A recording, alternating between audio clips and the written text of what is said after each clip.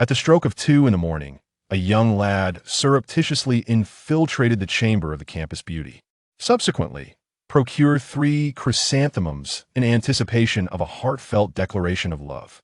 To his astonishment, he was sent sprawling to the ground by a sudden kick delivered by the girl. Might I kindly request that you abstain from expressing your affections to me on a daily basis? It has become somewhat irksome.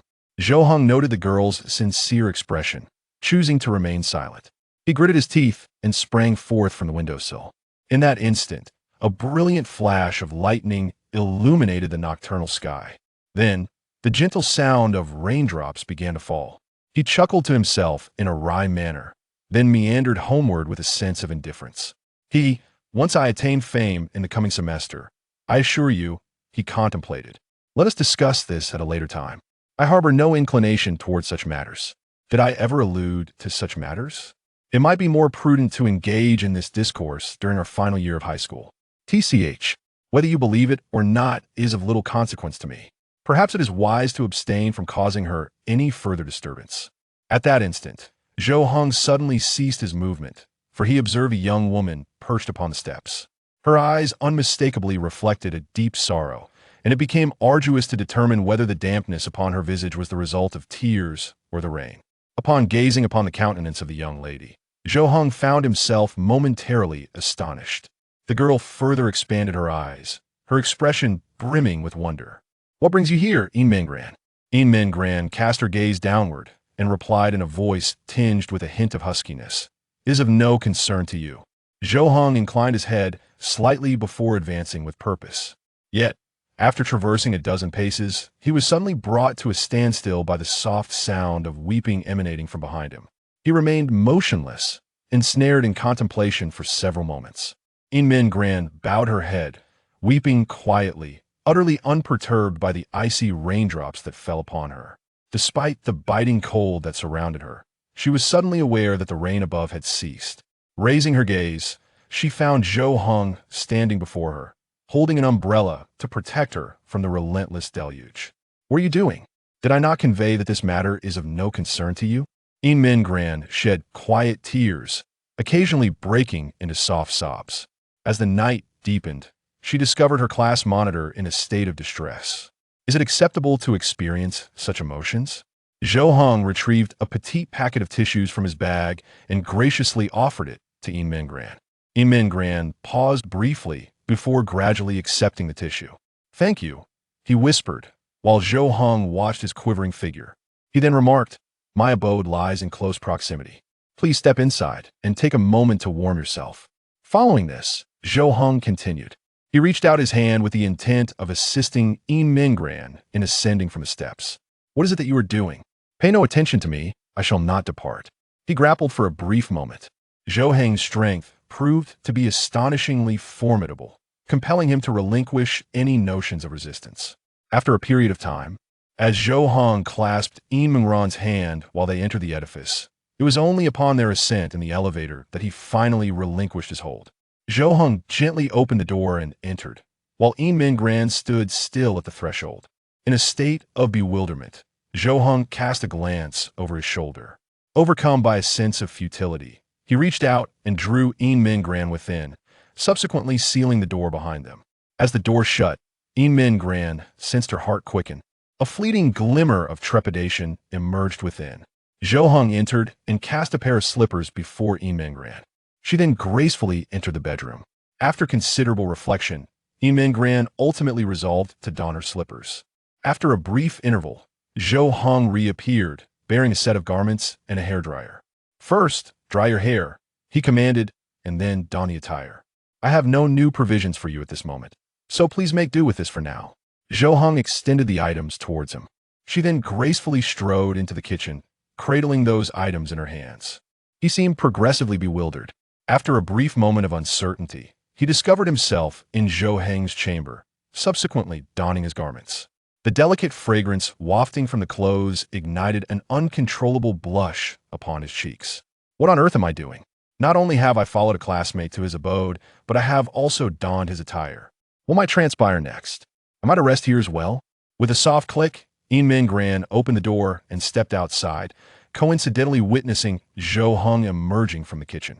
Cradling a steaming bowl of noodles in his hand, Zhou Heng provided no elucidation. He simply regarded him with a steady gaze and delivered a tranquil observation. Before Mingran could articulate a response, Zhou Heng had already presented a cup of hot water and a sachet of cold remedy. You have found yourself ensnared by the rain. It would be wise to indulge in a packet. After conversing, he stepped aside. Mingran beheld the noodles and steaming water laid out upon the table. My emotions are quite complex, and my hands linger in the air, hesitant to ascend. He cast a fleeting glance at Zhou Heng, who seemed deeply absorbed in his studies at the table, entirely unaware of his presence. As though attuned to Mingran's scrutiny, Zhou Heng momentarily halted his writing. In a gentle whisper, he intoned, "Surely, you do not embody such a disposition. Please, indulge in your meal. Once you have finished, I shall offer you my umbrella, and you may take your leave." Upon hearing Zhou Heng's words, Mingran discovered herself without any rationale to decline. With utmost delicacy, he grasped the chopsticks and commenced his meal at a leisurely pace. A mere 10 minutes later, Mingran had devoured every morsel, leaving no remnant behind. Thereafter, he rose from his seat and retrieved an item from the pocket of his damp attire. He made his way to Zhou Heng's side and presented him with the item. "Thank you," he expressed. Zhou Heng raised his gaze and cast a glance in his direction. To his utter astonishment, he found that the object gripped in Mingran's hand was, indeed, a 100 yuan note. "Is that a banknote? Are you offering me money? What do you imply? I have no desire to be indebted to you." Zhou Heng discerned the sincere expression in Mingran's eyes, realizing that she was not engaging in jest. Rather than accepting the money, he redirected his attention to the examination paper laid before him. "Should you desire to owe me a debt of gratitude, refrain from proffering any monetary compensation. Are you not rather skilled in your academic pursuits? I find myself grappling with this specific dilemma. Would you be so kind as to offer your assistance?" Mingran cast her gaze downward and instinctively exclaimed, "How utterly simplistic. What is it that remains unclear to you? I must express my regret, for even a question so straightforward escapes my comprehension." Mingran, experiencing a twinge of embarrassment, fell silent. She then reached out her hand to guide Zhou Heng in tackling the issue at hand. Upon elucidating the inquiry, Mingran resolved to abandon her garments. "I shall return the umbrella to you when I attend school." Upon hearing this, Zhou Heng suddenly recognized that Mingran had been absent from school for several days. At that moment, Zhou Heng perceived an unsettling atmosphere. Cautiously, he asked, "Do you currently have a place to reside?" Indeed, Zhou Heng's inquiry elicited a response. Mingran found herself momentarily at a loss for words, bowing her head and opting for silence. Zhou Heng gently tapped the table with his pen and remarked, "If there is nowhere to go, then departure is impossible. Did you bring your phone?" he inquired. "No," she replied. Zhou Heng then produced his own phone. "Please access the dialing interface. Could you kindly provide your parents' telephone number? Allow them to come and retrieve you." Zhou Heng, perceiving the absence of Mingran's voice, raised his eyes. Ultimately, he found himself gazing at Mingran, who stood there in complete stillness, her tears shimmering in her eyes like precious crystals. Zhou Heng quietly placed his phone aside. He discerned that something was amiss. This response should not stem from any turmoil at home. He pondered a multitude of soothing words within his thoughts. However, owing to his deficiency in eloquence, what ultimately escaped his lips was but the unvarnished truth of the circumstance. Mingran wept profusely for an extended duration before finally mustering the strength to articulate his thoughts. His parents had met with a tragic fate, having lost their lives in a car accident a little more than a week prior. He now resembles an orphan to a striking extent. Zhou Heng listened with rapt attention, his brow knitted in concern. The individual remained seated, weeping. At last, he grasped the reason behind Mingran's solitary weeping. "Do you have no place to which you can return?" As Zhou Heng's inquiry resonates, he experiences an echo of that same profound emotion. Mingran appeared to have come across a profoundly tragic occurrence, reminiscent of a mournful narrative. The burden of sorrow etched deeper into her countenance, despite Zhou Heng's lack of eloquence. However, upon observing Mingran's countenance, he recognized that he may have inadvertently asked an inappropriate question. He He swiftly rose to his feet, gently took the bag from Yin Mingran's grasp, and, amidst her perplexed stare, deposited the bag in the living room. "Please remain here for the time being," he uttered. "Whenever you discover a place to go, you are free to depart." Upon hearing Zhou Heng's words, Yin Mingran, regaining his composure with remarkable swiftness, he hastened forward and declared, "No, no, no. I must take my leave at once." Before he could complete his statement, Zhou Heng abruptly raised his head and directed a glance towards him.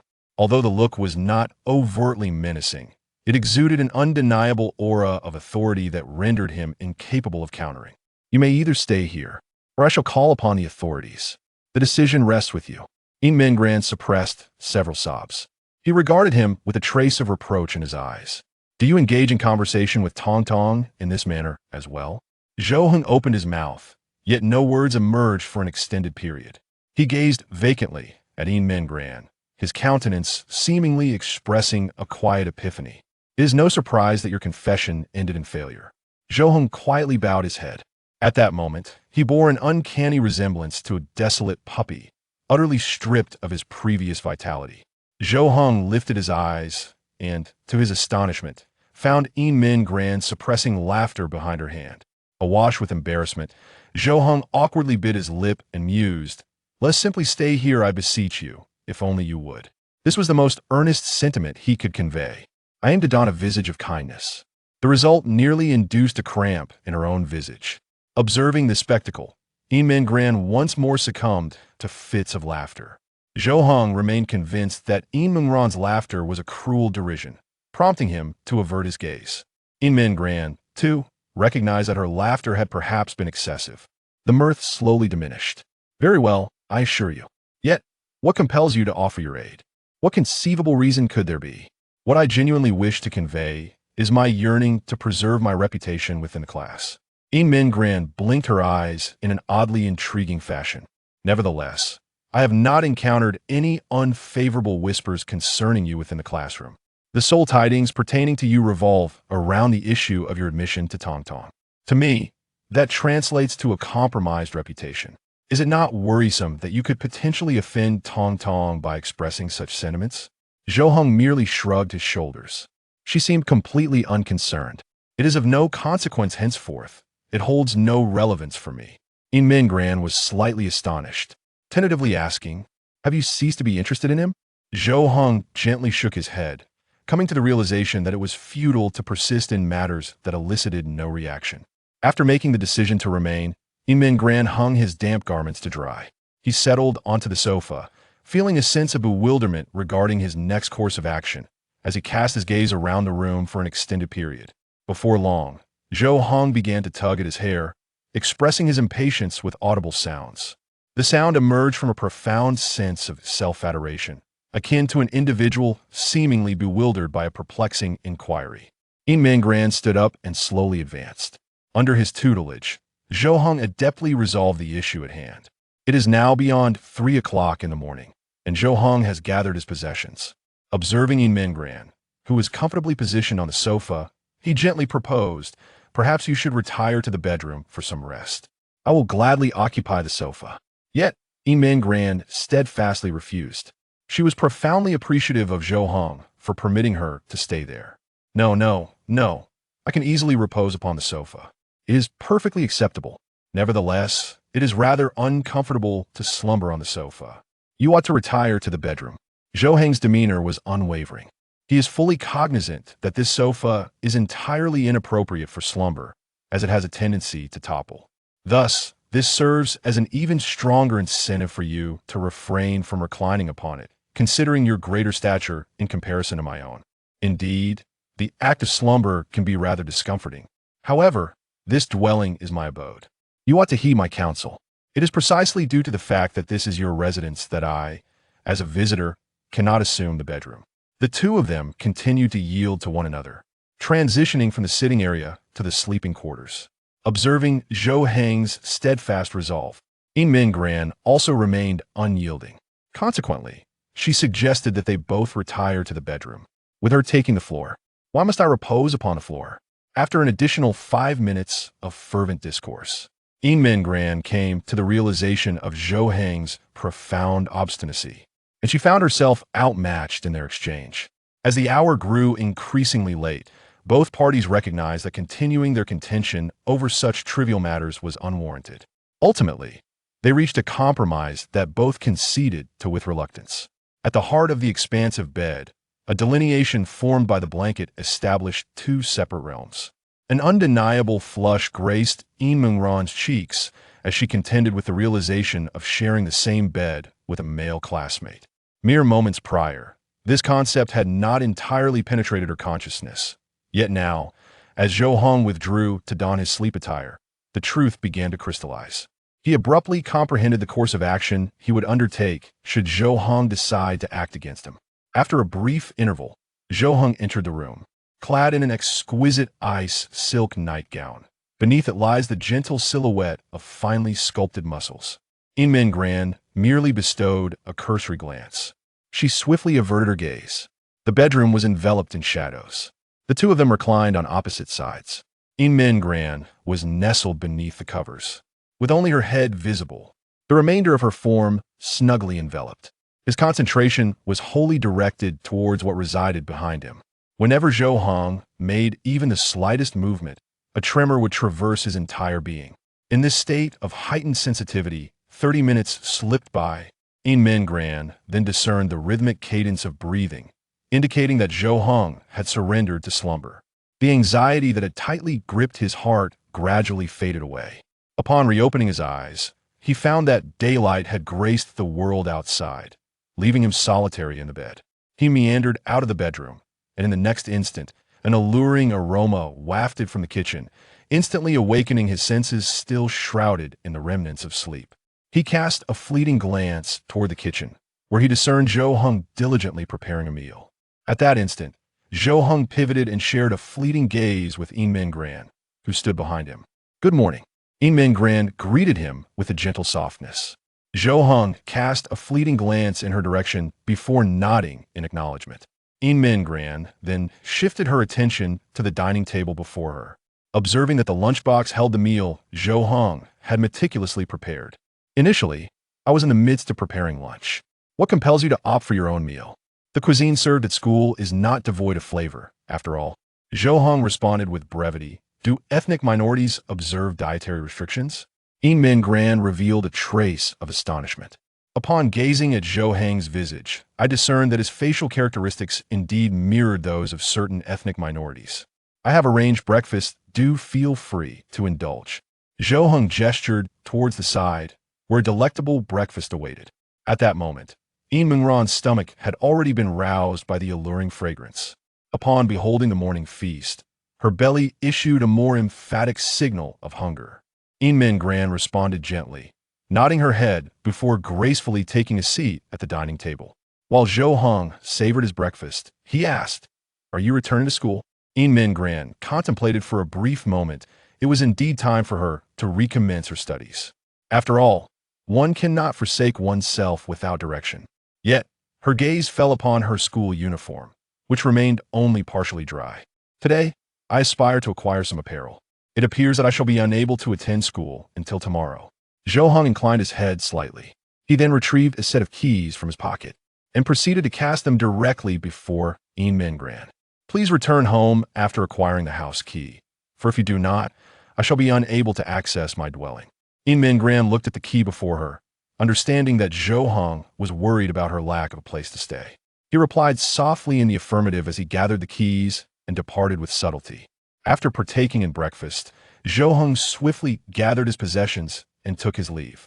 Mingran, staring at the now desolate abode, was unable to suppress a wave of sorrow. This week, Zhou Heng surrendered himself wholly to the embrace of solitude within the confines of his abode. In this moment, Mingran deliberated on the prospect of tidying the space, as she found herself residing there temporarily and felt a compelling urge to contribute meaningfully. She commenced her efforts by arranging the bedding in the bedroom, subsequently advancing to sweep and mop the living area. However, upon reaching the fitness zone designated for Zhou Heng, she was abruptly overtaken by a wave of frustration. She recognized that she would need to relocate the dumbbells before she could proceed with her cleaning. With resolve, she rolled up her sleeves and approached the task, grasping the barbell firmly and shifting it aside. What renders this object so ponderous? Had I been aware, I would have permitted him to partake in the tug-of-war competition last year. Min Gran devoted 20 minutes to organizing her surroundings. As she meticulously wiped the cabinet, her gaze abruptly intensified upon discovering a sheet of paper concealed in the cabinet's corner. She crouched down and retrieved the document, her eyes scanning its contents. A fleeting expression of astonishment illuminated her features. Were these the myriad love letters and tokens that Zhou Heng had once penned for Tong Tong? How long has the class monitor been away from school? Is everything in order? I am uncertain. I am unable to contact Ran either. I do not know their home address. Should we consult the teacher? Perhaps we could inquire if the teacher possesses their contact number. As Zhou Heng made his way to school, he caught snippets of voices approaching, growing increasingly audible as they neared. At that precise moment when Zhou Heng was poised to enter the classroom, Zhou Yining was gracefully exiting alongside a female companion. A nearby girl, upon noticing Zhou Heng, instinctively directed a fleeting glance in his direction. Tong Yining's eyes sparkled with exhilaration, for he occupied a front-row seat as an enthusiastic observer. Observing Zhou Heng's merciless rejection imbued him with a sense of exhilaration. Yet, upon encountering Zhou Heng, Tong Yining promptly exhibited a fleeting expression of impatience. In his heart, he harbored the expectation that Zhou Heng would articulate his thoughts to him. As he watched Zhou Heng part his lips, it became apparent that he was on the verge of speaking. Tong Yining was the first to voice her thoughts, directing her words towards Zhou Heng. I have already articulated my stance. Might you kindly desist from troubling me? Would you be so kind as to step aside? Zhou Yining's request was promptly met with a sharp retort. His lips parted slightly, and he found himself momentarily astonished. The young lady beside him graciously moved aside. Zhou Heng advanced with purposeful strides, leaving Zhou Yining rooted in place, her eyes wide with astonishment, completely bewildered. The girl leaned in, her curiosity piqued. Observing Tong Yining's profile with a sense of trepidation, I gently asked, Tong, are you well? She replied, what could possibly be amiss with me? Indeed, how delightful it would be if you were to refrain from disturbing me. Zhou Yining swiftly regained his composure and promptly provided an explanation, though his gaze inadvertently strayed towards Zhou Heng within the classroom. His heart quickened imperceptibly, while his colleague brimmed with inquiries. What on earth was amiss with Zhou Heng today? Zhou Heng settled into his assigned seat. The classmate skillfully flicked a piece of chewing gum toward Zhou Heng, elegantly twirling the candy wrapper in the process. Sugar paper metamorphoses into confections. Zhou Heng maintained his silence. Upon its arrival, I promptly immersed myself in it. The assembly is set to partake in a gaming session this evening. Will you be available online? Regrettably, I cannot, as the monthly examination approaches. This time, I must enhance my ranking by no less than 50 positions. Zhou Heng exhaled deeply, then extracted a workbook from his satchel, ready to engage with the exercises contained within. This evening, a coveted ensemble within the game beckons to you. Are you truly resolute in your decision not to join us? Zhou Heng halted his writing and turned to fix his gaze upon Tang Ji. I express my sorrow. I perceive my academic achievements to be quite disheartening. You carry a distinct burden of accountability. Nevertheless, I have been competing alongside you. Yet, you are positioned among the top 20 of the entire cohort, while I find myself languishing over 200 ranks behind. Very well indeed. That evening, I shall aid you in procuring the necessary equipment. Upon your subsequent login, I shall present it to you. Thank you. At that instant, a youthful gentleman drew near. With a gentle touch, he tapped Zhou Heng upon the shoulder. Zhou Heng turned his gaze towards the young man. Zhou Heng, I kindly ask you to convey this to Tang Jixiang. The youth presented Zhou Heng with a missive of affection before swiftly departing the scene. Zhou Heng pivoted and presented the love letter to Tang Ji. It is from Kong Zi. Tang Ji accepted it, yet without a fleeting glance, she cast it aside. Will you not even consider looking at it? Tang Ji gently shook her head and replied with an air of tranquility. I harbor no inclination towards romantic entanglements. Her declaration landed upon Zhou Heng like a thunderous impact, for his endeavor stood in stark opposition to Tang Ji's heartfelt sentiments. I genuinely admire you. I possess no interest in this affair whatsoever. I simply perceive that there are no games that captivate my attention. The classes will begin shortly. Zhou Heng listens intently, his gaze keen, and he observes Yin Ran's vacant seat. Surely, she shall return to school on the morrow. At that moment, his gaze wandered, and he realized that he was being watched. It was the very same person. Upon the moment of his revelation, he cast a furtive glance towards Zhou Heng. Subsequently, he swiftly averted his gaze. During the midday repast, what afflicts Tong Tong? Zhou Yining collected her thoughts and directed her attention to the young woman before her. What burdens your mind? You appear to be somewhat preoccupied. I am not preoccupied, she retorted. It is merely that Tian Run has brought it to my attention. She indicated Zhou Yining's meal with a gesture. Zhou Yining bowed her head and resumed her observation of the unfolding drama. Unbeknownst to me, I discovered that I had unwittingly pulverized each grain of rice with my chopsticks. I'm simply preparing for the forthcoming monthly examination. I find myself rather unsettled and distracted. Undoubtedly, the prospect of examinations should no longer weigh heavily upon you. Your scholarly achievements have been truly commendable. In such circumstances, even an individual like Ran, who invariably secures the top position in the class, would still harbor concerns regarding examinations. How much more should I be anxious? Tian Run tenderly patted Tong Yining's arm and offered her words of comfort, saying, "Do not worry, simply release your anxieties. Your academic performance ought not to be a source of anxiety. The genuine concern should be directed towards individuals of talent, such as Zhou Heng." Zhou Yining's gaze instinctively wandered towards Zhou Heng, only to find him engaged in a meal with Tang Ji, seemingly engrossed in conversation. In times past, whenever Zhou Yining directed his attention towards Zhou Heng, he would invariably be met with a reciprocal glance. However, now, after lingering for over 10 seconds, Zhou Heng remained blissfully unaware of his presence. An unsettling sensation coursed through Zhou Yining. This behavior was decidedly out of character. He slightly furrowed his brow in contemplation. Tong Yining knitted her brows delicately, whispering softly to herself, while the rice on her plate had transformed into a soggy mound. In the meantime, the resolute Kong Yu approached Zhou Heng, clutching his examination paper. I find myself grappling with this inquiry.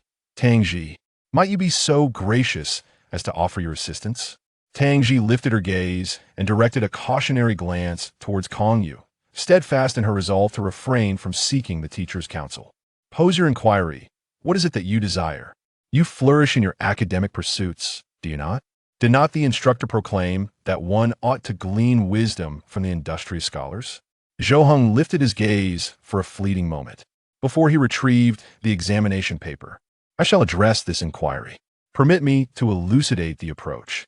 Ere Zhou Heng could bestow his wisdom, Kong Yu had already absconded with the examination paper. He inclined closer to Zhou Heng and murmured, "Do not incite any disturbances. Do you comprehend the essence of the adage, the drunken man's intention is not in the wine?" Zhou Heng, who had initially endeavored to affirm his academic accomplishments, found his fervor abruptly quenched by Kong Yu. With no better pursuits at hand, he had arrived here without purpose.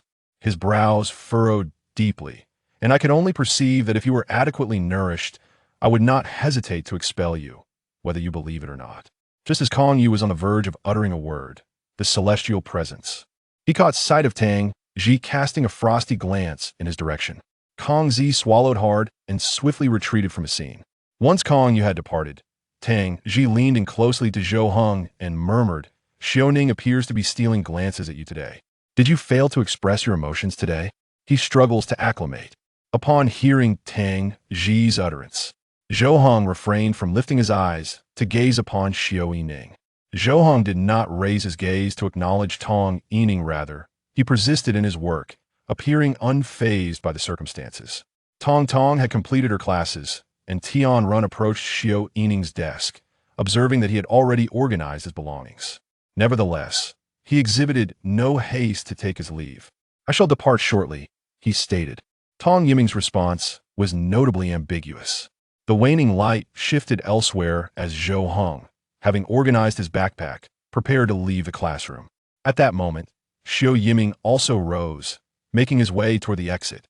"Curse you, Zhou Heng, don't say I didn't provide you with an opportunity," mused Tong Yining, observing Zhou Heng's movements. He hurriedly reached the classroom door ahead of Zhou Heng, turning his head to feign a call for Tian Run to hasten. while discreetly casting a glance back at Zhou Heng. He realized that this was Zhou Heng's final chance of the day. He would undoubtedly approach him to confess his feelings, and to heighten the drama, he would acquiesce as a form of retribution for his tardiness. You have firmly resolved to dismiss him without hesitation. He has become more callous than ever before. Zhou Heng averted his gaze to his phone, entirely unaware of Zhou Yining positioned at the classroom entrance.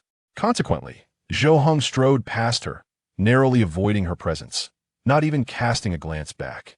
Tong Yining remained motionless, her entire form appearing as if turned to stone, her eyes brimming with incredulity. He could scarcely fathom that Zhou Heng had overlooked his presence. Was it a deliberate act, or merely an unintentional lapse? At that juncture, Zhou Yining perceived a voice emanating from behind and instinctively moved aside. As he turned to look back, he realized that the individual trailing him was Tang Ji, Zhou Heng's companion at the desk. He is frequently observed departing from school in the company of Zhou Heng. Might it be possible that Zhou Heng is involved with Tang Ji? Tong, what are you engaged in? As Tian Run departed from the classroom, he noticed Zhou Yining lingering there, her gaze fixed upon him with unwavering intensity. Do you not perceive that Zhou Heng appears somewhat unusual today, Arun? I must confess, I find you quite intriguing today. At this juncture, Zhou Heng has already commenced his journey homeward. Along his path, he came upon the very location where he had encountered Yin Gran the previous day, and he even ascended the steps. One ought to preserve his phone number. What if he genuinely departs? I possess but a solitary key. Zhou Heng stood at the entrance of his abode, rapping upon the door. After a momentary pause, he discerned footsteps from within, and a surge of relief washed over him. The door slowly creaked open. You have returned. Thankfully, you did not leave otherwise. I would have been obliged to expend 200 to have the lock forced open, Zhou Heng commented, upon hearing his words. Yin Gran bowed her head and gently responded, I have already made a promise to you. How could I ever abandon it? Upon entering the house, Zhou Heng immediately observed that Yin Gran had meticulously arranged the surroundings. By the way, do you own a mobile phone? I am apprehensive that I may not be able to contact you when it is essential. Yin Gran turned her head with an air of discomfort. Just a few days prior, I had cast my phone into the river. You are indeed remarkable. Zhou Heng, with a sense of resignation, retrieved his phone. The individual before him did not seem to possess the qualities of someone who was adept at nurturing others. It was as though he had chanced upon a forlorn child weeping during a leisurely promenade. Zhou Heng rose gracefully to his feet and made his way back to the bedroom. After a brief interlude, he reappeared from the chamber, cradling a mobile phone in his hand. You may utilize this initially. I shall furnish you with my subsequent card. In this manner, I can establish communication with you. Yin Gran grasped the phone, and a look of astonishment swept across her visage. Despite its antiquated nature, she resolved to adopt it for her own use. What prompts your kindness towards me? Is it a result of Tong's influence? Zhou Heng reclined in the chair, his eyes fixed upon Yin Gran, a profound bewilderment etched across his features. What deeds have I performed to merit such extraordinary kindness from you? Yin Gran's voice became ever more subdued, as if he were transforming into a different being altogether. Zhou Heng, after a brief pause, shook his head in contemplation. I doubt this serves your best interests. It strikes me as a necessary action, akin to the way you once aided me in organizing my abode. Rather, it is what one believes ought to be undertaken. Subsequently, Zhou Heng commenced his immersion in scholarly pursuits at the table, while Yin Gran occupied himself with his phone on the sofa. He opened a photo album and stumbled upon a plethora of images. Instinctively, he felt compelled to exit, for these were Zhou Heng's private moments. However, upon initial inspection, he observed merely a succession of screenshots, each devoid of any personal photographs. Driven by curiosity, he clicked on the screenshots, unveiling dialogues with Zhou Yining. As he delved into the content of the exchanges, Yin Gran was taken aback. Zhou Yining had previously divulged that her rapport with Zhou Heng was not particularly intimate. Yet, based solely on these interactions, despite the absence of any overtly warm sentiments, it became apparent that their relationship must have been rather amicable. However, following their third year of high school, Zhou Yining's demeanor had noticeably soured, and Zhou Heng's responses had grown increasingly terse. The frequency of their communications had diminished significantly. Yin Gran inhaled deeply, suddenly grasping why he had previously struggled to comprehend Zhou Heng's persistence over the span of 2 years. It seemed that Zhou Heng had once nurtured hope, only to witness it extinguished by Zhou Yining herself. In that moment, he found himself harboring disdain for Zhou Yining's conduct, alongside a burgeoning sympathy for Zhou Heng. Raising his gaze toward Zhou Heng's direction, he was startled to discover Zhou Heng seated there, casually resting one leg over the other, silently observing him. He had been so engrossed in the contents of the phone that he had entirely overlooked Zhou Heng's scrutiny. Zhou Heng then turned back to his studies, resuming his work. Should there be any remnants on the phone, it would be prudent to erase them entirely, for nothing of significance remains within. Upon hearing Zhou Heng's pronouncement, Yin Mingran found herself momentarily taken aback. In the end, she complied and deleted all the screenshots without hesitation. Once she completed this task, Yin Mingran felt no desire to further gaze at her phone. Instead, she resolved to immerse herself in her studies, for the morrow heralded her return to school. "Would you be so gracious as to share your notes with me, Zhou Heng?"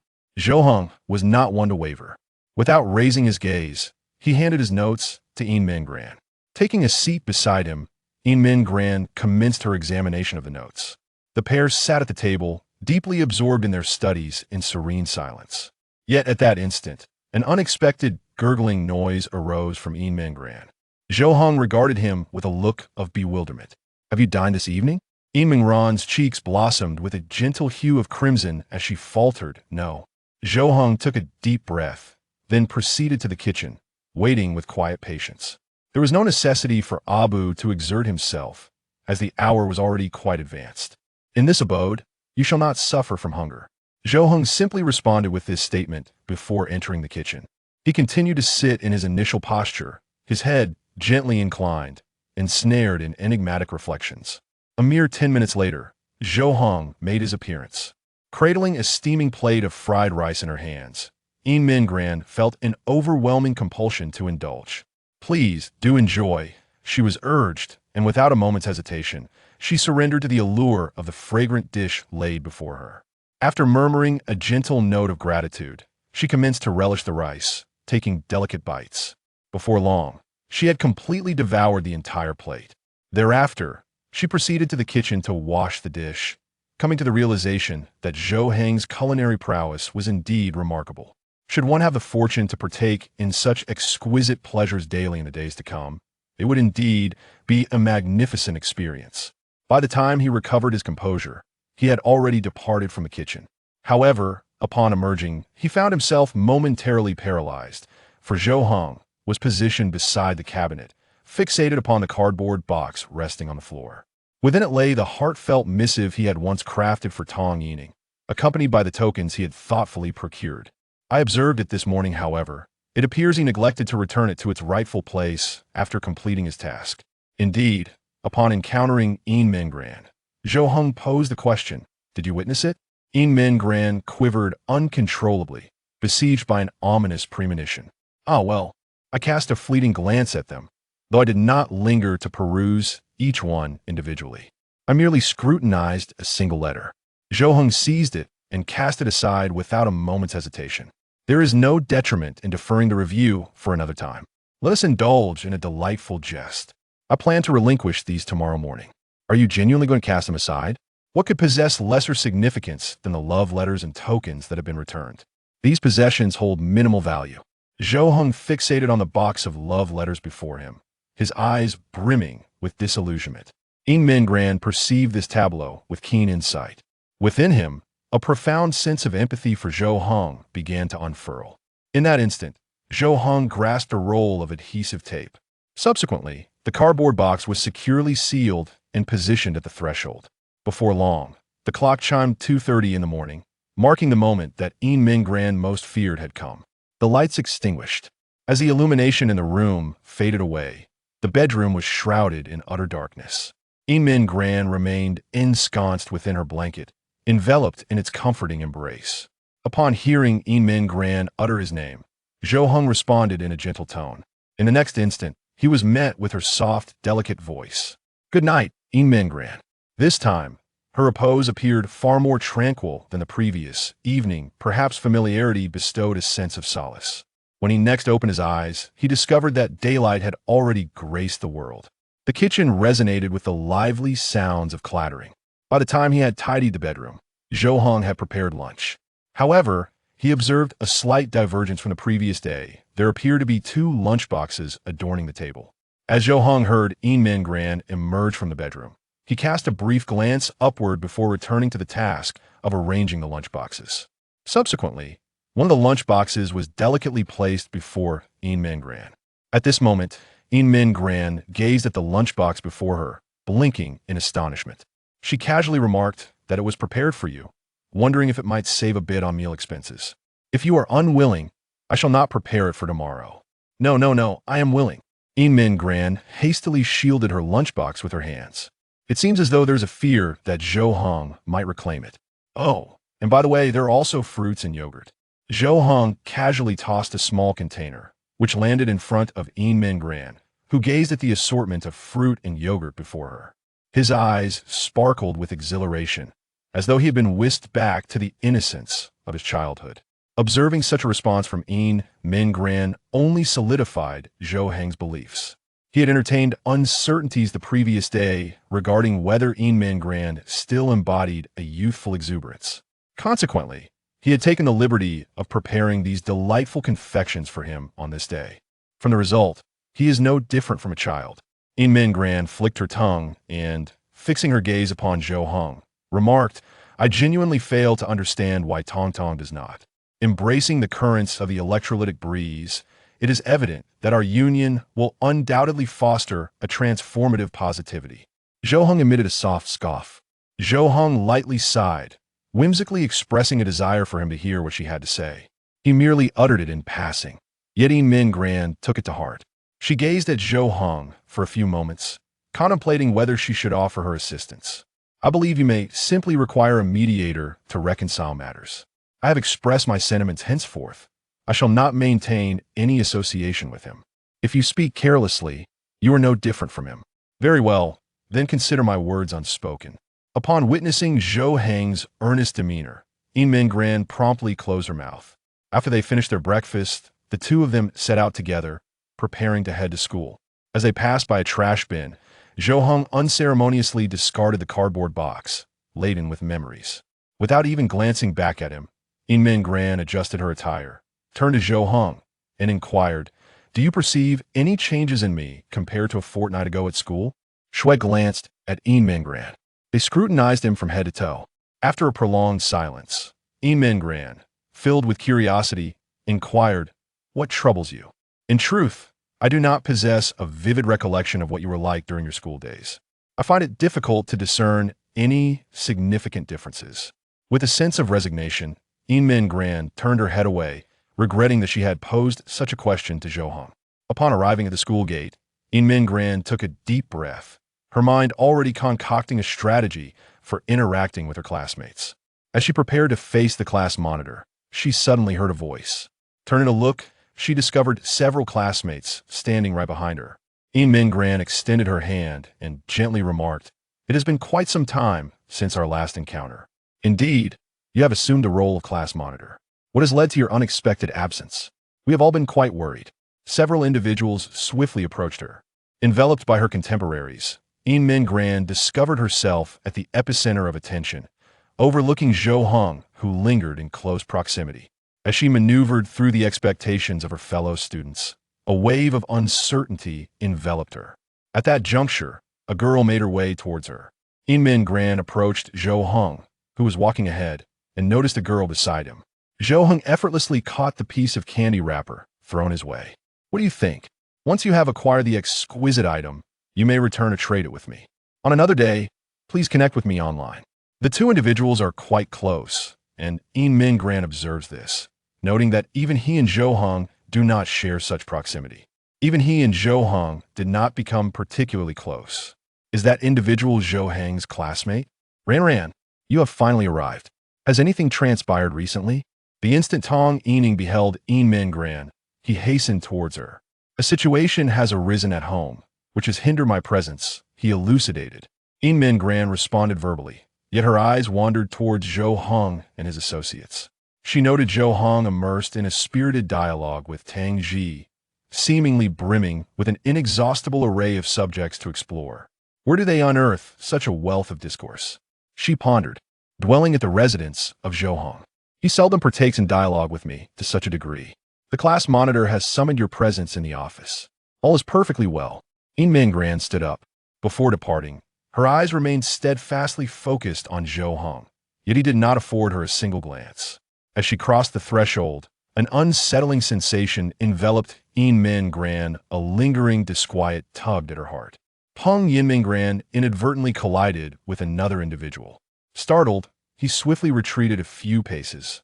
My apologies. Min Gran, you have returned to school.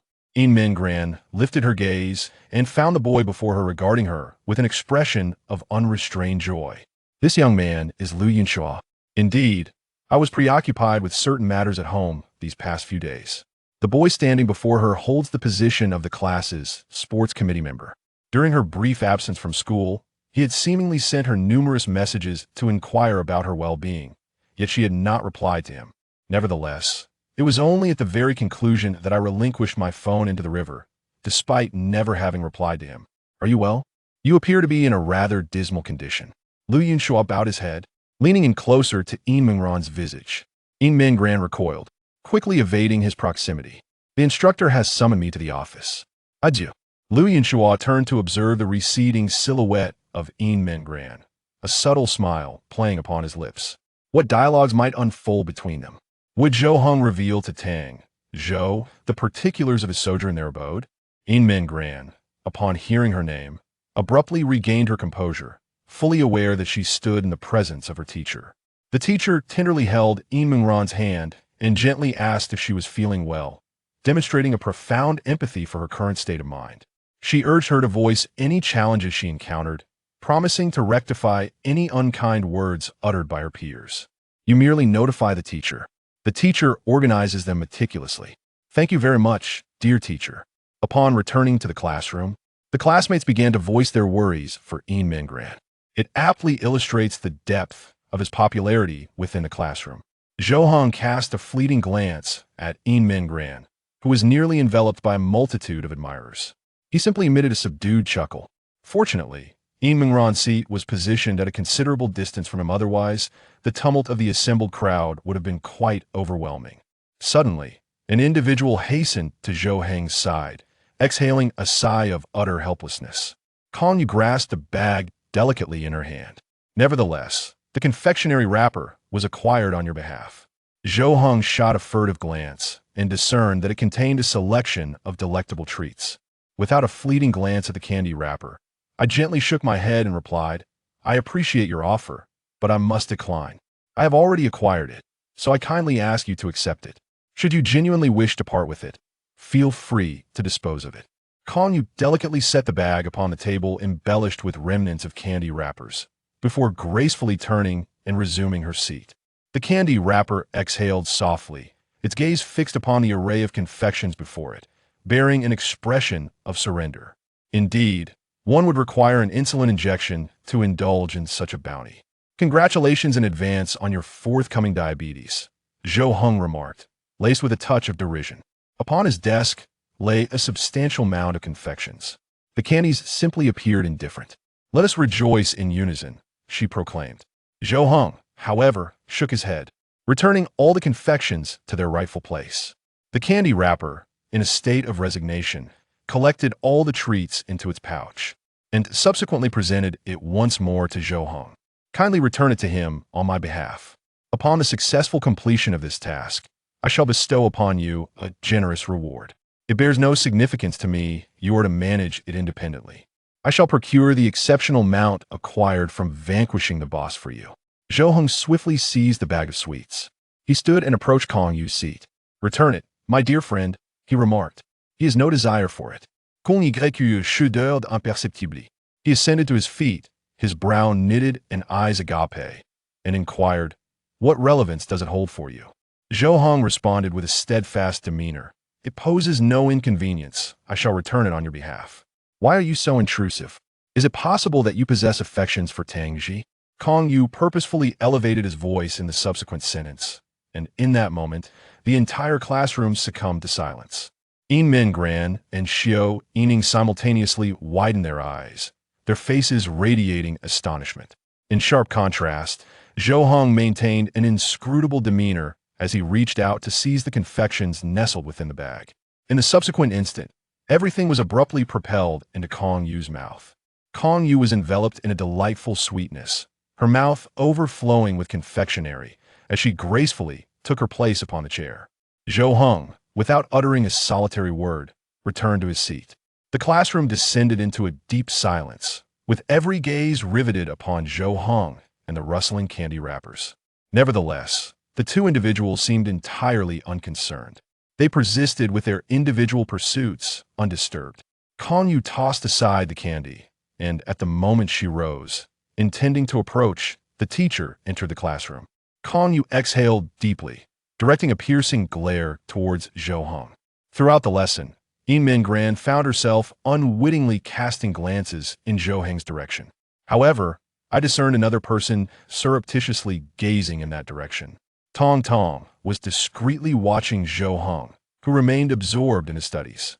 The burden of not enhancing his ranking loomed over him, as a failure to do so would incur a reduction in his living allowance. In such a predicament, one might discover themselves incapable of indulging in new pursuits. You appear to possess considerable popularity, indeed. Numerous individuals are discreetly watching you. Tang Ji leaned in closer to Zhou Heng and murmured softly into his ear. Zhou Heng shot him a cautionary look. With an air of exasperation, I observed, "Is this not all attributable to your actions? Do you still possess the insolence to take pleasure in my plight?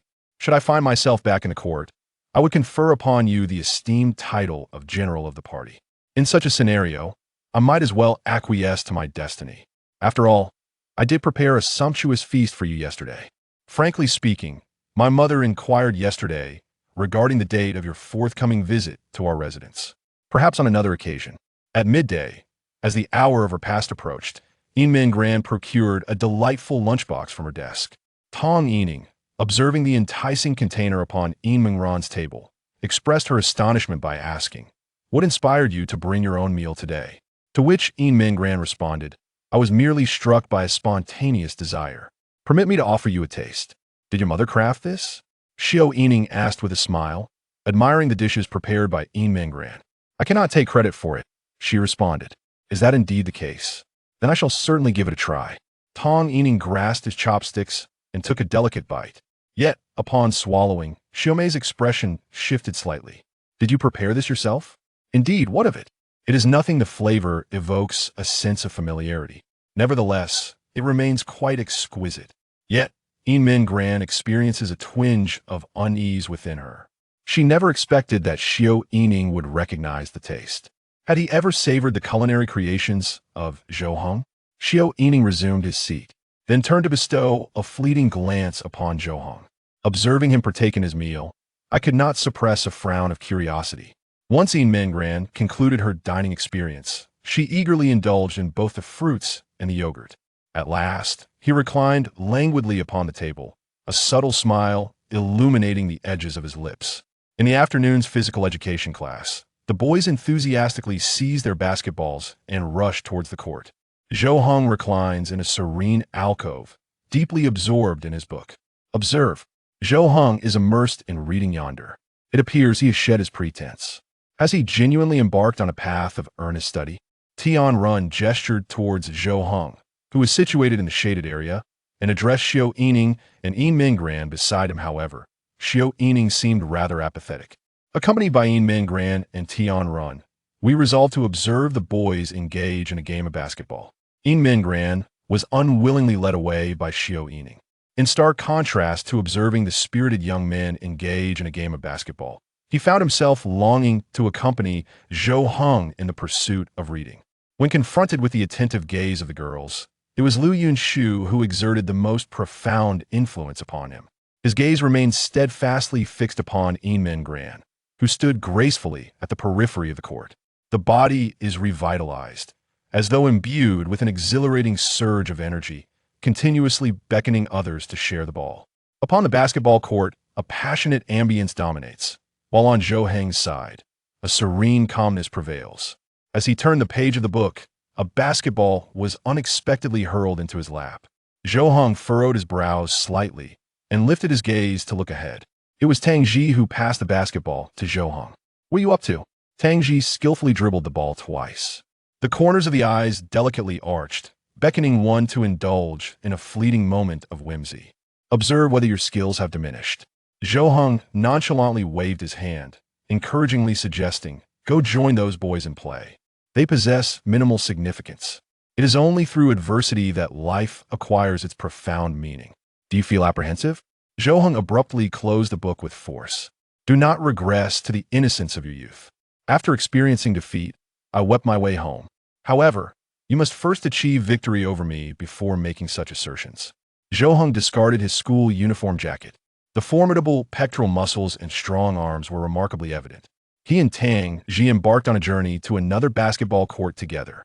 Abruptly, the boys engaged in a game of basketball. There directed a keen gaze towards them. Her eyes widened in disbelief. "Who is that yonder? Such pallid legs. Are those even legs?" The scant boys on the field appeared completely frantic. The legs seemed to be wandering through a vast expanse, in quest of treasures both hidden and revealed. "I have misplaced that which was Tang Ji." Lu Yunshua followed the direction of others' gazes, his eyes wide with astonishment. The three girls, equally bewildered, turned to look as well, their expressions reflecting a level of surprise that matched that of the boys. Zhou Heng and Yi Mingran were taken aback to discover Tang Ji standing beside Zhou Heng. Simultaneously, Xiu Yiming furrowed his brow, a sense of inexplicable discontent brewing within him, as though something precious had been wrested from his grasp. "Let's proceed to investigate," he proposed. "When the world is transpiring, isn't this crowd rather excessive?" Though Zhou Heng and Tang Ji had yet to engage in any confrontation, the vicinity beside the court was already bustling with spectators. Some were drawn to admire the elegance of Tang Ji's legs, while others were captivated by the impressive physique of Zhou Heng. In that moment, Tian Run and his two companions were wholly fixated on Zhou Heng. Upon beholding the figure shrouded in garments, one cannot help but be struck by a sense of wonder. Zhou Heng possesses a physique that is remarkably admirable. It is indeed a delightful surprise. Tong Yining was equally astonished. He had never before comprehended the true magnificence of Zhou Heng. Li Mingran is indeed cognizant of Zhou Heng's remarkable physique, as he adorns himself in pajamas each night. Does Zhou Heng continue to engage in battle beneath the vigilant gaze of so many? A feeling of unease persists. What did you start to regard the perspectives of others? Indeed, that is a pertinent observation. With a resolute nod, Zhou Heng hurled the ball towards the candy wrapper, simultaneously initiating a lateral advance. In the following instant, his left foot moved with remarkable swiftness. With a graceful pivot, I glided effortlessly past Zhou Heng. Subsequently, a jump shot elegantly arcs through the air, the basketball locating its target with remarkable accuracy as it glides through the net. What a flawless shot! Nay, rather, what impeccable legs! The spectators on the sidelines burst forth in exclamations, commencing their applause for Tang Ji. Tang Ji regarded Zhou Heng, a subtle smile playing upon her lips. How does he measure against the past? There has been advancement, albeit slight. Zhou Heng extended his limbs and wrists, poised to embark on the forthcoming round. He cleared his throat, gripping the ball firmly as he fixed his gaze resolutely ahead. Yet, in the very next heartbeat, Zhou Heng surged forward, forcefully driving the ball against the backboard. At the moment Tang Ji turned her head, Zhou Heng seized the opportunity, darting forward with astonishing swiftness. Before Tang Ji could fully grasp the unfolding scenario, he soared into the air, capturing the ball with impeccable precision. In an instant, he executed a resounding dunk. With a thunderous crack, the backboard became adorned with a rapidly expanding network of fractures, shattering into fragments before the astonished audience's gaze.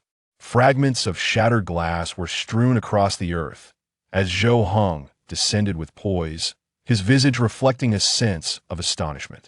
The spectators in the vicinity burst forth with expressions of astonishment, their eyes widened in sheer disbelief. The young women were profoundly astonished. It was the inaugural occasion on which they had beheld someone obliterate this object. Tang Ji approached and delicately cleared the shards of glass from Zhou Heng's body. "You have triumphed, yet it is enough for me to have driven you to this point." In a moment of despair, Zhou Heng grasped his head.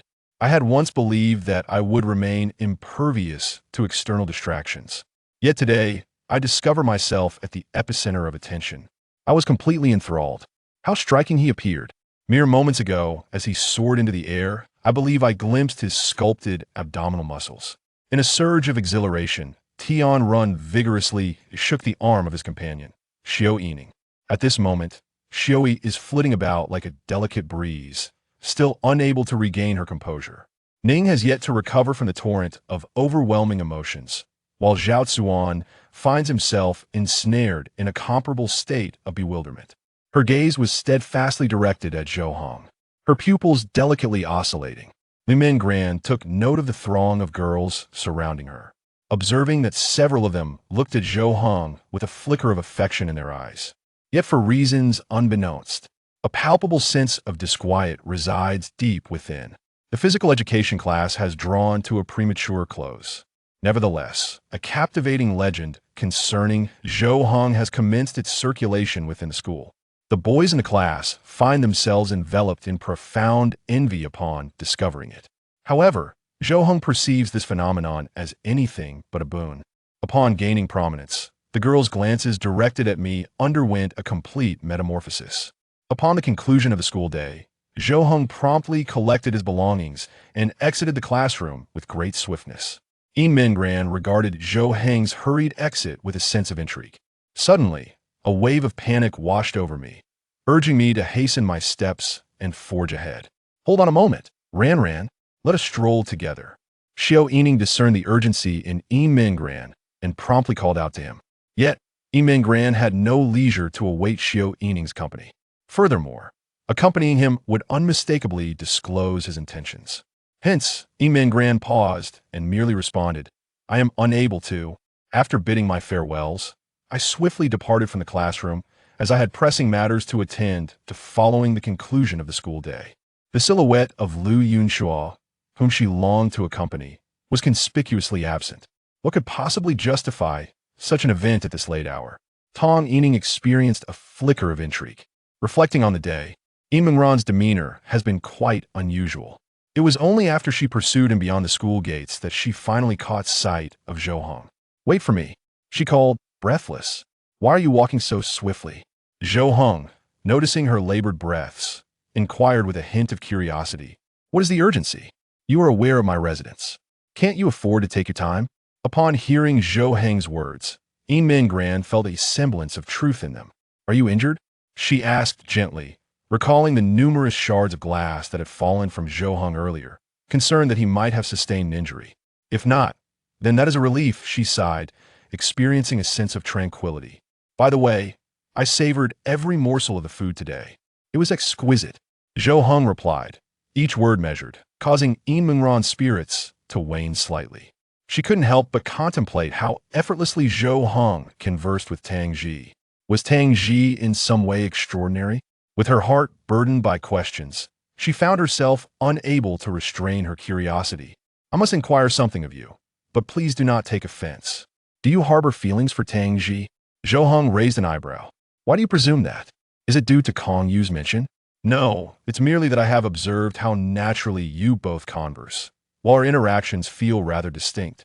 As she expressed these thoughts, Yin Mingran felt a flicker of embarrassment, as if jealousy had compelled her to articulate such feelings. Zhou Heng shook his head, elucidating, that is simply because we are not yet well acquainted. I often find myself somewhat reticent in discussions with those I do not know intimately. Do you harbor any feelings for him? Zhou Heng shook his head once again, refuting the claim. That is inconceivable. She is, without a doubt, my cousin. Yin Mingran came to an abrupt stop, her visage illuminated with disbelief. Cousin, she declared, indeed, his mother is the cousin of my father. We merely grew up together as kin. He switched classes shortly after the onset of our freshman year in high school. Have you forgotten? At that time, we were not in the same class. It was only later that he was intentionally assigned to ours. Otherwise, what leads you to believe that we have managed to share the same desk without altering our positions? Zhou Heng's words illuminated Yin Mingran, unveiling the underlying reason for the profound connection between Zhou Heng and Tang Ji. Thus, you now grasp the events that unfolded today, do you not? An individual exclaimed in a public setting that you hold your timepiece in high regard. I find solace in the fact that I remained unperturbed. That is not mere anger. I perceive that you have already grown exceedingly irate, which is rather disconcerting. Not too distant from that. When provoked, one ought to confront him directly. Min Gran pressed her lips together in exasperation, issuing a gentle laugh. Zhou Heng turned his gaze toward her. What brings you amusement? I merely speak the truth. It seems that we have grown somewhat more familiar with one another. The frequency of our dialogues has notably risen since I crossed the threshold of my abode. Min Gran was unexpectedly enveloped by a profound sense of familiarity and belonging. Following their dinner, Zhou Heng gracefully shed his coat. As I approached the entrance of the bathroom, an unexpected thought assailed me. Do you desire to take a shower? Inquired Min Gran, gazing inquisitively from behind the door. The cheeks on either side have adopted a delicate rosy hue. I no longer find it necessary. I shall cleanse myself outdoors. Very well, you may utilize the restroom. With a gentle reminder, Zhou Heng entered the bathroom. Min Gran's response was scarcely a whisper, her delicate earlobes flushed with a deep crimson hue. After tidying the kitchen, he took his place at the table, ready to embark on his studies.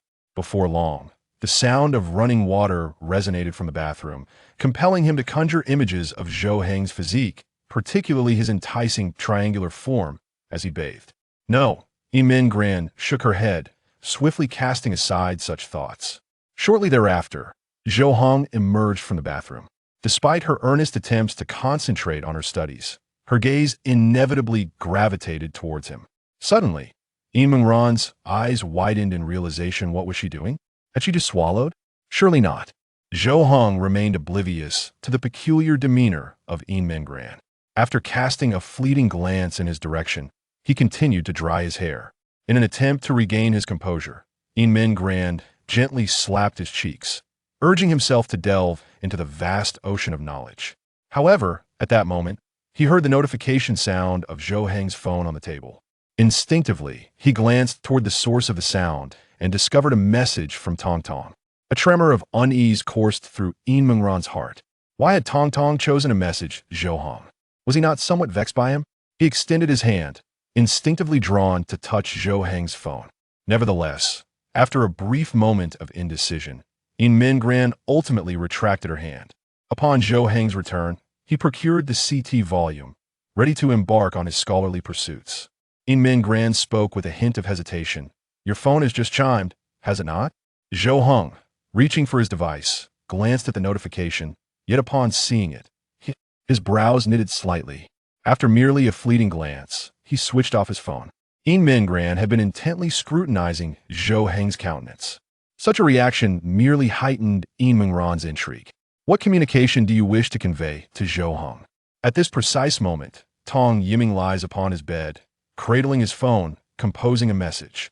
Although it comprises only 3 succinct characters, it encapsulates the ambivalence he has wrestled with for an extended period before ultimately sending it. Yet he lingered for an interminable duration. But Zhou Heng remained unresponsive. With a tentative hand, he gradually composed a few words. Why do you choose to ignore me? Just as he was on the verge of hitting send, his finger faltered, and after a fleeting moment, he ultimately retracted the message. He cast his phone aside, then reclined upon the bed. How splendid it would be if circumstances remained as they once were. Why must transformation occur? The lights were extinguished. Min Gran, having traversed this experience once before, was now well acquainted with it. By the third instance, there was little left to fret about. After all, if Zhou Heng harbored intentions, he would have acted upon them days prior. With the lights dimmed, he contemplated the inky ceiling, and recollections of the day's occurrences began to resurface in his mind. Tang lamented his lack of companionship. In that moment, Min Gran gently interjected. Though it possesses a gentle softness, it remains distinctly clear within the serene confines of the bedroom. If I were to engage him in conversation, would he deign to respond? Min Gran has cultivated a fascination for candy wrappers, expressing a desire to delve deeper into this intriguing subject. Nevertheless, I would caution against forming a friendship with him. Min Gran was genuinely astonished, as he initially believed he had misheard. Zhou Heng remained taciturn for an extended period before ultimately articulating, "It is of little consequence, simply make certain that you do not associate with him." He has no requirement for companionship. Zhou Heng tossed and turned, as though words were echoing in his thoughts. The subsequent morning, Zhou Yining emerged from his dwelling, embarking on his journey to school. Yet, he did not seem to possess the brightest of moods, appearing as if he had scarcely found rest. Yawning, Zhou Yining strolled along the path, fervently hoping for Zhou Heng to unexpectedly materialize behind him. He is indeed falling behind now, making his way to school alone. Yet, this is ultimately a mere illusion. In the next instant, Zhou Yiming's eyes abruptly widen as he observes someone walking past him. Isn't that figure Zhou Heng? Zhou Heng instinctively uttered a name. Upon hearing the call, Zhou Heng turned his head to glance in his direction. He then cast another gaze behind Zhou Yining, before ultimately turning away and departing without hesitation. Before Zhou Yining could articulate a response, before he could utter a single word, beside him, a novel presence materialized. Oh, na Tong Tong. Ah, you traverse this path as well, Ran Ran. I find myself pondering why our paths did not cross during our school years. I have relocated, she responded, gesturing towards the direction behind her. I now dwell in that vicinity, thus I frequent this route. Min Gran hesitated momentarily as she articulated her thoughts. Fortuitously, he had just discerned the same individual in the distance, thus deliberately decelerating their pace. Did you not rest well? You appear to be lacking vitality. Zhou Yining offered a slight nod. The two of them arrived at the school in unison. Upon entering the classroom, they were met with a cacophony of sounds. What transpired? Min Gran queried, casting a glance at Tian Run, who occupied his seat. Tian Run motioned towards Zhou Heng and his associates. At that moment, Zhou Heng and Tang Ji had garnered considerable popularity. Min Gran and Zhou Yining redirected their focus towards Zhou Heng and Tang Ji. A continuous flow of individuals was noted as they approached the duo seated at the same desk, engaging in discourse and bestowing gifts. Yet, in a surprising turn of events, Zhou Heng struck the table with his hand. Although the force was not particularly vigorous, the resultant effect was enough to astonish those in proximity. The abrupt sound echoed through the room, promptly rendering the classroom silent. A shiver traversed the spines of all present. Swiftly, the individuals in proximity swiftly retreated to their seats. Observing this tableau, Tian Run could not suppress an exclamation regarding their challenging nature. It was hardly surprising that they possessed so few companions. It seemed they were disinclined to cultivate friendships, perhaps due to their incessant clamor. Tong Yining fixated her gaze on Zhou Heng, burdened with a plethora of sentiments she yearned to articulate, yet found herself bereft of an opportunity. Nevertheless, Zhou Heng had indeed appeared strikingly handsome the previous day. Do you suppose that if I were to confess my affections to him, he might reciprocate? Tian Run regarded the pair with eager anticipation, yearning for the desired affirmation. But regrettably, both shook their heads almost synchronously, without a moment's pause. This caused Tian Run's countenance to falter considerably. Such impudence! At that moment, both Zhou Heng and Tang Ji found themselves engulfed in a profound despondency. Indeed, it was quite irksome. Tang Ji could not refrain from murmuring, subsequently discarding the gum that lingered in her mouth. Zhou Heng, observing her with keen interest, remarked, "They are amused by my jest. After 2 long years, why have they chosen to seek me out?" Following his utterance, Zhou Heng cast a discerning glance at the source of his derision over the past 2.5 years, Zhou Yining, to find that he, too, was intently gazing back. Their eyes locked at that precise moment, and, as Zhou Yining met Zhou Heng's gaze, an unexpected flutter surged within his heart. Swiftly, he averted his gaze, placing his right hand delicately upon his chest. What was transpiring? After class, Zhou Yining rose from his seat. Without delay, I approached the side of Min Gran. Ran, would you kindly accompany me to the restroom? Min Gran hesitated for a brief moment before standing up and departing the classroom alongside Zhou Yining. The two of them made their way down the corridor, heading towards the lavatory. However, as Min Gran observed Zhou Yining, it became evident that she was not merely seeking a moment of relief. What is it? If you have something to express, please do so. Min Gran perceived the unvoiced thoughts of Zhou Yining. Zhou Yining, glancing around cautiously to ensure no acquaintances were in proximity, leaned closer to Min Gran's ear and whispered, "Please do not disclose this to anyone." You recall how I mentioned my disfavor towards Zhou Heng? Strangely, the more I encounter him, the more he captivates me. Shu, lower your voice. You must not divulge this to Tianran. He will certainly deride me. Xiao Ning's visage turned a profound shade of crimson. At this juncture, Yin Mingran's countenance seemed rather bewildered. I can scarcely fathom it. Surely, you cannot have cultivated feelings for him? I find myself in a state of uncertainty. Should I suggest that there exists a possibility? Would you deride me? I concur with your sentiment as I cast a glance towards Yin Mingran, my eyes revealing a trace of disquiet. I would not scorn you, however. I must assert that this idea of yours has arrived rather tardily.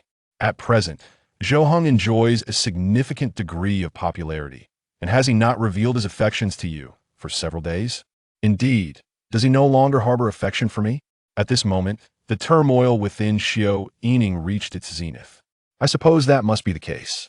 Yin Mingran dared not voice the truth, fearing it would wound Xiao Yining's heart. What should I do then? Might you engage in a conversation with Zhou Heng? Perhaps there could be a turning point. Should I approach Zhou Heng directly? Could you perhaps convey my sentiments to him? During lunchtime, I wish to discuss matters with him here. What shall I say? Shall I approach him? Why not go yourself? I am too apprehensive. The same individual awkwardly replied.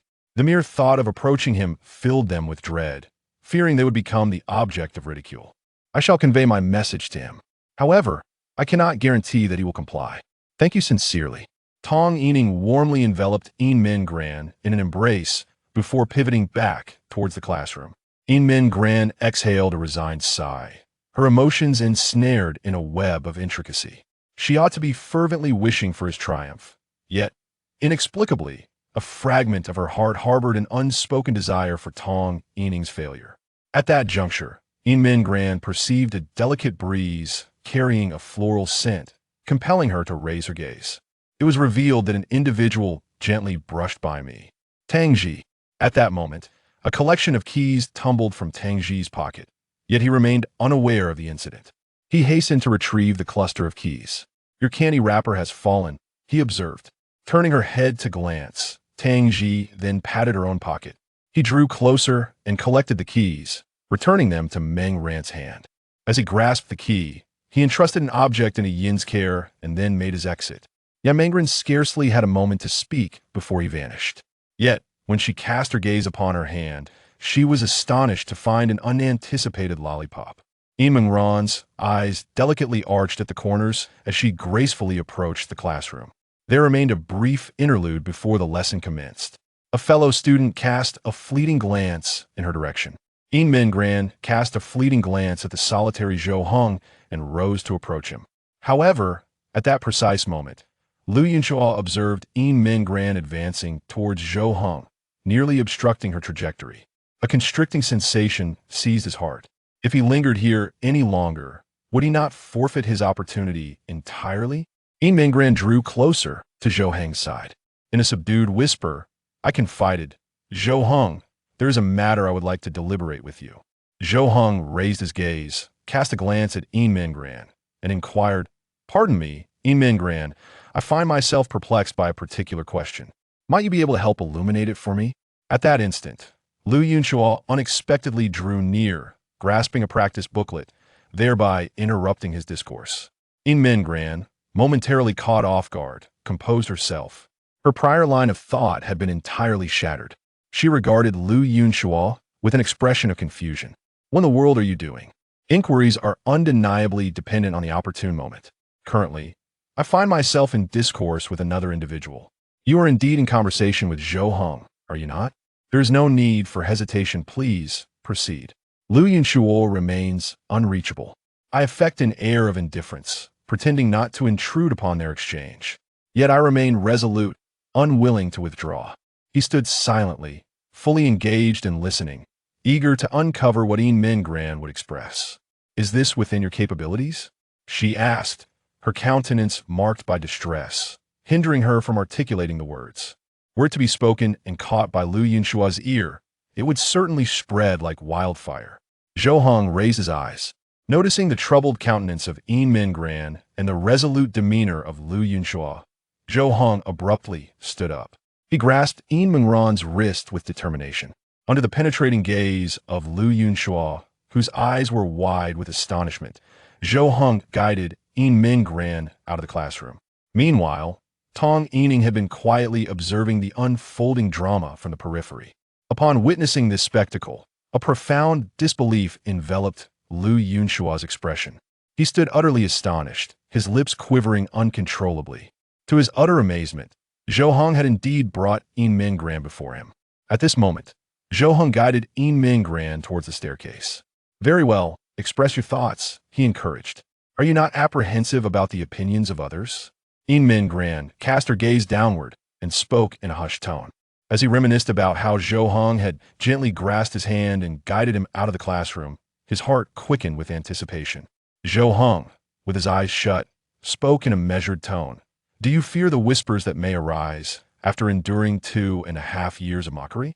Should you harbor concerns regarding potential misinterpretations, I shall promptly return to elucidate the matters with them." Jinmingran yishchirdim fatikli, reiterating. "No. I find myself even less apprehensive. Thus, the matter is resolved. Speak swiftly, for the lesson is on the verge of beginning. I am but a humble messenger. Tong Tong desires to engage in a private discourse with you. I must decline, kindly convey to her that there is naught of importance for us to deliberate." Yin Mingran had foreseen this very outcome. "Are you genuinely disinclined to partake in a dialogue with him?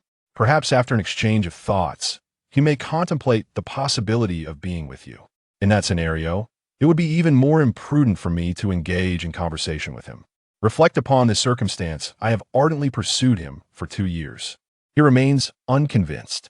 Merely 3 days have elapsed since I discontinued my pursuit. Should I retrace my steps, should he desire a dialogue? Certainly, I shall deliver your message to him." Following their discourse, the two individuals returned to the classroom. Tang merely tapped the desk with the barrel of his pen. Once Zhou Heng found his composure, he inquired, "When did you forge such a bond with the class monitor? How did you discern that intimacy? Is it not rather imprudent to grasp someone by the wrist and make a hasty retreat? Do you not fear they might chastise you for your folly?" Zhou Heng cast a sidelong glance at him. "You are overanalyzing the situation. I am aware of his good character, which emboldened me to act in such a manner. Well, I suppose I shall take Zhou Heng's assurance on this matter." Regarding the dialogue exchange between him and Yin Mingran, he found himself devoid of interest. Lu Yunxua shifted restlessly in his seat, plagued by an unsettling sensation akin to ants scuttling upon his skin. Overcome by discomfort, he extended his hand to grasp Yin Mingran's wrist. What tormented him the most was the sight of Zhou Heng clasping Yin Mingran's hand, and to his astonishment, Yin Mingran did not oppose this gesture. Another witness eagerly awaits the arrival of favorable news from Yin Mingran. As the class came to an end, Tong Yining swiftly made his way to Yin Mingran's side. "How did it go, Ran?" he asked gently, his voice and eyes brimming with expectation. However, upon observing Yin Mingran's expression, which seemed slightly askew, his heart sank anew. "Tong Tong, it may be time to release your affections for Zhou Heng. Did you not once declare that the two of you are ill-suited? Has he truly rejected you?" Tong Yining cast her gaze downward, a sensation of constriction enveloping her eyes, accompanied by an overwhelming urge to weep. Yin Mingran, at a loss for how to offer solace, gently shook her head and remarked, "It is perfectly all right. You possess such exquisite beauty undoubtedly. There will be many who hold you in high regard." Tong Yining, still in a state of confusion, accepted Yin Mingran's words of comfort. At that moment, Tian Run approached the pair, perceiving the pallor on Tong Yining's countenance, and inquired with genuine curiosity, "What troubles you?" Yet, Yin Mingran discreetly tugged at Tian Run's hand, silently urging him to refrain from probing further. Tian Run dutifully sealed his lips, although he could vaguely discern the circumstances. As the lunch break unfolded, the homeroom teacher made his entrance into the classroom. "I have 2 matters to address," he proclaimed. "Firstly, we shall be conducting our monthly examination next Tuesday. The second matter, the conclusion of the month heralds our school's much-anticipated athletic meet. This event signifies the culmination of your sporting endeavors throughout your high school journey.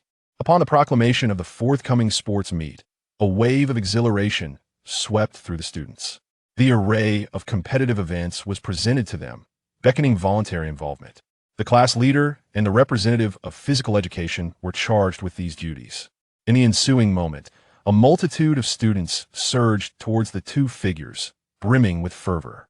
Enveloped in a symphony of myriad voices, Min Gran felt her ears resonating with the relentless din of conversation. Enough, enough, she mused inwardly. The athletic competition looms at the months, and there is plenty of time for that. What truly holds significance at this juncture is the impending monthly examination scheduled for next Tuesday. Individuals aspiring to partake in the project are encouraged to register without delay. Meanwhile, the others should concentrate earnestly on their academic pursuits. Upon listening to Min Gran's comments, Liu Yinshua swiftly extended his support. To the class leader, you may all take your leave. Should you desire to participate in the project, do not hesitate to approach me. Tang Ji was roused by the commotion, lifting her head and sleepily gazing at Zhou Heng beside her. What is occurring? Next Wednesday marks the monthly examination, and the sports meet is scheduled for the end of the month. Tang Ji suppressed a yawn. Is it feasible to request leave from the sports meet? Instead, let us embark on an exploration of the internet. Otherwise, the experience would be rather tedious. I harbor doubts regarding its permissibility. In contrast to the sports meet, I find myself more preoccupied with the approach to the upcoming monthly examination. It appears, therefore, that you shall be unable to partake in the evening's excursion as well. I had originally intended to participate in an event today, and after the conclusion of my school day, I had planned to devote some time to an internet CF. Do not concern yourself. It would be wise to return home and revel in some moments of tranquility. I find myself utterly devoid of leisure time. Upon the conclusion of the school day, Zhou Heng exited the institution, whilst Min Gran departed in the company of a friend. Yet at the crossroads, I took my leave of them. Upon my return, I found Zhou Heng already engaged in the preparation of dinner. As we partook in the meal together, Min Gran endeavored to discover an engaging subject for discussion. Are you intrigued by the upcoming sports event? Zhou Heng merely shook his head in response. Zhou Heng shook his head, expressing disinterest. As for Tang Ji, do you think he would be willing to participate? It would be commendable if he didn't feign illness to take a day off. It is already praiseworthy that he did not pretend to be unwell to take a day off. Do you still anticipate him to provide an update on the project? It is impossible for you to expect him to report on the project, however. Min Gran has suddenly developed an interest. How can it be deemed impossible? I can wager with you if he participates, then I shall join as well. It's a firm agreement. Min Gran is uncertain whether she can persuade Tang Ji, but if she succeeds, a gift shall be bestowed. Zhou Heng directly gained an additional 2 yuan. After dining, Zhou Heng and Min Gran studied together at the table. With the assistance of Min Gran, Zhou Heng's learning efficiency has significantly improved. Min Gran glanced at the time and then at Zhou Heng's profile, appearing somewhat hesitant, as if she had something to say but was holding back. After a few moments of contemplation, he slowly spoke. May I take a shower? Of course, go ahead, Zhou Heng replied, momentarily taken aback. Why would he even ask himself that question? All right, then I shall, Min Gran said as he gradually rose and made his way towards the bathroom. He securely locked the door behind him and glanced at the toiletries Zhou Heng had left behind, only to realize he had forgotten to purchase shampoo and body wash. Tentatively, he poked his head out and inquired of Zhou Heng, "May I use your shampoo and body wash?" After receiving permission, Min Gran closed the door. Shortly thereafter, the sound of running water echoed from the bathroom. Once he finished his shower, he noticed that Zhou Heng remained seated, engrossed in his studies, his posture unchanged. I noticed that you have a computer in your room. Don't you ever play with it? Aren't you supposed to be studying for exams? There's hardly any time for leisure, yet one could certainly indulge in a bit of play. It's not necessary to be perpetually focused on studying. Perhaps you should take a break and enjoy yourself for a while. After hearing these words, Zhou Heng found that the pen in his hand had come to an unexpected halt. He raised his head and looked towards Min Gran, saying, "Really, it's nothing at all. Of course, after all, you have been studying for such a long time. Your dedication to study has been profound. Rest is vital for rejuvenating the spirit, thus enhancing one's capacity for effective learning. Therefore, I shall embrace your counsel." After indulging in a brief moment of play, Zhou Heng promptly rose to his feet and proceeded to his room, securing the top position in the class. Being among the top 5 in the grade, one's words are seldom erroneous. Min Gran was momentarily taken aback, astonished that Zhou Heng truly heeded her suggestion. Perhaps he genuinely wished to indulge in computer games as well. Min Gran followed suit into the room and observed Zhou Heng had already powered on the computer. She settled on the bed, intrigued to see what game Zhou Heng would engage with. Consequently, he launched the game only to find himself utterly bewildered by its complexities. Yet, Zhou Heng appeared to have engaged in a conversation with another individual. He began by entering a few characters. Then she noticed him setting the headphones upon the table. "Can you hear me?" Min Gran was slightly startled. The sound that resonated from the headphones was that of rustling candy wrappers. "I perceive that you have successfully logged in today. Are you not filled with enthusiasm to engage in your studies? Balancing work and rest. Could you assist me with a task? I have recruited you." Min Gran observed Zhou Heng engrossed in his game, hesitant to speak for fear that the crinkling of the candy wrapper would be heard from the other side of the headphones. "Oh dear, what are you doing?" came the sound of the candy wrapper, followed by a shift in the audio from the headphones. It transformed into a woman's voice. "Is it Zhou Heng?" Upon hearing this, Zhou Heng's eyes widened in astonishment. Then he quickly replied, "Yes, and it is I, Zhou Heng. When shall you visit? Your uncle and I have been thinking of you come here, and I shall prepare delicious dishes for you. Dear aunt, I shall visit next weekend. It is settled indeed. I will be able to buy groceries, then you mustn't fail to come. I will surely attend." Min Gran, listening from the side, couldn't help but reveal a hint of envy in her eyes. Is this the feeling of having family?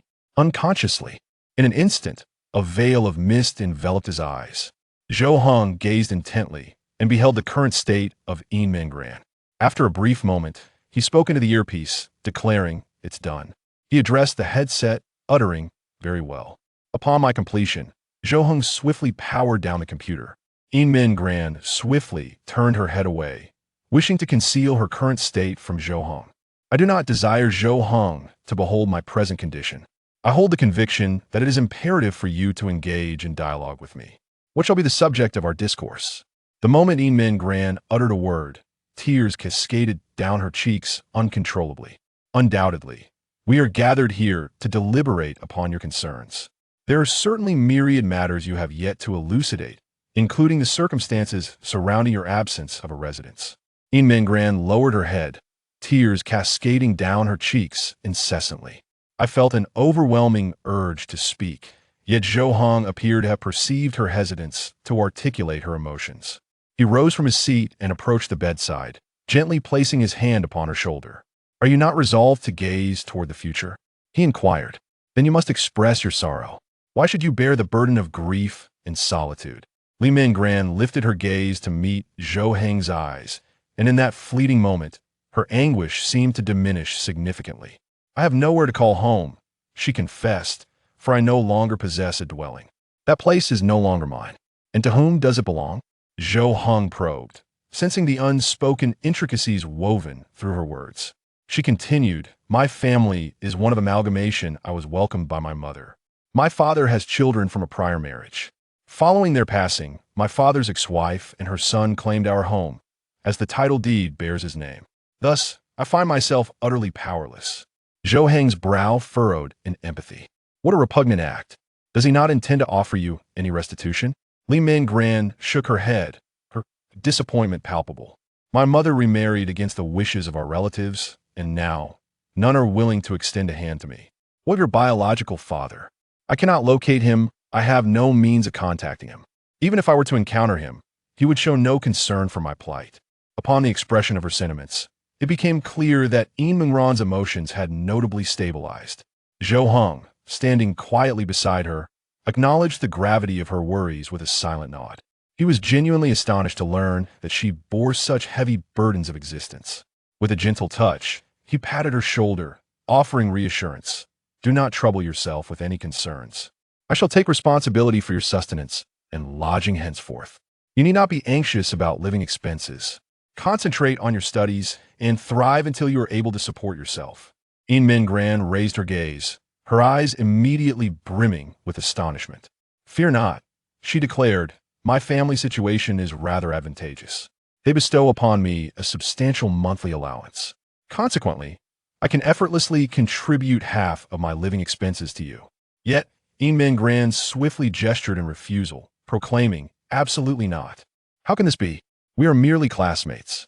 Your treatment toward me exceeds my capacity for endurance. Enough, do not pursue this matter any further. You cannot contend with me either.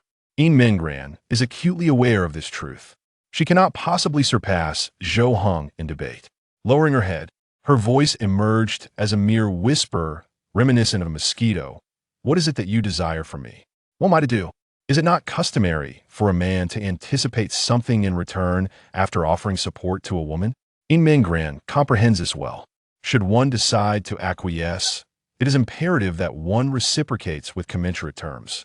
Zhou Heng caressed his chin and casually commented on the idea of being maintained. Yet this time it was not wholly precise. Nevertheless, I do require you to fulfill specific obligations. You noted that Yin Minggran's visage had flushed a deep crimson, extending to the very tips of her ears.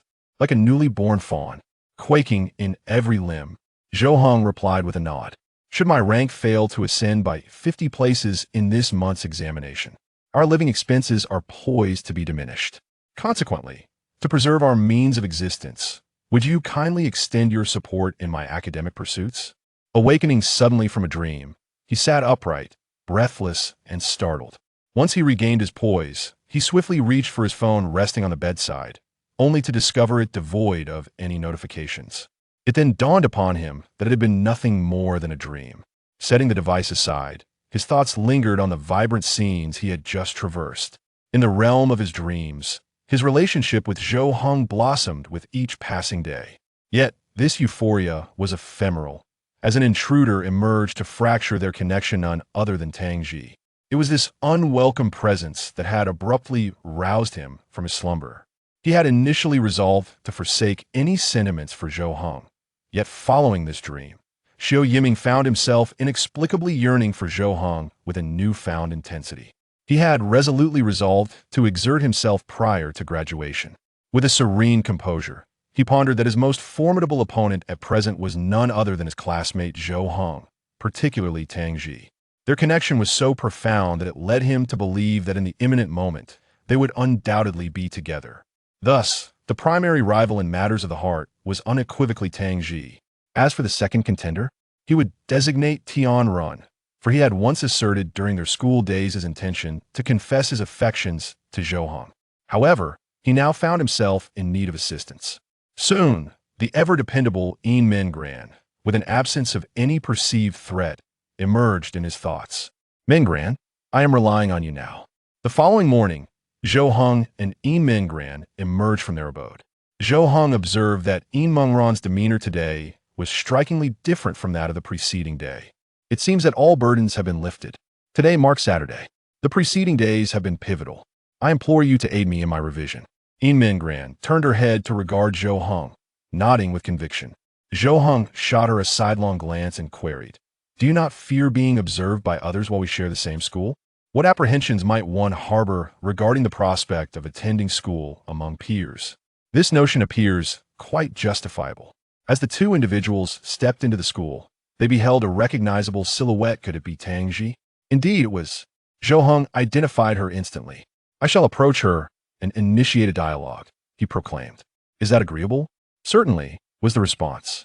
With the green light given, Yin Minggran enthusiastically embarked on the endeavor to engage Tang Ji in conversation. Yin Minggran hastened to Tang Ji's side, greeting her with a bright hello. At that moment, Tang Ji was immersed in the act of blowing a bubble with her chewing gum, and Yin Minggran's unexpected salutation startled her, resulting in the bubble bursting with a resounding pop. I beg your pardon, Yin Minggran remarked. No harm done, Tang Ji responded with casual indifference. Then she ejected the candy from her mouth, only to surreptitiously conceal it back into her pocket. Yin Minggran was on the verge of articulating her thoughts when Tang Ji unexpectedly leaned closer, inducing a wave of anxiety that rendered her speechless. Tang Ji stood merely a step away from Yin Minggran, drawing nearer to inhale her fragrance, before shifting his attention to her hair. After a brief furrow of his brow, a knowing smile illuminated his face. The instant Yin Minggran beheld that smile, an icy shiver coursed down her spine. What troubles you? How does it feel to reside at Zhou Heng's abode? Yin Minggran's eyes widened, her complexion first draining of color before blossoming into a profound crimson. How did you discern that I was at Zhou Heng's? I deduced it. The scent enveloping you bears a striking resemblance to Zhou Heng's fragrance. I infer that the aroma on you and that of Zhou Heng derives from the same shower gel, and your hair exudes a similar essence. This cannot be a mere coincidence. You must have bathed in his residence. Moreover, it is apparent that you do not possess such qualities in your relationship. Consequently, I infer that you must be residing in his abode. Thus, I have reached this conclusion. What if this is simply a matter of coincidence? In that event, I would extend my heartfelt apologies. Furthermore, even if I had inadvertently provoked you previously, did you not also acknowledge that? Tang Ji adorned her face with a smile that suggested deeper significance. Her shoulders lifted with an air of pride.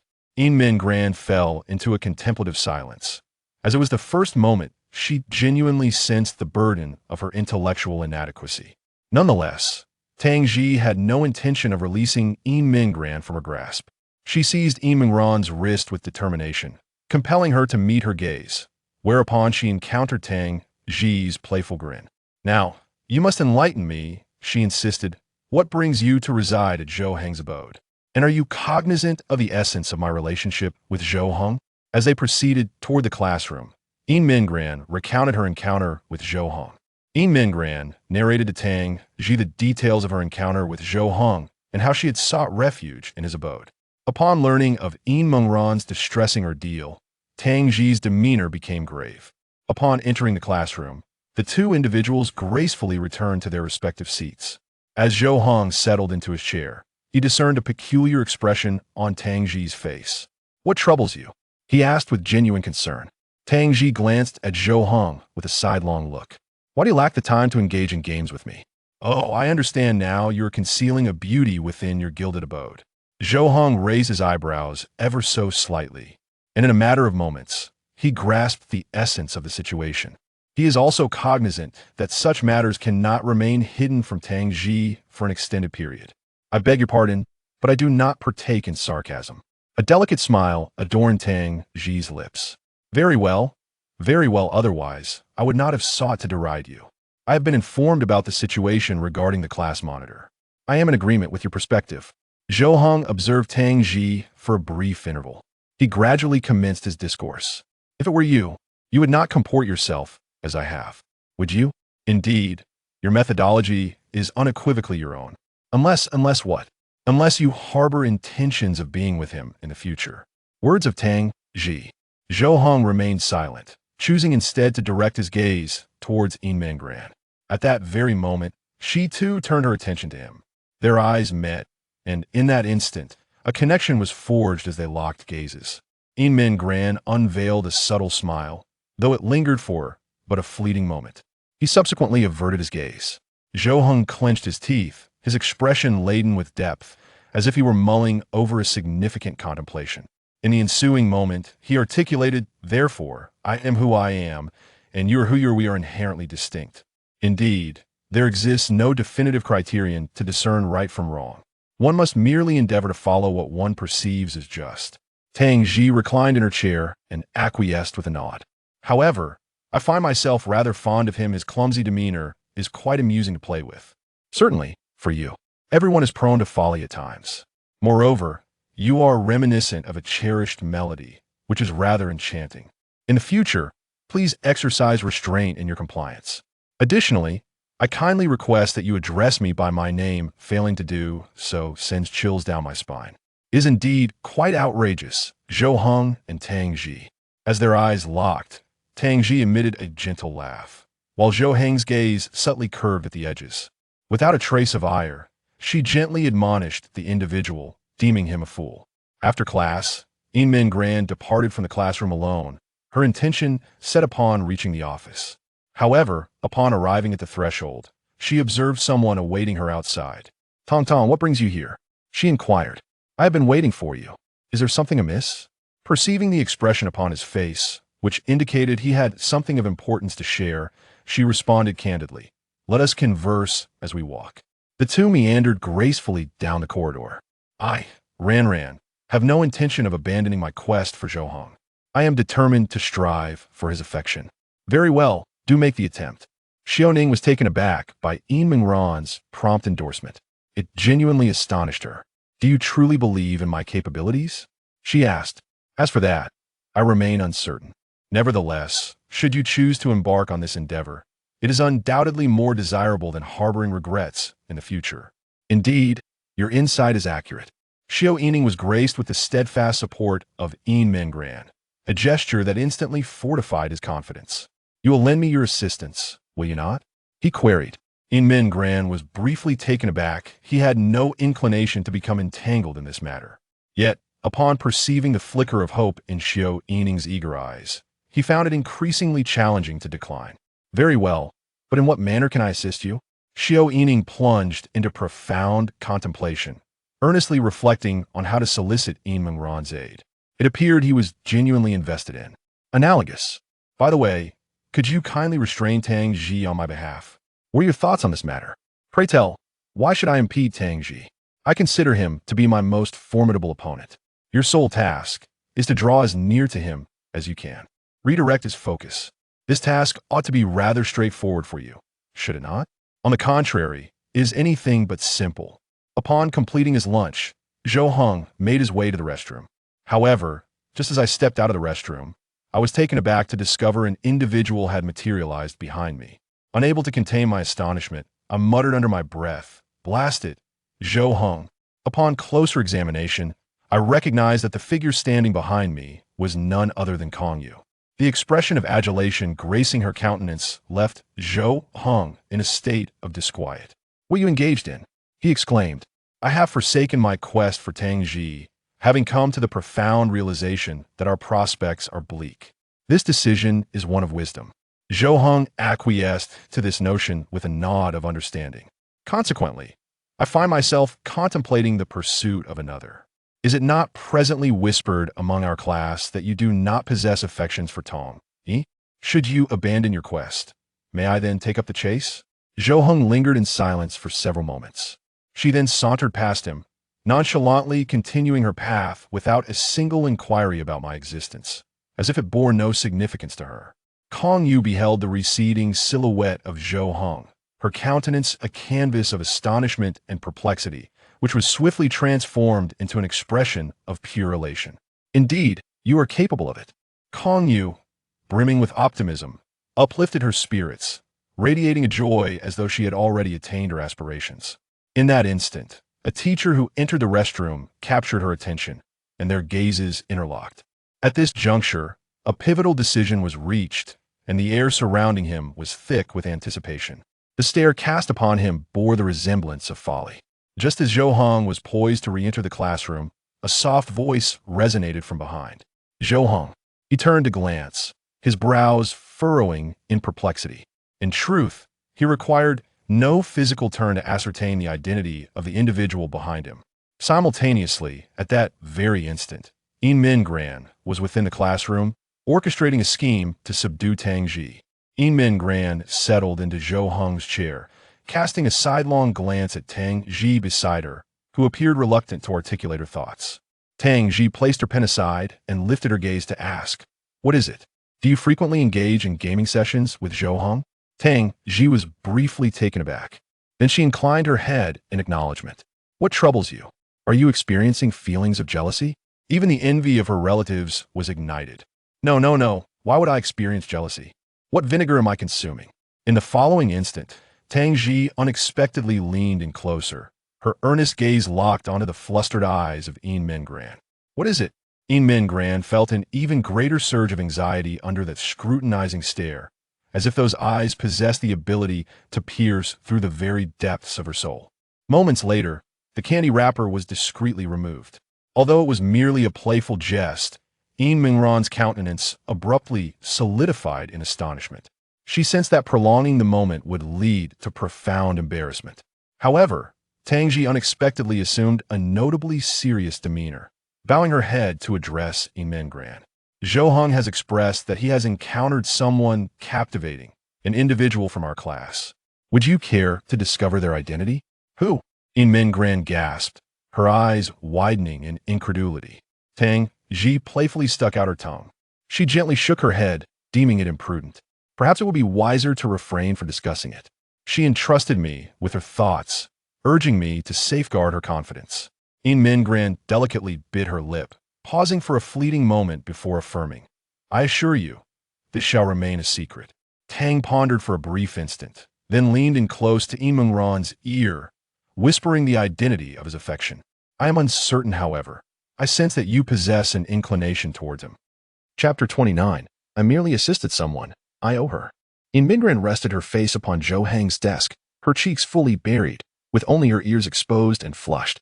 Her feet shuffled against the floor, and Tangji laughed until tears streamed down her cheeks before finally composing herself. She gently patted Yimengran's shoulder and said, all right. I apologize. I'm truly sorry. It was unintentional. You simply amuse me too much, and I couldn't help myself." Yimengran lightly shrugged her shoulders, as if resisting Tangji's apology. She felt overly naive, embarrassed by how easily she was teased, wishing to find a crevice in the ground to hide. Tangji sensed she might have gone too far and softly consoled her, "Don't be upset. I genuinely think Zhou Heng has some interest in you. Otherwise, why would he allow you to stay at his home? If I had to choose someone to be with Zhou Heng, it would undoubtedly be you." Yimengran slowly lifted her head, revealing one eye as she gazed at Tangji. "Are you jesting with me?" "No, this time it's the truth, I swear." The slight smile at the corner of Tangji's lips convinced Yimengran, who felt that this expression was far more trustworthy than her usual serious demeanor. All right. She sat up, contemplating her situation and realizing she might have been ensnared in a clever trap. It hadn't even been 5 minutes. Yet she felt as if her innermost thoughts had been laid bare. Why had she admitted to having feelings for Zhou Heng? And why did she feel joy at Tangji's support? This left her feeling quite embarrassed. When did you start having feelings for Zhou Heng? Faced with Tangji's inquiry, Yimengran paused, her mind blank for a moment. When had she begun to feel this way? Was it during the conversation last night when Zhou Heng made those promises? Or perhaps when he prepared lunch for her, treating her like a child? Maybe even earlier. When he brought her home, cooking for her when she was cold and hungry, offering her warm water and medicine, insisting she stay. After much contemplation, Yimengran came to a realization. These feelings had not arisen suddenly without warning. From the day she met Zhou Heng, her affection had begun to grow gradually, increasing day by day. Now, she had to admit the intensity was unmistakable. She found herself secretly delighted when Zhou Heng rejected Tong Yining, relieved to learn of his relationship with Tangji, and anxious when a classmate approached him. If these emotions did not signify her interest in Zhou Heng, then she was in denial. "Since the first day I stayed at Zhou Heng's house," Yimengran answered honestly, untroubled by embarrassment. For everything she had now was bestowed upon her by Zhou Heng. "Oh, I see. Are you truly content with this situation now?" Yimengran was momentarily taken aback, her expression blank as she asked, "What do you mean?" Tangji gestured towards the empty space ahead and replied, "I am aware of your purpose for being here. At the moment you arrived, Tong Yining must have left to find Zhou Heng, correct? Over the past few days, she has been secretly observing him and, inadvertently, me. Given her thought process, she likely perceives me as her rival in love, prompting her to send you over for idle chatter while she seeks Zhou Heng, ensuring I do not unexpectedly encounter them and disrupt her plans. Am I mistaken?" This. Yimengran's mouth opened slightly, struggling to articulate a response for an extended moment. Tangji raised her hand, interrupting her, stating, "There is no need for you to clarify anything to me. Whether it is true or false is of little consequence, as it does not pertain to me. I merely wish to assist you after having inadvertently offended you. I understand your motives are for a friend, but do you truly acquiesce to this?" Tangji's words rendered Yimengran utterly speechless, her mind spiraling into chaos, devoid of coherence. Noticing Yimengran's silence, Tangji waved her hand dismissively and added, "Of course. I am no expert in matters of the heart. If you are content with this arrangement, then consider my words unspoken." Yimengran inhaled deeply, biting her lip with fervor. Her fists clenched tightly beneath the table, her fingertips turning pale from the pressure as her heartbeat quickened. Meanwhile, Zhou Heng, having been called by Tong Yining, initially intended to ignore her. However, she boldly approached, gripping his sleeve and insisting on taking him to the stairwell to talk. He hesitated to force her away, as a sudden pull might cause her to stumble. Regardless, he could not bring himself to be so harsh with a girl, especially in a corridor where tossing her to the ground would turn him into a pariah in the eyes of onlookers. "Zhou Heng, please say something," Tong Yining urged. Zhou Heng's brows furrowed, his tone tinged with irritation, which sent a wave of trepidation through Tong Yining. Her impression of him had never included such a demeanor. She felt alienated, too frightened to voice her thoughts. Clutching her clothing nervously and recalling the dream she'd had the previous night, she realized there was no turning back now. I know I promised you many times that I would be with you, yet I have broken those promises. No words can mend the hurt I have caused you, but I still hope you might grant me another chance. Can we return to being good friends, like in middle school? No. Zhou Heng's response was succinct, devoid of any further elaboration. He believed that no explanation would suffice. After speaking, he intended to turn away. But it was evident that Tong Yining was determined not to let this rare opportunity slip by. She stepped forward, grasping his arm. What must I do for you to forgive me? Zhou Heng's brows furrowed even more tightly, feeling as though he were caught in a web of complications. He attempted to shake her off, yet found it impossible to break free from her grasp. Her persistent hold was overwhelming, and he found himself pondering why Tong Yining had to be a girl. If this were a boy, he would insist on resorting to violence. Now, he can only long for the moment when class begins, allowing him to return to the classroom. Ah, you are here. At that moment, the two suddenly heard a familiar voice. They turned to see Tang Ji had arrived, accompanied by Yin Mingran. I need to speak with you. Come with me. Tang Ji seemed to disregard Tong Yining entirely, striding purposefully forward to grasp Zhou Heng's wrist, pulling him away without hesitation. Tong Yining stood there in bewilderment, eyes wide and mouth slightly agape, watching as Tang Ji led Zhou Heng away. Yin Mingran approached and whispered, I'm sorry, Tong Tong. I couldn't stop Tang Ji. There was nothing I could do. At that moment, Zhou Heng let out a sigh of relief. Glancing at Tang Ji, who was holding on to him, he murmured, Thank you. Tang Ji cast a glance over her shoulder and replied, No need to thank me. I'm merely returning a favor to someone. Chapter 30 soon. They would return home, and then they would leave the living room. It was a Saturday afternoon, around 4:30. School had ended, and Zhou Heng was anxious about being held back by someone, especially those girls he felt powerless against. Therefore, he promptly exited the classroom after the bell rang. Yin Mingran gathered her belongings, preparing to leave as well. Noticing Tong Yining's gloomy demeanor, she felt unable to offer any consolation. The events at noon seemed to have affected her deeply. Yin Mingran averted her gaze and spotted Tang Ji, who was also ready to depart. She followed her, but did not rush to her side. Instead, she waited until they were outside the teaching building before hurrying to catch up. Tang Ji, about earlier. Thank you, Yin Mingran murmured, approaching her. She recalled how, after much contemplation at noon, she had decided to seek Tang Ji's assistance. Aware of Yin Mingran's desire to maintain her friendship with Tong Yining while preventing any contact between her and Zhou Heng, Tang Ji had volunteered to play the role of the antagonist. After all, since Tong Yining viewed her as a rival, she might as well let her continue to believe that. This led to the earlier incident, where Tang Ji had intervened to pull Zhou Heng away, solely to aid Yin Mingran. It's nothing.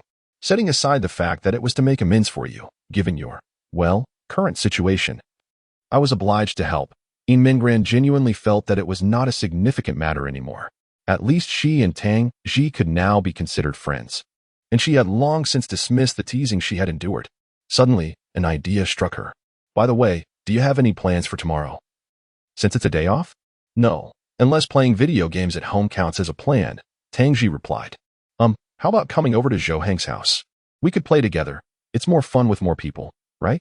Tang Ji cast a curious glance at Yin Mingran, her expression seemingly questioning the sincerity of her invitation. After all, it was a rare day off, and wouldn't they prefer to spend it alone together? I'm fine with that. Isn't Zhou Heng supposed to be studying? I mentioned to him yesterday that it's important to balance work and leisure, and he agreed. As one cannot study all day long, Tang Ji nodded in acknowledgement. Great. Then I'll see you tomorrow, she replied. Right, and also. Yin Mingran remembered something. She retrieved the phone Zhou Heng had given her. Could we add each other as friends? Sure, Tang Ji said, pulling out her phone as well. They exchanged friend requests, finally connecting after being classmates for over 2 years. Making friends with classmates should have been a straightforward and mundane task for Yin Mingran, yet now, having befriended Tang Ji brought her immense joy. Yin Mingran and Tang Ji together? What was going on? Why didn't Shi leave with Tong Yining and the others? At this moment, behind Yin Mingran and Tang Ji, 2 boys followed them, one of whom was Lu Yunxua. Today, when he saw Yin Mingran sitting in Zhou Heng's seat, he sensed something was amiss. After school in the evening, he trailed behind and discovered that Yin Mingran was still leaving with Tang Ji. When did their relationship become so close? Could it possibly be related to Zhou Heng? After all, whenever Tang Ji was mentioned, Zhou Heng inevitably came to mind. One of the boys remarked, and Lu Yunxua shot him a glance. shaking his head in refutation. Impossible. How could Yin Mingran have anything to do with Zhou Heng? They are worlds apart. It is absolutely out of the question. Not necessarily. Consider my speculation. Could it be that both of them harbor feelings for Zhou Heng? And Yin Mingran is negotiating with Tang Ji to decide who will remain by his side? Lu Yunhua glared at him, his voice low. Liang Jiaxiang. If you dare to spread rumors about Yin Mingran again, do you believe I won't slap you? Believe what you want. Perhaps Yin Mingran hasn't gotten together with you because you are too aggressive. What do you think? You, TSK. I want to argue with you. Lu Yunhua, feeling defeated, chose to ignore him and continued to follow Yin Mingran and Tang Shi from a distance. He was eager to discover what they were discussing. Yet he could not get too close, lest he find himself in an awkward situation. From such a distance, he could only observe them, unable to hear their conversation. And even taking a turn could lead to losing sight of them. Eventually, Yin Mingran and Tang Shi bid each other farewell and parted ways, heading in different directions. Liang Jiaxiang patted Lu Yunhua on the shoulder and said, "All right, let us head home. Are you still going to follow them? They'll be home soon. And you'll just end up in their living room. Just wait a bit longer. I want to know where she lives." Liang Jiaxiang looked at him incredulously, exclaiming, "If you keep this up, I'll have to report you. Are you a creep? Following a classmate home? What was the point of studying moral education? No, I mainly want to give her a gift. It's not convenient to give it in class. She definitely wouldn't accept it in front of others. That would be so awkward for me. I figured leaving it at her doorstep would be more appropriate. Wow, you're both creepy and perverse. You don't look like the type to engage in such behavior. Think about it. You leave for school in the morning, and upon opening your door, you find an unknown gift from a classmate. Honestly, if she really likes you, she might begrudgingly accept it, but anyone with a casual relationship with you would find it a bit disgusting." Lu Yunhua shot him a glare, muttering, "You don't understand anything. You don't understand either. You just enjoy these trivial matters." At that moment, the two noticed Yin Mingran entering a building. Lu Yunhua's eyes lit up, realizing that this was likely Yin Mingran's home. "All right, let us go," Liang Jiaxiang said, grabbing Lu Yunhua's hand to prevent him from moving forward. But Lu Yunhua shook off his grip, insisting, "Are you foolish? I need to see what floor she lives on. Otherwise, where should I leave my gift? At the elevator on the first floor?" Unbeknownst to others, a swift kick sent them away. It's truly exasperating. The two individuals entered the building and glanced at the elevator, which indicated the 6th floor. "She resides on the 6th floor," he thought. "Well then, I understand. Let us proceed. Accompany me to select a gift. I wish to surprise her tomorrow." Lu Yunhua nodded and took Liang Jiaxiang by the hand, leading him outside. At that moment, Liang Jiaxiang wore a countenance filled with despair, sighing deeply as if he were at the end of his tether. "Could you not go alone? When you are uncertain about what to purchase, you seek my counsel, yet when I provide my advice, you disregard it. If your purchase is satisfactory, you claim it is due to your good taste. If it is not, you blame me for not advising you properly. Oh, that won't happen. In relationships, one always seeks the strategist's guidance. Can't you assist me with a bit of planning?" Chapter 31. From now on, as long as I am present, I shall ensure that she never entangles you again. Within the classroom, Tong Yining, burdened by her thoughts, took her time packing up. Her mind was preoccupied, rendering her absent-minded. Tian Run approached with her bag slung over her shoulder and inquired, "What seems to be the matter? You look as though you've been jilted." Tong Yining abruptly lifted her gaze, despair etched across her features as she regarded Tian Run, her expression one of utter desolation. Tian Run quickly covered her mouth, realizing her words may have struck a chord. Normally, wouldn't she be the one to assert that no one could ever dismiss her? It was merely an offhand remark. Yet all day she sensed something was amiss with Tong Yining, leaving her at a loss for words. At that moment, the two girls were startled by a raucous sound reminiscent of Zhu Beiji laughing and running. They turned to see Kong Yu approaching, his face alight with a mischievous grin, which sent a shiver down both Tong Yining and Tian Run's spines. What do you want?" Tong Yining exclaimed, swiftly retreating behind Tian Run. Tian Run positioned herself protectively in front of Tong Yining, raising a hand in defense against Kong Yu. With only the three of them in the classroom, the sight of a grinning boy approaching was enough to instill fear in any girl. I'm looking for Tong Yining. I have something to discuss," Kong Yu said awkwardly, scratching his head and gesturing towards Tong Yining behind Tian Run. "What is it?" Tong Yining cautiously peered out. Though she was hardly interested in the matter at hand, her feelings towards him had soured since his confrontation with Zhou Heng, and now, with his unsettling demeanor, she felt it was exceedingly polite of her to remain rather than flee outright. "Could we Have a private conversation? Just the two of us? Rest assured. I mean no harm, and one tea hurt you. Yikes. Let us go, let us go? Tian Run exclaimed, immediately pulling Tong Yining away from the classroom. Tong Yining felt a wave of discomfort wash over her. The mere act of listening to him made her want to call the authorities. Kong Yu stood frozen, his body stiffening as if turned to stone. He was perplexed, wondering why everyone seemed to avoid him. Was he truly so unlikable? Impossible. He rejected that notion outright. He couldn't possibly be the one people found distasteful. It was true that he had not garnered much popularity, but to be disliked was unfathomable. With this realization, Kong Yu sighed in relief and exited the classroom, convinced that Tong Yining was simply having an off day. He resolved to approach her again when the opportunity arose. Mingran returned home and noticed that the exercise book on the table had already been opened, indicating that Zhou Heng had commenced his studies. Reflecting on the events of the day, a profound sense of guilt enveloped her. She was acutely aware that Zhou Heng wished to sever ties with Tong Yining. Yet she had knowingly supported Tong Yining, remaining silent about her intentions. Should Zhou Heng uncover this, she would undoubtedly share the same unfortunate fate as Tong Yining. What's wrong? Zhou Heng inquired, noticing Mingran standing at the threshold, lost in thought. Nothing, she stammered. In her heart, she resolved never to repeat such a mistake. Although Tong Yining was her friend, Zhou Heng held greater significance in her life, a truth that required no deliberation. Hastily, she set her belongings aside and took a seat beside Zhou Heng, declaring, I'll help you review. Zhou Heng nodded, acknowledging that having Mingran tutor him was indeed a splendid idea. It instilled a glimmer of hope, forgiven his previous study pace.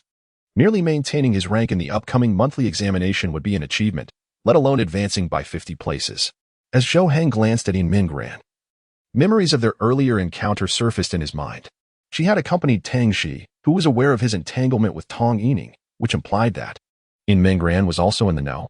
Mingran, you are a good friend of Tong Yining, aren't you? Ah, yes. Mingran hesitated momentarily before responding in a hushed tone. A wave of unease washed over her. She sensed that Zhou Heng might have discovered something, perhaps to confront her. In an instant, various possibilities flooded her mind. He might cast her aside or choose to ignore her existence, equating her with Tong Yining. After a brief silence, Zhou Heng spoke. Consider it a favor. Please persuade her to stop pursuing me. As a girl, I cannot resort to harsh measures against her. I earnestly request your help. Mingran was momentarily taken aback, processing his words. You are asking me for help? Indeed. It is best if a girl addresses such matters. Tangji is not well acquainted with her, so I must place my trust in you. As a sense of relief washed over Mingran, she also felt the weight of Zhou Heng's trust. This feeling not only brought her immense joy but also deepened her sense of indebtedness towards him. Nodding earnestly, she assured him, rest assured, as long as I am here, I will ensure that she no longer bothers you. Thank you. Zhou Heng suddenly recalled something and added. Oh, by the way, it seems that Kong Yu has an interest in her. You should facilitate a connection between them. He recalled the peculiar individual, Kong Yu, who had sought to compete for Tong Yining's affection in the restroom today. In Zhou Heng's mind, he truly was an oddity. Yet it is not unusual for a class to harbor a few eccentric characters. What struck him as peculiar was that he had somehow become entangled with such a person. He also regretted having had a confrontation with Kong Yu. For someone like him, the best course of action would have been to simply ignore him. By engaging seriously in conflict, he feared others might perceive him as an oddity as well. Mingran paused momentarily, as if struggling to recall this individual. Kong Yu? She found herself at a loss for words regarding him. As the class monitor, she was familiar with all her classmates, though her knowledge of their personalities varied. Among the boys, she would place Kong Yu among the least favorable, given both his reputation and academic performance. Consequently, it was rare to see anyone socializing with him.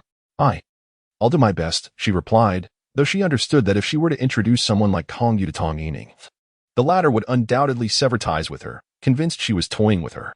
Having resolved the issue concerning Tong Yining, Mingran pondered whether she should inform Zhou Heng about her invitation to Tangji. After all, it was his home. Inviting Tangji should ideally require his consent, right? Initially, she thought that given the relationship between Tangji and Zhou Heng, he would not object, and thus took it upon herself to decide. However, upon reflection, she deemed it wiser to seek his approval first. Zhou Heng, I invited Tangji to come over tomorrow to play. Do you approve? Chapter 32, she mentioned to me that she harbors quite an affection for you. Zhou Heng fell silent for a few seconds before responding. Oh, Tangji, really? I'm quite open to it, but you've truly become friends with her? Is that not acceptable? Yin Mingran lowered her head slightly, appearing apprehensive about receiving reprimand. She feared Zhou Heng's disapproval and worried about making a mistake, as her position was precarious, compelling her to tread carefully with every action and word. Zhou Heng turned away, resuming his writing, and said, "Of course it is. I should actually express my gratitude to you." "Gratitude for me?" Yin Mingran looked perplexed, uncertain of what she had done to deserve thanks. Zhou Heng nodded, elaborating, "Indeed, when we were in our first year of high school, her mother had approached me, hoping I could help her make a few friends, so she wouldn't be left without anyone to talk to at school. However, that was quite the overestimation of my social skills. Had I known how to make friends, I would have done so for myself long ago. Thus, for the past 2 years, it has mostly been just the two of us. You becoming friends with her, despite her seemingly indifferent demeanor, should genuinely make her quite happy." "Really?" Yin Mingran's eyes widened in disbelief, struggling to accept that the reality could be as exaggerated as Zhou Heng suggested. She knew that her heart was brimming with joy. Yet Tangji appeared rather nonchalant.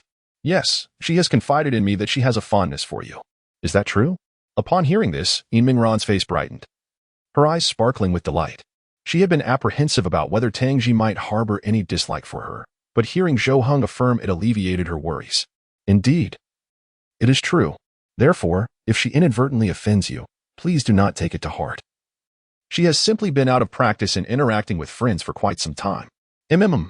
Yin Mingran responded joyfully, her earlier concerns dissipating. She felt no anger nor offense. Rather, she was simply shy from having her innermost feelings laid bare. With her worries assuaged, Yin Mingran's mood significantly improved, and while tutoring Zhou Heng, she often wore a smile. As evening approached around 7 o'clock, both began to feel a pang of hunger. Zhou Heng set down his pen and stood up, saying, "I'll prepare dinner." "Wait, HM?" Zhou Heng turned his head, puzzled by her interruption. Yin Mingran stood up and said, Let me handle it. Aren't you supposed to focus on your studies? Can you cook?" "Yes, I can," Yin Mingran affirmed with determination, adding, "I just hope it suits your palate." "Not an issue. Give it a try." Zhou Heng was unconcerned, eager to dedicate more time to his studies. If not for Yin Mingran's presence, he would have settled for a simple bowl of instant noodles, given that he was alone. However, with her here, he felt compelled to forego such simplicity. Knowing that Yin Mingran could cook, he was more than willing to let her take charge, thus saving himself considerable time. "All right." Yin Mingran entered the kitchen and commenced her culinary endeavors, reminiscing about the times when she used to prepare meals for her parents at home. Regrettably, those opportunities had vanished. After half an hour, the kitchen was ablaze with activity. Although Zhou Heng wished to dedicate more time to his studies at that moment, his attention frequently drifted towards the kitchen. He had never witnessed Yin Mingran cooking and was anxious about potential mishaps, whether she might falter in her preparations, resulting in inedible dishes, or perhaps encounter an unforeseen accident. Fortunately, the process unfolded smoothly. After approximately another hour, Zhou Heng was greeted by the enticing aroma wafting from the kitchen. Yin Mingran emerged with the dishes, announcing, "It's ready. Come and eat." "I'm coming," Zhou Heng replied, setting down his pen and making his way to the dining table. Upon seeing the spread before him, he noted that the steamed rice appeared flawless, each grain plump and perfectly cooked. The two dishes presented were equally appealing, exhibiting vibrant colors and delightful fragrances, leaving no room for concern in Zhou Heng's mind. Everything looked promising. "Give it a taste," Yin Mingran urged with a smile, gesturing for Zhou Heng to take a seat. He picked up his chopsticks and sampled a bite, initially furrowing his brow slightly before nodding in silent approval, exclaiming, "It's delicious." "Really? I'm glad you like it," Yin Mingran responded, her heart easing as she had confidence in her cooking skills. Yet she had harbored worries that Zhou Heng might not enjoy her efforts. Now that she had met his approval, it felt more significant than anything else. As they settled down to eat, Yin Mingran suggested, "If you enjoy this, I could cook from now on, which would save you a considerable amount of time." Zhou Heng did not respond immediately. Instead, he glanced at his exercise space, reflecting on how long it had been since he had engaged in physical activity. Time had become a precious commodity, as he found little opportunity for exercise after school. The thought of squeezing in an hour or two for a workout seemed utterly impossible. If Yin Mingran were to handle the cooking, it would indeed free up time for him to exercise or pursue other activities. Nevertheless, he felt a sense of obligation, as Yin Mingran was, after all, a guest. How could he allow her to take on such a task? After a moment of hesitation, Zhou Heng finally spoke, suggesting, "Let us alternate cooking." We could switch every day or every couple of days. Mingran paused, as if contemplating his proposal. After a brief moment, it seemed she comprehended Zhou Heng's intention and nodded. All right. After dinner, the two continued their studies. As the clock struck 10, they both took turns to shower. When Zhou Heng emerged from the bathroom, he settled at the table and picked up a pen, initially intending to study for a few more hours. However, a yawn escaped him, and an overwhelming wave of drowsiness washed over his mind. In an instant, his eyelids grew heavy, as if they were on the verge of closing indefinitely. He recognized the toll of a week with insufficient sleep and the prospect of a day off tomorrow, coupled with the early dismissal from school today, made it impossible for him to resist the allure of slumber. Another yawn escaped him, this time even more pronounced, prompting him to rise hastily and make his way to the bedroom, preparing for sleep. Otherwise, he might succumb to dozing off at the table. Upon entering the bedroom, he collapsed onto his side of the bed, barely taking the time to pull up the covers, and soon fell into a deep slumber. The exhaustion accumulated over the week was finally released. Meanwhile, Mingran was still in the shower, unaware that Zhou Heng had already retreated to the bedroom to sleep. When she finished her bath, donned her nightwear, and stepped out of the bathroom, she was met with an empty space. Zhou Heng's seat was vacant, and the books on the table lay open, as if waiting for their readers. Chapter 33. Is it not possible to conceive just by holding hands? Mingran entered the bedroom and found Zhou Heng lying on the bed, already lost in slumber. His long eyelashes rested gently against his cheeks, and his eyes were closed, emanating a rhythmic sound of steady breathing. Observing Zhou Heng in his peaceful repose, a faint smile graced the corners of Mingran's lips. She tiptoed to the bedside, gently lifted the blanket, and draped it over him. "Good night," she whispered as she turned off the bedroom light and laid down on the other side of the bed. In that moment, she no longer felt the trepidation that had marked her first night. Lying there felt as comfortable as being at home, a profound sense of tranquility enveloping her. The cool moonlight streamed through the gaps in the curtains, casting a serene glow in the quiet room. Unlike Zhou Heng, who was deep in sleep, Mingran found herself wide awake, unable to succumb to slumber just yet. Her thoughts wandered back to the events of the day, and she realized that her greatest gain was forming a friendship with Tangji. Despite her seemingly indifferent demeanor, she must be quite pleased. Mingran recalled Zhou Heng's words, still grappling with disbelief. How could the seemingly aloof Tangji actually be delighted to befriend her? She retrieved her phone and opened the chat interface with Tangji, which was devoid of any conversation save for a single verification message. Curiously, she checked Tangji's moments and found it as barren as Zhou Heng's, empty. If she were to peruse Tong Yining's moments, she would discover countless photos, delightful culinary experiences, and picturesque adventures. Mingran mused that at this hour, Tangji was likely still awake. An idea sparked in her mind to send a message to Tangji. After all, she had nothing else to occupy her time. However, she hesitated, pondering if Tangji might be engrossed in a game. Would it be an imposition to disturb her? After a brief moment of contemplation, Mingran decided a simple greeting would suffice. If Tangji were preoccupied, she would likely not respond.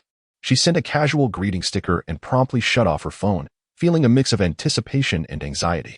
Tangji was an enigma, and Mingran could hardly predict whether she would reply or how she might respond.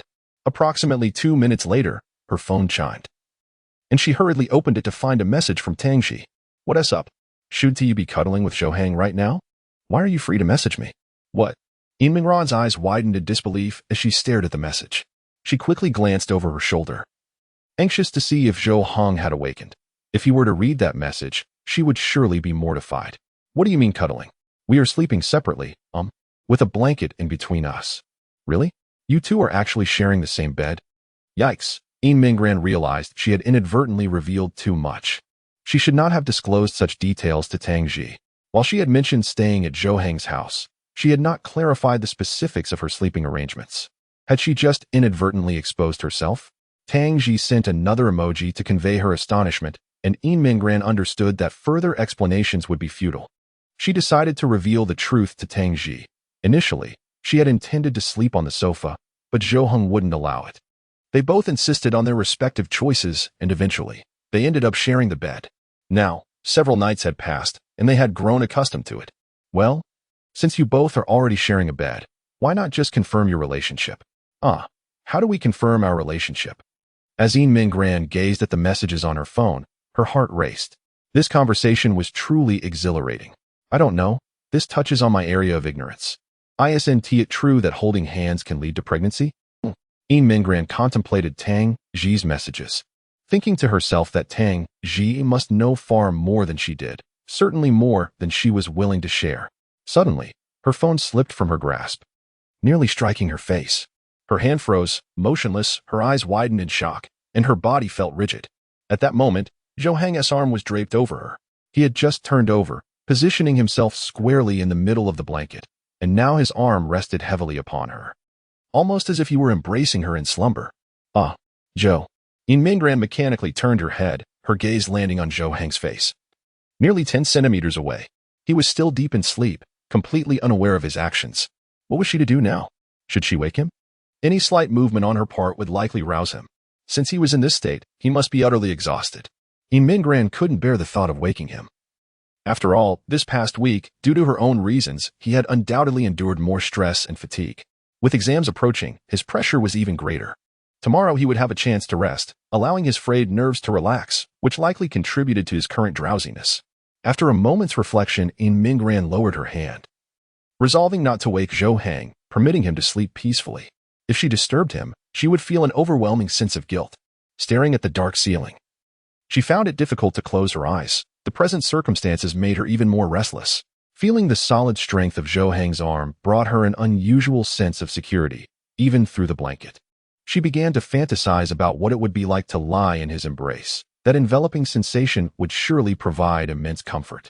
Thus, 20 minutes passed without her moving, allowing Zhou Heng to sleep soundly. At that moment, Zhou Heng's arm shifted, his hand gliding from her abdomen to her chest. Yin Mingran's body quivered slightly, shrouded in darkness. Her face remained unseen, yet it was undeniably flushed with warmth, unmistakably crimson. Fortunately, the blanket provided a barrier. Without it, she would have surely been paralyzed with embarrassment. After approximately 10 more minutes, Zhou Heng turned over once again, returning to his side and leaving Yin Mingran with his back. Her tense form gradually relaxed. Moments earlier, she felt as though her waist was suspended in midair. He surely wouldn't remember anything come morning, she mused. Yet a flicker of hope ignited within her. She wished for Zhou Heng to retain the memory of this encounter, though she recognized the improbability of such a desire. Fatigue soon enveloped her. With her eyes closed, she succumbed to slumber in no time. After a while, Zhou Heng opened his eyes wide, a cold sweat seemingly trickling from his brow, gripped by fear. Just moments before he had turned over, he had actually awakened. Upon realizing he was lying in the center of the bed with his arm draped over Yin Mingran, he was uncertain whether she was asleep or awake. Hastily, he flipped onto his side, facing the wall, his heart racing with trepidation. What if Yin Mingran was still awake? What if she confronted him tomorrow? He resolved to feign ignorance, claiming he had been in a deep sleep. Yes. Chapter 34. Have you lost your mind in the music box? As dawn broke the next day, warm sunlight filtered through the glass curtains, casting gentle rays into the room. Yin Mingran blinked her sleepy eyes, taking a few moments to regain her consciousness, akin to a device powering on. She turned her head to the side and discovered that the bed was already empty. Zhou Heng had risen. Sitting up, she adjusted her pajamas, realizing that her shoulder straps had slipped down during her slumber. After tying her hair neatly, tidying the bed, and drawing back the curtains, she stepped out of the bedroom. At that moment, Zhou Heng had just finished preparing breakfast and was setting the table. Their eyes met briefly, and in an instant, the events of the previous night surged back into their minds. Although Zhou Heng only retained 10 minutes of memory, he was aware of what had transpired, and he was keen to know how long his actions had lasted and whether Yin Mingran had been awake at the time. If she had been, it would certainly be mortifying. Should she confront him later, he would have no choice but to feign ignorance. Meanwhile, thoughts of the previous night caused a blush to creep onto Yin Mingran's cheeks. It was the first time in her life that she had been embraced by a boy, and on a bed no less. At that moment, she felt acutely aware of the disparity in their sizes. Being in his arms made her feel quite small. Clearing his throat, Zhou Heng broke the silence. Good morning. Shall we have breakfast?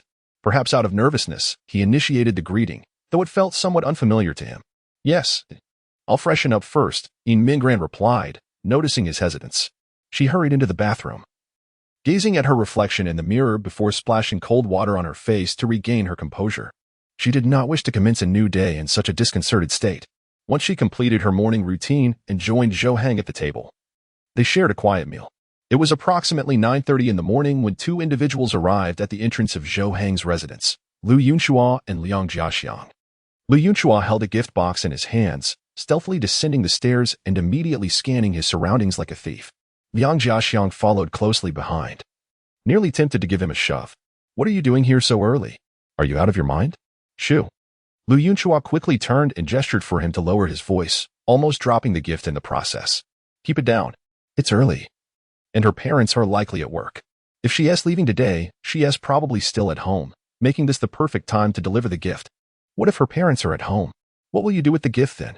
I'm not worried. My intentions are genuine, since I've decided to pursue her. I'm not afraid of her parents finding out, Lu Yunchua declared confidently, patting his chest. Liang Jiaxiang glanced at the 3 doors before him and replied. That may be true, but there is still one problem. You know she lives on the 6th floor, but do you know which door is hers? Lu Yunchua's hand froze in midair, momentarily stunned, as he genuinely had no idea which door belonged to Yin Mingran. If he placed the gift at the wrong doorstep, that would be quite embarrassing. By the way, what did you end up buying? Liang Jiaxiang queried, pointing to the gift box cradled in Lu Yunchua's arms, his brow furrowing in curiosity. A music box, Lu Yunchua replied. Liang Jiaxiang's expression twisted into one of disbelief, his eyes blinking in surprise. Is there a ring hidden inside, or perhaps a necklace or bracelet? No, it's just a music box, but when you open it, a carousel spins around. It looks quite lovely, Lu Yunchua stammered, feeling Liang Jiaxiang's gaze becoming increasingly skeptical, which only made him speak softer. Liang Jiaxiang took a deep breath, appearing exasperated, and pointed at him, whispering angrily, Have you lost your mind? Are you really that clueless? Is this a gift for a child on Children's Day? What were you thinking? Gifting this to someone you like? You didn't see it online labeled as creative birthday gift for Valentine's Day and think it would bring someone to tears, did you? Not at all. I genuinely think it's quite nice. It's not cheap either, Lu Yunchua defended himself. Go ahead, give it to her, and you'll be the laughingstock for life. At future class reunions, they might forget your name and just refer to you as the guy who gave the music box. What should I do then? Should I change it? Lu Yunchua began to realize the gravity of the situation, panic creeping in. Of course, you should change it. Come on. I'll help you pick something out. Let us go now, Liang Jiaxiang exclaimed, pulling Lu Yunchua by the arm, leading him towards the elevator. As they pressed the down button and awaited its arrival, the doors slowly opened. Just as they were about to step forward, they abruptly halted. For standing at the entrance was a figure. Beneath a black cap, short hair framed her neck, while a delicate pink headset adorned her ears. Her jacket sleeves were rolled up, revealing a fitted tank top that accentuated her figure, with shorts that elongated her legs. Black knee-high socks added an air of elegance. A lollipop was nestled between her refined lips, and as Lu Yunchua and Liang Jiaxiang beheld her, they found themselves rooted to the spot, unable to advance or retreat. Tangxi? Oh, you too, Tangxi remarked, her brows knitting in surprise as she regarded them. However, upon noticing the gift box in Lu Yunchua's grasp, her expression shifted to one of understanding. You are here to give a gift to Yin Mingran? How did you know she lived here? Taking a couple of steps forward, Tangxi exited the elevator, causing Lu Yunchua and Liang Jiaxiang to instinctively retreat. They hadn't anticipated encountering Tangxi here. Was she searching for Yin Mingran? Liang Jiaxiang's gaze flickered towards Tangxi's hand, seemingly clutching something. Upon recognizing the object, his eyes widened in astonishment, nearly popping out of their sockets. A PS5. Was Tangxi here to play games with Yin Mingran? 2 girls? Playing on a PS5? Lu Yunchua, oblivious to what it was, felt a surge of panic. If Tangxi discovered that he had followed Yin Mingran yesterday, the very reason he knew of this place, and if she revealed it to Yin Mingran, he would be utterly doomed. In a moment of desperation, he blurted out, I was asking about Tong Yining. Yes, she informed me that Yin Mingran lives here. Oh? Tangxi tilted her head, her brows arched in skepticism. A cold smirk gracing her lips as she inquired, You say you asked Tong Yining, and she told you that Yin Mingran resides here? Are you certain? Chapter 35 No. I shall not accept his gift. Certainly. Indeed. Are they not good friends? She is aware of Yin Mingran's residence. Is that not entirely normal? Lu Yunchua felt as though he had narrowly escaped a predicament, breathing a sigh of relief, simultaneously grateful for his quick wits. Tangxi scoffed softly, turning her face to cast a fleeting glance at the gift in Lu Yunchua's hands. She extended her hand and declared, Hand it over. I shall deliver it to her. Oh, no. This. What? Are you going to give it, or not? Tangxi arched her delicate brows, her expression tinged with a hint of disdain, seemingly conveying her contempt for them. The very sight of such an expression, especially on a girl, was something Lu Yunhua found unbearable. He steeled himself, exasperated, and relinquished the gift, saying, "Fine then, you can take it to her." Beside them, Liang Jiaxiang's eyes widened in disbelief as he regarded Lu Yunhua, questioning whether his words had gone unheard. Tang Ji, undeterred, seized the gift and made her way towards the door. Liang Jiaxiang attempted to voice his thoughts, but Lu Yunhua offered him no opportunity, shoving him into the elevator, eager to depart. He feared that upon opening the door, Yin Mingran might see him, leaving him unable to explain how he knew of her residence. Knock, knock. Tang Ji rapped on the door, soon hearing footsteps from within. As the door swung open, it revealed none other than Yin Mingran. "Tang Ji, you have come." Upon seeing Tang Ji, Yin Mingran's face broke into a radiant smile, brimming with joy. "Where is Zhou Heng?" "He is studying. We just finished breakfast." Tang Ji entered the room, noticing Zhou Heng seated at the table, engrossed in his studies. She set down her other belongings and approached with a paper bag, placing it on the table. Zhou Heng looked up, surprised, and inquired, "What is this?" "My mother knows I am visiting you, so she asked me to bring you some food. It's quite heavy, I must say." Tang Ji stretched her sore shoulders, exhausted from carrying the items. Zhou Heng peered into the bag, discovering an assortment of treats, fruits, pastries, sunflower seeds, peanuts, and 8 treasure porridge among them. "Well, please thank your aunt on my behalf." Zhou Heng placed the paper bag on the floor and returned to his studies. Tang Ji glanced at the exercise book on the table and remarked, "Yin Mingran and I will play first. We want tea wait for you." "Ah, you two go ahead." Zhou Heng waved his hand dismissively. Although he was tempted by the PS5 Tang Ji had brought, his primary focus remained on reviewing his material, adhering strictly to the principle of balancing work and leisure before indulging in playtime. Yin Mingran was unfamiliar with the object, observing its considerable size. However, she noticed a box nearby. It appeared to be a gift box, brought by Tang Ji. "For whom is this?" "This is." Yin Mingran picked up the gift box, looking at Tang Ji with curiosity. Tang Ji glanced up and replied, "Ah, that. I encountered 2 tricksters at the entrance, and one of them offered it to you." "Tricksters?" "Indeed, one is the sports representative of the class, and the other is the life representative." "What?" Yin Mingran was momentarily taken aback, and after a brief pause, she inquired, "Lu Yunhua and Liang Jiaxiang? Are they deceivers?" "No, they were just at the door." "Ah, the sports representative is a master of falsehoods, lying without batting an eye. He claims to have heard from Tong Yining that you reside here." "I suspect he has been following you," Tang Ji remarked, her face contorting with disdain. Such blatant lies were utterly repugnant to her. If this truly were Yin Mingran's home, she might have considered the fabrication plausible, but the reality was different. This was Zhou Heng's residence. How could Tong Yining possibly know that Yin Mingran lived at Zhou Heng's place? Was it not an obvious attempt to belittle one's intelligence? To follow someone to their doorstep and then covertly deliver gifts? If such an act were to occur to her, she would undoubtedly report it to the authorities. Yin Mingran gazed at the gift in her hands, her brow furrowing in discontent. She had never anticipated that Lu Yunhua could be such a person. This was not her home, it was Zhou Heng's abode, and such actions would undoubtedly bring trouble upon him, thus implicating her as well. Zhou Heng paused his writing, lifted his gaze to the two, as if pondering something, and then extended his hand towards Tang Ji, softly inquiring, "So, does Lu Yunhua have feelings for her?" "Yes. The whole class knows, even I am aware." "Didn't you know?" "I did not." Zhou Heng shook his head, his expression sincere and devoid of deceit. After all, he genuinely had no knowledge of this. About a week prior, he was hardly acquainted with either Yin Mingran or Lu Yunhua. His routine then consisted of attending school and confessing to Tong Yining, returning home to play games and exercise. He had no time to concern himself with the affairs of others, and thus remained oblivious to the class's well-known secrets. "I do not like him," Yin Mingran blurted out, her voice resonant and unwavering. Tang Ji and Zhou Heng were both taken aback, gazing at her in bewilderment. Her reaction seemed akin to one desperately seeking to clarify. Yin Mingran appeared to realize that her response had been overly intense as a flush crept across her cheeks, spreading warmth from her face to the corners of her eyes and brows. "Ah, very well." Zhou Heng nodded, responding hesitantly.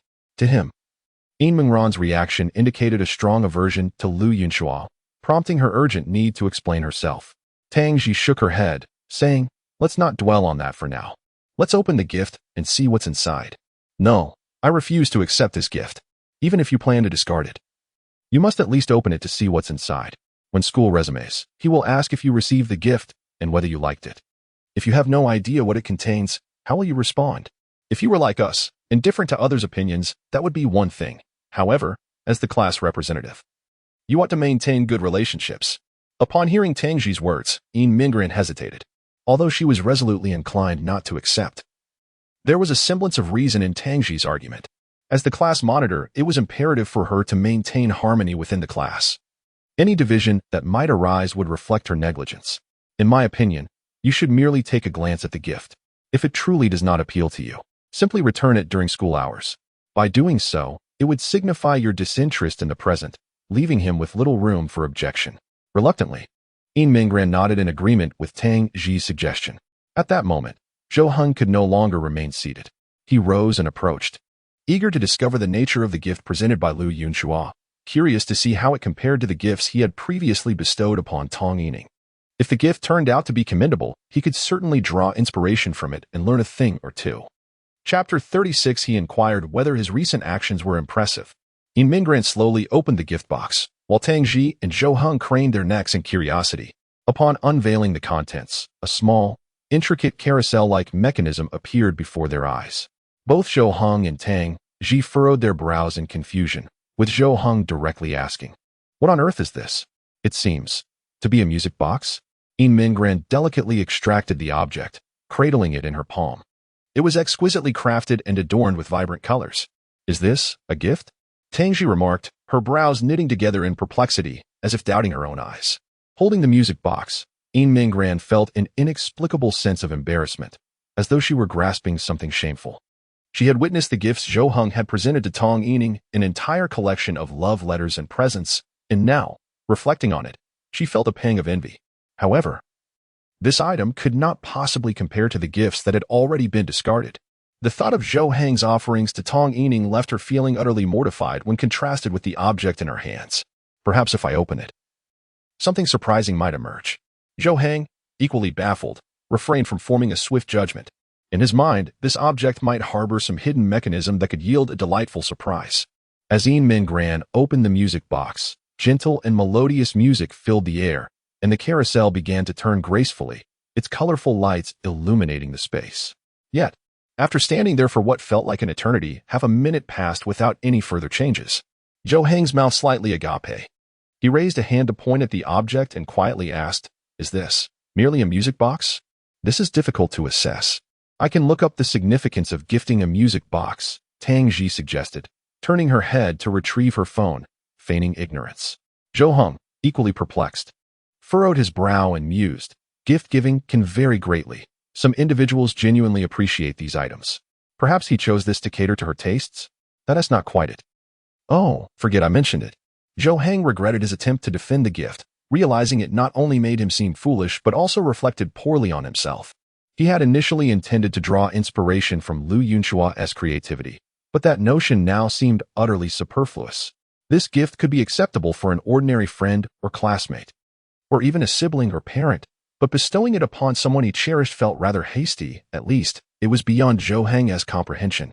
Unless it was a matter of catering to personal preferences, or an indication of indifference towards the significance of gifts, it was difficult to rationalize.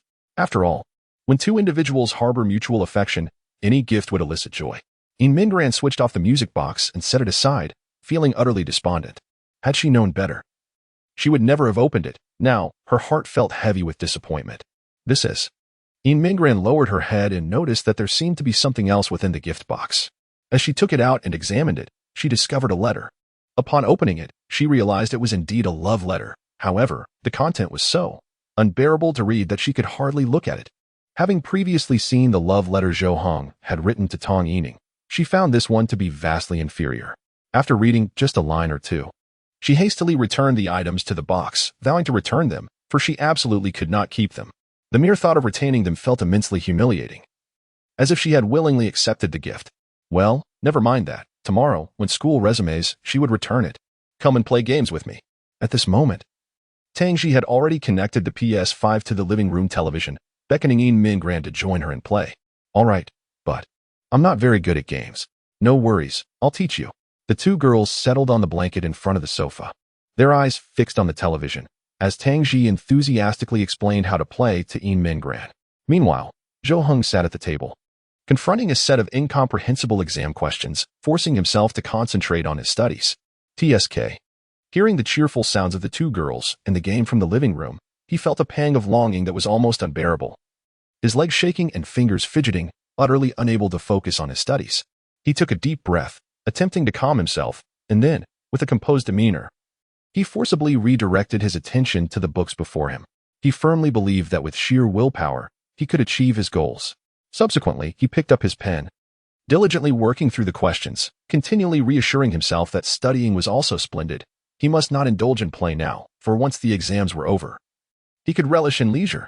After approximately an hour, Mingran approached Zhou Heng and softly inquired, "Would you like to take a break? Perhaps play a game?" "Certainly." Without a moment's hesitation, Zhou Heng tossed aside his pen. As if propelled by springs, he sprang up and dashed towards the living room. Mingran stifled a giggle. She knew he could hardly contain his excitement, and thus hurried to call him over. Picking up Zhou Heng's exercise book, she glanced at the questions he had just completed and nodded silently. It was evident that Zhou Heng had made significant progress. Had this been just a few days prior, he would have struggled with some of these problems, but now his accuracy had markedly improved. Returning to the living room, she settled onto the sofa. Observing Zhou Heng and Tang Ji engrossed in their game, she noted that Zhou Heng appeared to have transformed entirely, visibly radiating joy. Indeed, it was only in moments of gaming that one could witness such a side of him. Suddenly, it struck her that she had never actually seen Zhou Heng smile. Even when he seemed genuinely happy, his smile remained elusive, which she found rather peculiar. Mingran focused intently on Zhou Heng's face, attempting to capture the moment of his smile. Nice. At that moment, a faint smile graced Zhou Heng's lips, though it was but a slight curve. It did not escape Mingran's notice. He abruptly turned his head to her and inquired, "What do you think? Am I handsome?" Mingran was momentarily taken aback. Her throat stirred as her delicate lips parted to respond softly. Yes, handsome." Tangji cast a glance at Mingran and murmured, "He was asking if you thought his earlier maneuver was impressive." Realizing this, Mingran's face flushed a deep crimson, and she lowered her head, feeling an acute sense of embarrassment. Had she misinterpreted the situation? And worse still, had Tangji discerned her thoughts? What had she been contemplating when she answered? It seemed she had been preoccupied with the smile that had graced Zhou Heng's lips. Chapter 37. What if the loser faces a penalty? Zhou Heng had only played for about half an hour before he resumed his studies. As the examination loomed just 2 days away, he dared not to relax. Around 1 o'clock in the afternoon, having not yet eaten, Tangji began to feel a pang of hunger and called out to Zhou Heng, who was seated at the table. "Zhou Heng, I'm hungry. When will you prepare the meal?" Let me take care of that." Zhou Heng should focus on his studies. Mingran promptly stood up, placing down her game controller, ready to head to the kitchen. After all, her cooking from the previous day had received Zhou Heng's approval, which bolstered her confidence. Given that Zhou Heng needed to maximize his study time, it seemed more fitting for her to handle the cooking. "Wait, you can cook?" "Indeed. I made dinner yesterday, and Zhou Heng said it was quite good." Mingran turned back with a slight smile, feeling a sense of pride in being able to prepare meals that pleased Zhou Heng. Living in his home, she always sought to contribute in any way she could, as it brought her a sense of reassurance. However, upon entering the kitchen and opening the refrigerator, she discovered a disheartening lack of ingredients. Emerging from the kitchen, she informed Zhou Heng, "There isn't much left in the fridge. I should go out to buy some groceries." Zhou Heng looked up at her, stood, and replied, "No need. I'll go." Mingran recalled Zhou Heng's dietary restrictions, but was uncertain of the specifics. She feared that if she went shopping, she might purchase unsuitable items. Once Zhou Heng had left, she returned to the living room and remembered that Tangji usually ate at school rather than bringing her own meals. Curiosity piqued, she asked, "Tangji, are you also from a minority ethnicity?" Tangji, with a lollipop in her mouth, replied, "My mother is, but I'm not. I follow my father's ethnicity." "Oh, I see." Mingran nodded in understanding, then scrutinized Tangji's features. While she bore slight characteristics of a minority ethnicity, they were not as pronounced as Zhou Heng's. It seemed she had inherited more of her father's appearance. Mingran's gaze shifted downward to Tangji's physique, and she mused to herself that it was indeed the body of someone who exercised regularly. Her figure was quite standard. However, Tangji appeared particularly slender, giving the impression of having little flesh, yet upon closer inspection, her skin was taut, with hardly any excess fat. and her lines were well-defined. Ah. In Mingran suddenly remembered the wager she and Zhou Heng had made. If they could persuade Tang Ji to join the sports event, Zhou Heng would also participate. As the class monitor, she had to consider the honor of the class thoroughly. The more gold medals they could secure, the better.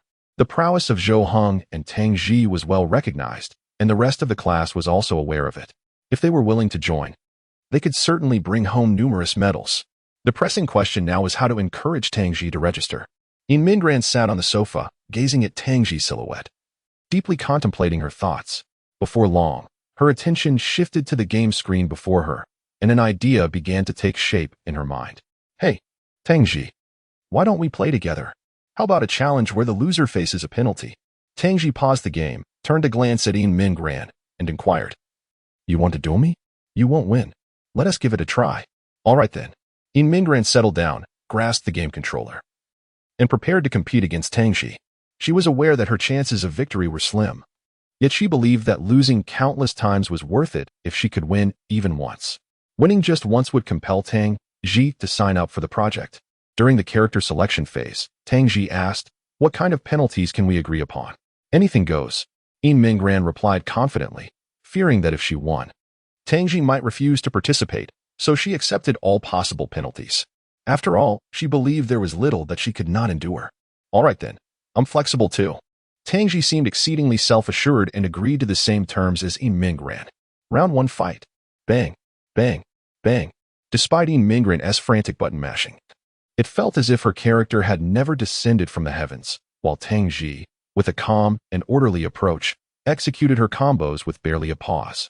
Soon enough, the first round concluded with In Mingran's defeat, lasting less than 30 seconds. In Mingran felt a tinge of embarrassment. She had thought she might have a chance.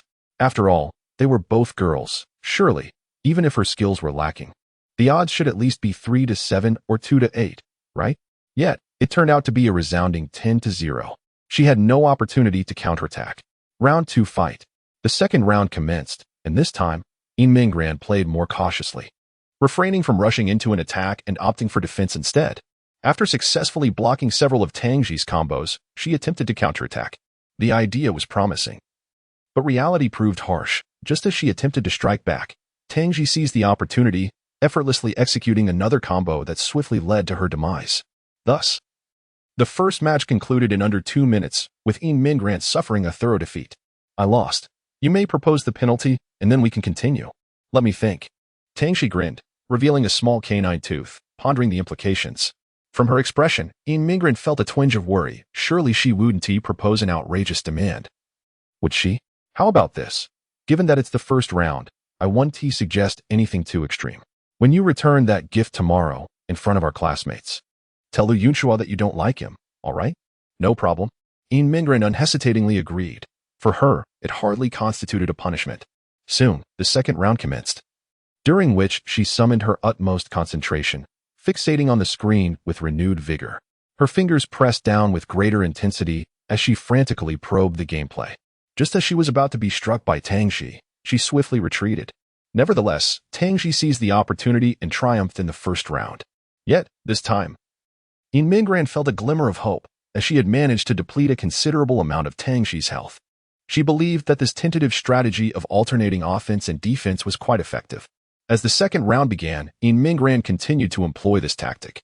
However, it became evident that her gaming experience paled in comparison to Tang Ji's, for it took merely 1 round for Tang Ji to decipher the counter to her approach. Unbeknownst to In Mingran, the game included long-range attacks. While she continued her bouncy exploratory maneuvers, Tang Ji adeptly maneuvered the controller, unleashing a series of shockwaves that caught her off guard. Without exception, she lost the second round as well. Alas, once more, you mentioned punishment, yet. Tang Ji, somewhat taken aback, inquired, you wish to continue? What exactly do you want me to do? You are truly giving it your all. Chapter 38. Are you playing me? I will tell you when I win, provided that I actually win. In Mingran felt a wave of uncertainty wash over her. She harbored a persistent fear that she might not secure even a single victory. All right, then the punishment shall be. When Zhou Heng returns, you. Tang Ji hesitated, pausing for a few seconds before speaking. At that time, you should give him a kiss. What? In Mingran's eyes widened in astonishment. her heart fluttering uncontrollably as she gazed at Tang Ji in disbelief. Initially suspecting that she was jesting, Tang Ji quickly added, but just a kiss on the back of his hand. Even if it is a joke, you cannot actually kiss his face or lips. He would genuinely be upset, and I would surely hear him reprimanding me. He would be angry? Indeed. If they are not in a romantic relationship, he despises such pranks, perceiving them as disrespectful to both parties. I see. Yin Mingran nodded, previously believing that if he were to be upset, it would be due to her actions. Upon learning the truth, she felt a sense of relief, understanding Zhou Heng's perspective. Such antics were indeed inappropriate without the foundation of a couple's relationship. However, despite this understanding, a flicker of disappointment surfaced within her. All right, I accept the challenge. Next round. Yin Mingran nodded eagerly, ready to commence the next game, feeling that all of this was worthwhile, serving as a prelude to her demands. As the first round began, Tang Ji appeared to let her guard down, believing that being overly serious might dampen Yin Mingran's enthusiasm for the game. After all, gaming should primarily be about enjoyment. Yet, Yin Mingran remained intensely focused and demonstrated rapid improvement. Her capacity for learning matched that of Tang Ji, whether it pertained to acquiring knowledge or mastering gaming techniques. Having gained considerable experience from their previous encounters, and with Tang Ji's relaxed demeanor allowing her to deplete a significant portion of health early on, suddenly, in a moment of desperation, Yin Mingran pressed the buttons haphazardly, inadvertently unleashing her character's ultimate move. Unbeknownst to Tang Ji, who was caught off guard, the ultimate attack struck true, instantly depleting her health bar. Yay! A radiant smile broke across Yin Mingran's face as she cheered joyfully. She could hardly comprehend how she had achieved victory. This was her first win against Tang Ji. Realizing the gravity of the situation, Tang Ji understood that if she lost the second round, it would mean her total defeat. Observing Yin Mingran's determination to endure multiple punishments yet still continue playing, an ominous premonition crept into her mind. This punishment could indeed be quite severe. Thus, in the second round, she steeled herself, refusing to let her guard down. Determined not to grant Yin Mingran a single opportunity to exploit. With an overwhelming display of prowess, she clinched victory in the second round. The third round would determine the ultimate champion. Yin Mingran felt her heart racing, her hands trembling with anticipation. This was the closest she had ever been to triumph. Missing this opportunity could mean never having another chance. As the round commenced, she initiated her attack. While her victory in the first round had been largely fortuitous, she understood that luck would not suffice this time. Her strategy was to secure a slight advantage and then stall for time. If, at the end of the match, her health points exceeded Tang Ji's, victory would be hers. In the thrilling exchange of blows, Yin Mingran gained a modest lead before swiftly retreating to defend and buy time. Tang Ji, realizing her intention, did not allow her to execute her plan effortlessly, opting instead for uncounterable offensive maneuvers. Yet, Yin Mingran remained composed, aware that Tang Ji was not easily subdued. Her primary objective was to minimize health loss, and when the time drew near, she would go all in. As the countdown echoed in her mind, 24, 23, 22, Yin Mingran prepared for the final moments. With about 10 seconds remaining, she ceased her defense and launched a rapid offensive, her fingers flying across the controls. Just then, the door swung open, and Zhou Heng entered, carrying groceries. "I'm back," he announced. In that fleeting moment, Tang Ji cast a glance at Zhou Heng, momentarily distracted, allowing Yin Mingran to seize the opportunity and land an additional blow. "Time's up. Yes, I won," Yin Mingran exclaimed, leaping in exhilaration. Her heart raced as she realized that the health bars of both players were nearly indistinguishable. Yet fortune had favored her with a narrow victory. Zhou Heng stood momentarily bewildered, unsure of the source of her elation. Is she really that passionate about gaming? I never noticed before. Is winning such a big deal? Oh no, I actually lost, Tang Ji lamented, reclining on the sofa with a resigned expression. Had she not deliberately eased up in the first round, she wouldn't have faced defeat. She felt it would be inconsiderate to win against Yin Mingran again, fearing it might upset her. However, she clearly underestimated Yin Mingran's resolve. Deep down, Yin Mingran had silently vowed that even if she continued to lose, she would never give up until she secured a win. All right, what will the punishment be? Tang Ji, noticing Yin Mingran's joy, felt her own spirits lift. This, she believed, was the essence of gaming, finding joy rather than fixating on winning or losing. Punishment? Zhou Heng, upon hearing this, set his groceries down and walked to the living room. At last, Yin Mingran could reveal her long-cherished scheme. Then you shall sign up for events in the sports meet. You can choose several. Ah. Tang Ji was momentarily taken aback, her mouth agape in disbelief as she gazed at Yin Mingran. She had been speculating about the nature of the punishment Yin would impose on her, yet she could hardly fathom that it would be this. To her, this truly felt like a genuine punishment. No. Wait. I don't understand. What are you all doing?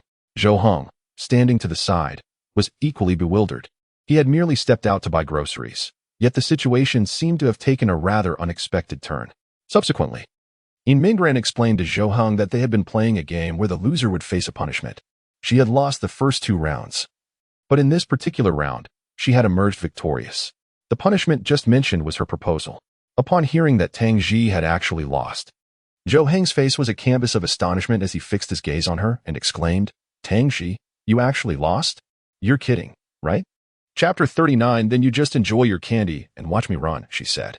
Huh? What does that have to do with you? Tang Ji turned to Zhou Heng. Her expression one of confusion mingled with a hint of displeasure. Zhou Heng appeared quite helpless, covering his forehead with his hand. He knew all too well the reason behind Yin Mingran's request. It stemmed from his own wager, wherein he had verbally committed that if Tang Ji signed up, he would too. Yin Mingran was particularly elated at this moment, gazing at Tang Ji with eager anticipation. "Are you willing to accept?" she inquired, aware that Tang Ji had not taken her previous 2 penalties seriously. Perhaps thinking it was all in jest, she had now thrown out this substantial bombshell, leaving Tang Ji utterly astonished. Tang Ji shot her a glance, clicked her tongue, and murmured, "Had I known you were playing for such high stakes, I should have proposed a more challenging penalty." She paused, then added, "Well, it's fine. You can refuse. After all, the penalty you mentioned is not nearly as severe as mine." Yin Mingran felt a twinge of embarrassment, realizing that what she had suggested was entirely less serious than what Tang Ji had agreed to. It felt as if she had taken a playful jest too seriously, which was indeed quite awkward. Though she hoped for Tang Ji's participation, she considered the matter from the perspective of their class.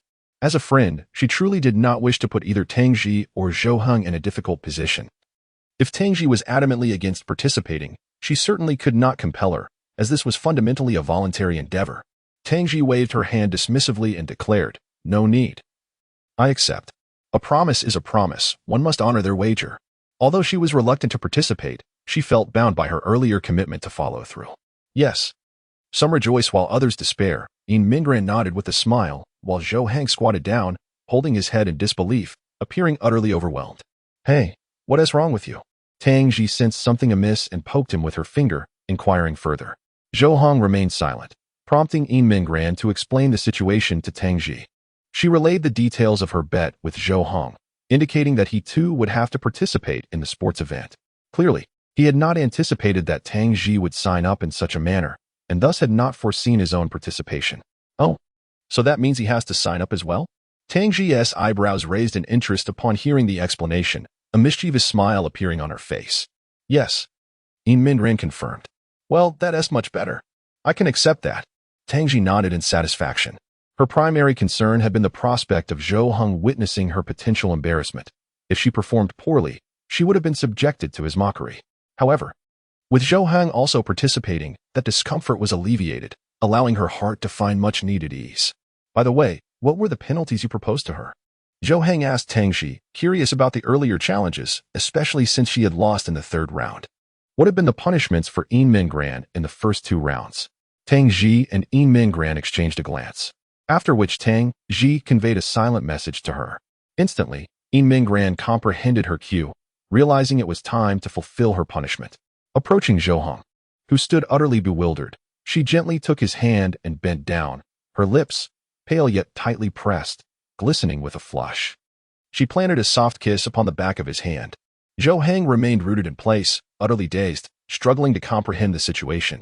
Was this some ancient rite? Or perhaps a peculiar greeting borrowed from foreign customs? As Yin Mingran raised her head, her cheeks slightly flushed, she spoke softly to Zhou Heng, "I'm sorry. This is my punishment." Zhou Heng paused for a moment, then glanced at Tang Ji, who shrugged with an innocent smile. Though her eyes were keenly observing his reactions, she understood what Zhou Heng could tolerate. This gesture would not incite his ire, yet she remained vigilant of his expressions. Despite their frequent banter, she knew Zhou Heng would not mind, but the thought of genuinely angering him filled her with trepidation. Having achieved her objective, Yin Mingran suggested, I'll go prepare dinner. You two enjoy yourselves." she promptly retreated to the kitchen, employing this tactic to force Zhou Heng and Tang Ji into a shared predicament, fearing potential retribution herself. Once in the kitchen, she began to reflect, chastising herself for being quite the despicable person. However, in the hearts of Zhou Heng and Tang Ji, there was no resentment towards Yin Mingran. After all, they had consented to the punishment and accepted the wager. If blame were to be assigned, it would solely be directed at their own hastiness, harboring no ill will towards Yin Mingran. Well, since we've agreed to her terms, and it is indeed the final sports meet of high school, a little fun wouldn't hurt, Zhou Heng mused, reclining on the sofa with his legs crossed, uttering a comforting thought to himself. Right. I should consider which events to sign up for. She didn't specify how many, so does that mean one event suffices? Zhou Heng and Tang Ji cast their eyes towards Yin Mingran in the kitchen, whispering amongst themselves. Although they had accepted participation, they had not committed to the number of events. If it were just one, that would be manageable for them. What do you plan to sign up for? Zhou Heng pondered aloud. Shot put, perhaps? Sprinting could work too, but long distance is best left to the athletes. Hearing Zhou Heng's words, Tang Ji nodded and replied quietly. You're right. With your muscular build, long-distance running would be quite a challenge. However, I can manage it. I'll sign up for the long-distance event. Zhou Heng slowly turned his head, his brows furrowing as he queried. What do you mean? Are you suggesting I can't handle long-distance running? I inform you that I, too, possess the ability to run. I regularly engage in aerobic exercises and frequently train my legs. My reluctance to partake in long-distance running is merely to afford those athletic students specializing in track and field an opportunity to showcase their skills. Do you understand? If I were to participate, they would scarcely have a chance. Zhou Heng adjusted his trousers, revealing his legs, where the muscles, when flexed, appeared as if they were sculpted, showcasing a remarkably defined form and exuding a sense of strength. Tang Ji feigned innocence and remarked, but do you not recall the time we ran a marathon, and you faltered halfway? That was due to my hypoglycemia, do you understand? It was not a matter of being unable to continue. Tang Ji then produced a lollipop, placing it in Zhou Heng's palm, and a meaningful smile graced her face. Oh, I see. Then this time, you shall enjoy your candy while I run. Chapter 40. What gives you the confidence to claim dual A's in strength and speed? Zhou Heng's eyes widened in disbelief, and then he raised his hand, pointing a lollipop at Tang Ji, declaring, I truly intend to sign up for the long-distance run. 1,500 meters. Is that acceptable? Just watch, if I don't secure first place, I will dismantle all the equipment in my account. Tang Ji snatched the lollipop, unwrapped it, and promptly shoved it into Zhou Heng's mouth. Brother, please don't overexert yourself. I'm not suggesting you can't do it, but the reality is evident. Your muscular build means greater energy expenditure. What makes you think you can achieve dual A's in strength and speed? You should stick to shot put and steer clear of long-distance running. You. Zhou Heng was momentarily at a loss for words, his frustration boiling over. However, he took a deep breath and, in a peculiar tone, replied, True. I can at least guarantee a victory in shot put, while your success in long-distance running is uncertain. If you lose, don't come crying to me. I have to answer to my aunt. Tang Ji's expression shifted, and she crossed her arms, reproaching him. Zhou Heng. You've only ever beaten me in basketball once during our childhood. What about now? Why do you keep challenging me? You know you can't win. I don't want to say it, but your stubbornness is relentless. Zhou Heng spread his hands, a smug expression on his face, reveling in his perceived triumph in their verbal exchange. Tang Ji immediately sprang up from the sofa, narrowed her eyes at Zhou Heng, and softly said, Fine. I'll sign up for 2 events and win 2 gold medals. Let us see how you maintain your pride then. Huh. Just kidding. I'll enter 3 events. For events. Besides the competitions, I'll even perform at the opening ceremony. So what? Do you think you're the only one who can perform? I've won more art awards since childhood than you have achievements in gaming. That's quite the boast. Yin Mingran was busy preparing dinner in the kitchen, oblivious to the tension brewing in the living room, as the sound of the exhaust fan drowned out their conversation. Once she finished cooking and brought the food out, she called to the 2, All right, come eat. When Yin Mingran looked towards the living room, she found Zhou Heng and Tang Ji standing face to face. Akin to adversaries in a standoff, their expressions serious, eyes sharp. Hey, what are you two? Yin Mingran thought they were arguing and hurried over, positioning herself between them, though she dared not get too close, fearing she wouldn't be able to mediate if they truly were at odds. Zhou Heng abruptly turned to Yin Mingran and stated, Yin Mingran, for the boys' events in the sports meet, report as many as you can, as long as there are no scheduling conflicts. Me too. Oh, And could you ask the school if I can compete in the boys section? I want to win against someone personally, to show him that being good at basketball doesn't equate to being an all-round athlete. What is going on with you two? Mingran, standing in the middle, was bewildered. What had transpired between them? She managed to secure the participation of both of them, which brought her a sense of satisfaction. In her mind, she calculated that if each of them registered for an event, they would at least bring home 2 gold medals, which would be more than adequate. However, during the time she spent preparing a meal, it seemed as though they had clashed. Oh, right. Hadn't the performance for the opening ceremony yet to be decided? I'll sign up for a martial arts performance. I'll join too, for a dance. At this moment, both of them were no longer content with merely competing in the sporting events. They had now set their sights on the opening ceremony performance. Mingran found herself in quite a predicament, as it was indeed her responsibility as the class leader to make these decisions. Yet, a class could only present one performance.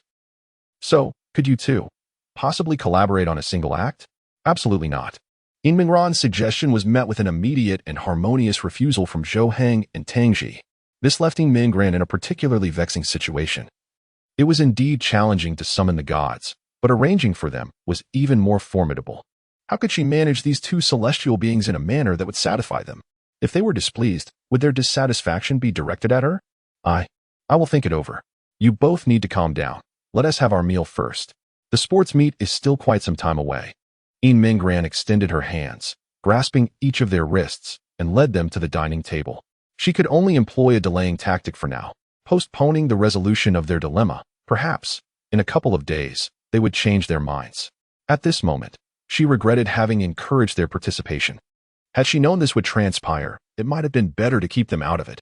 After pulling them in, they were now seemingly intent on dragging her down with them. Well then, the 2 nodded in agreement and sat at the table. Tang Ji picked up her chopsticks and turned to Zhou Heng, softly inquiring, "By the way, I've been craving that eggplant dish you make. When will you prepare it for me again?" "Next time. I forgot to buy the ingredients this time. Perhaps next weekend when I come to your house. I'll make it for you."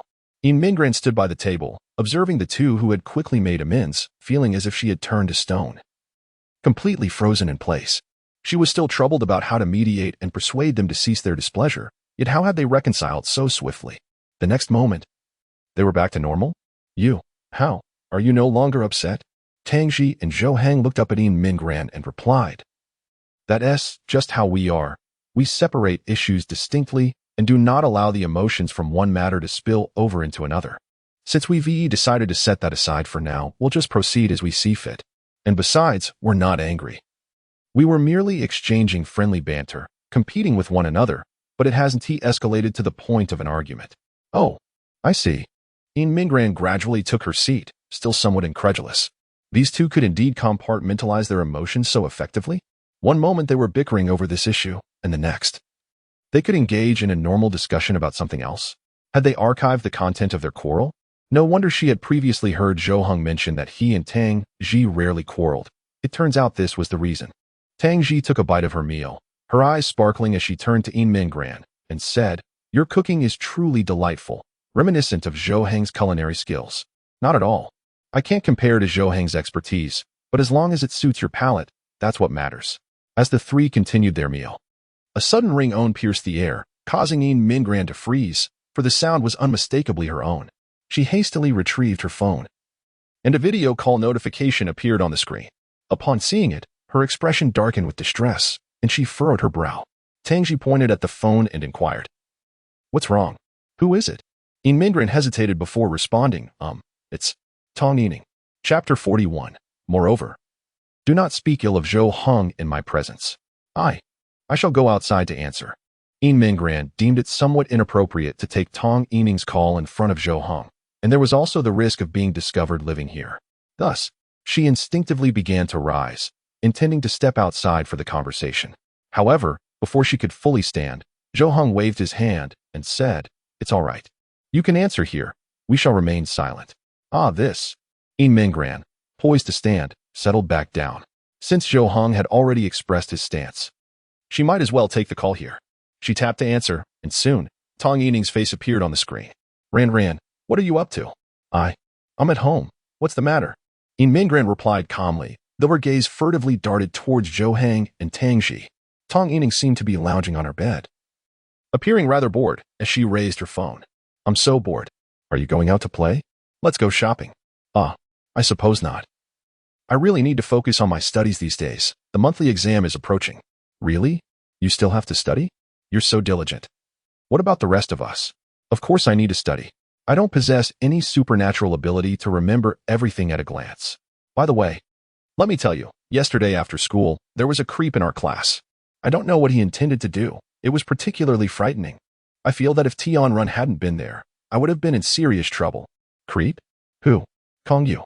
Upon hearing this name from Tong Yining, Zhou Heng, who was in the midst of eating, nearly choked on his rice. He couldn't quite fathom why, but he found it utterly amusing. What was that noise? Do you have a pig at home? Zhou Heng narrowed his eyes, his brows knitting together in confusion. Oh, that was me. I just burped. Mingren bit her lip, hastily offering an explanation. She certainly did not wish for Tong Yining to discover her companionship with Zhou Heng.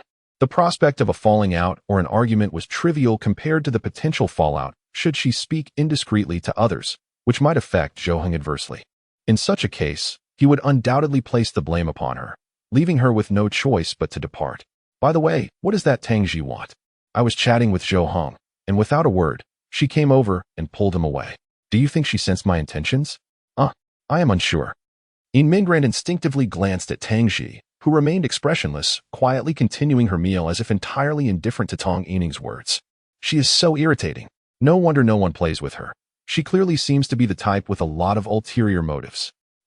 You are being too exaggerated. I think she's quite nice. Mingren swiftly turned away from the camera, her eyes wide with embarrassment as she glanced at Tang Ji. How thoughtless of Tong Yining to speak so indiscreetly, especially with Tang Ji right beside her. Tang Ji merely paused momentarily, her brow furrowing slightly, yet she maintained an impressive composure, seemingly unperturbed by the idle gossip of others. Mingren couldn't help but feel a sense of admiration. Tang Ji truly possessed an admirable poise and appeared indifferent to the whispers swirling around her. If it were she who had been spoken about and overheard, tears would likely follow within the blink of an eye. All right? Stop fooling around, Ran. Didn't you see how she played basketball? She was flaunting her arms and legs on purpose, teasingly captivating Zhou Heng and those boys. Enough about her. Tong. Speaking ill of others behind their backs is unsavory. Moreover, I do not share your sentiments regarding Tangji. Mingren interjected, raising her voice several notches. Her gaze darting nervously, a cold sweat trickling down her back as she caught a glimpse of the icy, piercing look in Tangji's eyes. She regretted answering the phone call in the room. Fine, let us not discuss her. What about Zhou Heng? What do you suppose he is up to? Is he toying with me? Tong, I advise you to stop pursuing Zhou Heng. You two are truly incompatible. Upon mentioning Zhou Heng, Mingren recalled his request for her assistance in persuading Tong Yining to cease her infatuation. She had vowed that as long as she was around, she would ensure Tong Yining would no longer cling to Zhou Heng. No way. I really want to be with him. You must help me think of a solution. Tong Yining began to roll around on the bed, playfully pouting at her phone screen where Mingren was. Mingren felt utterly helpless. Had she just consented to Zhou Heng during the 2 years he pursued her, would they now be facing such troubles? Did she have to wait until his patience ran out and his affections faded, only to seek reconciliation? Who could salvage that? And how could she come up with a solution? Currently, she was being financially supported by Zhou Heng. What could she possibly devise? Tong, you must stop bothering him. Consider others for a change. If it comes to that, perhaps you should get to know Kong Yu. He might be a decent person.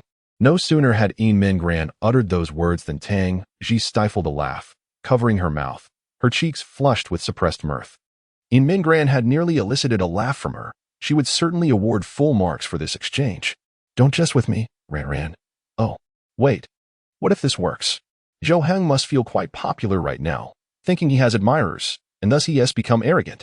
If I bring him down a peg, wouldn't that solve the issue? What? What do you mean? Mingren's brows furrowed slightly, an ominous premonition stirring within her. I could spread a few rumors to tarnish his reputation. That way, no one would pay him any mind. When he finds himself utterly helpless, I can show up. And I guarantee I will appear to him like an angel in that moment. It's a foolproof plan.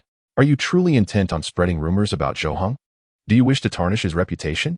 What possesses you to think this way? When did your heart become so tainted? Mingren's expression turned grave, a hint of anger flickering in her eyes. Tong Yining, uncertain of Mingren's stance, could not fathom the depths of her friend's betrayal. To Yin Mingran, Zhou Heng was unparalleled. He had saved her and bestowed upon her everything she cherished. To speak of treating her savior with such despicable and shameless methods, merely to pursue a relationship with him, was utterly unacceptable. What does it matter? After all, it's just between us. No one else is aware. To be honest, you are the only one I can trust right now. I can't even rely on Tianran. Besides, this plan is foolproof. Zhou Heng may be physically robust, but he possesses a simplicity of mind. He will surely remain oblivious to my scheme. Tong Yining, I have truly misjudged you. If you dare to proceed with such a plan, let us sever our friendship. Furthermore, do not speak ill of Zhou Heng in my presence. Chapter 42. If you don't mind, you may play with me in the future. With a furious shout, Yin Mingran abruptly ended the call. She could no longer tolerate Tong Yining's behavior. While Tong Yining managed friendships adequately, her lack of integrity was utterly shameless. Were she to treat others in such a manner? Yin Mingran would merely disdain and admonish her. However, her treatment of Zhou Heng was entirely unacceptable. Yin Mingran could not endure it, even contemplating severing ties forever. After hanging up, Yin Mingran glanced awkwardly at Zhou Heng and Tang Ji. It was clear that they had been incensed by the insults and derogatory remarks Tong Yining had hurled during the call, which they had overheard distinctly. She was still supposed to be their friend. Surely they wouldn't vent their anger at her, would they? To her surprise, both Zhou Heng and Tang Ji appeared remarkably composed, quietly enjoying their meal, chewing, their expressions unchanged. It seemed only she had erupted in anger, panting heavily in exasperation. At that moment, Zhou Heng set down his bowl and headed to the kitchen. Upon returning, he presented her with a cup of warm water, gently placing it in front of her. Drink some water to calm down. It's not worth getting upset over someone like her. Ah, all right. Yin Mingran cradled the cup in her hands and took a delicate sip. To her astonishment, her inner fury dissipated by half. Simply because she had heard Zhou Heng's soft, soothing words. She had initially intended to comfort him, urging him not to be upset, yet somehow he had turned the tables and comforted her instead. And what of Tang Ji? Tong Yining had also insulted her quite harshly. Yin Mingran shifted her gaze toward Tang Ji, attempting to explain and dissuade her from feeling anger. Tang Ji met her eyes, seemingly reading her thoughts. Gently, she patted Yin Mingran's shoulder and reassured her, "You simply chose your friends poorly. It has nothing to do with you. Don't carry the burden." "Ah, okay. I understand." Yin Mingran nodded, taken aback by the composed demeanor of Zhou Heng and Tang Ji. They weren't angry at all.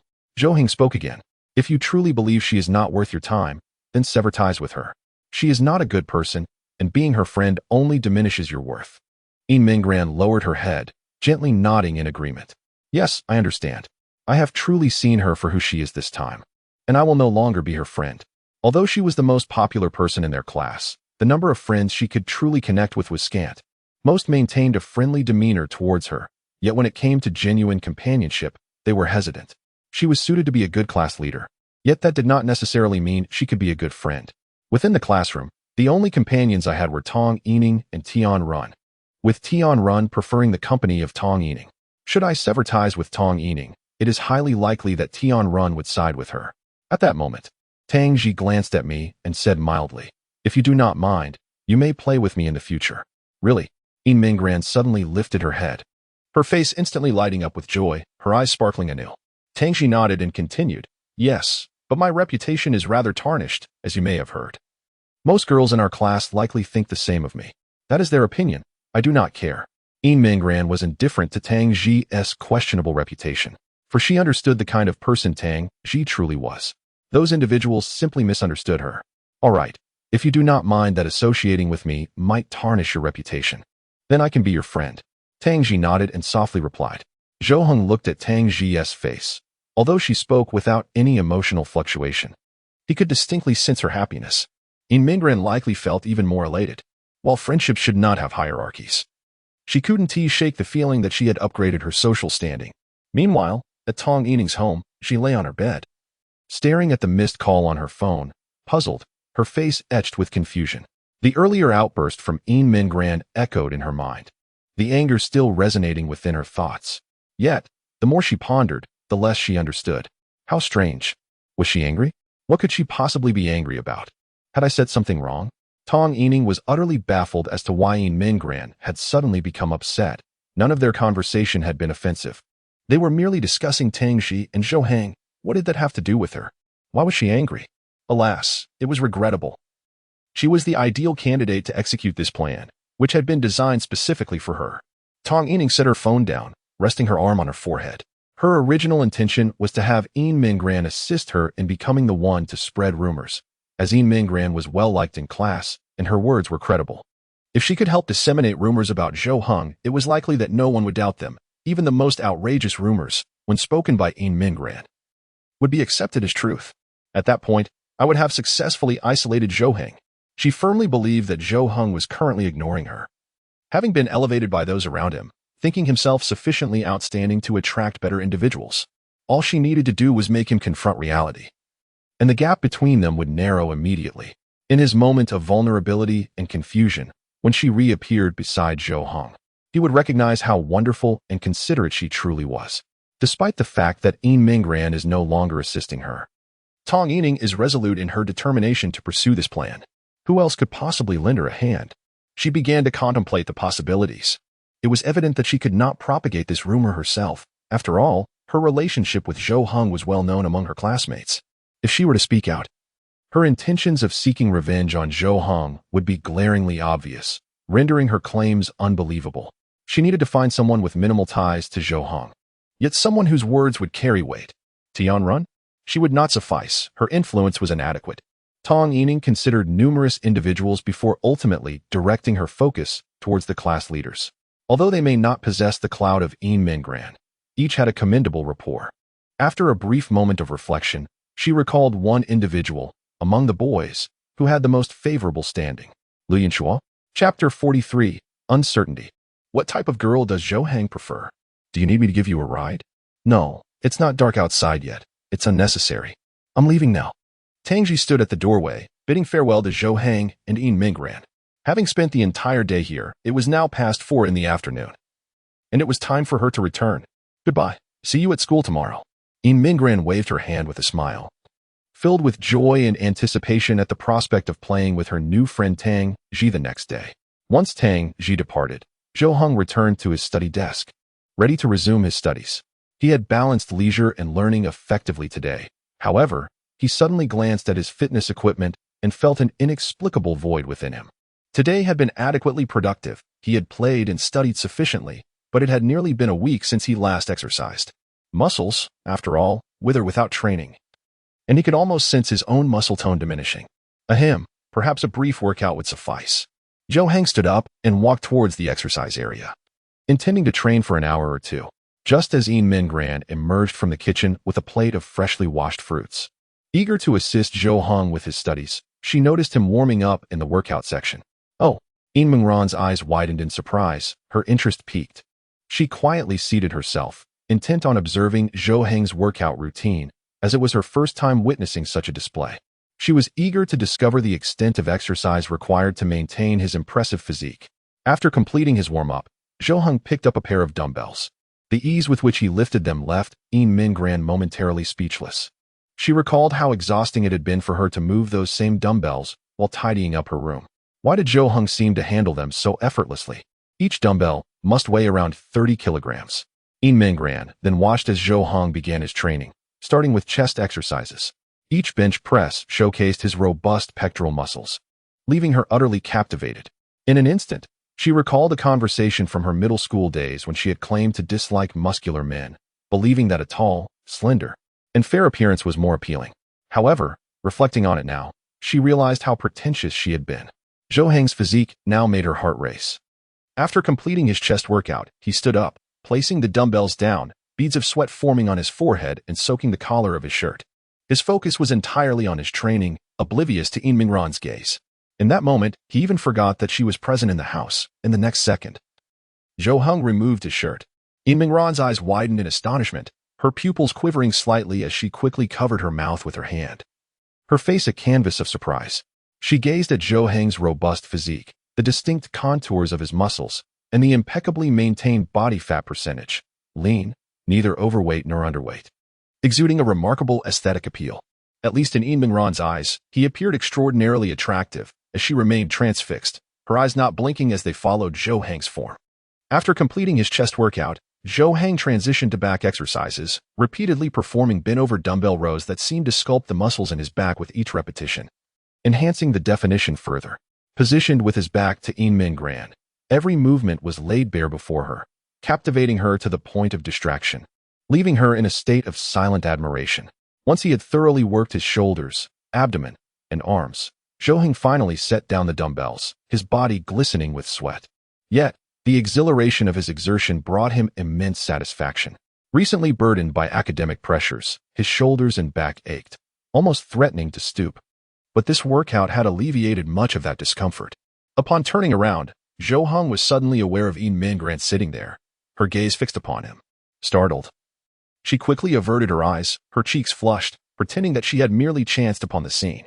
After a brief respite, Zhou Heng headed for the shower to wash away the sweat, while Yinming took the opportunity to tidy up the area where he had been exercising, returning the equipment to its rightful place. She noted the sweat left behind, feeling a deep admiration for Zhou Heng, who, despite the immense academic pressure, managed to carve out time for rigorous physical training. His physique was a testament to his dedication.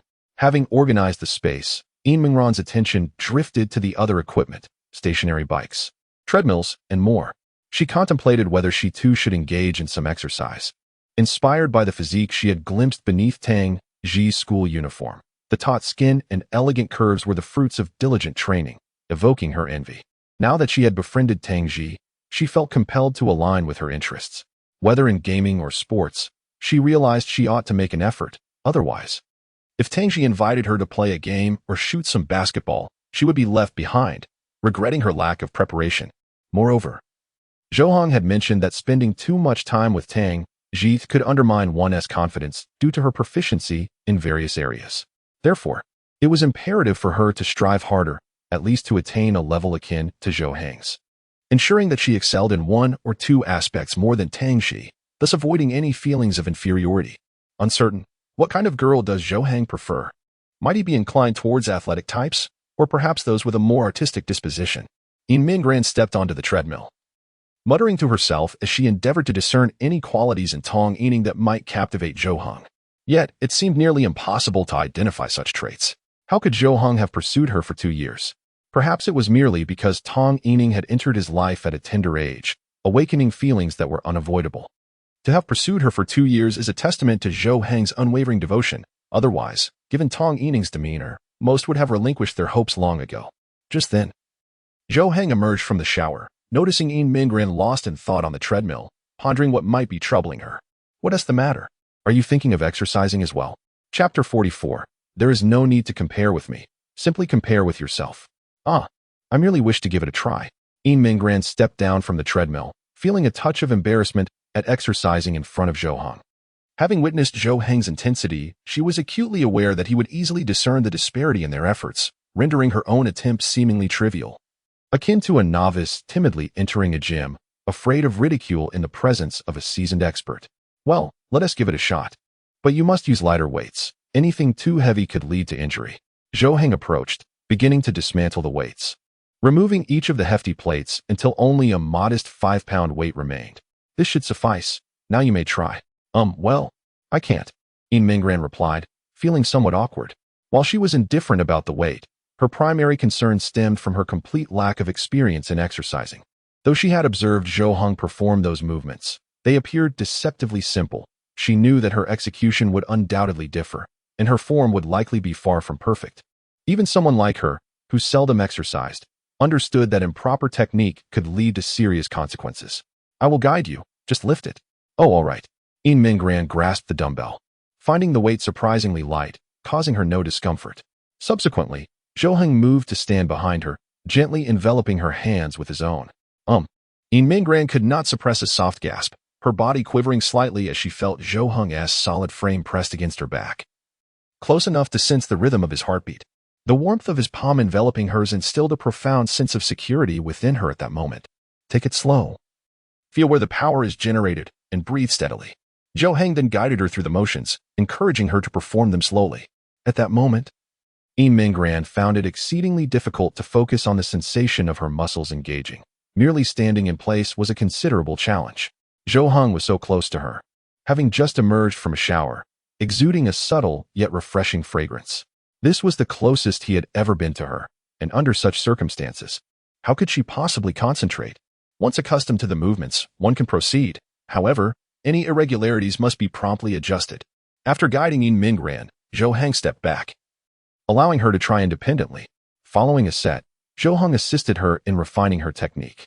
After completing 2 sets, Yin Mingran set the dumbbells down, feeling a distinct soreness in her arms, unable to lift them any longer.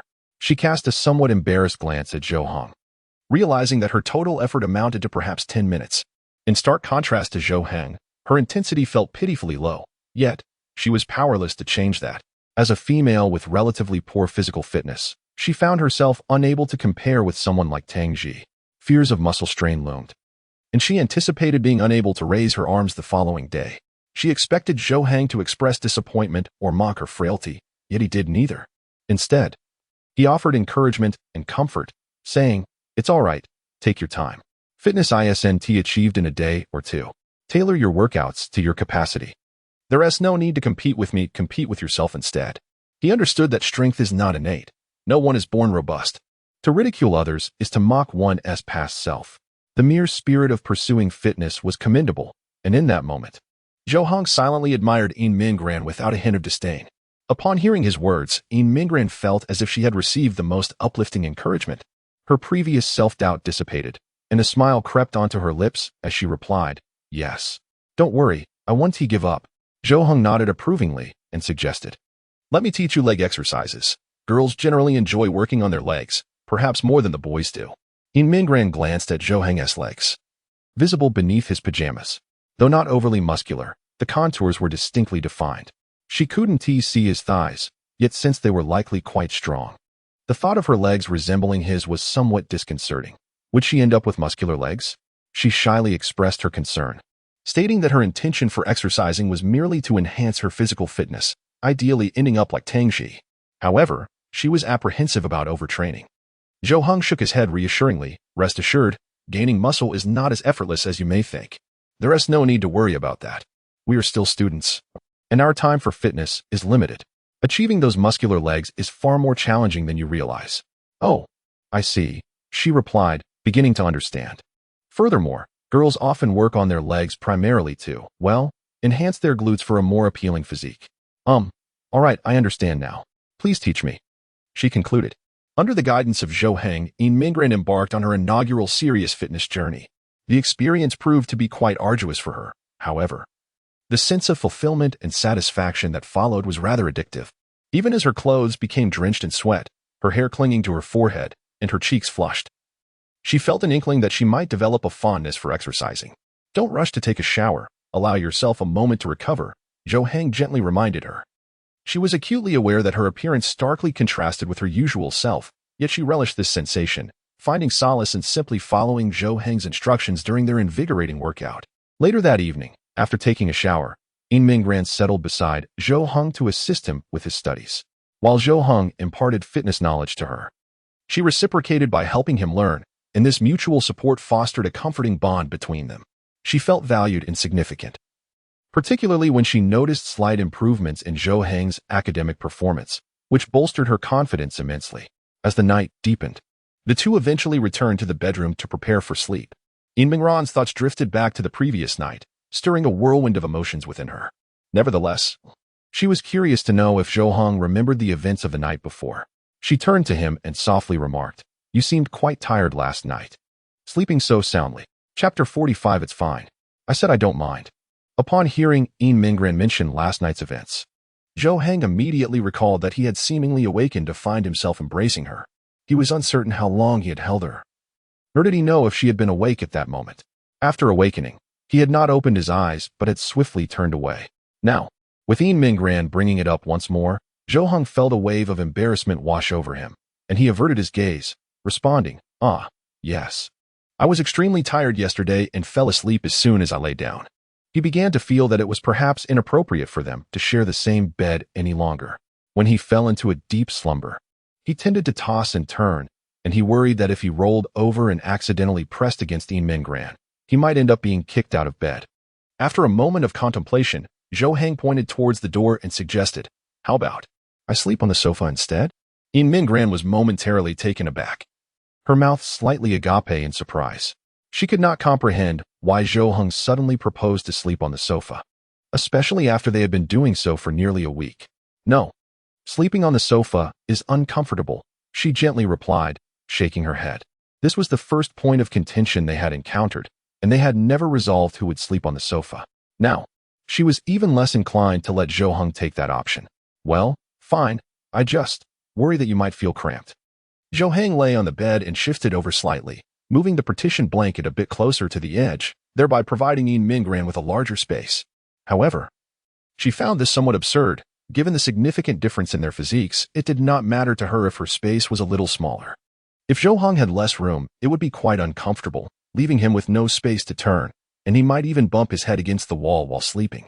Consequently, Yin Mingran adjusted the blanket back, reducing her space slightly to afford Zhou Heng a more spacious area.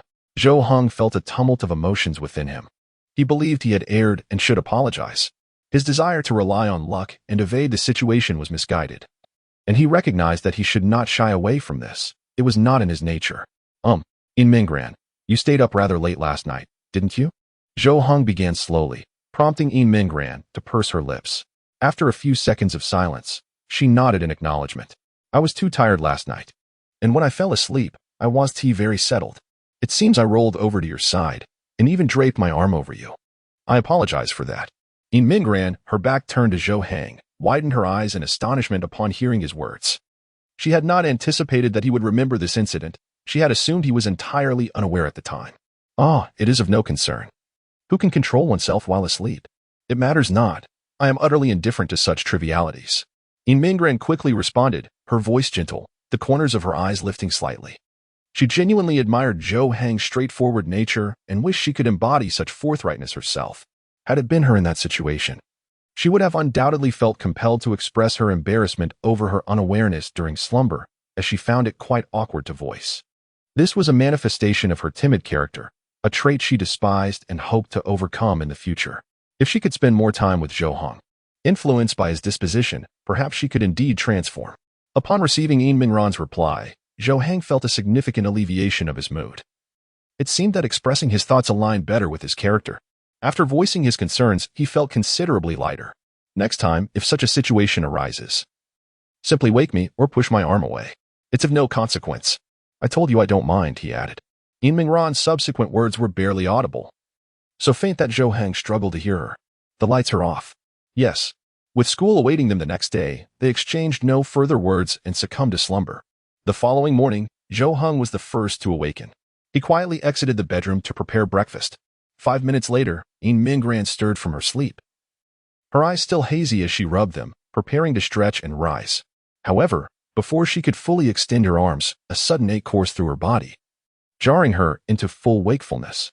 She inhaled sharply, her brow furrowing as she hesitated to stretch her arms or exert pressure on her legs. Despite anticipating some soreness after an evening of exercise, she had not expected her condition to be this severe. Rising from bed felt like a daunting task. Clearly, it had been far too long since she had last engaged in physical activity, and yesterday's exertion paled in comparison to Zhou Heng's intensity, leaving her feeling utterly out of shape. With determination, she managed to sit up and rise from the bed, gritting her teeth against the pain. She folded the blanket and made her way out of the room. Zhou Heng, busy preparing breakfast, noticed Yin Mingran emerging, and as he attempted to greet her, he quickly discerned the struggle in her gait. He recalled his own early days of exercising, when even dressing and using the restroom had posed challenges, let alone navigating stairs. Are you all right? He asked. Just a little, Yin Mingran replied, a hint of bitterness evident in her expression, forcing a wry smile. She could only lean against the wall to walk slowly. Any attempt to move faster would send sharp pains through her muscles. It's common to feel this way at first. Your muscles are merely adjusting to the intensity of your exercise. If you persist, it will become easier. Zhou Heng harbored a tinge of concern that Yin Mingran might forsake her fitness regimen. Although her commitment to fitness bore no direct consequence on him, he sincerely hoped they could share a common interest. While he could endure the solitude of working out alone, the prospect of companionship rendered the experience far more delightful. I will, Yin Mingran assured him.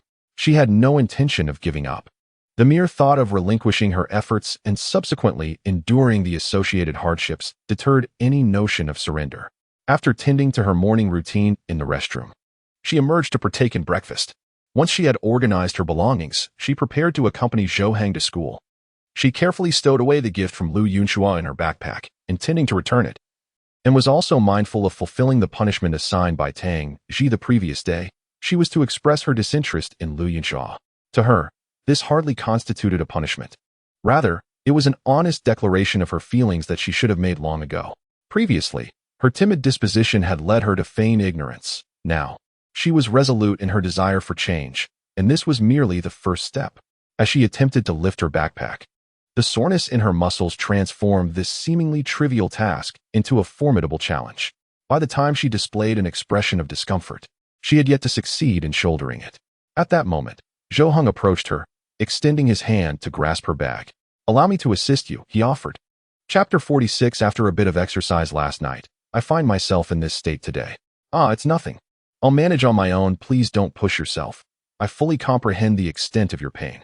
Zhou Heng, carrying Yin Minggran's bag, strode out the door without allowing her any rebuttal. Yin Minggran wished to voice her thoughts, but upon seeing Zhou Heng had already departed, she retracted her outstretched hand.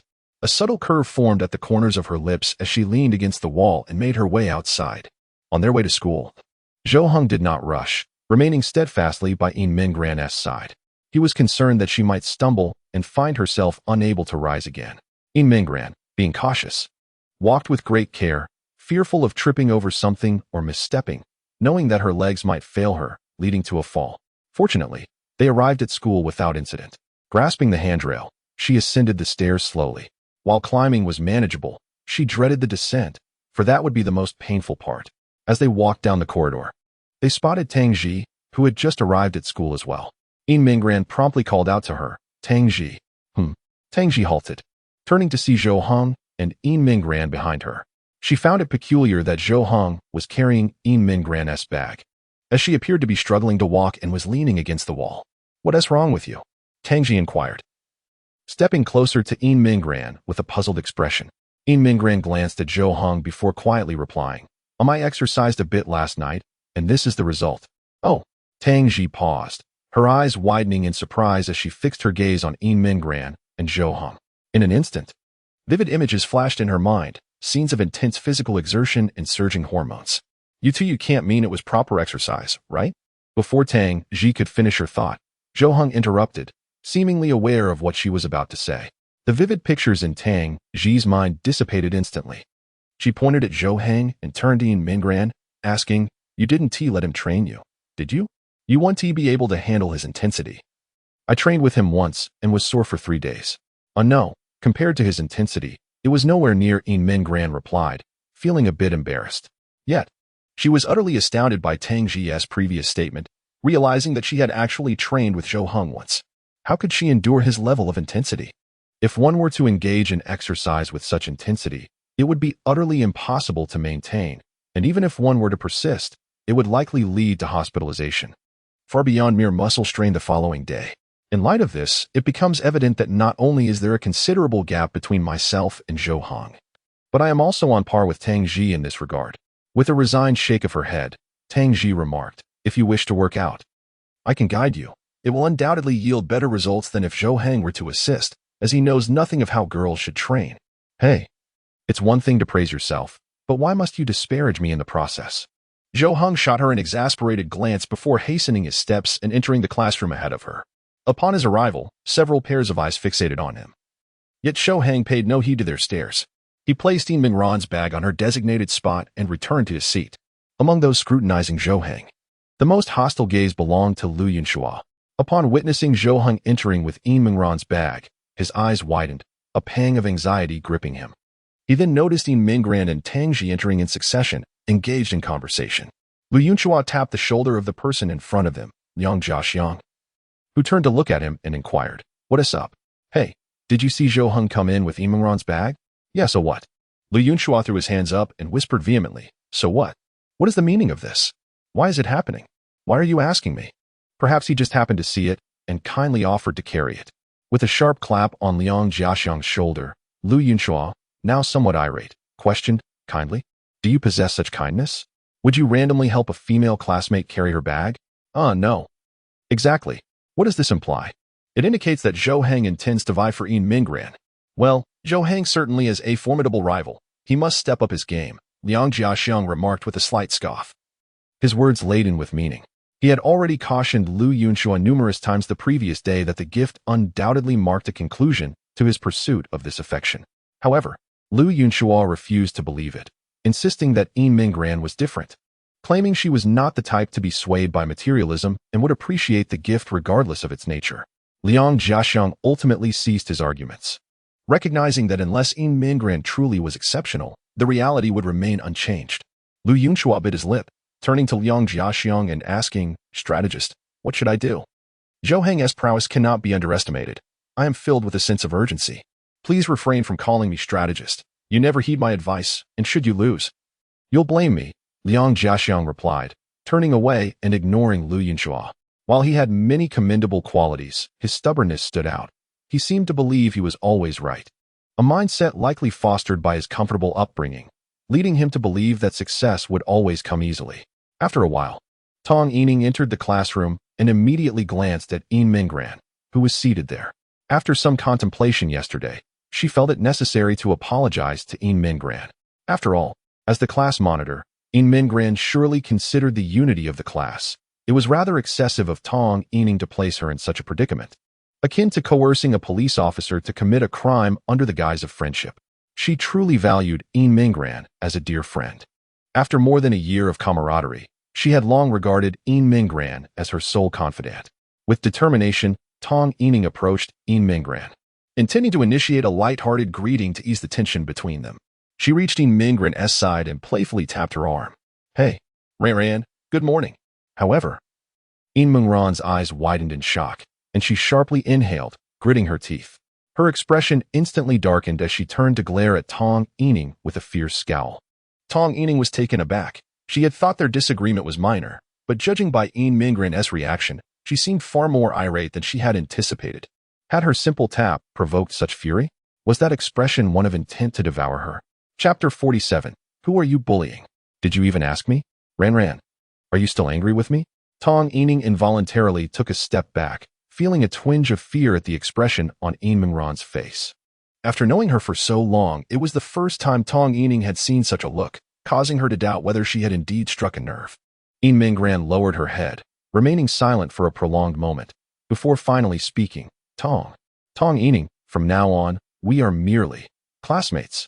Tong Yining was taken aback, her mouth agape in disbelief. She never anticipated the severity of the situation. Did Yin Mingran, as the class monitor, truly place such importance on class unity? She had merely spoken a few unkind words about Tangxi and made a couple of remarks about Zhou Heng. And now Yin Mingran wished to sever their ties? Surely it could not be that drastic. She had only voiced her thoughts. She had not taken any real action. Was she not even afforded the opportunity to acknowledge her mistakes? Wait, Ran, I know I said something wrong yesterday. I swear I won't say such things again, and I won't do anything either. Please don't be like this. Aren't we good friends? Tong Yining's tone softened, genuinely reluctant to lose Yin Mingran as a friend. Their previous bond had been so strong, sharing everything with one another. But why did it feel as though everything had changed since Yin Mingran had returned to school after her absence? Their relationship had soured, creating an ever-widening chasm. And now it seemed she even wished to end their friendship altogether. Such thoughts had never crossed her mind. Upon hearing Tong Yining's words, Yin Mingran sensed her conciliatory attitude. For a fleeting moment, her heart softened.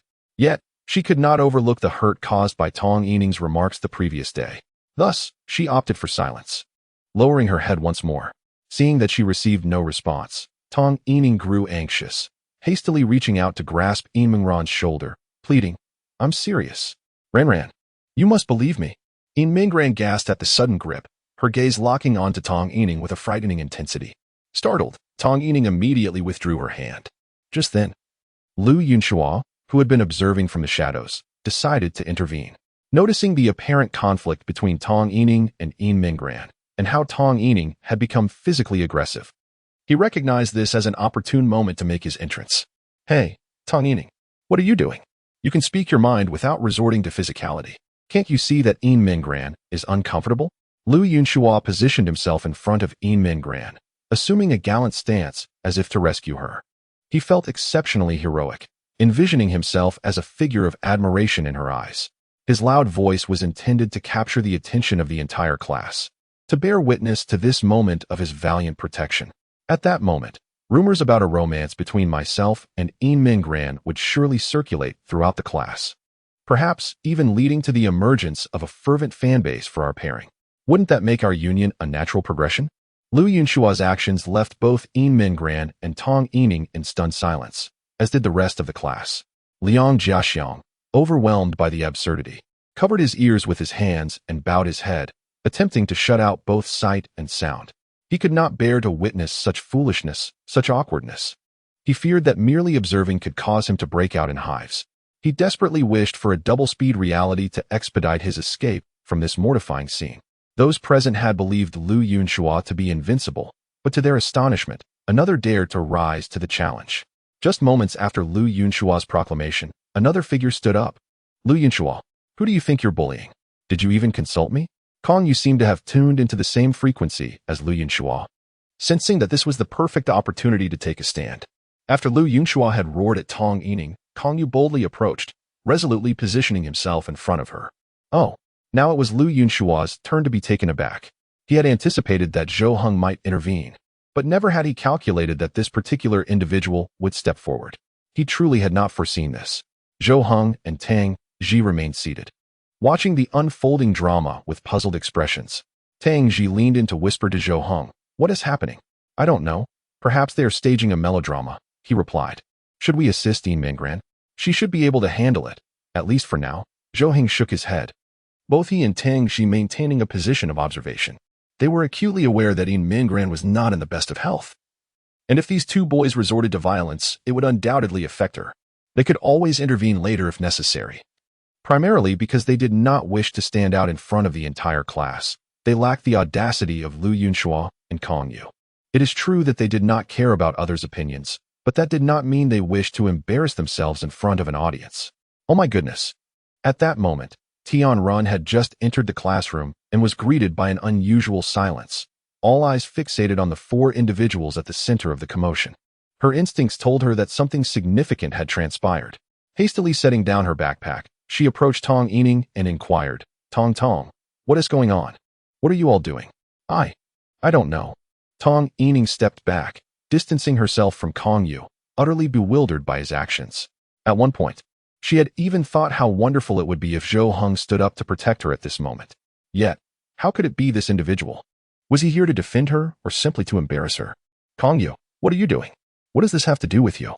Lu Yunhua furrowed his brow, crossed his arms, and took a step forward. Being slightly taller than Kong Yu, he now looked down upon him with an air of disdain. However, Kong Yu was not to be outdone. He stepped forward, puffed out his chest, and retorted, "What does that have to do with you?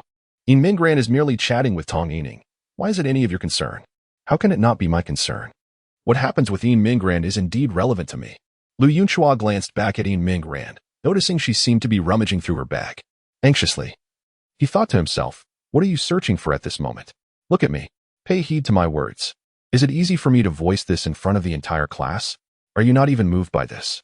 Bah, you must be imagining things. You've harbored feelings for the class monitor for so long. Has she ever acknowledged you? You continue to cling to this notion, yet it is utterly irrelevant to you. Do you not understand? Kong Yu, I see you are determined to stir up trouble, aren't you?" Infuriated, Lu Yunhua seized Kong Yu by the collar. His eyes blazing with fury, his face pale with rage, and his breath growing heavy. It was the first time he had encountered someone daring enough to insult him, and it was from someone he looked down upon, making it even more intolerable. "Come on, do you wish to fight? Go ahead and try." Kong Yu maintained an air of indifference, seemingly unfazed by Lu Yunhua's aggression. Yet internally, his hands trembled slightly. Although Lu Yunhua was stronger and taller, he had already stepped forward, especially in front of Tong Yining. Even if he felt fear, retreat was not an option. Zhou Heng's gaze sharpened as he was about to rise and intervene when suddenly, Yin Mingran's voice broke through the heated exchange. Upon hearing her call his name, Lu Yunhua immediately released Kong Yu, turning to face her with a smile. "What's wrong? Please, go ahead." However, as he caught sight of the item in Yin Mingran's hand, his smile froze in place. It appeared to be the gift he had given her the previous day. Chapter 48. When you see her in distress, refrain from disturbing her. In Mingran, gritting her teeth against the pain, gradually rose to her feet. She then extended the gift in her hand towards Lu Yunxua. Under the watchful gaze of the entire class, In Mingran, with a frosty expression, slowly spoke in a voice neither too loud nor too soft. Lu Yunxua, this is the gift you gave me yesterday. I am returning it to you now. Furthermore, please refrain from presenting me with any gifts in the future, as I do not harbor feelings for you. A hushed gasp swept through the room. The majority of the students wide-eyed and mouths agape, utterly astonished by such an unexpected spectacle so early in the day. Nearly the entire class was aware of Lu Yunxua's affections for In Mingran, and most had already intertwined their fates, believing they were destined to be together eventually. Thus, when In Mingran uttered those words, they could scarcely believe their ears, as if their worldviews had been shattered. After speaking, In Mingran instinctively glanced in the direction of Zhou Heng and Tangji. Tangji secretly gave her a thumbs up, her expression one of admiration. At that moment, Lu Yunxua appeared as if his heart had ceased to beat, standing frozen in place, eyes unblinking, mouth agape, limbs rigid. His complexion turned ashen. The expression on his face seemingly conveying to others, I am undone. Tong Yining and Tian Run shared a look of astonishment.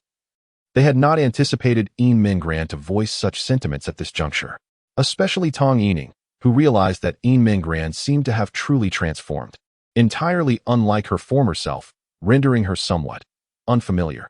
The loudest laughter erupted from Kong Yu, who was shaking with mirth, gasping for breath, clutching his belly and pounding on the table. Just moments ago, Lu Yunxua had been boasting to him, taking on the role of In Mingran's steadfast protector, only to be blindsided the very next moment. The most pivotal aspect was that had In Mingran spoken privately to Lu Yunxua, it might have been more palatable. However, she proclaimed her sentiments before the entire class. Now, the whole class was aware, and Lu Yunxua's reputation lay in tatters. Tang Ji nudged Zhou Heng with her elbow and whispered, this is my punishment for In Mingran. It's a bit unfair to her, placing her in the role of a bridge burner. If Lu Yunxua becomes agitated and attempts to confront her, you must assist her. Understood. Zhou Heng nodded in agreement, affirming his commitment. Even if Tang Ji had not spoken, he would have acted similarly, for if Lu Yunxua were to become desperate, In Mingran could find herself in peril. Liang Jiaxiang could no longer remain seated. He stood up and stepped forward, grasping Lu Yunxua's arm to pull him back. Although he had not anticipated In Mingran's actions, ultimately, Lu Yunxua's predicament was of his own making. Following her home yesterday had been a misstep. He had failed to heed the warning then, and now, with these events unfolding, there was little that could be done.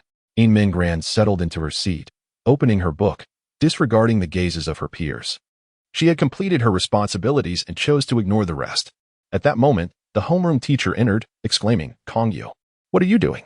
Why are you laughing so heartily? Do you realize it's self-study time? Step outside and stand there. The laughter of Kong Yu abruptly faded, and in that instant, he grasped the meaning of joy turning to sorrow. Noticing that several students were gathered around In Mingran, whose expression appeared rather grim, the teacher furrowed his brow and addressed the class from the podium. Let me make this clear. No one is permitted to bully In Mingran. If you see her in a bad mood, refrain from bothering her. Anyone who dares to mistreat her will face my wrath. Do you understand? The class chorused in unison. We understand. They silently marveled at the evident bond between In Mingran and the teacher, recognizing the blatant favoritism. Who else enjoys such preferential treatment? It was truly enviable. In Mingran felt a deep sense of gratitude towards her homeroom teacher, aware of her current predicament and thus receiving special consideration. The teacher's words served as a warning to others, advising them not to disturb her during her moments of melancholy. As the class monitor, she felt compelled to fulfill her duties, even if only to repay the teacher's kindness, ensuring that their class maintained its top position in the grade. All right, everyone. Return to your seats and prepare for class. Maintain silence. During the lesson, many students' thoughts wandered away from the lecture. Tong Yining occasionally stole glances at In Mingran, her mind filled with questions and concerns, particularly about the state of their relationship. Meanwhile, Lu Yunxua sat in a daze, staring blankly at his desk. His mind a complete void, absorbing nothing from the lesson. Kong Yu remained outside, punished to stand, listening to the class through the door. After class, In Mingran felt the urgent need to visit the restroom, but her body was uncooperative. The effort required to rise from her seat felt insurmountable. It was as if she needed a cane to assist her. She attempted to stand several times, only to fail each time, her arms too weak, her legs even weaker. Just then, Tong Yining approached once more, standing before her. Ran, can we talk? I believe there is a misunderstanding between us. At that moment, Mingran's inner turmoil reached a breaking point.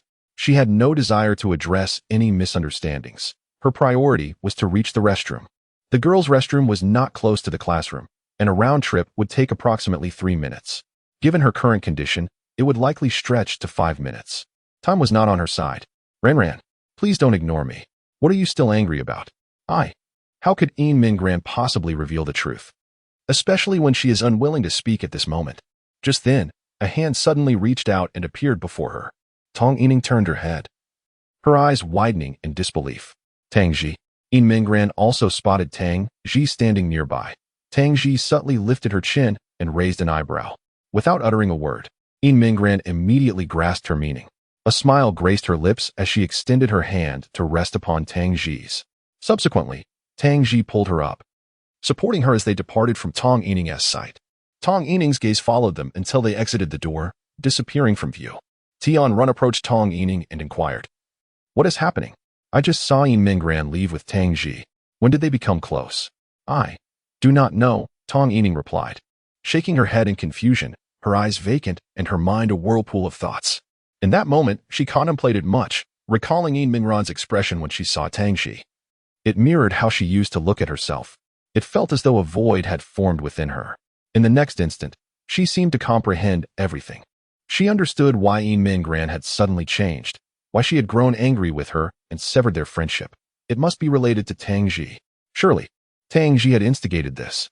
In her heart, Tong Yining believed that Mingran would not harbor any significant grievances against her, as they had been friends for 2 years, rarely quarreling. Mingran was a kind and gentle soul. Even when Tong Yining erred, she never held it against her. However, now, everything had shifted, and the most suspicious factor was the presence of Tang Ji beside Mingran. Thus, Tang Ji must be the perpetrator behind this upheaval. Having reached this conclusion, Tong Yining clenched her fists, her expression frigid, her eyes piercing like daggers. "Tang Ji, have you not only taken Zhou Heng from me, but now you seek to claim Ran as well? This is truly intolerable." Chapter 49. So, she is indeed wicked, utterly malevolent.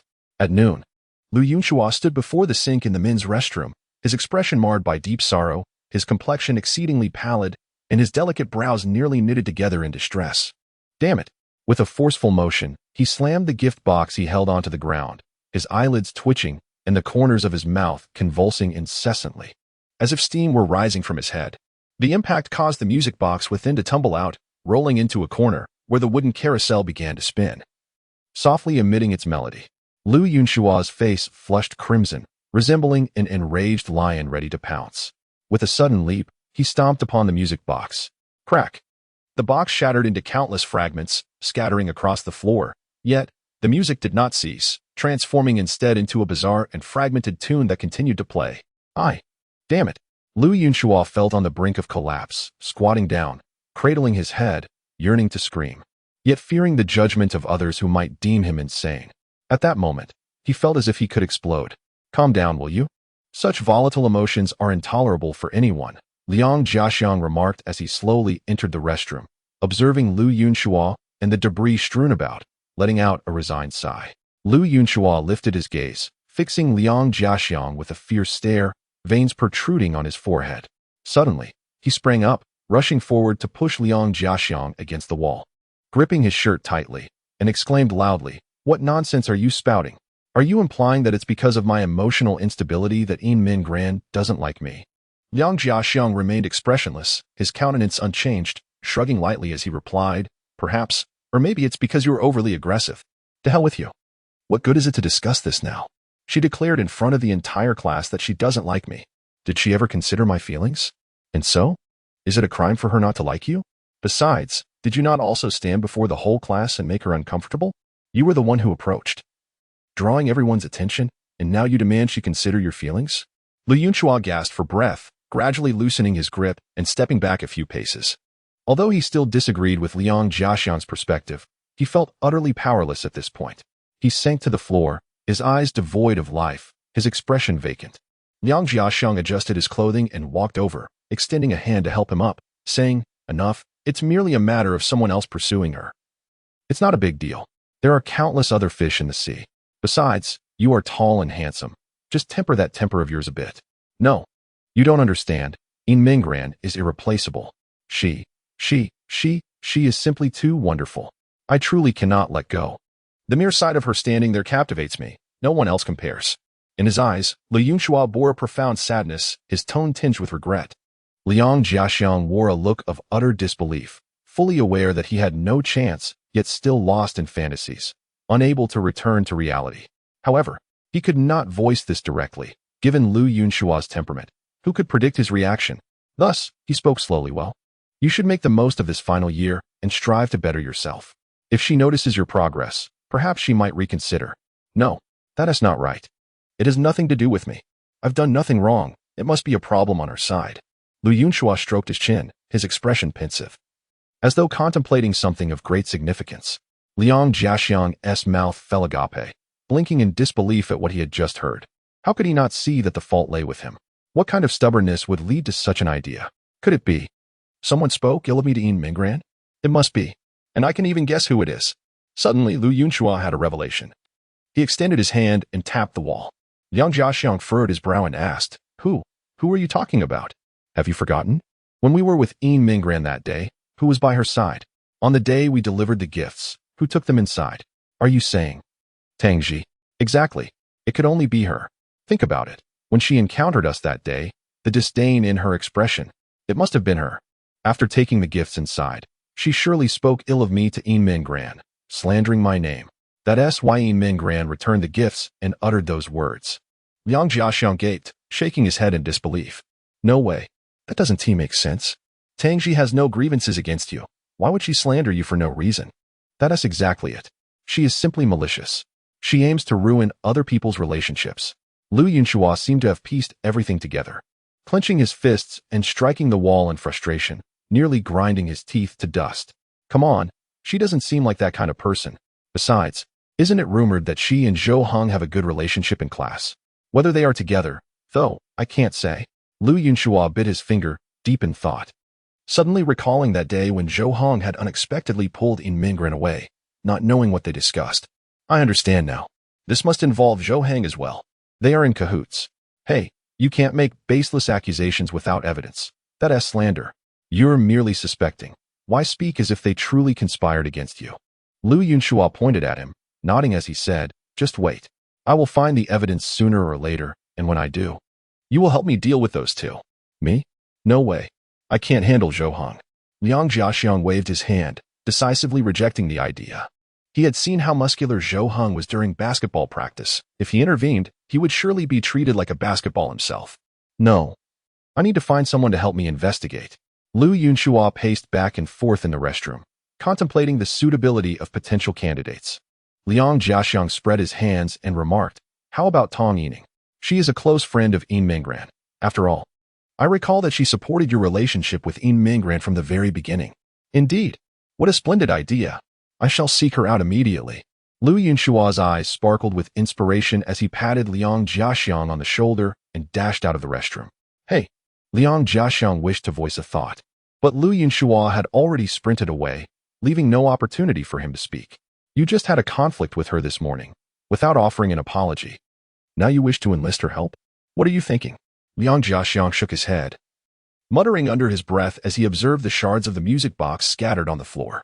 He approached and collected the remnants, disposing of them in the trash bin, thus tidying up the mess left by Lu Yunhua. After washing his hands, Liang Jiaxiang exited the restroom, sighing softly. That fool is bound to face consequences sooner or later. Chapter 50. You continue to recklessly speculate about my thoughts, and it displeases me. Hello. I have arrived. During mealtime, In Minggran, holding her lunchbox, approached Zhou Heng and Tangji, taking a seat at Tangji's front desk, sharing the same table. She no longer cared about how others perceived her. Since Tangji had invited her to play together in the future, In Minggran felt quite at ease seeking out Tangji, and it also allowed her to be closer to Zhou Heng. Zhou Heng had never explicitly stated that she could play with him at school, so In Minggran, fearing she might burden him or cause trouble, refrained from openly conversing with him. Otherwise, with her current carefree disposition, They would have been interacting as if they were at home long ago. Noticing Yin Mingran sitting in front of her to share a meal, Tang Ji quietly remarked, "You really dare to engage with me? I warned you beforehand. My reputation is rather tarnished, and there are still some who may hold a grudge against me. If that affects you, don't blame me."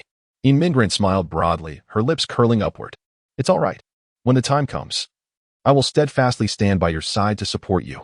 Tang Ji was momentarily taken aback, then lowered her head in silence. Yin Mingran was puzzled, wondering if she had misspoken. Zhou Heng gazed at Tang Ji with an impassive expression, seemingly able to discern her thoughts. After a moment, he exhaled softly and spoke in a gentle tone. "Well then, at least Aunt can rest easy now." Tang Ji lifted her head to look at Zhou Heng, pouting, "Brother, if you continue to recklessly speculate about my thoughts, I will be quite displeased. Is speculation even necessary? You're calling me brother now. Isn't your mood quite obvious?" Yin Mingran listened to their conversation, feeling as if she were enveloped in a fog, utterly unable to comprehend their exchange. Yet, she recognized that this must be their unique rapport. She wondered when she might share such an understanding with the two of them. The trio enjoyed their meal and conversation, attracting numerous curious glances. However, most were merely spectators. Only one pair of eyes remained fixated on them, harboring resentment, anger, and unwillingness. This individual was Tong Yining, who regarded Tang Ji with an intense animosity, as if she bore a deep-seated grudge against her, wishing to slay her with a mere glance. In her mind, she had already concluded that Tang Ji was the one who had disrupted her friendship with Yin Mingran. Although she could not fathom the reasoning behind Tang Ji's actions, she was firmly convinced that Tang Ji was certainly no good person. "Enough, Tong, stop staring. They're ignoring you, so why not ignore them too? After all, you still have me to keep you company." Tian Run gently reached out, guiding Tong Yining's face to turn towards her, urging her to focus on her. Regarding Yin Mingran's abandonment, Tian Run felt little reaction. Her relationship with Yin Mingran had merely been that of ordinary friends, devoid of deep emotional ties. It was solely due to Tong Yining that they engaged in activities together. Now that Yin Mingran no longer played with her, Tian Run felt indifferent. Tong Yining shook her head, exclaiming, "No, Ran has merely been misled. I must save her. Tang Ji certainly harbors some sinister plot that will endanger Ran. Is that true? The class leader, being so intelligent, could be misled? Could it be that she has some incriminating evidence held against her?" "Precisely. You are correct. Ran must have been ensnared by Tang Ji, who is using this to threaten her." In her mind, Tong Yining envisioned the scene of Tang Ji threatening Yin Mingran. Although she remained unaware of Tang Ji's true motives, she instinctively felt that Tang Ji was the kind of person capable of such actions. Tong Yining. At that moment, she heard a faint call, a voice subdued yet discernible. She looked up to find Lu Yunxua standing at the classroom door, beckoning her. Upon seeing Lu Yunxua, Tong Yining's brow furrowed. She recalled the events of the morning when Lu Yunxua had confronted her on behalf of Yin Mingran without a hint of courtesy. To this day, she had yet to receive an apology. She had no intentions of harming Yin Mingran, yet Lu Yunxua had acted as if standing on a moral high ground, indiscriminately condemning her, which left her feeling particularly uncomfortable. "Hey, come out for a moment. I need to talk to you." Seemingly oblivious to Tong Yining's displeasure, Lu Yunxua continued to gesture for her to come over, refraining from entering the classroom for fear of being seen by Yin Mingran and Tang Ji. Tong Yining sighed in resignation, pondering that perhaps Lu Yunxua sought to apologize. Thus, she stood up and slowly exited the classroom, her expression remaining cold and unyielding until Lu Yunxua offered his apology.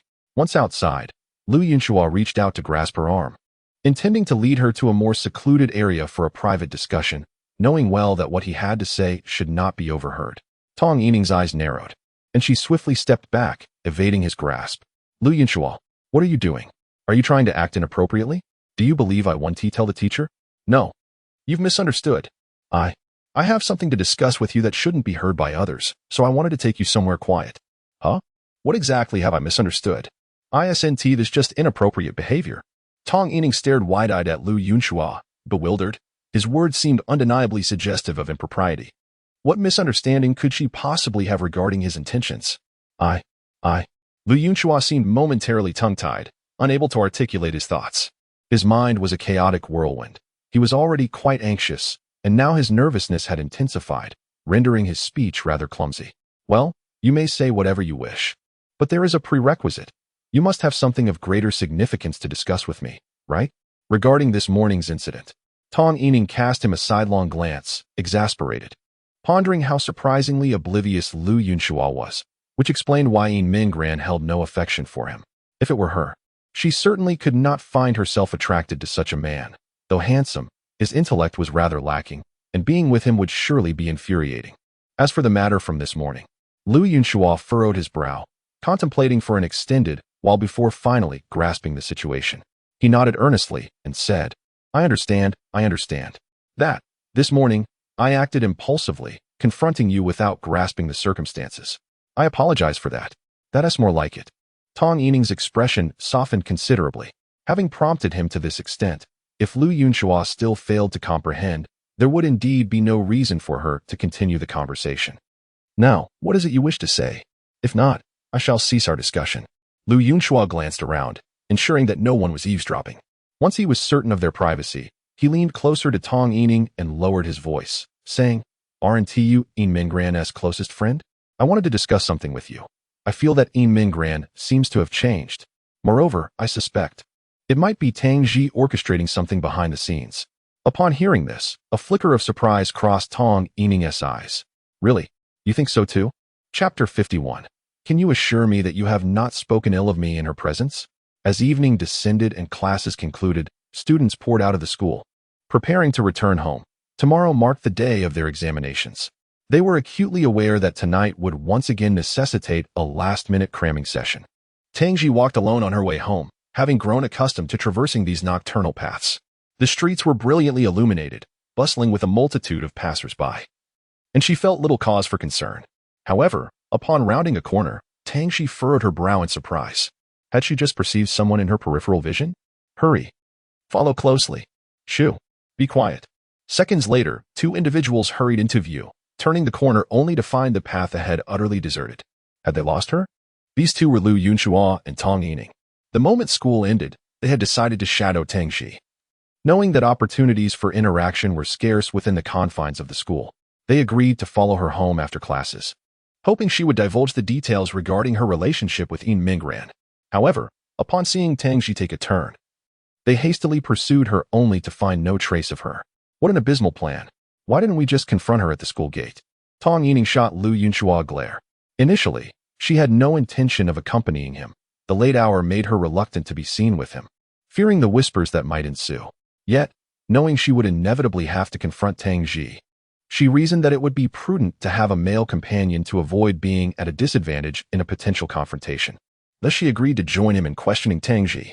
Honestly, with so many people around after school, how could we have stopped her? Not to mention Yin Mingran and Zhou Heng were also there. There was no opportunity to intervene. Lu Yunhua, unwilling to concede defeat, ventured further into the alley, searching for Tangji's silhouette. This street was long. Surely they could not have lost her? Could it be that Tangji had dashed away unexpectedly? They had not been following closely, remaining vigilant of Tangji ahead, and had not turned back. It was implausible for her to have noticed them. I think we should just give up and wait until tomorrow to seek her out myself. Tong Yining had resigned herself to the notion that coming here was a mistake. She could easily engage in Mingran in conversation alone, seeking clarity on the situation. However, Lu Yunhua insisted on confronting Tangji, determined to extract the truth.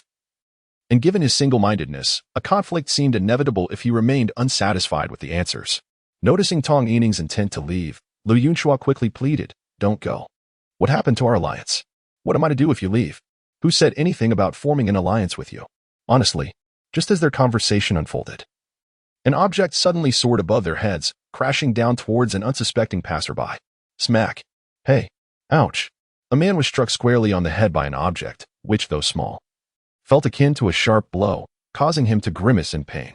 Tong Yining and Lu Yunhua, upon hearing the commotion, turned their attention toward the man.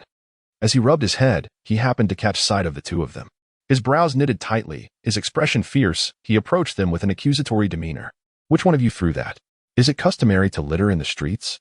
How were you raised? Not. What did we throw? Protested Lu Yunhua. Stepping back repeatedly, hands raised in denial, his face a portrait of confusion. It was us. Stop pretending. You two are the only ones here. It was you. Wasn't he it? What? What did we throw? I swear it wasn't us. Lu Yunhua nearly lost his balance, stumbling over a stone on the ground, utterly bewildered, thinking to himself that the man must be unhinged. Meanwhile, Tong Yining, sensing the situation was deteriorating, decided to make her escape. I think I should head home now. My mom will start to worry. With that, she turned to leave, eager to avoid any trouble. She felt no pity for Lu Yunxua. Rather, she considered herself the unfortunate one. Had she known better, she would have stayed home, blissfully unaware of the chaos. Hey, Tong Yining, don't go. Don't leave me alone. Regardless of how loudly Lu Yunxua called after her, she did not look back. As if she had never known him. He too wished to flee, but the moment he took a step, the man yanked him back. He found himself in a predicament. Unable to voice his grievances, aware that he had done nothing wrong. Was this truly the consequence of pursuing a female classmate? Tong Yining had run several paces before she considered glancing back at Lu Yunxua. Just as she turned her head, a hand shot out from the side, grasping her arm tightly. Before she could react, she was pulled into a nearby alley. As fright surged within her and she prepared to scream, a lollipop was shoved into her mouth, stifling her voice. Tong Yining's eyes widened in shock as she recognized the figure before her. It was Tang Ji, the girl they had lost track of. The fact that Tang Ji had brought her here suggested that she was aware of Tong Yining and Lu Yunxua's pursuit. Still shaken, she gulped for air, her chest rising and falling rapidly as she regarded the calm expression of Tang Ji, feeling a twinge of fear. Why were you following me? Is there something you need? Tang Ji inquired softly, her tone measured. Tong Yining found herself momentarily speechless, caught off guard by the question. After a brief pause, she remembered Yin Minggran. It was to discern the nature of her relationship with Yin Minggran that she had followed Tang Ji. Now, the very situation she sought was before her. I just want to know, what is your relationship with Yin Minggran? And why has she stopped playing with me? Do you know anything? Tong Yining attempted to bolster her confidence, lest she feel completely at the mercy of Tang Ji. We are merely friends. As for why she has ceased to associate with you, why would you ask me? Tang Ji was indeed aware of the reason. Yet she could not disclose it to Tong Yining. Tong Yining furrowed her brows, displaying a hint of dissatisfaction. Oh, can you assure me that you have not spoken ill of me in her presence? Never, Tang Ji replied decisively, without a moment's hesitation. The harshest words she had uttered about Tong Yining were merely a caution to Yin Minggran regarding unwise friendships, and that was said only after Tong Yining had scolded her. Generally, she refrained from speaking ill of others behind their backs, unless in exceptional circumstances, such as when she labeled Lu Yunxua and his companions as deceivers for their stalking of Yin Minggran and their lies. Seeing Tang Ji respond so straightforwardly, with no hint of deceit evident on her face, Tong Yining found herself momentarily stunned. Could it be that she had misunderstood? Or was Tang Ji indeed lying? Then, how did you become friends with her? Chapter 52. Perhaps it is best not to entertain any thoughts of her. Tong Yining's aura diminished significantly. Despite being the one with the louder voice, she could not shake the feeling that Tang Ji exuded an imposing presence without the need for anger. Her tone was flat and her expression unreadable, yet it enveloped Tong Yining with an overwhelming sense of pressure. She no longer wishes to engage with you. That is of no concern to me. The nature of my friendship with her is unrelated to you. But I can unequivocally assure you that there is no causal relationship between the two, Tang Ji responded softly. Tong Yining was left uncertain whether Tang Ji spoke truthfully or falsely, but her demeanor suggested a lack of deceit, though she had prepared a multitude of questions. Tong Yining found herself rendered speechless, as if she already anticipated the answers that awaited her. Can I trust you? She ventured. Your belief or disbelief is inconsequential, Tang Ji replied before turning to leave. She had no desire to squander more time here.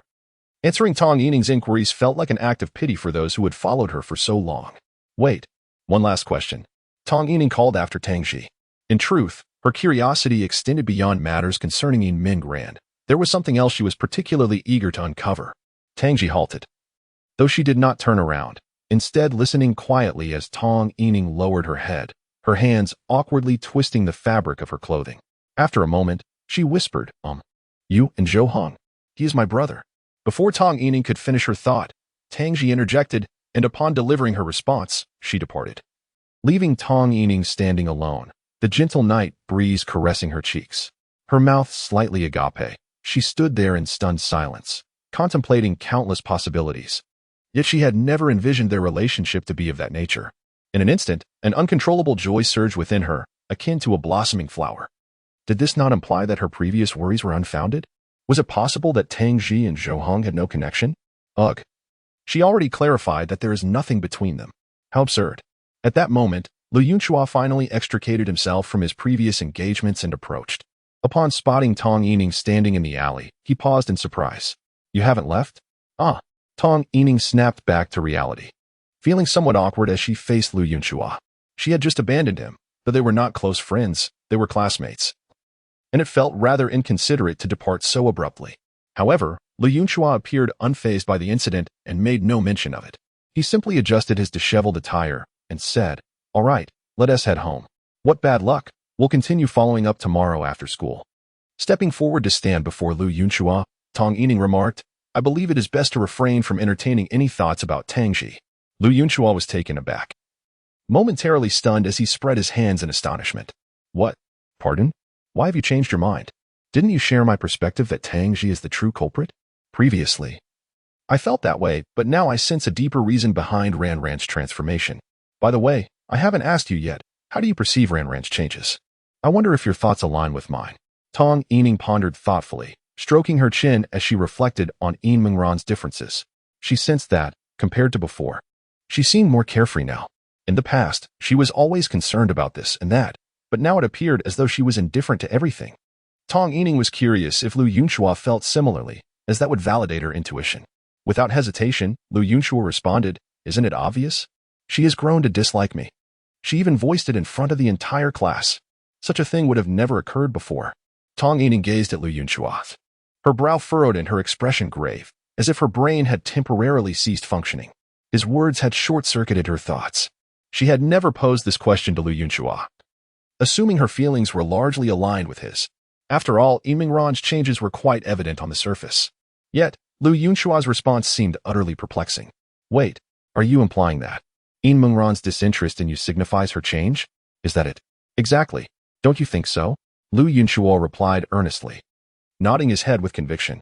Tong Yining closed her eyes and took a deep breath, feeling a tightness in her chest. A sense of betrayal washed over her. She had genuinely believed that Lu Yunhua was concerned for Ranran and could discern her transformation. Now, it appeared that Lu Yunhua was beyond redemption. No wonder Ranran had so decisively declared her disinterest in him. Who could possibly like someone like that? What a waste of time. With a piercing glare at Lu Yunhua, Tong Yining brushed past him and hurried away. Throughout the day, from the moment she awoke, Lu Yunhua's image in her mind had been steadily crumbling. By now, he had become nothing but a desolate ruin in her eyes, a ruin of a lesser caliber than Kong Yu, who shared a similar fate. Hey, what is wrong? Was I mistaken? Lu Yunhua watched Tong Yining depart, utterly perplexed. Hadn't Ranran undergone such a transformation? Where had he gone wrong? He had spent the entire day ensnared in confusion, bewildered by Ranran's sudden betrayal and Liang Jiaxiang's inability to comprehend his feelings. In the evening, he had inexplicably lost track of Tangji, who seemed to have vanished. Then he encountered a bizarre man who insisted that Lu Yunhua had thrown something at him, despite only spotting a lollipop on the ground. Now, Tong Yining was similarly diverging from his thoughts, and he felt as though he were being targeted, as if everyone was conspiring against him. What a stroke of misfortune. Am I perhaps under some kind of curse? Why must it always feel as if the world is conspiring against me? Lu Yunhua sighed helplessly, shaking his head as he departed from the place. The thought of the impending examination tomorrow only exacerbated his distress. He had been preoccupied with thoughts of Ranran lately, hardly dedicating any time to his studies. And he could palpably sense a decline in his academic performance. That evening, Tong Yining returned home and retrieved her phone, glancing at her messages. In the past, her inbox was brimming with unread notifications from Zhou Heng and Ranran, but now it was eerily silent. The messages she sent out received no replies. She opened the chat with Zhou Heng, fully aware that he might not respond, perhaps not even see her message. Yet she felt compelled to type a few words. Good luck on the exam tomorrow. Chapter 53. Uncertain how long this life could persist. Ranran pointed to the problem on the exam paper, patiently explaining that there was, in fact, a second method to solve it, just in case. However, before she could commence, a faint sound of breathing reached her ears. Turning her head, she discovered that Zhou Heng had already succumbed to slumber. His head resting on the desk, eyes closed, unaware of when he had drifted off. A gentle smile graced Ran's lips, her gaze softening as she observed Zhou Heng in peaceful repose. The memories of the past days flooded her mind. His diligence and progress had not escaped her attention. She empathized deeply with his struggles. For this impending examination, Zhou Heng had exerted efforts far exceeding those of his peers. Zhou Heng, you should go to your room and rest, she murmured softly, lightly tapping his shoulder. Yet, he seemed ensnared in a profound sleep, her gentle nudges failing to rouse him. Mingren wished for him to recuperate properly. After all, one must be well rested before an examination, lest fatigue render all efforts futile the following day. Thus, she hesitated to disturb him. Knowing his temperament, he would likely resume studying upon waking. How could she possibly move him to his bedroom? After contemplating for quite some time, Mingren found herself at a loss. She lacked the strength to shift Zhou Heng's substantial frame, especially as her own body still bore the remnants of pain, though it had lessened significantly over the day.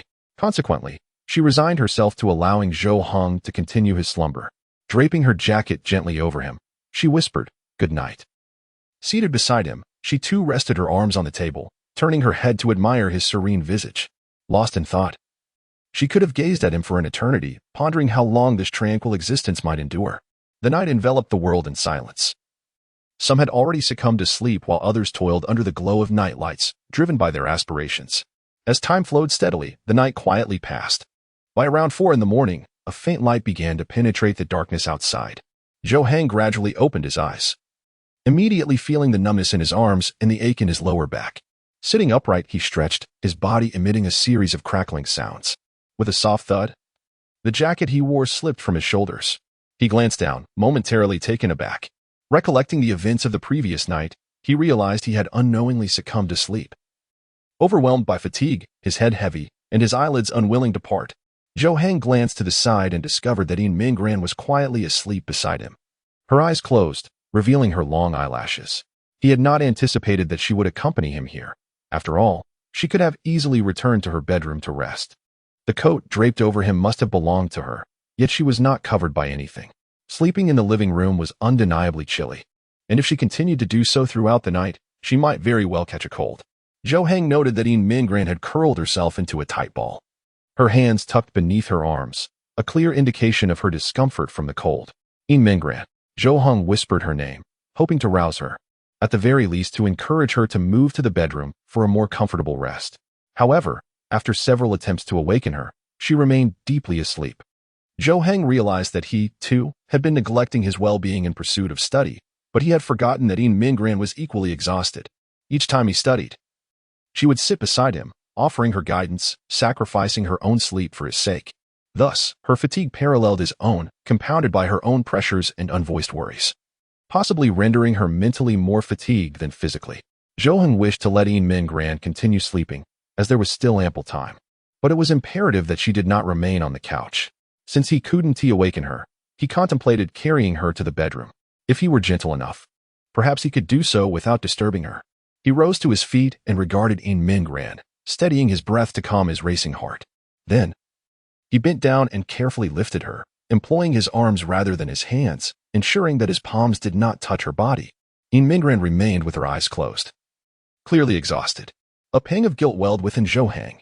He realized he needed to allow her more time to rest. She was already fatigued from school, and upon returning, she devoted herself to his studies, depriving herself of proper rest. Unlike him, who could doze off in class without concern from the teacher, she was perpetually engaged.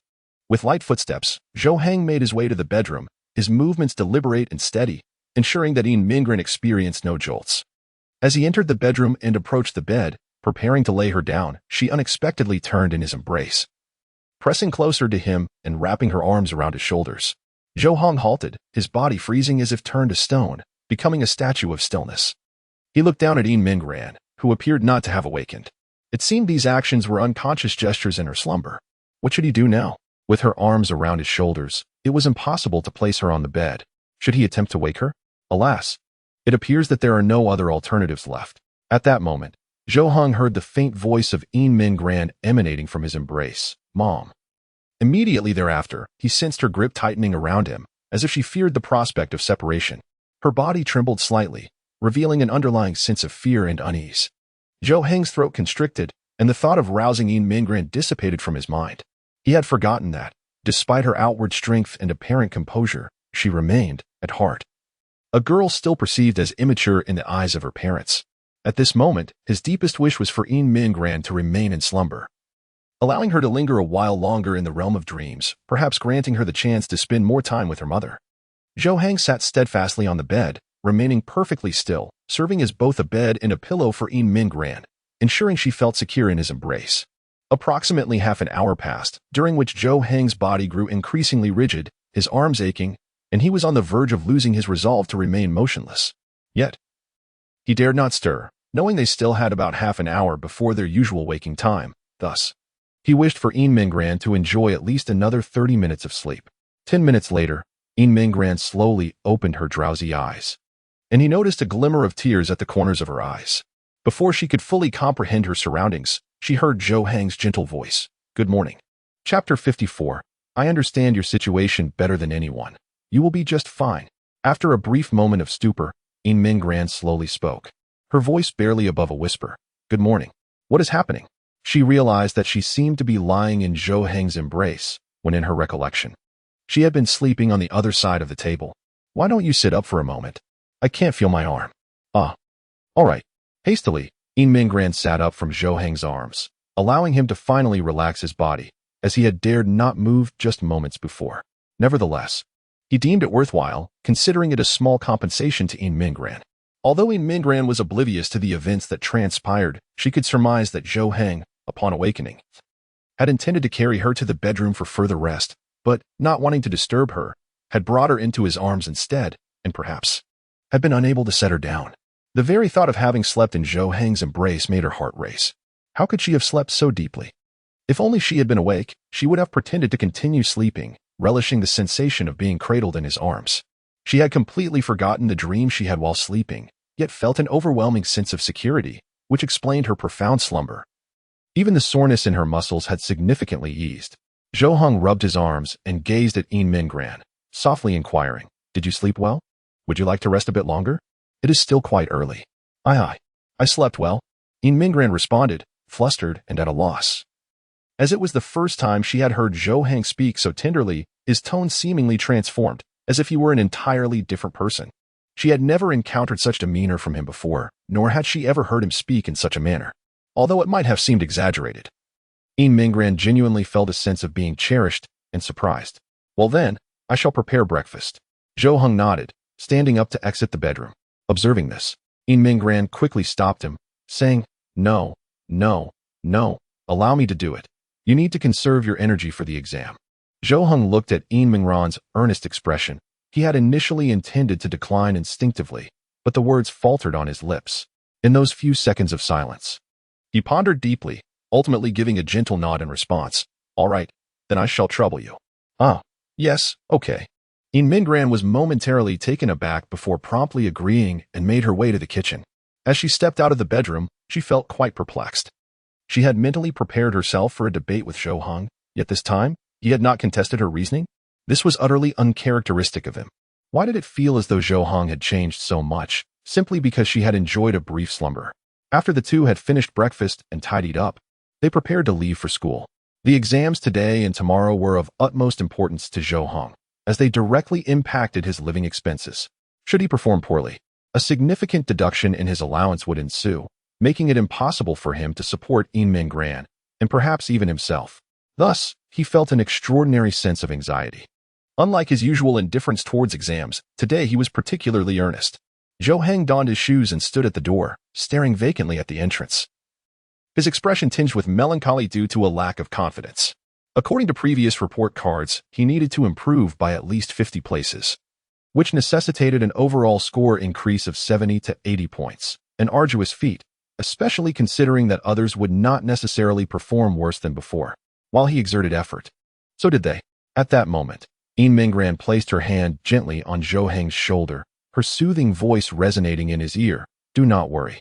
I understand your situation better than anyone. You will surely be fine. Really? He asked. Yes, I promise. The trust and support reflected in Yin Mingran's eyes instilled a considerable amount of confidence within Zhou Heng. All right, he nodded, and together they stepped outside. Downstairs, two individuals had been waiting for 10 minutes, Lu Yunxua and Liang Jiaxiang. Why are you here when it's so clear she doesn't like you? Aren't you afraid of her saying something hurtful? Liang Jiaxiang remarked helplessly, having been roused early by Lu Yunxua, who insisted on coming here. He sometimes admired Lu Yunxua's tenacity, akin to an indestructible cockroach. You don't understand. She told me not to bring gifts, so I won tea. But what's wrong with bringing breakfast? That surely doesn't count as a gift. She only said she doesn't like me. She never said we couldn't be friends. Therefore, I still have a chance. Lu Yunchua replied with a slight smile, holding up the bag containing the breakfast he had bought. He had reflected on his feelings for Yin Mingran since their first meeting and their initial conversation, fully aware that he could never forget her, no matter the obstacles. He was determined not to give up. Honestly, I can't fathom your mindset. When you see Yin Mingran with another guy, you'll finally come to your senses, Liang Jiaxiang said. Exasperated, his expression rife with discontent. He truly could not comprehend why a boy would obsess so fervently over one girl, as if she were the only woman in the world. In response to Liang Jiaxiang's words, Lu Yunchua scoffed and waved his hand dismissively. That is absolutely impossible. The only boy who can be by her side is me. I've already pursued her to her doorstep. Who could possibly rival me? Can anyone else claim to have reached her home? Well, just look, he said. Liang Jiaxiang suddenly patted Lu Yunchua on the back, pointing behind him. Lu Yunchua, somewhat puzzled, turned around and, to his shock, nearly felt his heart stop. He saw Yin Mingran emerging from that building, accompanied by a young man he knew all too well, Zhou Heng. As they walked together, engaged in conversation, a radiant smile adorned Yin Mingran's face, exuding sheer happiness. With a loud thud, Lu Yunchua's breakfast fell to the ground, its contents scattering, yet he found himself utterly indifferent to the mess. Witnessing this scene, his heart felt as if it were being crushed. Each breath was painful, and his throat tightened, nearly choking him. Liang Jiaxiang stroked his chin, calmly deducing, It's highly likely that Zhou Heng spent the night at Yin Mingran's house last night, and judging by their demeanor, it seems this is not the first time. Lu Yunchua clenched his fists, his gaze fixed on Zhou Heng's retreating figure, a tempest of fury brewing within him. At that moment, he completely overturned his previous thoughts. He had always believed that Tang Ji was the obstacle between him and Yin Mingran, but now he was certain of who the true impediment was. I must confront this matter head-on. Chapter 55. I will not spare you. If necessary, I shall perish alongside you. Hey, wait. Liang Jiaxiang immediately halted Lu Yunchua, gazing at him in disbelief. What do you intend to do? Are you out of your mind? I've already said this has nothing to do with you. Aren't you just inviting trouble? How can this not concern me? I have feelings for her. Seeing this situation, should I not see clarity? Lu Yunchua exclaimed. Shaking off Liang Jiaxiang's grip, his face flushed with emotion, resembling a crab boiled to perfection. Recognizing the futility of his attempts to dissuade him, Liang Jiaxiang could only advise. Very well, you may inquire, but remember to approach it as a classmate, with curiosity and politeness. Beyond that, do not harbor any other sentiments, as you lack the appropriate standing. Lu Yunchua did not respond to Liang Jiaxiang's words, instead fixing him with a gaze that radiated defiance and frustration. Ultimately, he offered no reply and dashed ahead. Sighing, Liang Jiaxiang displayed disappointment upon his face. He shook his head and turned to leave, already envisioning the inevitable outcome. He felt he had done enough, offered counsel and assistance, without any obligation to Lu Yunchua. The rest, he decided, was no longer his concern. Unperturbed by Liang Jiaxiang's advice, Lu Yunchua was incapable of contemplating such matters. The mere thought of Zhou Heng residing in Yin Mingran's home, imagining what they might be doing together, twisted his heart with discomfort. Zhou Heng, Lu Yunchua shouted, halting the two individuals ahead of him. They turned, revealing expressions of surprise, particularly Yin Mingran, whose face was tinged with disdain and annoyance. Lu Yunchua approached, standing face to face with Zhou Heng, both of similar height, yet Zhou Heng's physique was considerably more robust. Why did you emerge from Yin Mingran's home? Are you living here? Yin Mingran's home? Zhou Heng glanced toward the building ahead, which led in the direction of his own residence. It was not inaccurate to refer to it as Yin Mingran's home. He rather wished she would consider it as such. Before Yin Mingran could offer an explanation, Zhou Heng nodded, preemptively stating, Yes, I live here. You. The confirmation ignited an immediate crimson flush across Lu Yunchua's face, his gaze towards Zhou Heng akin to flames of fury. Zhou Heng, however, remained unperturbed. Lu Yunchua then turned to Yin Mingran, pressing, Is what he said true? Why are you living together? What is your relationship now? Yin Mingran took a step back, taken aback by Lu Yunchua's barrage of inquiries, her words faltering as she struggled to respond. Meanwhile, Zhou Heng stepped in front of her, placing a hand on Lu Yunchua's shoulder to prevent him from advancing. What gives you the right to question so? This is none of your concern, and there is no need to answer you. Zhou Heng murmured softly, his expression turning icy. It has nothing to do with me, he scoffed. Lu Yunhua laughed coldly. Leaning forward as he addressed Yin Mingran, is this truly what you desire? Are you really choosing Zhou Heng? What makes him superior to me? His academic performance is deplorable. Bringing someone like him home, do your parents even approve? They would surely be infuriated. Upon hearing Lu Yunhua's words, Zhou Heng's brow furrowed in response. It was one thing for Lu Yunhua to speak about him, but to mention Yin Mingran's late parents? Regardless of Lu Yunhua's ignorance of the situation, he had undeniably struck a nerve with Yin Mingran. Indeed, upon hearing that last remark, her countenance darkened ominously. Her gaze igniting with fury, particularly at the mention of the word dead, causing her heart and body to tremble slightly. Yin Mingran stepped forward, confronting Lu Yunhua directly. He was oblivious to the shift in her demeanor, instead feeling a flicker of delight, mistakenly believing that she had reconsidered her feelings and was eager to return to him. In the next moment, however, Yin Mingran abruptly seized Lu Yunhua by the collar, raising her gaze to meet his.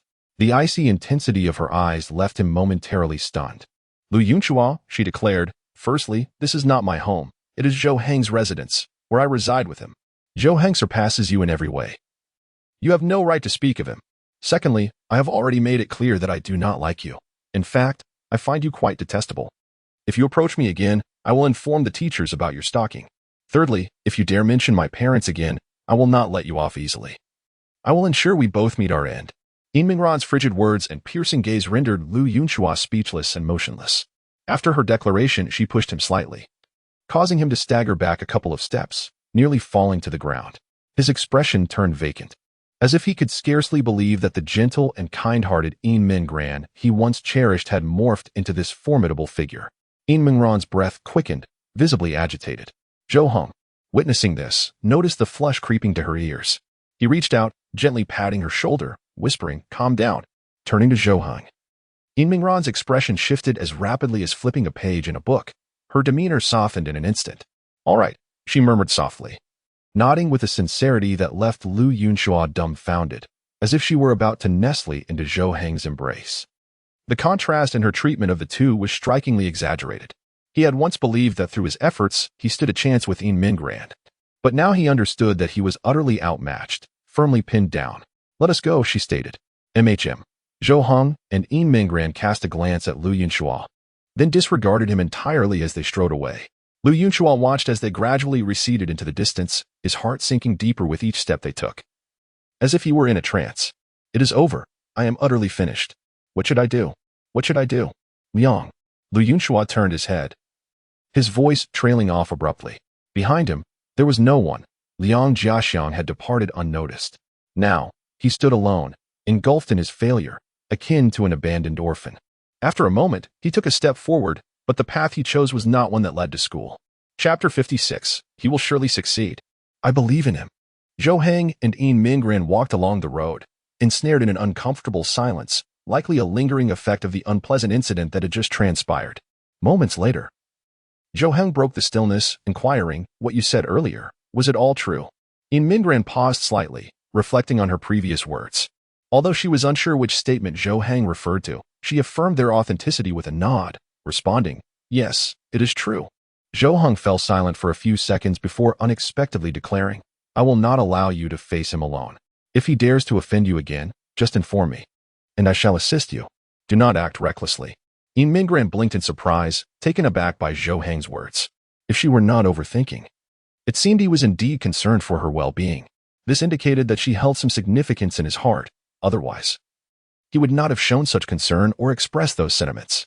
At this realization, a smile threatened to break across her lips. She had spoken exaggeratedly in a fit of anger earlier, and she certainly did not wish to trade her life for Lu Yunhua's. It would be far too unworthy. "All right. I promise." She responded eagerly, her tone imbued with unmistakable joy. She had not anticipated such an unexpected outcome, receiving Zhou Heng's supportive attitude, which swiftly dissipated her earlier frustration directed at Lu Yunhua. The two made their way to school, and upon entering the classroom, Zhou Heng immediately sensed the palpable tension of impending exams. Typically, this time of day was filled with chatter, laughter, and the sound of homework being copied. However, today was notably quiet, with most students diligently seizing the last moments to study, striving to review as much as possible. The few who were indifferent to the exam had no one to converse with, and were quietly napping. In the past, Zhou Heng would have been entirely indifferent to such an atmosphere, opting to join the nappers or engage in other activities, anything but studying. Yet today, he too was affected by the ambience, feeling the tension that precedes an examination, and he felt a desire to sit down and begin reviewing. After all, who could guarantee that a little extra study time in the morning wouldn't result in a few additional points on the test? As Zhou Heng settled into his seat, his deskmate, Tang Ji, leaned in and whispered, "Did anyone follow you this morning, or was there any conflict?" Zhou Heng, taken aback, looked at her and asked, "How did you know? It must be Lu Yunxua, right? I guessed as much. I had the same experience last night." Last night? Zhou Heng was momentarily taken aback, but soon realized the situation at hand. It appeared that Lu Yunxua, in addition to causing them trouble, had also sought to confront Tang Ji the previous night. However, he did not need to inquire further. The outcome was evident. If someone could easily gain the upper hand in a contest with Tang Ji, he would be keen to meet that individual and perhaps learn a few techniques from them. Yet, it was certain that this person could not be Lu Yunxua. If Lu Yunxua dared to provoke Tang Ji, it would undoubtedly be to his own detriment. Zhou Heng had no time to dwell on such matters now. His focus must be on reviewing, for the monthly exam was swiftly approaching. Although there were numerous examinations in their senior year, they provided a clear indication of each student's recent academic performance, compelling them to maintain a consistent state of preparedness leading up to the college entrance examination. Laziness was not an option. Upon entering the examination room, Zhou Heng relaxed his mindset. He understood that maintaining a calm demeanor and avoiding anxiety was essential to unleashing his full potential. For Zhou Heng, this was a battle of life and death. For Yin Minran, however, the rankings had lost much of their significance. What should have been a source of pride and commendation from her parents had diminished to the point where no one remained to celebrate or reward her academic achievements. Consequently, she hastily completed the exam, even skipping the review process, her mind wandering to other thoughts. Although she had consoled Zhou Heng before the test, she was indeed quite worried, concerned about his state of mind, whether he would encounter difficult questions, and whether the pressure would cause him to falter. She planned to prepare him nutritious meals in the evening, thinking he needed to replenish his health after burning the midnight oil too often. Moreover, she hoped he would rest properly, not repeating the previous night's ordeal. He must surely be capable of succeeding, right? Yes, he would undoubtedly excel. I believe in him. Yin Minran nodded, her thoughts drifting far away as she fixated on Zhou Heng, perhaps unaware that, unbeknownst to her, he had come to weigh more heavily in her heart than her own self. Ahem. This student, please focus on your exam paper. The proctor's reminder jolted Yin Minran back to reality, and she lowered her head in embarrassment. Behind her in the same examination hall, Tong Yining observed Yin Minran thoughtfully. In the past, during shared exams, they would occasionally glance at each other and share a knowing smile. However, now, she could no longer see Yin Minran's gaze directed toward her, just as Zhou Heng would no longer look her way. The day's examination time passed swiftly, and upon returning to the classroom, everyone began to pack their belongings in preparation for their departure. There would be another exam the following day, and after a few days, the results would be released. As school was dismissed, Liang Jiaxiang approached Lu Yunxua's empty desk, his gaze deep and contemplative, lost in thought. At that moment, Kong Yu approached and gently tapped Liang Jiaxiang's arm, inquiring, "Where is Lu Yunxua? He surprisingly did not attend the exam today?" Liang Jiaxiang exhaled heavily and nodded in response. "Indeed, and it is likely he will not come tomorrow either." What is going on? Has something happened to him? Kong Yu furrowed his brow, unable to believe the situation. Liang Jiaxiang did not answer this question, yet the expression on his face seemed to convey everything. Kong Yu refrained from pressing further. He was unaware of what transpired with Lu Yunxua, but it appeared quite serious. Yin Minran awaited at the school gate for Zhou Heng to emerge so they could return home together. After a while, she noticed Tang Ji stepping out first. Upon seeing Yin Minran, Tang Ji approached her and initiated a conversation. "Are you waiting for Zhou Heng?" "Yes." "How did you fare on the exam?" "No."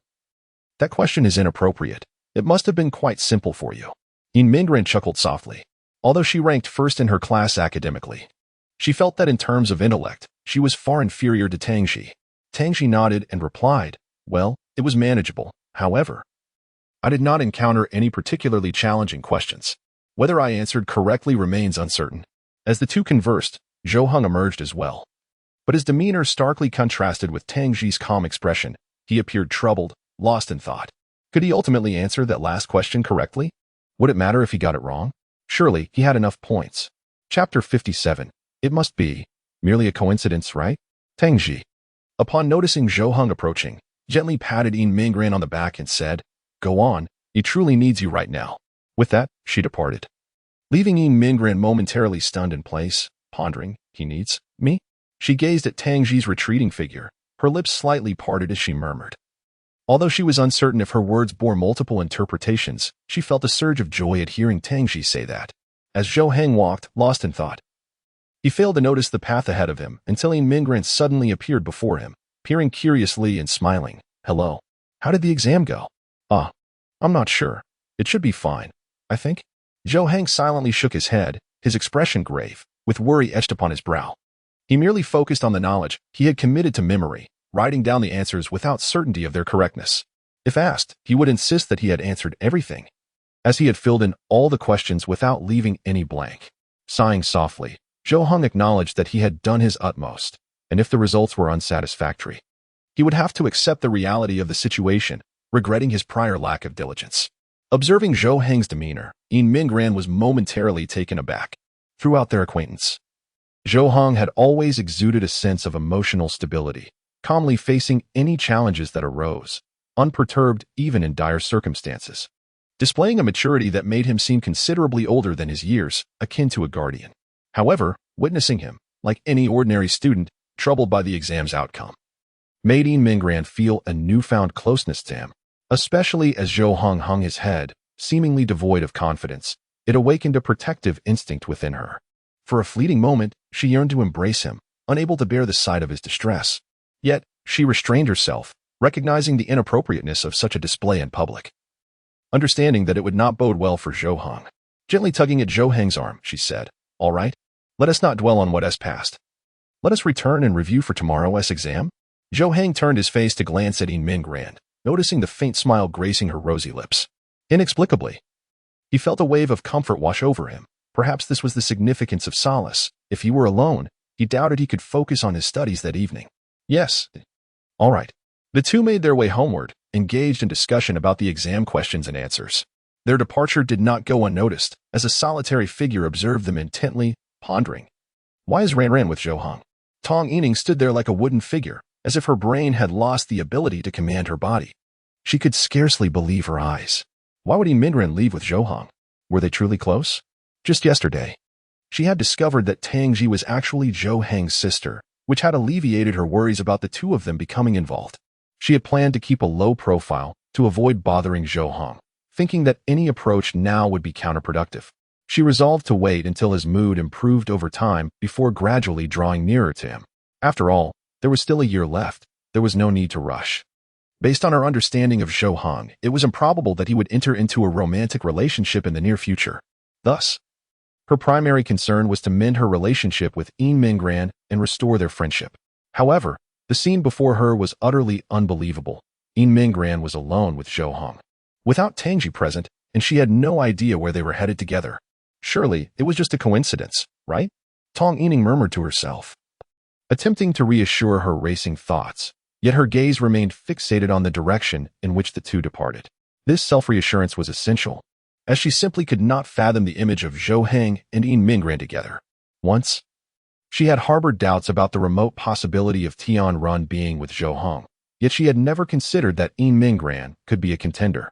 The reason was that, in her mind, these two belonged to entirely different worlds, their personalities, tempers, and academic performances starkly contrasting. It was impossible, absolutely impossible. Tong Yining shook her head, attempting to dispel the dangerous thoughts swirling in her mind. She refused to believe that there could be anything between Yin Mingran and Zhou Heng. Thus, she resolved to act as if she had witnessed nothing. Upon returning home, Yin Mingran urged Zhou Heng to focus on his studies, offering to prepare dinner herself. Zhou Heng accepted without hesitation, fully aware of the urgency of his situation, as tomorrow heralded another day of examinations. Once the tests were over, he could finally afford to relax a bit.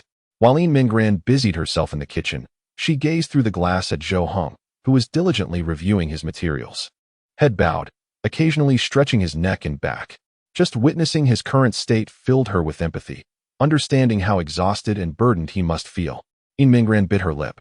A flicker of concern reflected in her eyes. She genuinely wished to do more for Zhou Heng, anything that could alleviate his pressure and lighten his load. After they shared dinner, Mingran began to tidy up, while Zhou Heng continued his studies. Once she had cleared the table and washed the dishes, she stepped out of the kitchen and approached Zhou Heng from behind, unnoticed. With a gentle touch, she placed her hands upon his shoulders. Zhou Heng abruptly turned his head, glancing at Mingran behind him, a hint of surprise etched upon his face. He could not comprehend why Mingran chose to assist him by kneading his shoulders.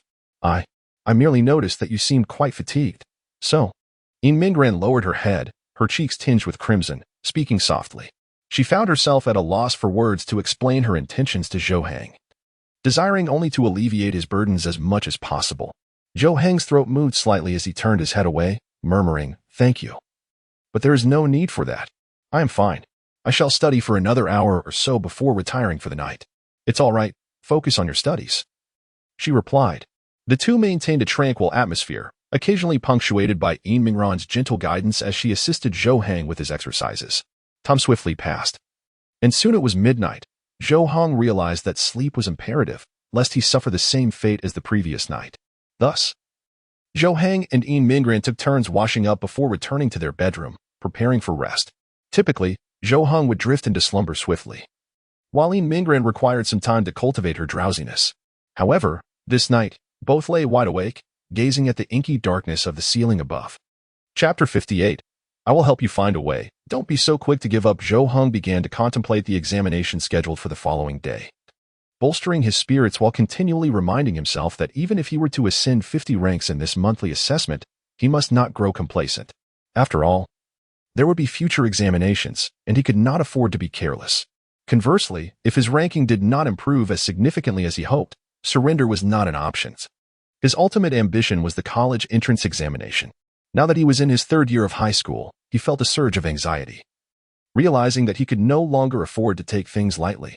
Suddenly, he recalled something and inquired, "Mingran, do you have a university in mind?" Upon hearing Zhou Heng's voice, Mingran paused for a few seconds, processing his question. "No, to be honest. I have never even considered that I could attend university," she replied slowly, her voice tinged with a hint of melancholy. Before arriving at Zhou Heng's home, she had even contemplated never returning to school, instead opting to find a job, any job, regardless of whether it aligned with her interests, as long as it could sustain her. She thought about marrying someone, irrespective of her feelings, as long as it provided her with material support. And then, she envisioned her life passing by in a haphazard manner, which she found somewhat acceptable. However, after meeting Zhou Heng, a flicker of hope reignited within her. She yearned to continue her education, to take her life seriously, and to avoid a haphazard existence. Moreover, she wished to make thoughtful choices in matters of the heart, striving to pursue the person she truly admired. Above all, she desired to repay Zhou Heng in any way possible. "You must give this serious thought. Your grades are excellent. How could you not attend university?" he urged. "But going to university costs money, and I feel that not going would be just as fine," she replied. "Concerning finances, I will help you find a way," Zhou Heng insisted, leaving Mingran momentarily speechless. She struggled to respond. Her heart was elated, eager to accept his offer, yet both logically and emotionally. She felt it was inappropriate. Zhou Heng owed her nothing. Rather, she felt indebted to him in countless ways, and she could not continue to accept his assistance without feeling a pang of guilt. "I will consider it," she finally said. She recognized that there was still a year for her to contemplate this decision, and for now, there was no need to dwell on it. After all, who could predict what the future might hold? Plans often falter in the face of unforeseen changes. However, if she were compelled to choose at this moment, she would unhesitatingly declare her desire to attend the same university as Zhou Heng, having long since abandoned hope for higher education. It was Zhou Heng who had rekindled that aspiration within her. Thus, she no longer cared about the prestige of the university. As long as she could be with Zhou Heng, she would follow him anywhere, even to a vocational school. After conversing for a while longer, they both succumbed to slumber. Early the next morning, it was Mingran who awoke first. She intended to prepare breakfast and lunch for both herself and Zhou Heng, hoping to allow him a bit more time to rest. Once Zhou Heng rose, he spotted Mingran bustling about in the kitchen and immediately grasped the situation. However, instead of retreating to his room for additional sleep, he began to review his studies early on. With the adage that the day's plan is made in the morning echoing in his mind, he sought to absorb as much knowledge as possible while his mind was clear. After enjoying breakfast, the two set off for school together. Compared to the first day, Zhou Heng felt significantly more relaxed. The thought that the exams would conclude today brought him joy. He had already envisioned indulging himself with some long-awaited gaming upon returning home that evening, making him somewhat impatient and alleviating much of his previous tension. Just as they entered the school gates, Zhou Heng heard a voice calling from behind. Wait, Zhou Heng. Both he and Mingran turned to see a figure rushing towards them, and they could not help but furrow their brows. The sole individual capable of eliciting such a reaction from them was none other than their class's abstract representative, Tong Yu. In a hushed tone, Mingran inquired, "Are you close to him?" "Not at all. We are unrelated." Zhou Heng quickly waved his hand in denial. He would rather perish than be perceived as having a close relationship with this character. He certainly did not wish to become so abstract. Tong Yu reached Zhou Heng, glanced at Mingran beside him, and immediately shot Zhou Heng a knowing look that made him want to punch him, or at the very least, tell him to get lost. Subsequently, Tong Yu, with a wry smile, implored, "Brother, could you possibly lend me a hand? I am in a bit of a predicament. Firstly, I am not your brother. Secondly, your troubles are of no concern to me. I cannot assist you," Zhou Heng replied, shaking his head with an unusually indifferent tone, as if addressing a complete stranger. Tong Yu awkwardly grinned, then clasped his hands together and bowed his head, earnestly stating, "I beg you, brother, please help me. If you do, I shall surely repay you handsomely." Just as Zhou Heng instinctively prepared to refuse, he furrowed his brow, intrigued, and asked, "Really? Indeed? Truly?" Tong Yu raised his head, realizing that he might have a chance, and quickly nodded in affirmation. "All right, I want a skin from a game. You buy it for me, and I will help you," Zhou Heng declared. "Absolutely, I will buy it," Tong Yu exclaimed, waving his hand grandly, determined to convey his generosity. In his mind, how much could a game skin possibly cost? Surely it would not reach the thousands. Having played numerous mobile games himself, he figured that a skin would only cost 100 or two. Beside them, Mingran raised a delicate brow, deep in thought. Last weekend, when Tangji visited Zhou Heng's home, she seemed to recall Tangji mentioning that Zhou Heng had long desired a particular gaming weapon skin, which was priced at over 2,000 yuan. Although it could be purchased with her living expenses if her performance in the upcoming monthly exam fell short, part of her allowance would be deducted, making the purchase impossible. Mingran had genuinely contemplated buying it herself as a gift for Zhou Heng. However, her current funds were insufficient. She had considered seeking a part-time job over the weekend, working for several weeks to afford it. Was the skin Zhou Heng referred to the same one Tangji had mentioned? "Well, since you are so earnest, I can assist you. Speak. What do you wish for my help with?" Tong Yu immediately beamed with joy and then bowed to Zhou Heng, saying, "Brother, I implore you to help me arrange a meeting with Tong Yining." Chapter 59. Even if you deceive me, I shall accept it. What is it? Upon hearing this, Zhou Heng's meticulously arched eyebrows furrowed instantly, and he stepped forward. This startled Tong Yu, who immediately retreated a step, shielding his head with his hands, fearing that Zhou Heng had come to confront him. Hey, a gentleman speaks, but does not resort to violence. Zhou Heng's reaction was not the only one of intensity. Displeasure was also evident on Mingran's face. After all, seeking assistance from anyone was acceptable, yet he had chosen the very person he should not have approached. Was this not merely reopening Zhou Heng's old wounds? It raised suspicions about whether he was intentionally seeking trouble. "If you can't help, find someone else." Zhou Heng waved his hand and turned to leave. His remark about Tong Yu purchasing that skin was merely a jest. He would never extort a classmate over a trivial favor. Initially, he intended for Tong Yu to withdraw, but upon witnessing his unwavering determination, Zhou Heng acquiesced. With no intention of demanding anything in return, he assumed it was a trivial matter. Yet he was astonished that Tong Yu had the audacity to ask for such a favor. If he could indeed arrange a meeting with Tong Yining, why had he not done so before? Did he simply not wish to? "No, brother, please help me. I truly have no other options." Tong Yu hurriedly caught up, his face resembling that of someone on the verge of tears, hands clasped in desperation, pleading incessantly. He recognized that the likelihood of Zhou Heng succeeding in this endeavor was slim, yet after much contemplation, he realized that no one else was more suitable than Zhou Heng. A look of impatience crossed Zhou Heng's visage, and just as he was about to speak, Mingran stepped forward, positioning herself in front of Zhou Heng. "If you cannot arrange it yourself, how can you expect success by relying on others? Even if you do manage to set up a meeting, it would likely be due to Zhou Heng's influence. Do you truly believe it would hold any significance?" Tong Yu found himself at a loss for words, his tongue seemingly tied upon hearing Mingran's remarks. He could not muster a rebuttal, for her reasoning was indeed sound. He had always thought that merely arranging a meeting with Tong Yining would signify half the battle won. However, reflecting upon it now, it seemed that the real challenge lay in securing that meeting in the first place. Do you understand? In the future, do not bring such matters to me. Zhou Heng pushed Kong Yu aside and strode forward. Kong Yu stood frozen in place, letting out a resigned sigh as his spirits plummeted. The flicker of hope he had clung to had been extinguished, and he was at a loss for what to do next. Should he simply give up? Mingran did not rush to depart. Instead, after Zhou Heng had left, she quietly addressed Kong Yu. You should have a chance. Do not give up. Perhaps success is within reach. Really? Kong Yu suddenly looked up, his eyes sparkling with renewed hope. The hope that had just been dashed was rekindled by Mingran's words. Ah, truly. You. Go for it. After Mingran finished speaking, she hurriedly departed. To be honest, she herself was uncertain of the truth, as her words were mere fabrications. Her intent in saying so was primarily influenced by a prior remark from Zhou Heng, who had suggested she facilitate a connection between Tong Yining and Kong Yu. Although she could not fathom the rationale behind it, she complied obediently, reasoning that should Kong Yu pursue Tong Yining, then Tong Yining would be precluded from vying for Zhou Heng's attention. Oh, Kong Yu smiled knowingly, realizing that if even someone like Mingran believed such a notion, he had little reason to doubt it himself. This implied that he indeed had a chance, rendering external assistance unnecessary. Enlightenment dawned upon him. In an instant, Kong Yu felt an exhilarating clarity, a confident smile returning to his visage as he strode into the academic building. The morning examination commenced swiftly, with students entering the exam hall to begin their assessments.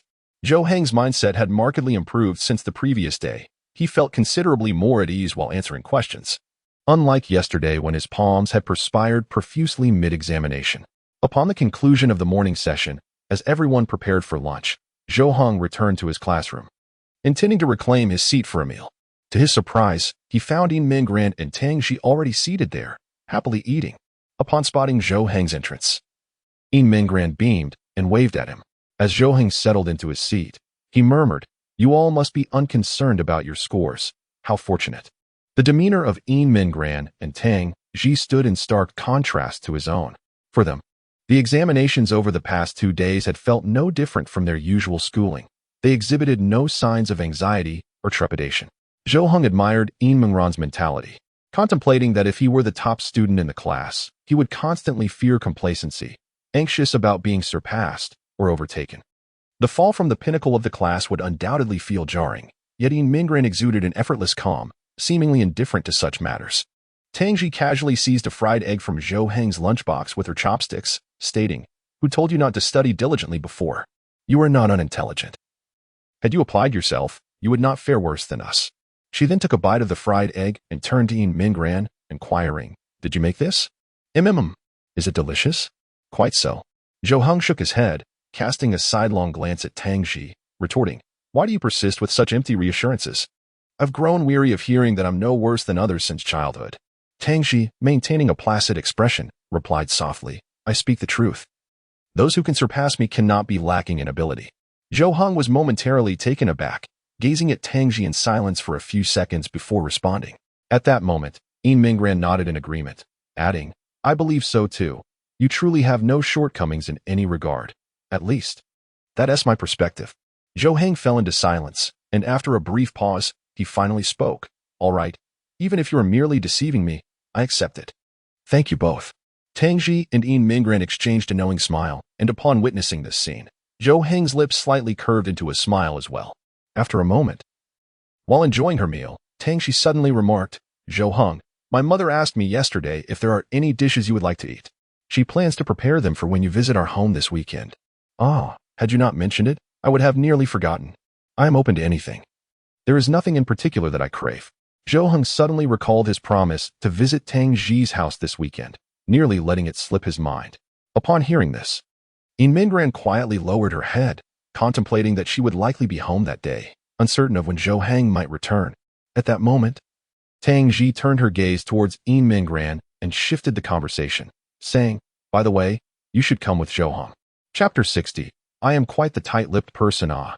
Mingran blinked her wide eyes, pointing at herself, stammering, Can I go too?" "Of course. Would I let you stay home all alone?" "It's settled then. You must come." Mingren inhaled deeply, then nodded earnestly, replying, Outside the classroom. Tong Yining gazed through the window at the three individuals within, her expression grave. What is the nature of the relationship between Ran and Zhou Heng?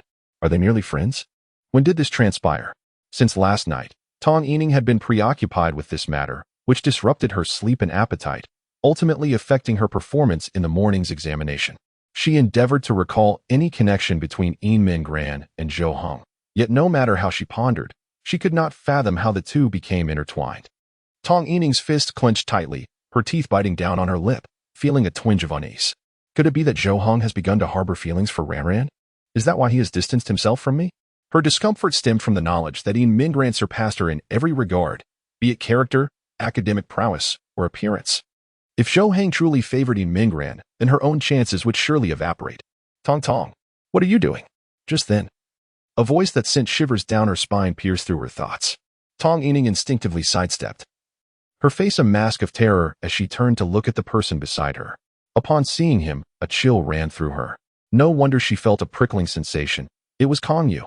At that moment, he wore a smirk, convinced he appeared quite natural and charming, yet to outsiders, he was decidedly repugnant. What do you want? Don't come near me.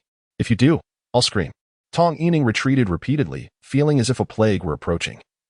Wishing she could retreat to the ends of the earth. Wait. I mean no harm. I just wanted to ask if you have any time this weekend. Kong Yu chuckled, rubbing his hands together, his expression one of eager anticipation. Tong Yining shook her head fervently, her head bobbing like a rattle drum. No. My family has arranged a blind date for me this weekend. After that, I still need to return home to harvest wheat. And I have to work at the textile factory in the evening. I am far too busy. I have no time at all. Huh? Kong Yu's lips twitched, puzzled by Tong Yining's ramblings, but he understood it to mean she was rejecting him. Noticing Tong Yining's gaze occasionally drifting towards the classroom, he too glanced in that direction, spotting Zhou Heng and the others. Who are you looking at? Are you watching Zhou Heng and his friends? Tong Yining shot him a glare, lifting her chin defiantly, retorting, What business is it of yours? Kong Yu smacked his lips, suddenly struck by a thought, and exclaimed, By the way, did you know? I heard Zhou Heng and class leader Mingren seem to be living together. Ah, really? Tong Yining responded perfunctorily, then continued to gaze into the classroom. After approximately 3 seconds, her pupils slowly shifted to the front, focusing on Kong Yu. Her mouth slightly parted. Eyes blinked in a dazed manner. What did you say? Noticing that he had successfully captured Tong Yining's attention, Kong Yu continued, You still don't know? Look, isn't Lu Yunshua also absent? When I chatted with him last night, I asked him about it, and he told me that because of this matter, he seems to have no intention of returning to school anymore. What on earth is happening? Hurry and tell me. Tong Yining stepped closer to Kong Yu, her face revealing a look of confusion mixed with urgency, as if she was desperately eager to uncover the truth. A flicker of pride crossed Kong Yu's eyes, and he couldn't suppress the upward curve of his lips. Oh, but it wouldn't be proper for me to casually divulge someone else's secret, would it? I am quite the tight-lipped person, he said. Although Kong Yu intended to portray a sense of difficulty, his expression betrayed him, revealing a smugness akin to a petty villain reveling in his triumph. Tong Yining displayed a look of disdain. Stepping back and biting her lip, she asked quietly, Then, what must I do to learn it from you? Well, I've pondered this, and discussing such matters at school isn't ideal. If someone overhears, I could find myself in a predicament with Zhou Heng. Therefore, it would be safer to talk outside of school. I am free this weekend. Kong Yu clapped his hands and then placed them behind his back, glancing around with a conspicuous hint in his tone. You want me to go out with you this weekend, and then you can learn the secret? Tong Yining inhaled deeply, her brows furrowing tightly. She had not anticipated that Kong Yu would be so shameless as to resort to such tactics to extort her. That's about the gist of it. What say you? After all, I am the only one privy to this matter now. Kong Yu stripped away any pretense and stated plainly, fully aware that Tong Yining was genuinely eager to know the details. Sure enough, after Kong Yu finished speaking, a look of dilemma crossed Tong Yining's face, as if she were seriously contemplating her options. Seeing that she hesitated to agree, Kong Yu pressed on, Oh, this matter is rather explosive. I haven't told anyone. I fear the consequences myself. However, I can see that you are quite keen to know, which is why I risk my neck to inform you. If you are not interested, then so be it. I can keep this secret buried within me. After uttering this, Kong Yu turned to leave, albeit at a painfully sluggish pace, far slower than an elderly person with a cane. This was, after all, his strategy of feigned retreat. He could not simply walk away. Tong Yining was no fool. If she couldn't see through this, it would be a wasted existence. Yet, she found herself unable to refuse. This secret, she yearned to know it. The revelation of Zhou Heng cohabiting with Yin Mingran struck her like a thunderbolt. If one does not delve deeper, she would truly be tormented by anxiety. After approximately 10 seconds, Kong Yu had scarcely covered a distance of 2 meters. While Tong Yining had already wrestled with her thoughts 100 times in her mind. Was she truly willing to barter her soul for a fragment of intelligence? If what Kong Yu asserted was accurate, that this secret resided solely within his knowledge, then inquiring him was indeed imperative. After all, it was merely a brief outing. She had not committed to a date. After learning the secret, she could simply depart. Ultimately, Tong Yining lifted her head and, gritting her teeth, declared, "All right. I will accompany you this weekend, and you must divulge everything you know."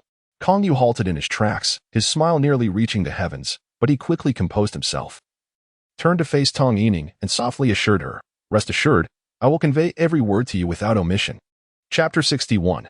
I shall let her watch my long run obediently after lunch. During the break, Yin Mingran returned to her seat, immersed in her books as she reviewed the subjects for the afternoon. At that moment, a female student approached her and said, "Class monitor, the homeroom teacher is looking for you. Please go to the office." "Oh, all right." Yin Mingran nodded, closed her book, and stood up to leave the classroom. She arrived at the office, knocked on the door, and entered. Approaching her homeroom teacher's desk, she noticed her teacher was on the phone. Upon seeing Yin Mingran, the teacher gestured for her to take a seat beside her and wait. Yin Mingran sat down, patiently awaiting the conclusion of the call. Once the teacher hung up, she turned to Yin Mingran and said, "Yin Mingran, I need to ask you something. Our class's physical education committee member, Lu Yunchua, has transferred to another school and will no longer be attending." Yin Mingran's eyes widened in surprise. Thoughts rushed through her mind, recalling the confrontation she had with Lu Yunchua just the previous morning. He was transferring today? Could it be because of her? This was too outrageous. Surely, it couldn't warrant a transfer, especially in their senior year with only a year left until the college entrance examinations. Such a decision would undoubtedly have consequences. The homeroom teacher sighed and continued, "Now that the position of the physical education committee member is vacant, you have good relationships with your classmates, right? Feel free to choose someone. After all, the role becomes less significant after senior year. It's mainly to assist with the upcoming sports meet at the end of the month." Well, Yin Mingran scratched her head awkwardly at a loss for words. If she were to suggest someone, she truly didn't know whom to choose. In her mind, the obvious choice would be Zhou Heng, as he was the most suitable in every aspect. However, she sensed that Zhou Heng would likely not be interested in taking on class leadership responsibilities, especially with the added burden of organizing the sports meet.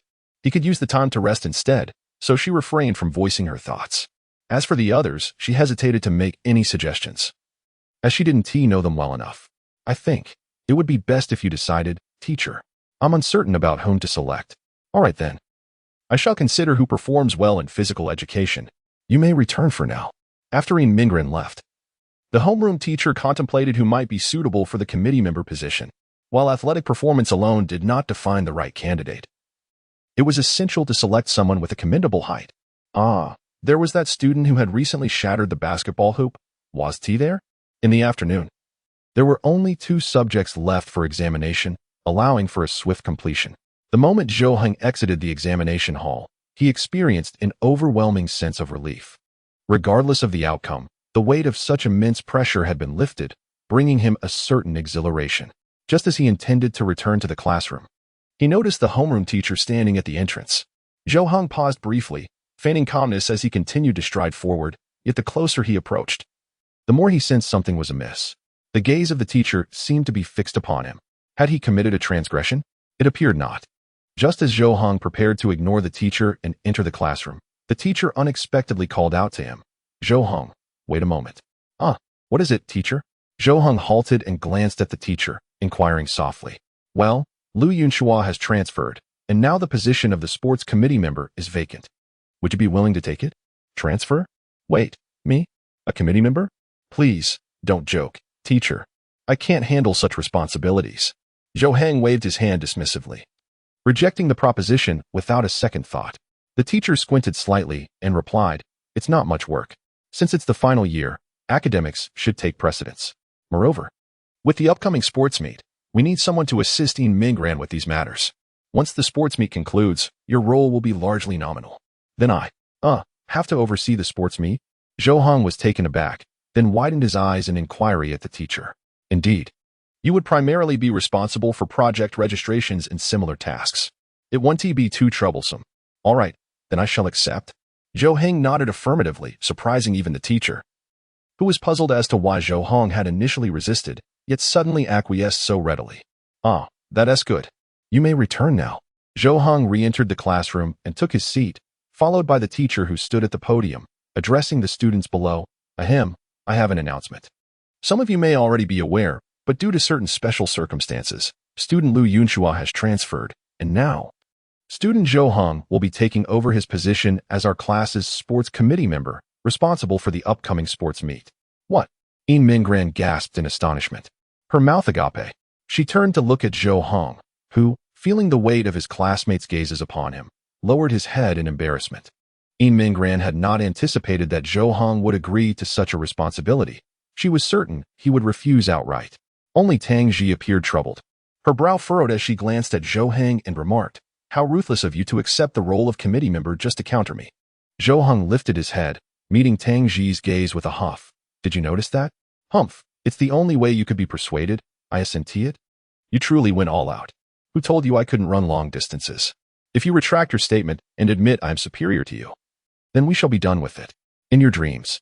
After school in the evening, Tong Yining deliberately observed that as Zhou Heng exited the classroom, In Mingran immediately followed suit. Had she not overheard that piece of news, she would not have paid it any mind. However, the mere thought of the possibility that they might return to the same home gnawed at her heart like a knife. On the way home, Zhou Heng appeared to be in high spirits, for he could indulge in video games upon his return and finally allow himself a day of relaxation.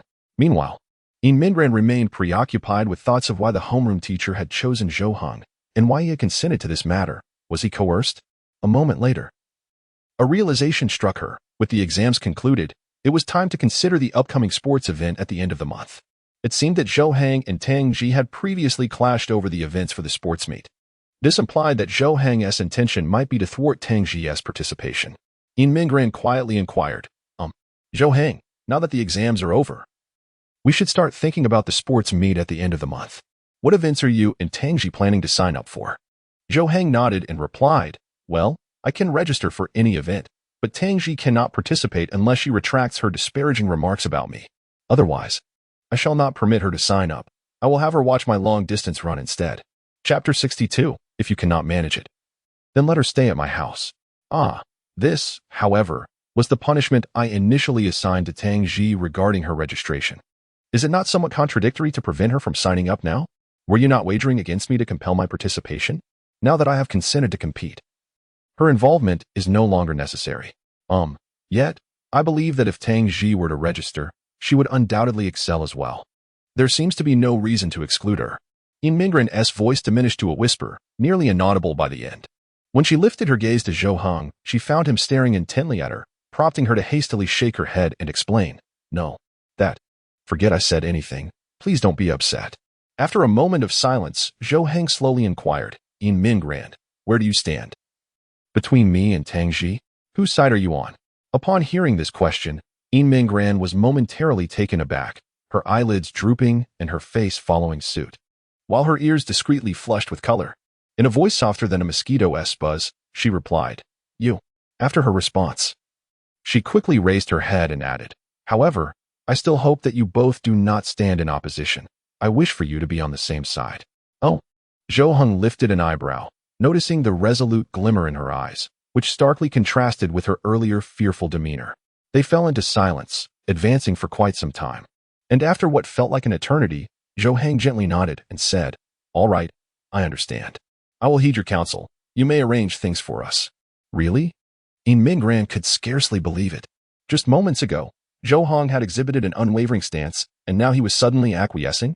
Moreover, he was permitting her to take charge? They had nearly come to blows over this matter previously. Indeed, you have stated it, so what more can I contest? Reflecting on it now, I should not have quarreled with Tang Ji over such trivialities. My perspective was indeed narrow. Oh, Yin Mingren's mouth formed a na shape in astonishment as she realized that Zhou Heng had genuinely transformed. It seemed that since the last time she had rested in his embrace and awakened, he had undergone subtle changes, though she could not fathom the reasons. She felt elated by his transformation, sensing that he had become more of a man. All right, I shall take charge of the arrangements with Tang Ji. We will convene to strategize on how best to facilitate your participation. Zhou Heng nodded, affirming, yes, I will do my utmost to assist you. Upon returning home, Zhou Heng eagerly powered on his computer and logged into the game. After a while, Tang Ji's voice echoed through his headphones. Finally online, are you happy? It's about time we could play the game. One could say that. Thankfully, I didn't purchase a pass this season. Otherwise, I would have incurred great losses. What about Yin Mingren? She told me that after my arduous exams, I should enjoy some gaming while she prepares dinner. Such understanding is heart-wrenching. Treat her well. If you cannot, then let her stay at my home. She is my tutor, so how could I possibly give her to you without your prompting? I shall certainly treat her with utmost care. The two engaged in conversation within the confines of the bedroom, while at the door stood Yin Mingren. She had not intended to eavesdrop. It was merely a coincidence that she passed by and heard Tang Ji's voice from within, prompting her to linger and listen for a moment. Upon hearing this, Yin Mingren's lips subtly curled into a smile, her eyes sparkling with delight. Before she returned to the kitchen to continue preparing the meal. Approximately half an hour later, Yin Mingren brought a fresh array of dishes to the dining table. She then entered the bedroom and softly announced, dinner is ready, please come and eat. All right, I'm coming, Zhou Heng replied, turning to Tang Ji through his headset. I'm done playing, I'm going to eat now. Okay, came Tang Ji's response. He then powered down his computer and joined Yin Mingren at the table, ready to enjoy the meal. Zhou Heng had grown accustomed to the culinary delights prepared by Yin Mingren, and he had to concede that her cooking was indeed exceptional, rivaling his own skills. Just as they lifted their bowls and picked up their chopsticks to begin their meal, a series of knocks echoed from the door. Knock, knock. Zhou Heng and Yin Mingren exchanged bewildered glances, both momentarily taken aback. Rarely did anyone visit their home, save for Tang Ji. And considering it was around 10 o'clock at night, who could it possibly be? Yin Mingren felt a twinge of fear, slowly setting down her bowl and chopsticks. Holding her breath, Zhou Heng stood up, declaring, I'll see who it is. He felt no trepidation. He was confident he could handle 2 or 3 intruders should they pose a threat. Approaching the door, he didn't bother to inquire who it was and simply swung it open. Standing there was a woman, appearing to be in her 40s, with the passage of time etched around her eyes. Nevertheless, she was dressed impeccably, exuding vitality. She carried an assortment of items, and upon seeing Zhou Heng, her face lit up with a smile. Son, have you missed me? Zhou Heng's eyelids drooped in resignation as he replied, No, Mom. Why are you here at this hour? Why didn't you give me a heads up? Well, I knew you just finished your exams and couldn't wait to hear your results. I spoke to Xiaoji. She told me you've been studying diligently. As she spoke, Zhou Heng's mother attempted to step inside, but he swiftly intercepted her, saying, Mom, I just finished my exams, and the results aren't out yet. I'll let you know when they are. Why the rush? She set down her belongings and retrieved a bulging red envelope from her pocket, raising her eyebrows as she asked, Are you eager for your living expenses? Don't you want it? Of course. Please come in. Zhou Heng stepped aside, allowing his mother to enter. As Yin Mingren sat at the dining table, she was taken aback upon seeing Zhou Heng's mother before her. Instinctively, she rose to greet her, filled with nervous anticipation, yet as the words hovered on her lips, she realized that Zhou Heng's mother seemed oblivious to her presence. Upon entering, she began to unpack the items she had brought, handing them to Zhou Heng with a cheerful demeanor. These are treats for you and Xiaoji, all things unavailable here. Once school begins, you two can enjoy them together. Oh, and here's your autumn clothing. I've brought it for you. When the weather turns cold, make sure to wear it so you don't catch a chill. Do you understand? Yes, I understand, Mom. She is just then. Zhou Heng's mother continued, speaking of catching a cold. Your father came down with a chill a few days ago. I've brought you 2 boxes of a particularly effective cold medicine. Keep it handy for when you need it. Mom, listen to me. Zhou Heng interjected loudly, halting his mother's flow of words. He then gestured towards the side. Zhou Heng's mother paused, glancing in the direction of his finger, and noticed Yin Mingren standing there, visibly apprehensive. Hello, Annie chapter 63. You didn't take advantage of the situation. Did you? Zhou Heng's mother widened her eyes in disbelief, glancing between Yin Mingren and Zhou Heng, rendered momentarily speechless. Zhou Heng had anticipated her reaction and introduced Yin Mingran, saying, "This is my mother." "Hello, Auntie. I am Yin Mingran." Yin Mingran greeted nervously, her hands clasped in front of her as she awkwardly fiddled with her clothing, being exceedingly cautious. She had not expected Zhou Heng's mother to arrive so suddenly. Leaving her completely unprepared, she had no chance to escape and hide. What would she do if she were to be chased out? Hello. I am Lu Wei, Zhou Heng's mother. Zhou Heng's mother appeared even more anxious, as if she were the outsider in this situation, her tone mirroring that of Yin Mingran. "Aunt Lu." Yin Mingran softly called out, then fell silent, unsure of what to say next. She contemplated whether she should explain her presence and identity, but found herself at a loss for words. Lu Wei cleared her throat a couple of times, as if struggling with dryness, then turned to Zhou Heng and hurriedly pushed him into the bedroom, closing the door behind them. Lowering her voice, she pointed outside and questioned, "What is going on? Have you gotten a girlfriend? Why didn't you inform us? You are in your final year of high school, right at a crucial moment. How can you?" "No, she is a classmate." Zhou Heng had predicted her suspicion and quickly clarified. "A classmate? What is a classmate doing here so late? Isn't her family worried? A girl staying at your place at this hour? No, you must send her home at once." Lu Wei frowned, pushing Zhou Heng as if to force him out. Yet Zhou Heng remained steadfast, sighing as he spoke. "Mom, please listen to me. Yin Mingran, she is a bit special." "Special?" Lu Wei replied, intrigued. Zhou Heng then recounted the events of the rainy night when he had encountered Yin Mingran, including her current predicament. As he spoke, Lu Wei's frown deepened, her expression turning grave, and she gasped occasionally in shock. She sat in silence, listening intently.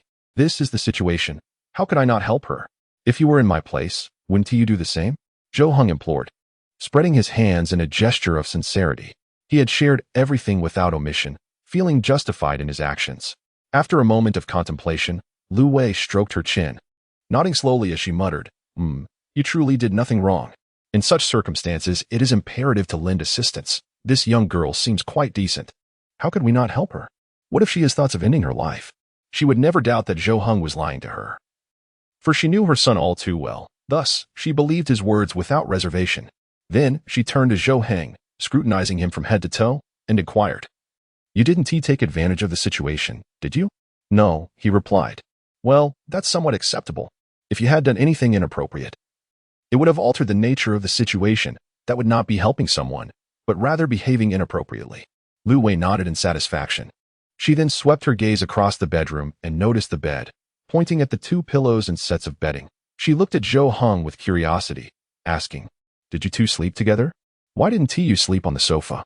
"I intended to sleep on the sofa, but she insisted on using it, so I opposed. In the end, we both ended up sleeping here," Zhou Heng replied awkwardly, scratching his head. He too did not comprehend how they had inexplicably ended up in bed together, and now it felt entirely normal to him, as if nothing were amiss. "Oh dear. This single bedroom is indeed a bit cramped," she remarked. "Anyway, the lease is nearly up. Perhaps it would be best to find you a different place." Lu Wei nodded thoughtfully, speaking to herself. At that moment, a thought struck her. She took out the red envelope from her pocket and handed it to Zhou Heng. Upon receiving it, Zhou Heng blinked in surprise and asked, "You're giving this to me directly? Wasn't it supposed to be given only after rising 50 ranks?" "Indeed. That was the plan," she acknowledged. "But given the special circumstances now, you need to care for 2 people. If I were to have your living expenses, how would you manage? However, you must be frugal and refrain from spending on games." Zhou Heng looked at Lu Wei in astonishment, asking, "Really? Mom, do you truly agree to letting Mingran stay?" She shot him a glare and replied, "Of course. What do you take me for? Knowing how pitiful she is now, how could I possibly ignore her? I think the girl is quite good, and our family can certainly accommodate one more. To be honest, I've always wanted a daughter."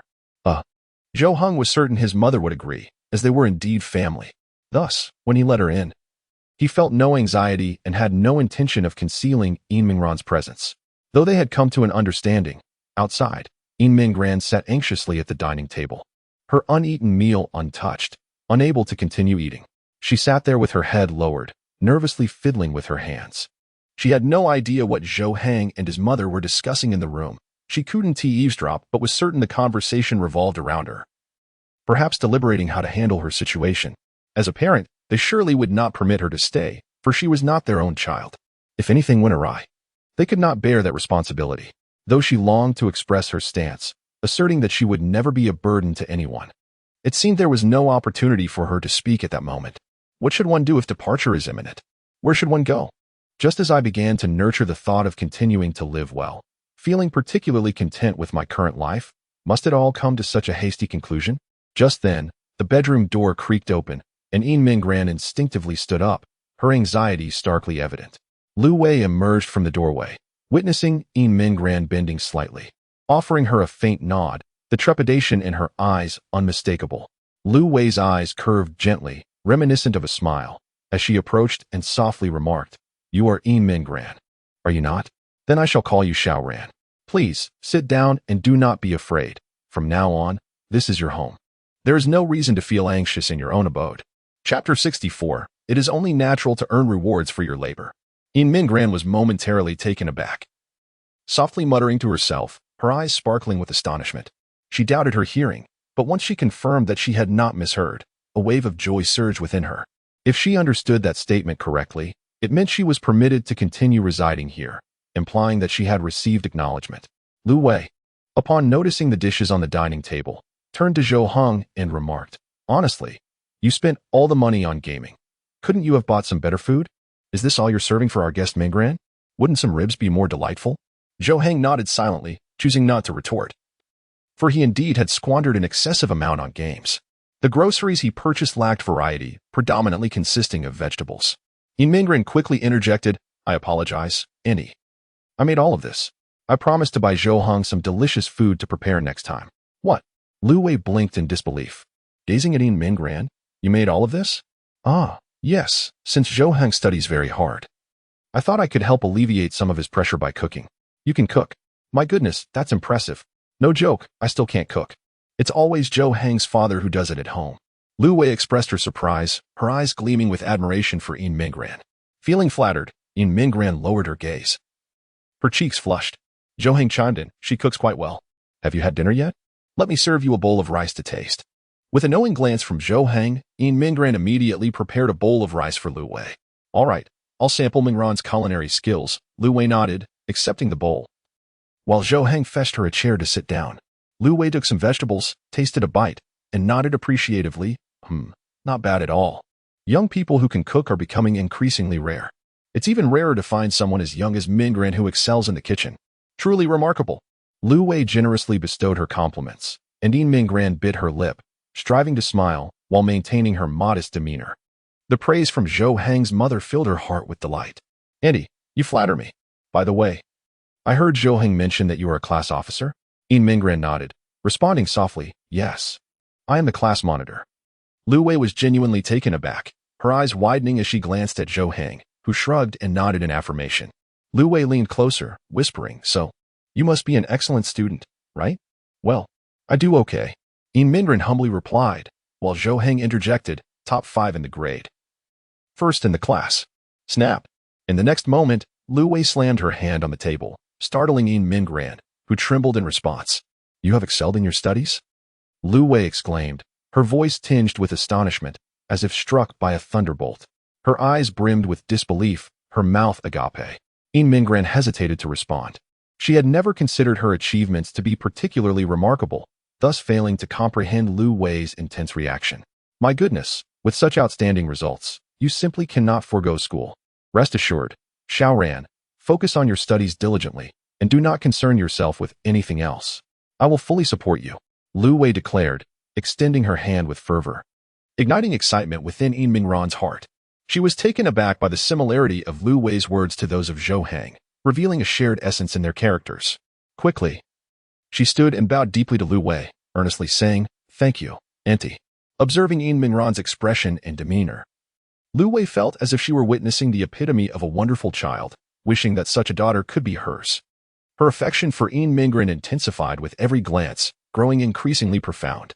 Ming lifted her head and continued, "However, Auntie, I cannot simply accept your kindness without reciprocation. I wish to contribute in some way, or else I shall feel uneasy."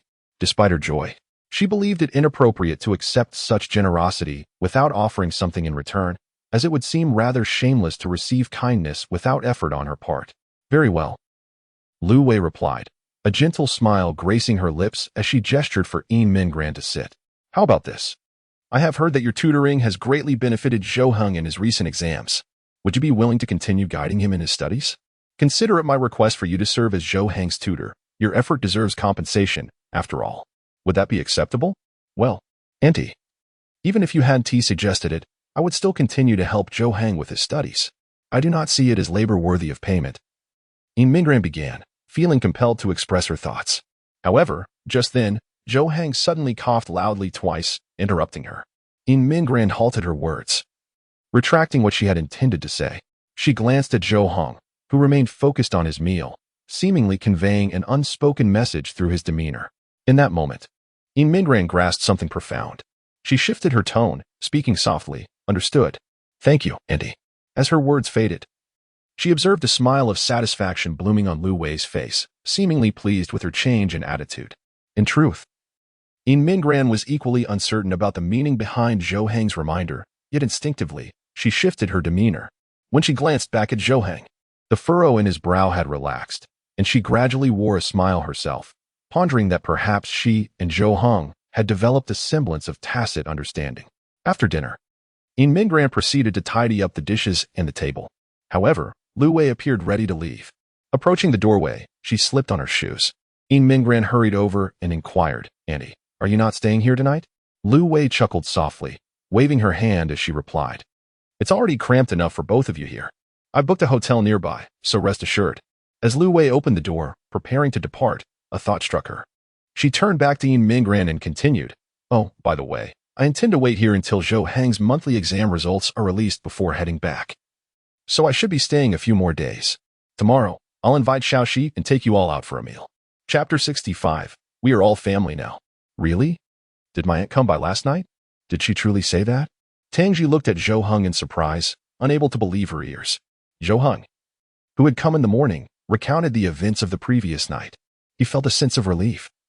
He had received his living expenses and was no longer worried about his exam results, all thanks to Yin Mingran. Yes, and then I invited you to dinner. My mother should call my aunt today to inform her. You should join us tonight, Zhou Heng said. All right, Tangji nodded. She glanced toward Yin Mingran, seated in front, noticing her cheerful demeanor as she greeted and chatted with other classmates. As Zhou Heng took out his books to study, Tangji inquired, How did you decide on the events for the sports meet? Were you planning on signing up for everything yourself and leaving me out?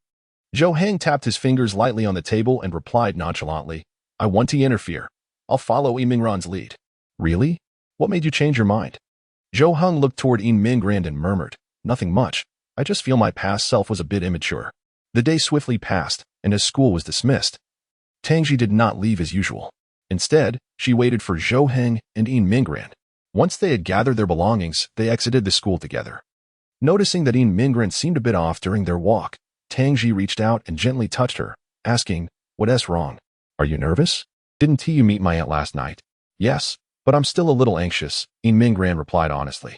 Despite receiving approval the previous night, she remained cautious, aware that she was still an outsider and needed to maintain politeness and respect.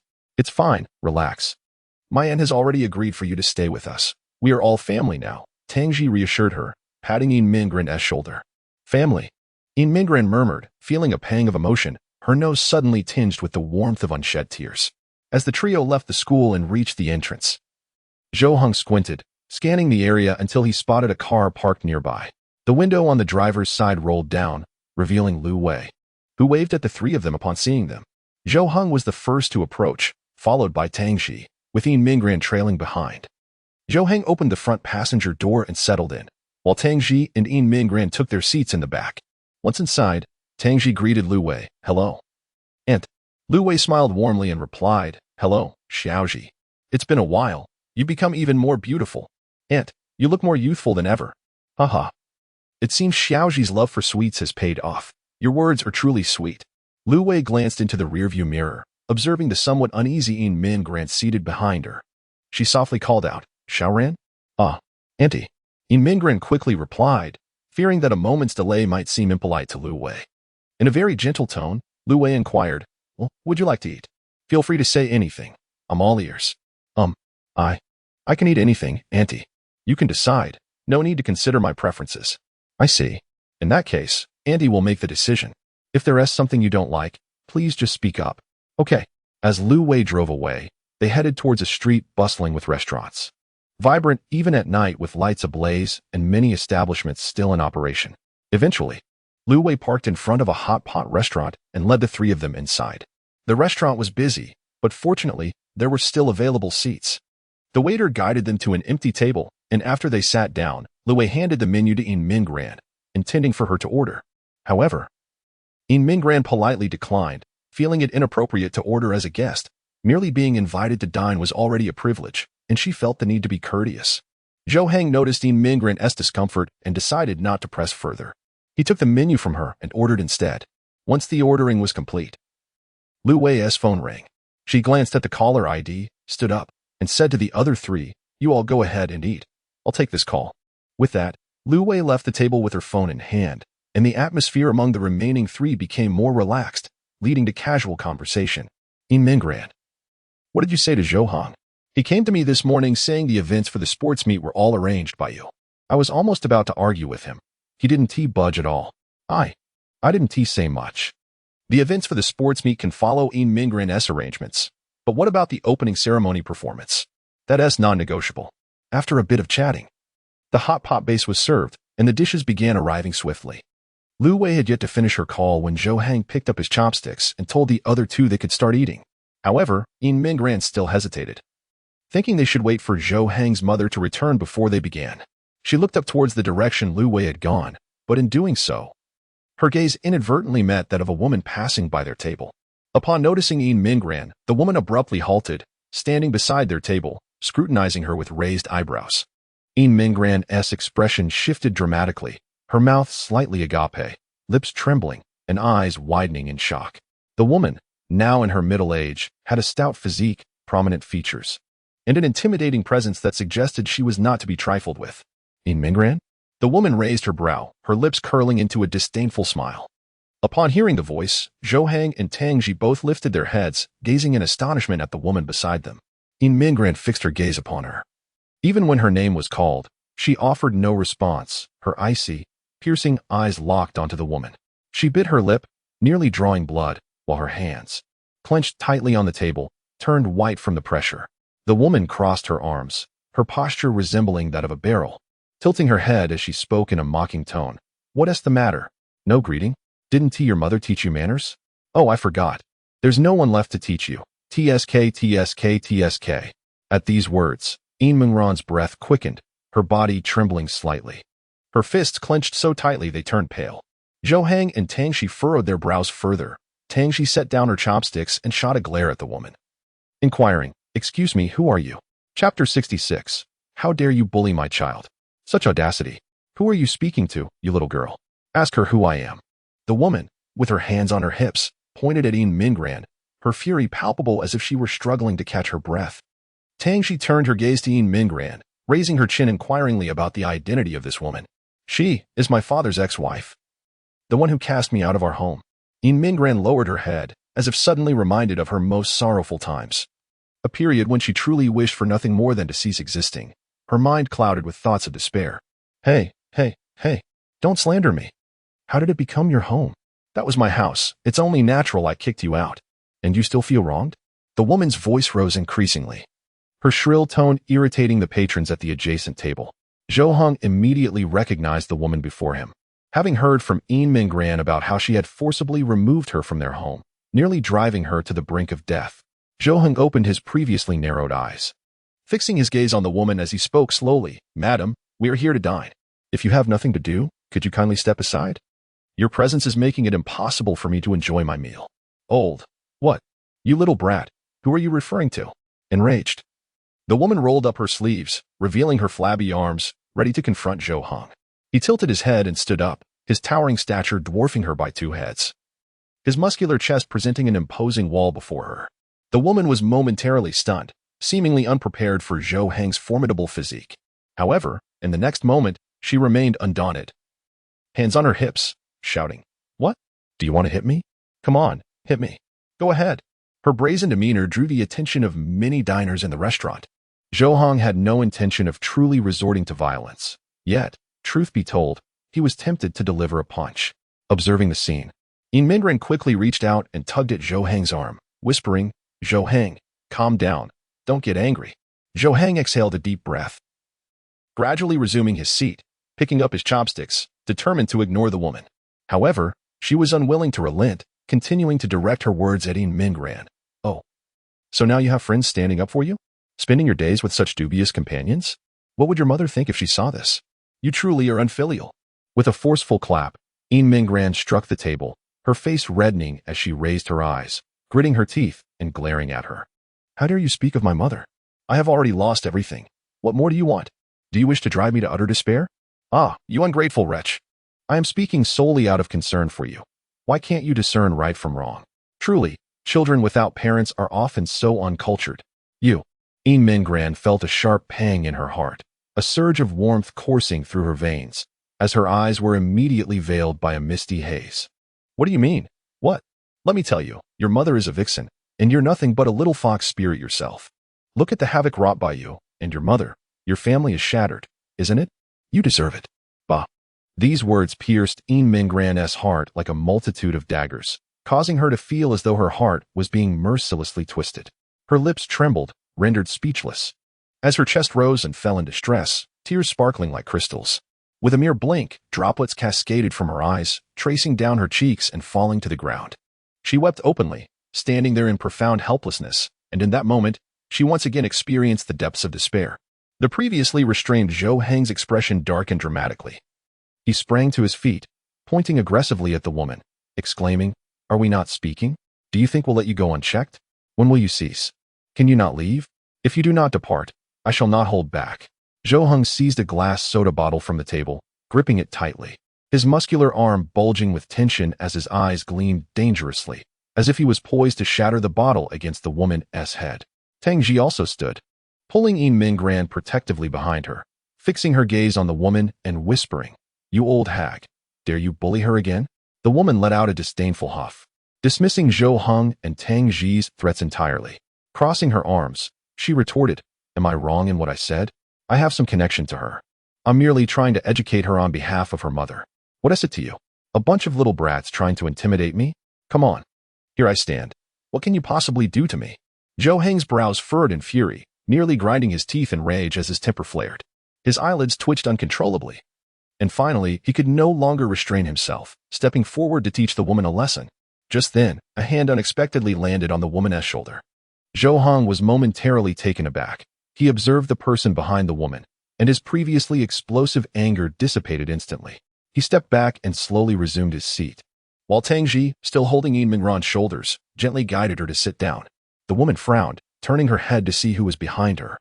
It was Zhou Heng's mother, Lu Wei, standing behind her with a phone in hand, a smile gracing her face as she conversed with someone on the other end. Yes, understood, rest assured." Just as the woman began to speak, ready to confront Lu Wei, she uttered a single syllable when the hand resting on her shoulder suddenly tightened. The flesh on the woman's shoulder was pinched painfully, causing her to grimace in agony, her body leaning sideways as she quickly reached up to grasp Lu Wei's hand on her shoulder, exclaiming, let go, you're killing me." Lu Wei continued to chat on the phone with a smile, seemingly unaffected by the earlier commotion, as if it bore no relation to her. She paid no heed to the woman's words, replying casually, Yes, I'm out dining with 3 children. All right, let's talk another day. Goodbye." After concluding the conversation, she tucked her phone back into her pocket. However, when she lifted her gaze once more, her smile vanished in an instant, her expression darkening, eyes narrowing, revealing an abyss of darkness. She released her grip, took a step forward, and looked down at the woman, her voice cold and steady. "Who are you? How dare you bully my child? You possess quite the audacity." Chapter 67. Yet I shall certainly regard you as my own daughter. Your child. The woman rubbed her shoulders and cast a glance at Zhou Heng and the other two, her brows arching high. Which one is your child? How have you educated them? Such a lack of manners. I am, after all, their elder. She shot a glare at Zhou Heng and Tang Ji, snorting and pouting, her expression one of exasperation. Yin Mingren leaned against Tang Ji's embrace, her head bowed and unwilling to look ahead. She was acutely aware that this trouble was of her own making, and that it had inadvertently drawn Zhou Heng and Tang Ji into the fray, even though they were not involved. What parent would permit their child to associate with someone like her? Who knows what troubles could arise, and she herself was a considerable burden. Thus, the moment Lu Wei arrived, Yin Mingren felt a wave of guilt wash over her. It was her presence that had summoned such a person. Lu Wei furrowed her brow tightly, visibly displeased. She pointed towards Zhou Heng and the others, declaring, "All three are my children. Who is the impolite one here? Dare to try again." Hearing Lu Wei's words, Yin Mingren abruptly lifted her head, tears still clinging to her cheeks, gazing at her in disbelief. Am I counted among them too? Just like Zhou Heng and Tangxi? The thought of being cast aside at that moment would indeed fill her with sorrow. A sense of being superfluous. Yet now, a peculiar sense of security surged within her, plunging her back into that comforting feeling of having a mother as protection. All three. Huh. So, Yin Mingran, do you still consider yourself one of the family? Yin Mingran, is this the stepmother you found? Truly, I cannot believe my eyes, you ungrateful wretch. How long has it been since your mother left? You have acclimated rather swiftly. Slap. As soon as the woman finished her words, a cup of water was suddenly splashed onto her face, drenching her hair and collar. The woman widened her eyes, stunned for a few seconds before regaining her composure, lifting her gaze to meet the calm expression of Lu Wei. That nonchalant demeanor instantly fueled her fury to its peak. What are you doing? The woman screeched, her voice shrill and grating, her body quivering with indignation. Lu Wei looked up, feigning innocence, spreading her hands and saying lightly, "What have I done? I simply wanted to pour this water. Who told you to stand there?" The woman gritted her teeth, pointing at Lu Wei, shouting, You. Lu Wei shot a sharp glance at her, retorting sternly, "You what? Look at you, resembling a QR code, without scanning. One wouldn't know what you are. Quite the creative appearance, living with such audacity. Is your arrogance bolstered by some animal protection association? No amount of cheap perfume can mask your animalistic stench. I what? Don't think you can act recklessly just because you have a few screws loose. Does that donkey do anything all day but kick your head? With such a face, can't you at least save some dignity? Picking on children at your age, and yet you dare to call yourself an elder? She was merely quicker to succumb than the children in my home." The woman gasped for breath, as if struggling for air, retreating 2 steps, nearly losing her balance. Her legs trembling. Had she not steadied herself against the wall, she might have faltered completely. This was her first encounter with such humiliation, her face flushed crimson. Resembling an enraged lion, her features contorted in desperation. Zhou Heng and Tangxi had already covered their faces with their hands, fearing they might burst into laughter. Yin Mingran, astonished, had not anticipated Zhou Heng's mother wielding such formidable prowess. When speaking with them, she was particularly gentle. Who would have thought she possessed such a side? Had she scolded herself, she would have been inconsolable. Lu Wei fixed her gaze ahead, her voice icy as she declared, "Let me tell you, Sharon has changed. She is my child now. If you dare to bully her again, I will not let you off easily, whether in light or shadow, black or white, as you wish. Do you truly believe our family is easy prey?" The woman pointed at Lu Wei and then at Yin Mingran, her face puffed up with indignation, resembling a pot of popcorn. After wiping her face, she stormed away. As she departed, the restaurant fell silent, returning to a state of harmony. Lu Wei exhaled deeply, as if expelling the anger she had just unleashed. She then sat beside Yin Mingran, who had ceased her tears. Lu Wei had stood up for her, and now she felt a sense of relief. The remnants of tears lingered in her eyes. Lowering her head, she murmured, "Thank you, Auntie." Unsure how to convey her gratitude or how to face Lu Wei after hearing her declaration of "she is my child," she felt a tightening in her chest, an urge to weep. Perhaps those words were merely for that woman, but now that the matter had been resolved, should she take them to heart? At that moment, Lu Wei took a few tissues, gently wiping the tears from the corners of Yin Mingran's eyes. "Do not be afraid, my dear. You need not fear her bullying you anymore. You have someone to protect you now, and I will safeguard you." Lu Wei held Yin Mingran's hand, her lips curling into a warm, pearlescent smile, her eyes brimming with tenderness. Yin Mingran was momentarily stunned, before her eyes sparkled, her lashes fluttering. Then, in an instant, she broke down into tears, her cheeks streaming with emotion. Unable to suppress her most vulnerable feelings, she threw herself into Lu Wei's embrace, weeping openly. Lu Wei enveloped Yin Mingran in her arms, gently patting her back, whispering in her ear, There, no need to be afraid anymore. While I may not reach the heights of your mother, I promise to treat you as I do Zhou Heng. You need not view me as your mother, but I will certainly treat you as my own daughter." Yin Mingran sobbed, unable to articulate a complete sentence. She could hardly believe this was reality, as if caught in a dream. Ever since her family had faced misfortune, she had lost the sense of home. However, within the confines of the Zhou family, she felt that warmth once more. How she longed to belong, to be embraced as one of their own.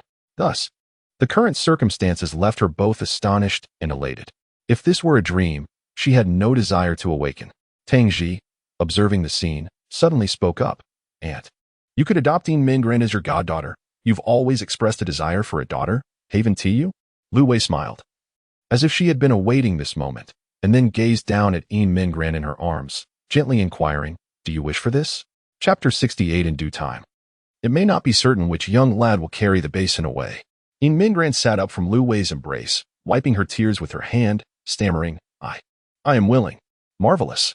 My darling, how I adore you. Now, do not weep. Lu Wei, overjoyed, enveloped Yin Mingren in a warm embrace, softly comforting her. Nestled in Lu Wei's arms, Yin Mingren felt a sense of safety akin to that of being in her mother's embrace. She closed her eyes, savoring the moment. Ever since her parents departed, she had been left with a lingering affliction. Even the slightest stimulus or fright would send her heart racing, as if it might leap from her throat, leaving her feeling suffocated. Yet now, that sensation appeared to have faded away unnoticed, remaining in Lu Wei's embrace. Her heart beat steadily, providing a sense of stability and comfort. Though Yin Mingren longed for this moment to last indefinitely, she knew it was not feasible. She sat up, gently sobbing a few times. Auntie, still calling me auntie. Lu Wei's lips curled into a subtle smile as she reached out to tuck a stray hair behind Yin Mingren's ear. A faint blush emerged on Yin Mingren's cheeks, and after a brief silence, she spoke in a barely audible voice, Godmother. Oh dear, Godmother sounds unappealing. Let us not use that term, we are family. No need for such formality. Yin Mingren's cheeks reddened further, her head bowing slightly. Finally, her voice dropped to a whisper, barely audible to Lu Wei, Mom. Lu Wei responded, gently caressing Yin Mingren's cheek, her gaze growing increasingly fond. Tang Ji tugged at Yin Mingren's arm, softly urging, come. Let me take you to the restroom to wash your face. All right. Yin Mingren followed Tang Ji out to the restroom. While Lu Wei's eyes lingered on Yin Mingren's retreating figure, her smile unwavering. Zhou Heng glanced at his mother, inquiring, is this truly appropriate? It seems you are rather eager, which might frighten her. You have no idea how envious I was of Zhou Yalan in the past. Lu Wei replied. Zhou Heng, taken aback, asked, my aunt? What do you envy about her? Lu Wei shot him a reproachful look, exclaiming, what do you think? I envy her for having such an exceptional daughter. Xiaoji has never caused her parents any worry regarding her studies. Look at you. Sigh, you have been the source of my frustration all day, utterly exasperating. Zhou Heng lowered his head, regretting his indiscreet inquiry, feeling a wave of embarrassment wash over him.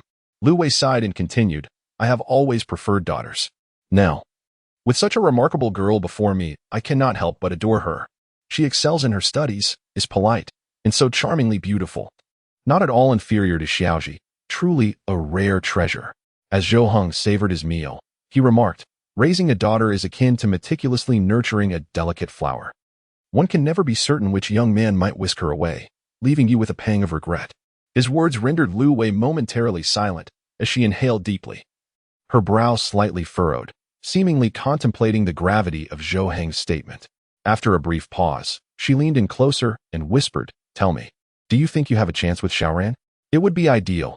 She wouldn't even need to change her name, and I could avoid the troublesome in-laws altogether. Your father and I wouldn't even have to prepare a dowry. Wait, Zhou Heng began, but Lu Wei interrupted him, saying, oh, but that is unlikely. I doubt Xiaoran would be interested. My son is indeed handsome, yet his academic performance leaves much to be desired. If only he could excel in his studies, he would be utterly perfect. Zhou Heng, exasperated, rested his forehead on his hand and responded, I am utterly baffled. Why do you all place such undue importance on grades? Just because my performance is lacking doesn't mean I am doomed to failure. Not being admitted to a university doesn't preclude me from other avenues. He had been subjected to this relentless scrutiny of his academic standing since childhood, hearing incessantly about the accomplishments of others until he felt his ears might bleed. If it were another child, they might have succumbed to despair, yet Zhou Heng, due to his resilient nature, had developed a robust psychological fortitude and had grown indifferent to the monotonous criticisms he had endured throughout his life. Nevertheless, He still struggled to comprehend why his parents were so fixated on his academic achievements. This world does not solely thrive on the merits of scholars. Does a poor academic record truly warrant condemnation? Observing the faint flicker of anger in Zhou Heng's demeanor, Lu Wei remained silent for a considerable time. Eventually, once Zhou Heng had calmed, she gently placed her hand upon the back of his, saying, "My son, as your mother, my concerns extend far beyond the simple dichotomy of your grades. Education is not the only path to success, nor may it even be the one best suited for you. While it may be a relatively straightforward route, there are many who have thrived without formal education. Yet, why gamble on uncertainty when a clear, uncomplicated path lies before you? Why not choose to walk it?" Zhou Heng remained silent, offering no reply, but his silence did not imply inattentiveness. "Your father and I share the same perspective. It matters not how much you earn. You need not contribute a single penny to us. Our only wish is for you to avoid unnecessary burdens, to steer clear of jobs that promise overnight riches, and to refrain from exhausting yourself in pursuit of wealth. As long as you can provide for yourself, support your family, and uphold a household, in my eyes, you would be the most remarkable person." Lu Wei grasped Zhou Heng's hand, softly speaking to him. Zhou Heng could feel that his mother's palm had seemingly grown coarser. A decade ago, when he was just a child, he would hold his mother's hand, perceiving it as soft and fair, the sensation of their connection being delightful. However, that was no longer the case. Her hands had become much rougher and thicker. As he transitioned from innocence to a gradual understanding of his family's relatively comfortable circumstances, he recognized that all of this was born from the tireless efforts of his parents. Throughout his upbringing, he had never experienced financial hardships compared to others. Despite his struggles with academics and tendency to indulge in play, he was by no means a child who could not comprehend reason. On the contrary, it was precisely because he had come to appreciate his parents' painstaking intentions that he now experienced a profound awakening, striving diligently in his studies. He did not seek exceptional grades. Rather, he simply wished to live up to his parents' expectations. Zhou Heng exhaled softly and said, "Yes, I understand." Chapter 69. Do not overthink. Let us remain as we were. After dinner, the group prepared to depart. Lu Wei first drove Tangji home, stopping at the entrance of her building. "Goodbye, Aunt. Remember to come over and visit me another day." Lu Wei waved her hand, saying, "All right. This weekend, Zhou Heng and Xiao Ran will come to your home, correct? Keep an eye on Zhou Heng and make sure he doesn't trouble your mother." Tangji chuckled lightly, ready to turn and leave. "It's fine. That won't happen. I shall take my leave now. Drive safely, Aunt." "Okay, head back quickly." After Tangji departed, Lu Wei rolled up the car window and drove away, carrying Zhou Heng and Yin Mingran home. Yin Mingran sat in the back, gazing out at the night scenery, the home still illuminated, and a faint smile graced her lips. Not long ago, she believed she would be forever gazing at the countless lights of distant homes, yet remain homeless. However, now she found herself seated in a comfortable car, on her way back to her reassuring new home, with two individuals in front of her who had become her family, allowing her to once again experience the warmth of home. At that moment, Yin Mingran suddenly pondered, as she had become Zhou Heng's mother-esque goddaughter. Did that mean she and Zhou Heng were akin to siblings? But that cannot be right. They were not a blended family, and she was not adopted. Thus, their relationship was rather tenuous. Ultimately, they were merely acquaintances. She referred to Zhou Heng's mother as mom, yet her bond with Zhou Heng was not that of siblings. They could be family, friends, or classmates, but certainly not siblings. With this thought, Yin Mingran felt a sudden sense of relief. Lu Wei drove Zhou Heng and Yin Mingran to their home. Before they exited the vehicle, she remarked, "I received a call before dinner. I must return tomorrow. Zhou Heng, remember to inform me of your grades once they are out." "All right, understood, but do not set your expectations too high." Zhou Heng nodded, then exited the car, walking towards home. Yin Mingran followed suit but lingered beside the car, looking at Lu Wei with an expression that suggested she had something to say. Noticing her hesitation, Lu Wei's eyes twinkled as she smiled softly. "Head home, sweetheart. I shall visit again soon. We exchanged numbers and added each other as friends, so feel free to reach out if you need anything. Do not be shy." Yin Mingran looked up, her lips curving into a joyful smile. She nodded earnestly, saying, "Yes. Mom, please take care and drive safely on your way back." Her soft-spoken words reached Lu Wei's ears, causing her to pause momentarily, her brow arching slightly before breaking into a charming smile. She stepped out of the car, leaving Yin Mingran momentarily stunned, unsure of what was happening. In the next instant, Lu Wei approached In Mingran, gently cradling her face in her hands, and placed a kiss on her forehead. In Mingran's eyes widened, astonishment flickering within them. Then, Lu Wei leaned closer, whispering in her ear, "Do not fall ill." Until the car departed from that place, In Mingran remained rooted to the spot. Unable to regain her composure, she extended her hand to her forehead, her mouth slightly agape. And only the occasional blink of her eyes signified that she had not turned to stone. The cool summer breeze caressed her face, lifting her hair and sending a slight chill through her body, yet her heart burned with an intense heat that was difficult to cool. Noticing that In Mingran had yet to ascend the stairs after a considerable time, Zhou Heng descended directly, stepping outside to find her standing there. He called out, "What's wrong? Are you heading home? Isn't it chilly outside?" "Oh." In Mingran regained her senses and hurried forward to enter the building alongside Zhou Heng. As they rode the elevator, Zhou Heng spoke, "The weather is about to turn cooler. My mother brought me some autumn clothes. You should take a look and see which ones fit you. Wear them first, and when you have time, you can buy more. I'll lend you some money. Don't refuse, it's what my mother wishes." In Mingran nodded, responding honestly, "Understood." Upon returning home, she gazed at Zhou Heng's back, a matter weighing heavily on her mind, unspoken. She felt it necessary to clarify things with Zhou Heng. It wouldn't be due to inadvertently offend him. "Zhou Heng." Zhou Heng turned to look at her upon hearing her voice. In Mingran tilted her head to one side, clutching her elbow, and quietly asked, About me becoming your mother's goddaughter. Would that upset you? Would you mind?" Her inquiry was tentative, as Zhou Heng was the biological son, and she felt it crucial to ascertain his feelings. If he were to object, she certainly wouldn't want to overstep. In truth, she was quite apprehensive about altering the status quo. Zhou Heng raised his eyebrows, taken aback for a few seconds, then shook his head, saying, "As long as you are happy and my mother is happy, and I receive my full living expenses, I am also content. How could I possibly mind? Your relationship with my mother has simply changed, but my relationship with you remains unchanged. Don't overthink it. We're still the same as before."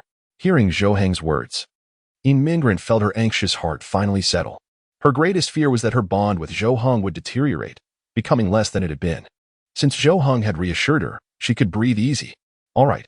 That night, the two of them took turns showering, changed into their pajamas, and prepared to return to the bedroom for sleep. In Mingran looked at the bed they would share, contemplating that her godmother must have already learned about her sleeping in the same bed as Zhou Heng. Had she said nothing? Did that imply her tacit approval? Zhou Heng entered and, upon seeing the bed, suddenly recalled his mother's words from the previous day. "By the way, my mother mentioned that this house is a bit small for the two of us since there's only one bedroom. So when the lease is up, we'll need to find a new place to live." "Oh, is that so?" In Mingran's gaze flickered momentarily as she responded somewhat reluctantly. The mere thought of their recent move suggested that they would no longer share a bedroom, which implied that she and Zhou Heng would no longer sleep together at night. A pang of unease struck her heart, and she quickly dismissed the thoughts swirling in her mind. What was she contemplating?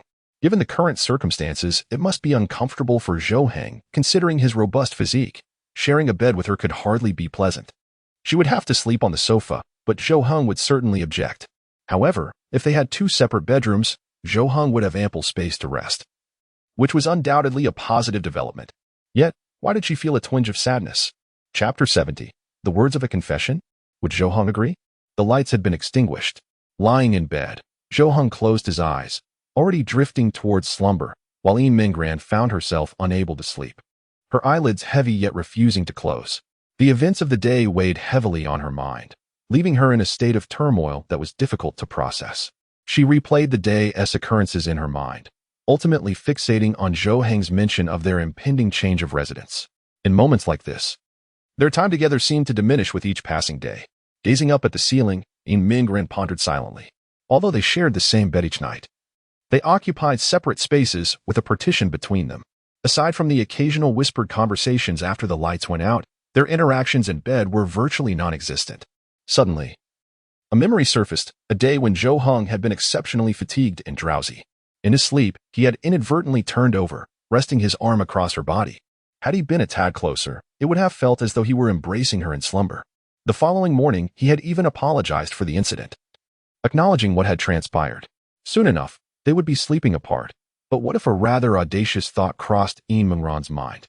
If Zhou Heng could inadvertently roll towards her in his dreams, then why couldn't she perhaps feign a similar accident?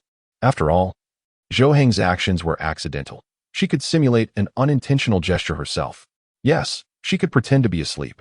She would act oblivious the next day, fully unaware of the supposed incident, leaving no room for embarrassment. With her heart racing, Mingran bit her lip. Exhilarated by the prospect of something she had never considered before, she refrained from making any sudden moves, knowing that if she were to pretend to be asleep, she ought to remain still for at least half an hour. Otherwise, her intentions would surely be questioned. After all, who falls asleep and immediately begins to shift? Thus, she held her position for over half an hour. The night had deepened. The outside world was enveloped in darkness, devoid of any light. Feeling the moment was ripe for action, she cautiously shifted her body, as if testing the waters. The partition separating them was easy to traverse with a mere turn. However, crossing over would bring her into Zhou Heng's territory, placing them in close proximity, almost as if she could press against him. Thus, she had to tread carefully, ensuring that her actions appeared entirely instinctive, so as not to raise any suspicion. Initially, Mingran shifted her quilt aside, for if she were to turn, she would inevitably become entangled within it. Subsequently, she turned onto her side, facing Zhou Heng. However, the darkness of the room rendered her oblivious to whether he had succumbed to slumber. If he had just fallen asleep, it would be fortuitous. Even if she inadvertently roused him, he would remain unaware of her intentions. Yet, if he were still awake, her actions would need to appear natural, lest he discern her feigned sleep. After a brief moment, Mingran felt it was time to proceed with her plan. She turned over, attempting to position herself atop the quilt, allowing her arm to rest upon Zhou Heng's body. However, she underestimated the force of inertia during her turn. She realized she could not halt her momentum. In the next instant, she found herself tumbling into Zhou Heng's side of the bed. Startled, a cold sweat broke out upon her skin, and her heart raced, terrified that her sudden movement might raise his suspicions. Yet, after remaining still for several moments, Zhou Heng exhibited no signs of movement. Mingran could feel her legs brushing against his body, their proximity so close that not even a fist could fit between them. Peeking through slightly opened eyes, she discovered that Zhou Heng appeared to be turned away from her, sleeping with his back to her. The fact that he remained still after her turn suggested he was indeed asleep. A sigh of relief escaped her lips, and her racing heart gradually returned to a steady rhythm. At that moment, a thought struck her. On a previous occasion, she had believed Zhou Heng to be sound asleep, only for him to awaken later. He remained silent, leaving her unaware of the truth. Thus, a flicker of anxiety crept in. Was it possible that Zhou Heng was not truly asleep and was merely pretending? She carefully shifted the quilt behind her, creating some distance from Zhou Heng, ensuring she was not pressed too closely against him. She managed to maintain their separation to a sideline position, not overly close, yet within reach. Next, Mingran pondered her next move. Currently, she faced Zhou Heng while he lay with his back to her. Should she extend her hand to rest upon him? Or would it be wiser to merely place her hand nearby? While she contemplated, Zhou Heng suddenly stirred. In a panic, Mingran promptly shut her eyes, slipping into a fade of sleep, feigning ignorance. In the next moment, Zhou Heng turned over, the space she had vacated providing him ample room to shift. A shiver coursed through her body as she lay with her eyes closed, unable to witness the unfolding events, yet acutely aware of her surroundings. Her head now rested against Zhou Heng's chest, and his arm draped over her. In that instant, she found herself genuinely embraced in his arms. What was happening? Mingran dared not open her eyes or move. She had yet to enact her plan of resting her hand upon him, and now found herself ensconced in his embrace. At this moment, Zhou Heng lay in slumber, his breathing steady and his heartbeat palpable to Mingran. As she listened intently, she noted that his heartbeat remained unchanged. Logically, if Zhou Heng were awake, his heart rate would exhibit some variation. Thus, it was evident that he was still in the embrace of sleep. After a brief pause, Mingran gradually lifted her hand, hovering in the air for a few moments before it gently descended to rest upon Zhou Heng's waist.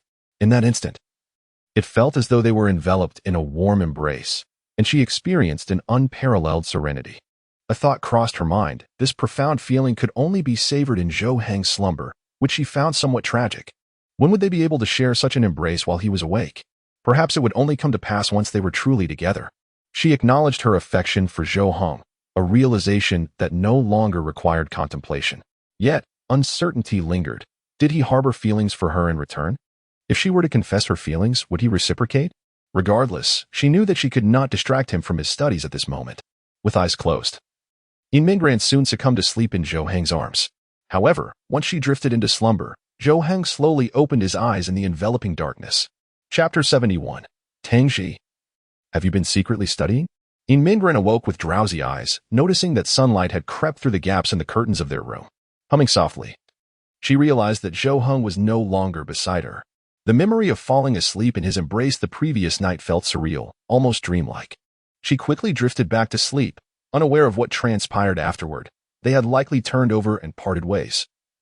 But she wondered if Zhou Heng had noticed anything from the night before. With a slight effort, Mingren sat up, her nightgown slipping from her shoulders to reveal her ivory-like skin, reminiscent of an exquisite sculpture. After changing her clothes, she opened the curtains to let the sunlight flood in and neatly folded the quilt. Upon leaving the bedroom, she found Zhou Heng had prepared breakfast. He greeted her softly. "Good morning." "Good morning," she replied with a smile, revealing her pearly white teeth. The vitality she exuded today was a stark contrast to her demeanor from just a few days prior. It was as if she had been rejuvenated. After freshening up, she joined Zhou Heng at the dining table for breakfast. After taking a sip of porridge, Zhou Heng inquired, "The results should be out today, right? I remember it being around 2 days." "Yes, all subject scores will be released this morning. If all goes well, the rankings should be available by this afternoon." Zhou Heng sighed, prompting Mingren to look at him in surprise. "Are you still worried about your results? It's all right, even if you don't meet your goals. It's just a monthly exam. You didn't have much time to study, so you can always aim for better next time." "I know," he replied. After finishing breakfast, they tidied up their things and went to school together. Perhaps due to the impending results, the atmosphere at school felt rather oppressive. Most students had lost their jovial spirits, constantly anxious about the forthcoming scores. Whenever a subject's results were announced, a wave of commotion would ensue. Zhou Heng, however, was eager to learn his results to gauge how he compared to others. Previously, he had ranked over 200 in his grade and in class. Tong Yining was at a similar academic level. Their past performances had been quite comparable, but this time, the gap had widened, with each subject's score being revealed. Zhou Heng not only listened for his own results, but also made a point to check Tong Yining's scores. To his astonishment, he discovered that his scores surpassed Tong Yining's by a significant margin. Mingren was deeply concerned for Zhou Heng, to the extent that she neglected her own academic performance, fixating solely on his results. With each subject announced, she meticulously recorded his scores, even retrieving his previous grades for comparison. Upon witnessing Zhou Heng's remarkable progress, a smile finally graced her face. "You truly performed admirably this time. A rise of 50 places should be well within your reach. With your current rank over 200, the potential for improvement is particularly vast and quite feasible." Tangji, upon reviewing Zhou Heng's scores, also complimented him, expressing her surprise at his rapid advancement. It's evident that abstaining from gaming for several days has truly paid off. Zhou Heng, while feeling a sense of stability, refrained from absolute certainty, aware that he was not the only one striving for improvement. What if others had also excelled? Wouldn't that render his ambition to ascend the ranks considerably more challenging? When the results were finally revealed, it was a moment of mixed emotions. Some rejoiced while others despaired. At that moment, Tong Yining felt utterly shattered, slumped over his desk, cradling his head in despair. He had never anticipated such a dismal performance, which paled in comparison to his previous results. Reflecting on his lack of diligence, he lamented how he had pursued Tangji at the start of the semester, only to fail, and then shifted his attention to Tong Yining. Now, just as a glimmer of hope emerged with Tong Yining agreeing to spend the weekend with him, this devastating news struck. What awaited him upon returning home that evening was a daunting prospect. After lunch, as the afternoon classes commenced, an unexpected calamity brought a sense of dread to the students, culminating in the release of their rankings. Sheets of results were distributed, detailing their scores and ranking changes. Zhou Heng felt a chill run down his spine as he grasped the sheet, searching for his name. In previous instances, he could easily locate it among the last few ranks, but this time, to his astonishment, he found none of the bottom 10 bore his name. At last, he located his name positioned in the middle of the class rankings. His class rank had surged by over 10 places. As for the year level, his rank had ascended from 233 to an impressive 168. With a sudden rush of exhilaration, Zhou Heng slammed his hand on the desk, producing a resounding noise that captured the attention of the entire class. Clearing his throat awkwardly, he lowered his gaze, concealing his forehead with his hand. This moment marked one of the most exhilarating experiences of his year.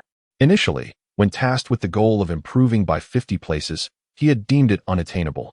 Yet, he had astonishingly surpassed expectations, achieving a rise of 65 places. Scanning the classroom, he realized he had experienced the most significant progress of all.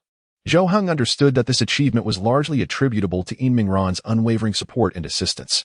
As Zhou Heng cast his gaze upon Yin Mingran, he discovered that she was also looking at him. Their eyes met for a fleeting moment. Yin Mingran's lips curved into a delicate arc as she extended her hand and flashed him a cheerful gesture, as if celebrating his achievements. Zhou Heng, his eyes fixed upon her, revealed a subtle smile upon his usually austere visage. This unexpected expression caused Yin Mingran to momentarily freeze before she hastily turned her head away, a rosy blush blooming on her cheeks. The sight of Zhou Heng's smile inexplicably accelerated her heartbeat. The last time she had witnessed such a smile was during a gaming session between Zhou Heng and Tang Ji, where she had caught a glimpse. However, that instance had only elicited a faint smile, hardly noticeable. In contrast, this time, she perceived it with crystal clarity, and the sensation sent her heart racing. She found Zhou Heng's smile utterly enchanting, and having seen it once, it lingered persistently in her mind. Zhou Heng lowered his head, redirecting his attention to the rankings of others. Without a second thought, he surmised that Yin Mingran would undoubtedly occupy the first position. Even after her absence from school for several days, her prowess was undeniable, allowing her to reclaim her rightful place at the top. After surveying the first-place holder, Zhou Heng glanced downward, only to be taken aback by the identity of the second-place student, which differed from his expectations. He turned to his deskmate. Incredulity etched across his face, and inquired, "Tang Ji, have you been secretly studying?" Chapter 72. Too much, I dare not accept. Perhaps it's all right. I only studied a bit in the days leading up to the exam. Tang Ji glanced at the list. Noticing her position in the class had risen to second from fifth, while her overall ranking had ascended from 17th to 6th. Her reaction seemed rather subdued. As if such outcomes were entirely expected. One must rise in ranks, yet also engage in games. One's ambition knows no bounds. Surely, one must achieve some results, as it facilitates a more enjoyable gaming experience. These pursuits are not mutually exclusive. Tang Ji shrugged, a faint smile gracing her lips, which incited a sense of frustration in Zhou Heng, yet he could do little about it, for she possessed such intellect. Are you not logging in tonight? Of course not. I'm busy. Zhou Heng nodded. Having achieved such results, it would be remiss not to reward oneself tonight. Otherwise, what was the point of the examination? One individual's performance piqued Zhou Heng's curiosity. Who? He inquired. Tang Ji pointed to a name on the list, and upon closer inspection, Zhou Heng realized she referred to Tong Yining, whose ranking had plummeted from 34th to 77th. Her performance had indeed taken a dramatic downturn. Zhou Heng raised his gaze to Tang Ji, questioning, "You imply that her decline is related to me? Can you deny it?" "I cannot, but I am unconcerned. Her struggles are her own." Zhou Heng cast the list aside, speaking nonchalantly. At that moment, Tong Yining held her report card, her gaze oscillating between her own results and Zhou Heng's. Her expression was grave, yet her emotions remained inscrutable. After a while, she lowered the report card, directing her attention towards Yin Mingran, sighing, "What am I doing?" After school that evening, Zhou Heng hurried home, almost leaving Yin Mingran behind, who had to hastily keep pace with him. Upon returning home, Zhou Heng eagerly shared his results with his mother, Lu Wei. Yin Mingran sat nearby, smiling as she watched Zhou Heng converse with Lu Wei, explaining the situation. Although she could not hear the conversation, the joy in Zhou Heng's voice was palpable. After hanging up, Zhou Heng retreated to his room to play games.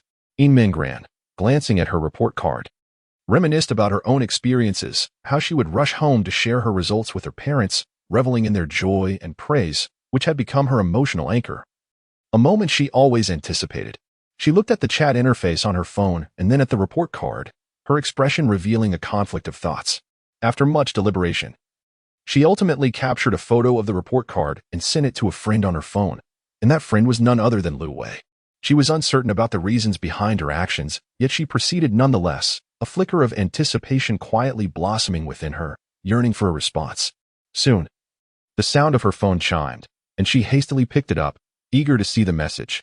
"You are truly amazing, darling." Following this, a transfer notification appeared. "This is your reward. Accept it." Yin Mingran's eyes widened in astonishment, her expression reflecting sheer surprise. She gazed at the screen, where Lu Wei had sent her a sum of 666 yuan. Was this reward not overly extravagant? She had often ranked first before. yet had never received such a generous amount. She typed a reply, "Mom, thank you, but I cannot accept this money. Oh, come on, just take it, or I might get upset." Lu Wei responded, her words lacking any hint of anger. Even Yin Mingran couldn't suppress a soft laugh, her heart swelling with sweetness akin to honey. They exchanged a few more words, and Yin Mingran's smile broadened, her joy manifesting in her eyes and the corners of her mouth. After several attempts to decline, she realized she truly had to accept it. Lu Wei, being Zhou Heng's mother, was unwavering in her insistence.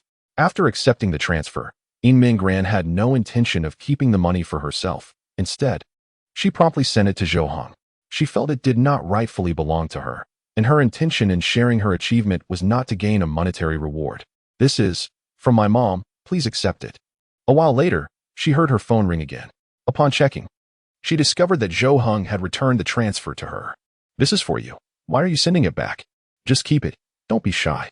"But it's too much. I can't accept it. She only gave you this amount because she was afraid you might hesitate. If she truly valued your first place, it would have been worth at least 100 more. Yin Mingran stared at her phone, her mouth agape in disbelief. Was this reward still lacking a digit? It was astonishing. She was merely a goddaughter, yet she was treated with such generosity. She shuddered to think how extravagant the reward would be if Zhou Heng achieved first place. As she prepared dinner, she aimed to ensure Zhou Heng could enjoy his leisure time without worry. After completing his exam, Zhou Heng visibly relaxed and did not immerse himself in gaming for long. After dinner, he took a brief rest before engaging in physical exercise. Meanwhile, Yin Mingran, having recovered from her previous workout, decided to join Zhou Heng, hoping to acclimatize her body to exercise gradually, thus preventing any future muscle strains. After their workout, both of them were drenched in sweat, and they took turns showering. As they lay in bed that night, exhaustion enveloped them.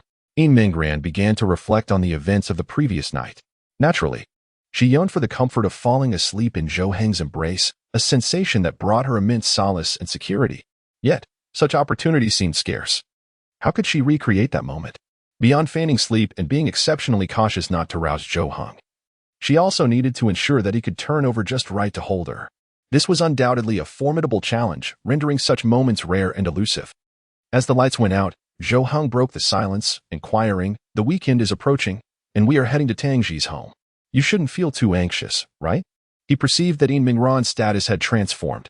She was now part of a family that included himself and Tangji, which should alleviate her apprehensions about visiting Tangji's home. It's bearable. It's just that I am uncertain about what Tangji's family is like." Yin Mingran replied softly. She mused that if they were akin to Lu Wei, it would be delightful, but if they were not, as an outsider, her concerns lingered. Chapter 73. What a coincidence, both of you. Are you going on a date? It was the weekend, a time when students enjoyed their respite. Most had meticulously planned their itineraries for the day. Tong Yining opened her eyes, awakening from a slumber that had scarcely been restful. Since the previous night, she had been anticipating this day, for she had arranged to meet Kong Yu. Her purpose was singular and straightforward, to extract information from him regarding Zhou Heng and Yin Mingran. What did he truly mean when he mentioned that the two were cohabitating? What secrets did he hold? After washing her face, she approached her vanity, gazing at her reflection in the mirror. After a few moments of contemplation, Tong Yining abruptly rose, muttering to herself, "Why bother with makeup? It's unnecessary." She felt compelled to accompany Kong Yu solely for the sake of gathering intel. Otherwise, she would never willingly step out with him. In this context, she had no desire to adorn herself, perceiving makeup as an extravagant waste. Thus, she hastily tied her hair up and grabbed a random outfit, her demeanor resembling that of someone merely stepping out to collect a parcel rather than meeting a companion. Checking her phone, she discovered a barrage of messages from Kong Yu, predominantly inquiring if she had awakened and when she would emerge. She felt exasperated. Having reluctantly added him as a friend, he now inundated her with messages. It reminded her somewhat of Zhou Heng, albeit Kong Yu was decidedly inferior. Had she awakened to a flood of messages from Zhou Heng, she could hardly fathom the joy it would have brought her. After succinctly replying to Kong Yu, Tong Yining departed, resolutely determined to leave immediately after acquiring the information, without lingering. They had agreed to meet at the entrance of a park. Upon her arrival, she spotted Kong Yu standing beneath a tree, engrossed in his phone, adjusting his hair as if it had been doused in hairspray. A wave of disdain washed over her, and for a fleeting moment, she contemplated fleeing. Internally, she weighed the worth of this encounter. It felt akin to selling her soul. The thought of being seen by someone she knew filled her with trepidation, evoking fears of a fate similar to that of Lu Yunxua transferring schools. As Kong Yu noticed Tong Yining approaching, a smile broke across his face, and he moved toward her. "Hey, you made it. Quickly, tell me what you know. And then let us wrap this up." Tong Yining maintained a cautious distance, ensuring she could speak without being too close. With every step Kong Yu took forward, she retreated. Sensing her reluctance, he spread his arms and said, "Then I suppose we should walk and talk?"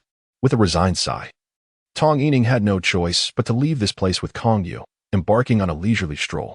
However, she deliberately maintained a distance, attempting to project an air of unfamiliarity. Trailing behind Kong Yu, she crossed her arms and fixed her gaze upon him, demanding, "Well, speak up. Do you know or not?" "Of course I know. Do you think I could deceive you?" Kong Yu deliberately slowed his pace, inching closer to her before he began to speak.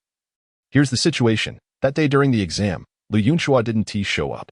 Liang Jiaxiang mentioned he might not return at all. After I got back, I reached out to him to inquire. He said he had gone to deliver breakfast to the class monitor, and while waiting outside her building, he unexpectedly saw her emerge with Zhou Heng. When he confronted her, he discovered that was Zhou Heng's home, where the class monitor resides." Tong Yining furrowed her brow, disregarding the distance between them as she stepped forward to stand beside Kong Yu, asking, "Why? Why is she living at Zhou Heng's house?" I don't know. That's just what Lu Yunxua told me.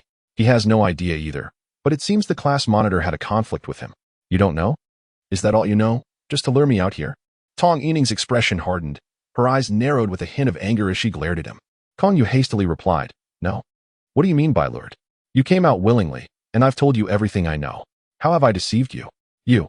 Tong Yining bit her lip, frustration boiling within her. She had hoped to uncover something of substance, but now she realized her mistake in placing any expectations on Kong Yu. "I'm leaving." She turned to depart, feeling that lingering here would only serve to highlight her own foolishness. Seeing her intent to leave, Kong Yu rushed forward to dissuade her. For it had taken considerable effort to coax Tong Yining out, and to have her leave so soon would be a great loss. "Hey, don't go. You've come all this way, why rush off? How about I treat you to a meal? Let us make your outing worthwhile." "Forget it. I'll just consider this a trip to take out the trash." Tong Yining quickened her pace, while Kong Yu pursued her closely.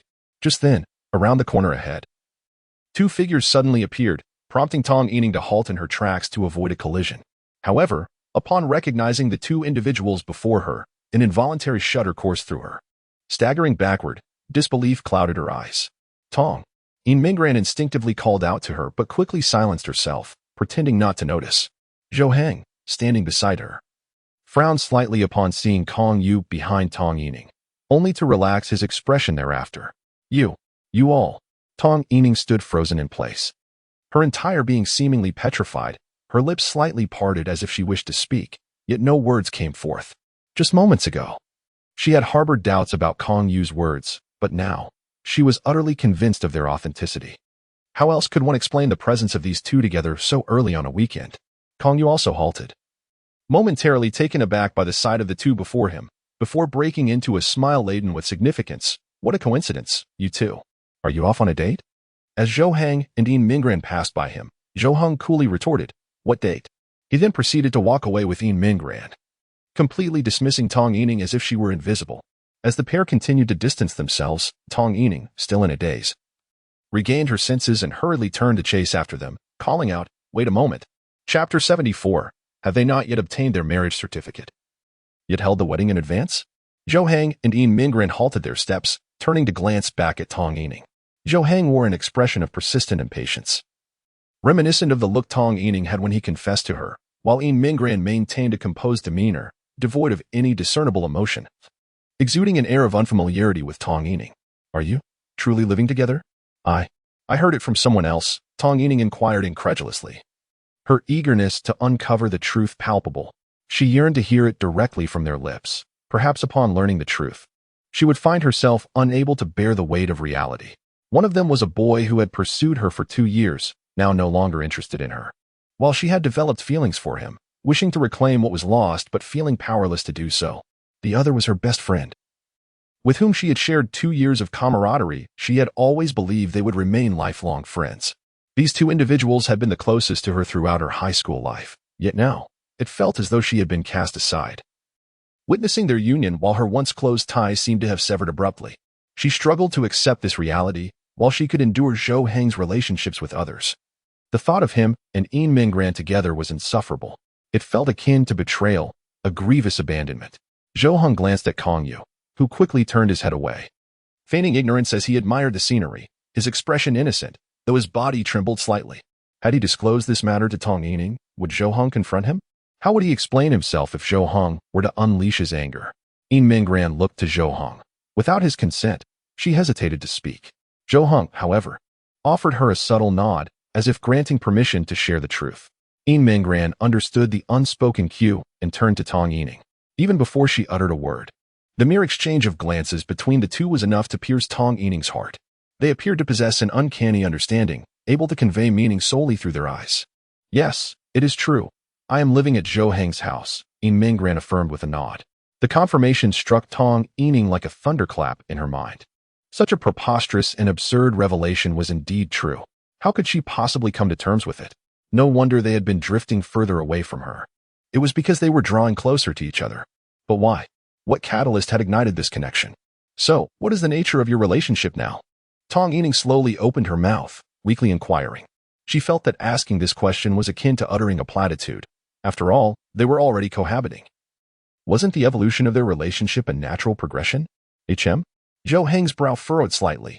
He initially considered responding that they were merely friends, classmates, or perhaps roommates. However, he suddenly realized that their current relationship had grown somewhat delicate. Beyond these superficial titles, they had developed a deeper bond, akin to family. Thus, the next moment, Zhou Heng replied, "She calls my mother Mom too. You can deduce what our relationship is. Farewell." With that, he reached out, grasping Yin Minggran's wrist, leading her away from the scene. Yin Minggran paused for a moment, allowing Zhou Heng to pull her along. She gazed at his profile, a gentle smile gracing her lips. Zhou Heng was preoccupied with the thought that they were heading to Tang Ji's home and had no time to squander here. As for why he had responded in such a manner, he himself was uncertain about how to articulate his relationship with Yin Minggran. He chose to toss the question back to her, letting her ponder it. After all, what he stated was the truth. How they wished to interpret it was entirely up to them. Tong Yining and Kong Yu stood frozen in place, astonished, their mouths agape. Their minds seemingly devoid of rational thought. They had presumed that the two were merely in a romantic relationship. What else could they possibly be? However, Zhou Heng's words suggested that their connection was far more intricate. Calling Zhou Heng's mother Mom, what could that imply? It certainly could not be siblinghood. What else could it signify if not that of a daughter-in-law? Kong Yu pointed at the retreating figures, shock rendering him speechless, his lips trembling. No way. Have they gotten married? That can't be, right? Zhou Heng isn't of legal marriageable age yet. Could it be that they haven't obtained a certificate but have already held a wedding? Kong Yu glanced at Tong Yining, noticing her face had turned pale, her lips seemingly drained of color in an instant. How could this be? She murmured softly, her voice barely audible and slightly hoarse, as though something was lodged in her throat. Kong Yu looked at Tong Yining, puzzled by her reaction. He did not comprehend why she would respond this way. Such news would typically evoke mere astonishment among classmates. Yet, Tong Yining appeared as if she had been wronged in some manner. Are you all right? Kong Yu tentatively asked, but received no response from her. She stood there, staring at the diminishing figures of Zhou Heng and Yin Minggran, exhaling heavily before striding forward, seemingly oblivious to Kong Yu's presence. Kong Yu, bewildered, extended his hand as if to say something, yet hesitated to call out to her, merely watching as she walked away. Although Tong Yining had been someone he had finally managed to summon, witnessing her in such a state rendered him reluctant to say anything further. Soon, only Kong Yu remained standing in the desolate space, lost in thought as he began to reflect on recent events. A pensive expression crossed his face, and after a moment, he murmured in astonishment, "Could it be that Tong Yining has developed feelings for Zhou Heng?" As this realization dawned upon him, a look of anguish enveloped his features. He was utterly perplexed as to why, among the few attractive girls in their class, each seemed to have an affinity for Zhou Heng. First it was Tang Ji, then Yin Minggran, and now even Tong Yining, who had eluded Zhou Heng's pursuit for 2 long years, appeared to be drawn to him. He could not fathom what allure Zhou Heng possessed. Was he truly inferior? In what aspect?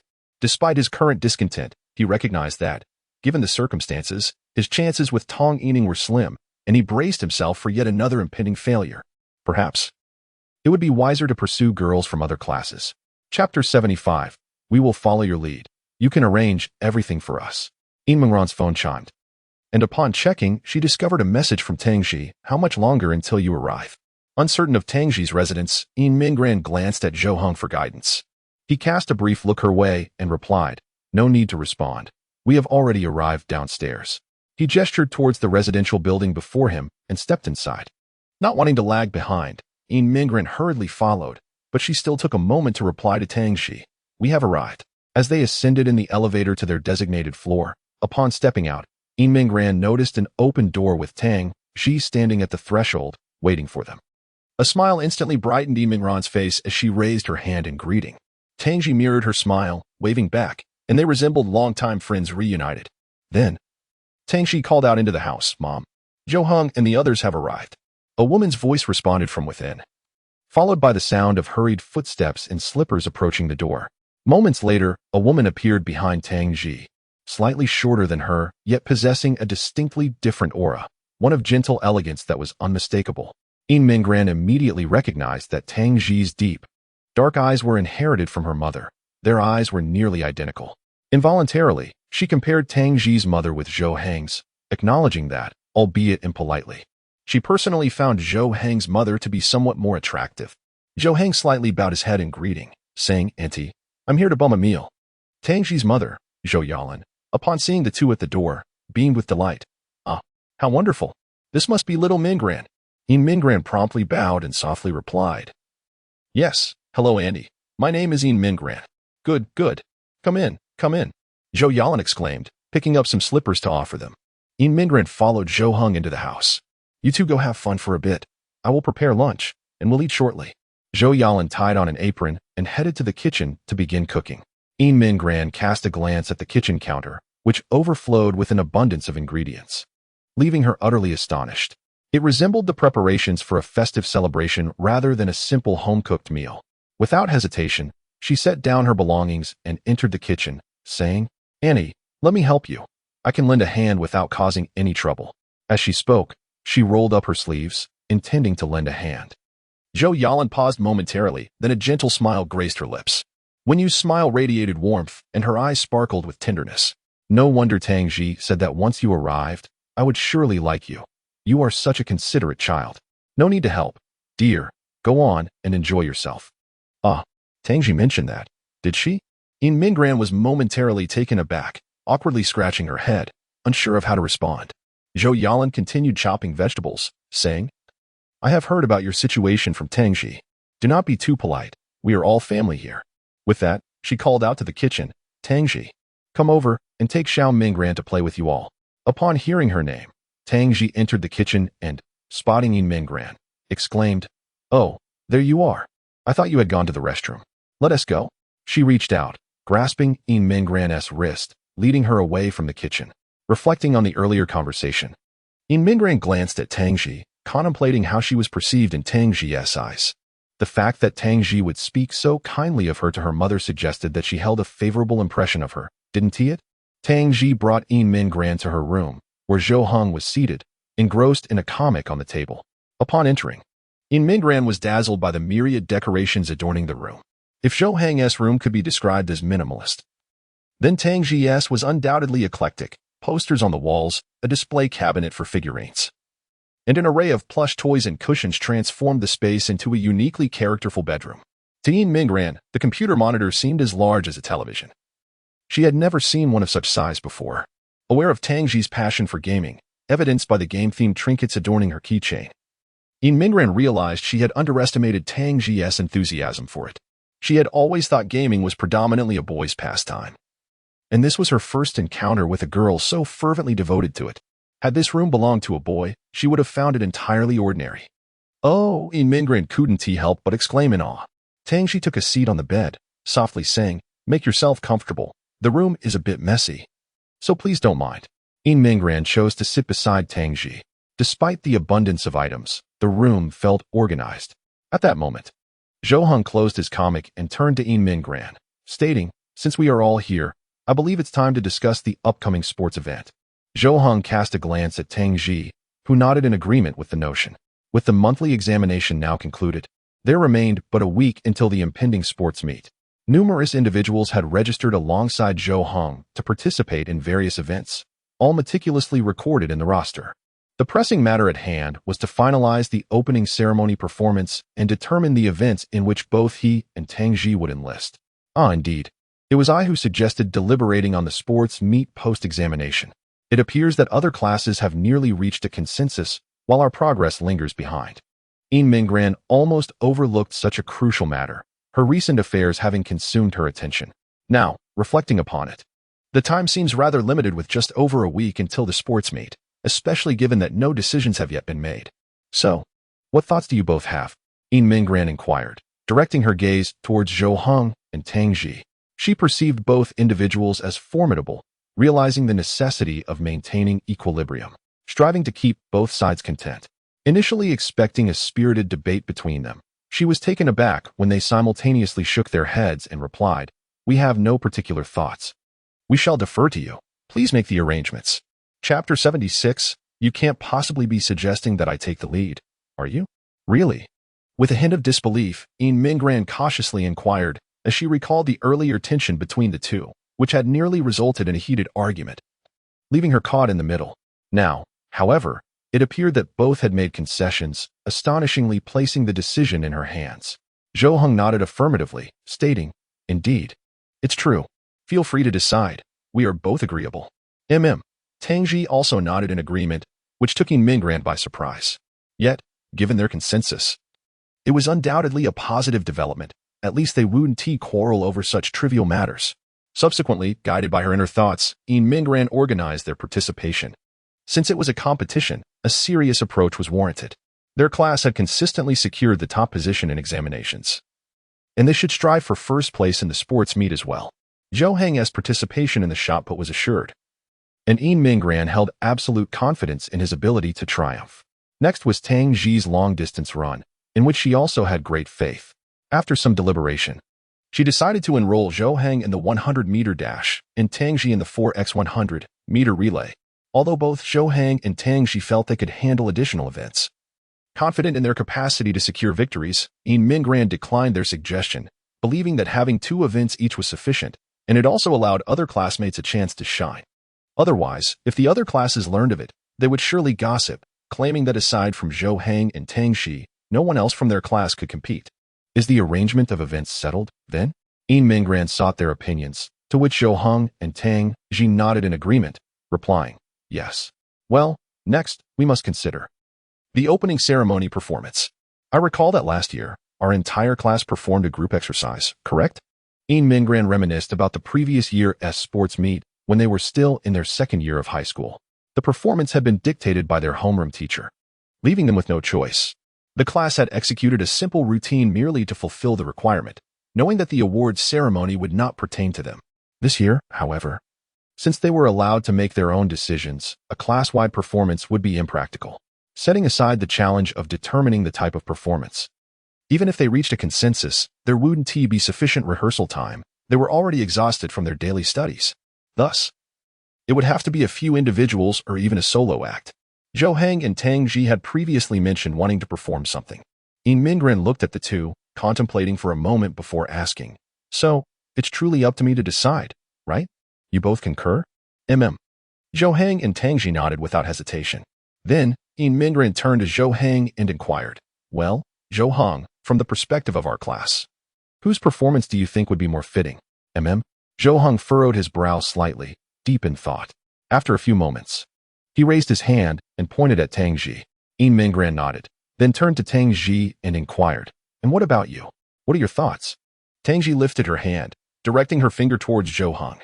This unexpected outcome caused Yin Minggran to let out a wry smile. The two had previously argued vehemently, yet now they were exhibiting such humility, each believing the other to be the better choice. If that were the case, why had they contended in the first place? It made her feel rather foolish for having mediated between them. "How about this? You two play rock, paper, scissors, and the winner will take the lead. Does that sound agreeable?" Yin Minggran stepped aside, allowing them to decide for themselves. She felt that if she were to choose, someone was bound to be discontent. "I have no objections. I'm fine with anything." The two shared a consensus, and before Yin Minggran, they engaged in a non-competitive game of rock, paper, scissors. Ultimately, It was Tang Ji who emerged victorious. Well then, it has been decided that Tang Ji will perform, Yin Mingran said, patting Tang Ji on the shoulder, hastily settling the matter, fearful of any unforeseen changes. Tang Ji suddenly recalled something and turned to Yin Mingran, a knowing smile gracing her lips. We both have our tasks, but what about you? Aren't you going to do something? Yin Mingran pointed at herself, blinking in surprise. What can I do? I have no skills. If I sign up for anything, I'm certain to lose. Tang Ji gently shook her head, replying, I recall that during the opening ceremony, a girl was needed to lead the team and hold the sign. It was done by Tong Yining last year. Oh, indeed. That hasn't been arranged yet. Wait, you can't be suggesting that I take on that role? Of course.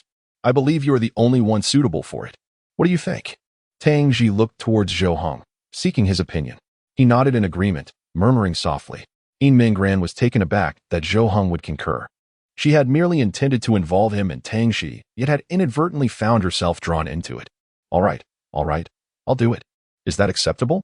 She was acutely aware that she could not refuse. After all, having asked Zhou Heng and Tang Ji to do so much, it would be rather inappropriate for her to remain idle. Well then, is everything settled? Can we start playing games now? By noon, over 3 hours had passed, and the enticing aroma wafting from the kitchen had become palpable. Zhou Yalan brought out dish after dish to the dining table and then called towards the direction of the room. Everyone, come out for dinner. The three emerged from the room, and upon seeing the delectable spread, Yin Mingran gasped in astonishment once more. The fact that so many dishes had been prepared solely by Tang Ji's mother within the span of a morning was truly remarkable. Auntie, you've worked hard. Zhou Yalan squinted her eyes with a smile, pulling out a chair for Yin Mingran. It's no trouble at all. I'm just delighted that you all could come. This is nothing. Zhou Heng took a seat and inquired, Aunt, what time does my uncle finish work? She replied, around 8 in the evening. I mentioned to him that you all would be coming today, and he was eager to take a leave, insisting that you accompany him for a drink. Next time, when my uncle has a day off, I shall return, he said, as several of them settled down to prepare for their meal. At that moment, Yin Mingran's phone buzzed with a message. She pondered, who could possibly be messaging her at this hour? Initially, she thought to refrain from checking during dinner, but fearing it might be a message from Zhou Heng's mother, Lu Wei, she felt compelled not to miss it. Hastily, she retrieved her phone and glanced at the screen. To her surprise, it was a message from Tong Yining. Yin Mingran, considering our 2 years of friendship, please be honest with me. What is your relationship with Zhou Heng? I trust one have not wronged you in any way, so please, just tell me. Chapter 77. Wherever Zhou Heng attends university, so shall she. What is the matter? Noticing the unusual expression on Yin Mingran's face, Zhou Heng inquired. Oh, it's nothing. Yin Mingran shook her head, withholding the message on her phone from Zhou Heng, fearing it might dampen his spirits. She contemplated that even if, in the end, a rift emerged between her and Tong Yining, the latter had not truly wronged her. Ultimately, her decision to sever ties with Tong Yining was largely motivated by her own selfishness, her feelings for Zhou Heng. She had already developed affections for Zhou Heng, and as it was her first experience of such emotions, she was uncertain how to react.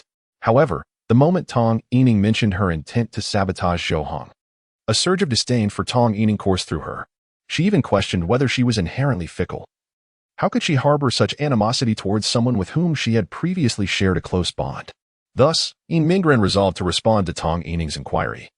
As a means to reconcile her inner turmoil over a past decision made out of selfishness, we are not what you think. For certain reasons. I reside at Zhou Heng's home as his mother's goddaughter. Do you like Zhou Heng? Yin Mingran gazed at Tong Yining's swift reply, lost in contemplation. She understood why Tong Yining was so eager to ascertain her feelings. It was merely an attempt to gauge her emotions. If she claimed to not like Zhou Heng, Tong Yining would likely not view her as a rival, thus allowing her to pursue Zhou Heng with even greater fervor. Despite acknowledging her residence at Zhou Heng's home, Tong Yining was unaware that it was just the two of them living there. She might assume that Zhou Heng's parents were present, leading her to believe that they would not engage in anything inappropriate, as parental figures were around. If she were to discover that only she and Zhou Heng shared the space, and that they slept in the same room, even the same bed, she wondered what Tong Yining would think. After pondering for a while, Yin Mingran replied to Tong Yining, yes. Cough. Suddenly, a cough resonated from behind Yin Mingran, startling her and causing her to turn around. There stood Tang Ji, bent over and observing her, casting a glance at her phone. Feeling embarrassed, Yin Mingran hastily covered her phone and stammered, what is up? Tangji gently patted Yin Mingran's shoulder and said softly, "You can't skip meals. Even if there is something on your mind. Let us eat first and sort things out later." At that moment, Zhou Yalan asked quietly, "What's wrong, Zhou Mingran? Is the food not to your liking? If so, tell Annie what you'd prefer, and I'll prepare it for you." "Ah, not at all, Auntie. The food is delightful. It's just that something came up earlier. It's nothing serious." Yin Mingran promptly set her phone down on the table, picked up her utensils, and resumed her meal. She momentarily forgot that they were still dining at the table, initially intending to glance at her phone and put it aside. She inadvertently made a blunder. Thankfully, Tangji reminded her. Otherwise, her mother would have certainly overthought the situation. After all, her mother had prepared a lavish spread, and it would have been quite impolite to be absorbed in her phone while ignoring the feast. Zhou Heng observed Yin Mingran with a hint of puzzlement in his gaze. Yet he chose to remain silent. After their meal, the trio assisted Zhou Yalan in clearing the dining table. They refrained from helping during the cooking, knowing their interference might cause more trouble than assistance. However, once the meal concluded, it was only courteous to lend a hand. Once everything was tidied up, the three initially planned to return to their rooms to continue gaming. However, Zhou Yalan emerged from the kitchen, wiping her hands, and called out to Zhou Heng, saying, "Zhou Heng, come here. Your aunt wishes to have a word with you." "All right." Zhou Heng nodded and stayed in the living room with Zhou Yalan. While Yin Mingran and Tangji retreated to their room, Zhou Yalan poured a cup of tea for Zhou Heng, who promptly stood to receive it, saying, "Thank you, Aunt." "Sit down, Zhou Heng. Your aunt has been troubled and has wanted to discuss something with you, hoping you might lend your insight." Zhou Yalan gently pulled Zhou Heng's arm, and they settled onto the sofa. She sighed, a frown creasing her brow, indicating her distress. Zhou Heng nodded and replied, "As long as I can assist, I'm more than willing. Well, since you're in your final year of high school and graduation is just around the corner, your uncle and I have begun contemplating which university Tangji should apply to. I have no strong opinions, but your uncle is particularly keen on her attending a 211 university. I can't recall the name of the institution just yet, but a friend of your Uncle S is a professor there. He believes it would be beneficial for her to have someone looking out for her while she studies away, especially given Tang Ji's temperament. Don't you think?" "Indeed, that sounds quite reasonable. What is the cause for concern?" Zhou Heng inquired, perplexed. Given Tang Ji's academic performance, he figured applying to a 211 university would pose no issue. With diligent effort, even a 985 university was within reach. For many, this would undoubtedly be a significant pressure. But for Tang Ji, it seemed manageable, merely a matter of curtailing her gaming. The crux of the matter is, can you guess what Tang Ji said? "Huh? What did she say? She doesn't want to go?" Zhou Yalan glanced toward Tang Ji's room, then lowered her voice to whisper in Zhou Heng's ear. She said, "Wherever Zhou Heng goes to university, she will follow." Zhou Heng's heart skipped a beat, his eyes widening in disbelief, filled with shock. What? He could hardly believe that this was true. Turning to Zhou Yalan, he found her nodding in affirmation, her expression tinged with helplessness. "Do not overthink this. It is not your fault. It is her capriciousness. We all understand her intentions. After entering university and finding herself in a new environment without you, she fears she will find no one to converse with, thus struggling to make friends and feeling stifled in her studies." Despite Zhou Yalan's reassurances, Zhou Heng was acutely aware that Tangji simply wished to play games with him. Once at university, she would surely find ease, as would he. And together they would revel in gaming. Zhou Heng gestured toward the direction of the room and said, "Then perhaps you should counsel her. University is undoubtedly different from high school. She will encounter a myriad of individuals and surely find friends with whom she resonates. Look, even Yin Mingran has befriended her." Zhou Yalan sighed once more, shaking her head as she replied, "I have tried to advise her, but to no avail. You know well that we have never pressured Tangji into anything throughout her life. Attempting to compel her to attend a particular university now would certainly be futile." Chapter 78. Yet, I cannot confess. At least, not now. At this moment, Zhou Heng has finally grasped the source of his aunt's worries. If he were in her shoes, he would undoubtedly be distressed as well. If only he could gain admission to a reputable institution that might alleviate the matter.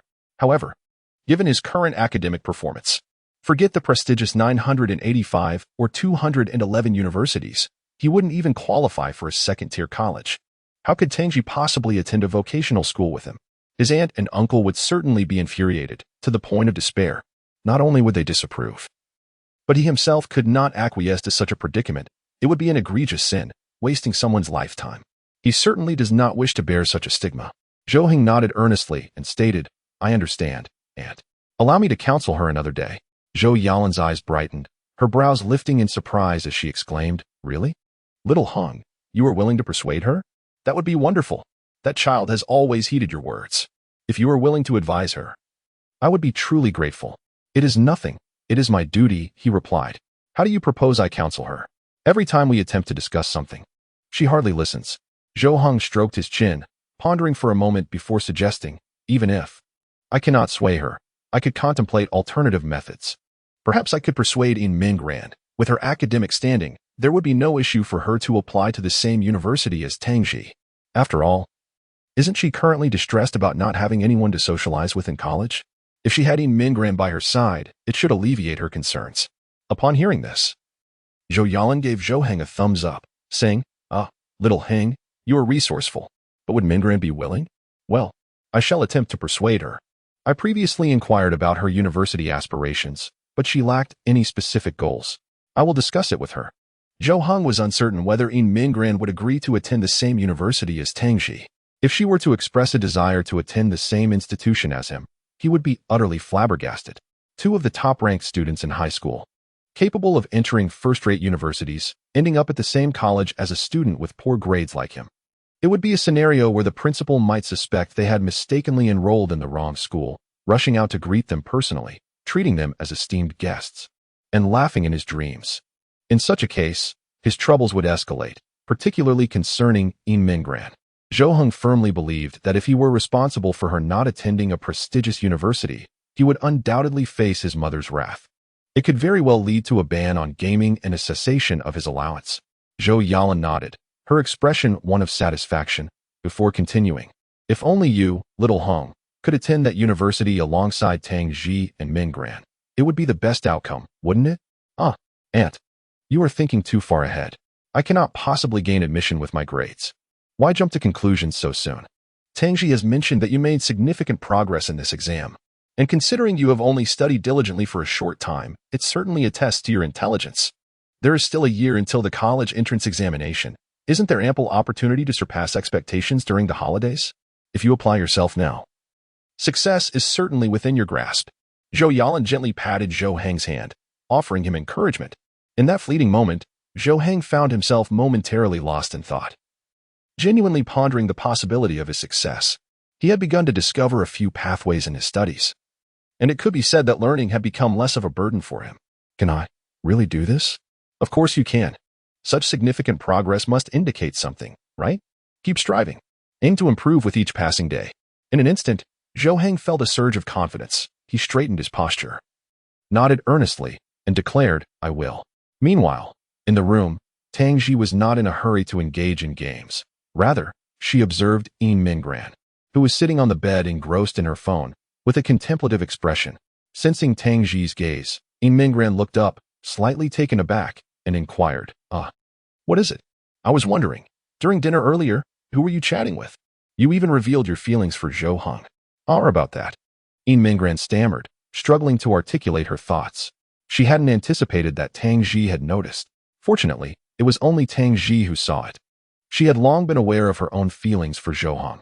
If anyone else, especially Zhou Heng himself, were to discover it, the embarrassment would be unbearable. Is it Tong Yining? Yes. Is she still bold enough to reach out to you, especially regarding Zhou Heng? Mingran nodded helplessly and replied. She found out that I was staying at Zhou Heng's house, and then she came to question us about our relationship. Then just tell her directly that you are in a romantic relationship. That should put her mind at ease. After all, if Zhou Heng knew this was to deter Tong Yining from pestering him, he would certainly agree. How could I do that? I can't tell such a lie. What if I get found out? Then why not make it true? If you and Zhou Heng truly become a couple, wouldn't that solve everything? After all, you like him, don't you? As soon as Tang Ji's words fell, the room fell into a profound silence. Mingran lowered her head, lost in her thoughts. After a moment, she stammered, but, Zhou Heng, are you afraid he doesn't like you? I believe there's a high probability that he does. Would you share a roof and sleep in the same bed with someone who doesn't harbor feelings for you? Mingran lifted her head and resolutely stated, but I can't confess, at least not now. Why not? Because, my mother. She has seen how much progress Zhou Heng has made in his studies, and she is genuinely pleased. She truly hopes for his continued improvement. If I were to confess now and start a relationship with him, it would surely disrupt his studies. I cannot do that. Although Yin Minggran spoke with conviction, a hint of melancholy flickered in her eyes, which Tang Ji noticed clearly. Even if it meant allowing Zhou Heng to be constantly pestered by Tong Yining, was that truly acceptable? You assert that you will influence his studies. However, this statement lacks accuracy. Simply being together does not guarantee an impact on his academic pursuits. Moreover, if he is persistently entangled with Tong Yining, would you not agree that this is a far greater disruption to his studies? Yin Minggran fell silent once more, acutely aware that even if she refrained from confessing her feelings to Zhou Heng in an effort to avoid affecting his studies, there would still be someone who could influence him, namely, Tong Yining. She found herself in a tumultuous state of internal conflict, pondering her next course of action. Noticing Yin Minggran's silence, Tang Ji rose and gently spoke. All right, I comprehend your sentiments. Here is what I propose. As Zhou Heng's deskmate, I will endeavor to ascertain his feelings. If he is indeed disinterested in romance at present, I shall inform you, and you may choose to wait. Conversely, if he harbors romantic inclinations and reciprocates your feelings, I will do my utmost to facilitate his confession to you. Does that sound agreeable? Chapter 79. Is there any way to separate the two of them? Tang Ji's words surprised Yin Minggran. Can this truly be accomplished? Should I confess my feelings? However, would this truly affect Zhou Heng's studies?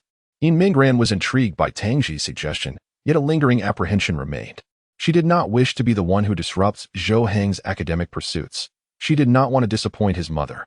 These concerns became her vulnerabilities, leading to her hesitation. I don't believe it will affect his studies. If he is influenced, wouldn't that imply a lack of self-discipline?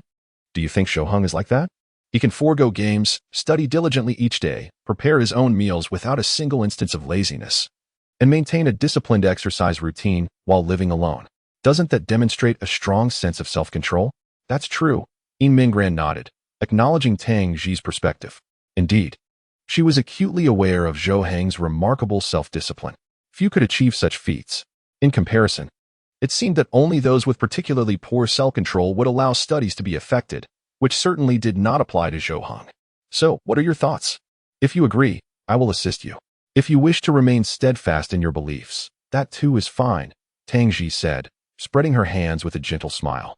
Inquiring about Yin Minggran's intentions, despite her words, her demeanor suggested she already anticipated Yin Minggran's response. Taking a deep breath, Yin Minggran exhaled, as if solidifying her decision in that moment. She lifted her gaze to meet Tang Ji's, her eyes resolute. I want to be with Zhou Heng. Please help me. I am willing to do anything. Tang Ji, receiving the affirmative response, nodded in satisfaction and took a seat. You need not do anything. I merely believe that you and Zhou Heng are a far better match than that other person, Tong Yining. As soon as Tang Ji finished speaking, Yin Minggran suddenly moved. Wrapping her arms around Tang Ji, she whispered softly in her ear, "Thank you." Tang Ji's eyes widened in surprise, her expression one of bewilderment. After a few seconds of stunned silence, she stammered, This is nothing. I just thought it would be fun, merely seeking amusement." Yin Minggran released her embrace, gazing into Tang Ji's eyes, her gaze shifting slightly, imbued with a subtle smile. Then, thank you as well. Tang Ji was momentarily taken aback, then turned her head away, using her hair to obscure her face. What's wrong? Nothing. Zhou Heng and Yin Minggran remained there until around 4 or 5 o'clock in the afternoon. Ultimately, Zhou Heng departed under the pretext of needing to study at home. As they walked along the path back, silence enveloped them, each lost in their thoughts concerning one another. Occasionally, Yin Minggran would glance at Zhou Heng's profile, contemplating whether, if this came to fruition, she and Zhou Heng would indeed become a couple. As night fell, a thrilling thought crossed Yin Minggran's mind. Could she finally embrace Zhou Heng openly as they slept? Would it be permissible to hold his hand at school without fear? Would Zhou Heng's attitude towards her change, leading to more conversation and greater kindness? The mere contemplation of these possibilities sent waves of excitement through her, igniting a sense of impatience. Just moments ago, she had insisted she wouldn't want to hinder Zhou Heng's studies or confess her feelings. Yet, after being persuaded by Tang Ji, her anticipation grew immensely. Yin Minggran, Zhou Heng called out, pulling her back from her reverie. You once mentioned that you had no expectations for university, right? Would you consider attending the same one as Tang Ji? That university is quite reputable, and I believe you both could gain admission while having each other's company. Really? That sounds wonderful. But what about you? In Mingran initially responded with enthusiasm at the thought of attending university alongside her dear friend. However, she was soon struck by a more pressing concern. Would Zhou Heng choose to attend that university as well? Just moments ago, she had been fantasizing about what it would be like to be together, but they were still in their crucial senior year, an essential period for their studies. Even if they became a couple, they could not afford to become complacent. Academics had to remain their priority. All she truly desired was to establish their relationship. She wanted nothing more than to solidify their bond, without any changes to their daily lives until the college entrance examination concluded. After entering university, that would be their time to wholeheartedly embrace their romance, a stage she eagerly anticipated. Yet, the thought of Zhou Heng attending a different institution was unacceptable to her. She resolutely declared that they must attend the same university, regardless of which one it was. She would even consider foregoing university altogether to find work, caring for Zhou Heng's daily needs if necessary. Ultimately, she could not bear the thought of being separated from him. After a moment of contemplation, Zhou Heng posed a question. Do you think I could gain admission to the university you and Tangji plan to attend? His words carried a hint of self-deprecation, blurring the line between genuine inquiry and rhetorical question. Nevertheless, In Mingran replied earnestly, I believe you can. Zhou Heng, you're incredibly intelligent. If you apply yourself, there's no doubt you can succeed. Zhou Heng turned to meet her earnest gaze, surprised by her unwavering confidence. A slight smile crept onto his face as he replied, All right then, I shall rely on you to help me study, so I can strive to join you both at the same university. In Mingran's face lit up with joy, and she nodded emphatically yes. That evening, the two of them immersed themselves in their studies at home, working late into the night, as if the prospect of gaining admission to that university had become their ultimate goal.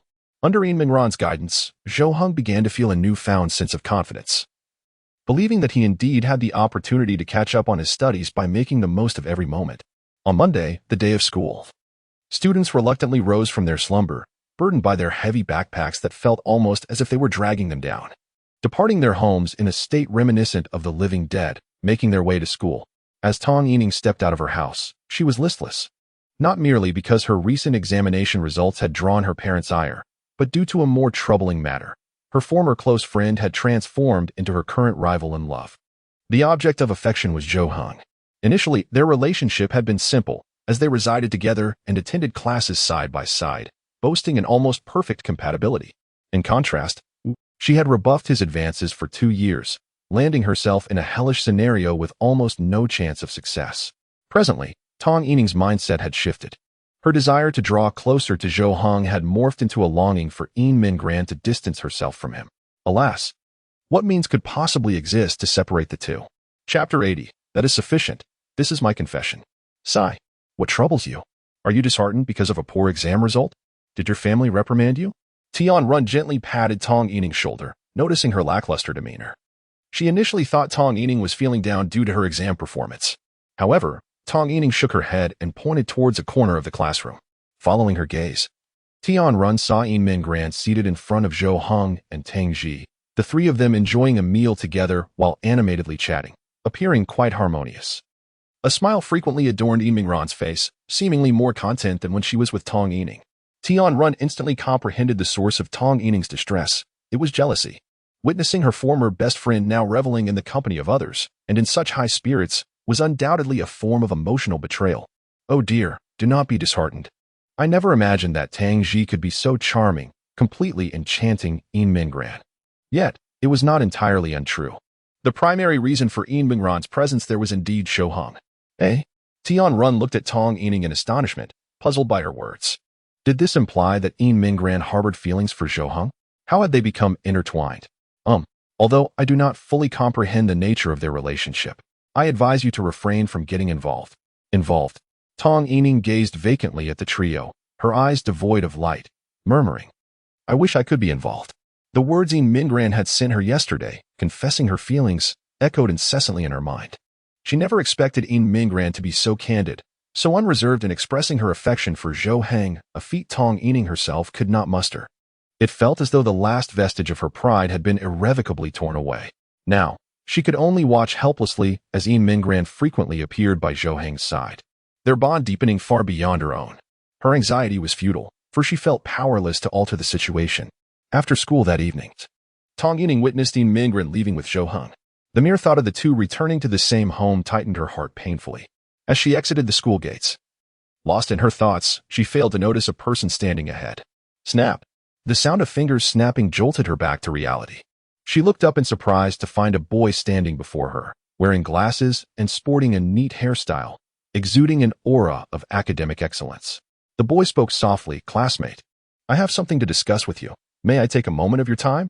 Liao Haomiao from Class 1?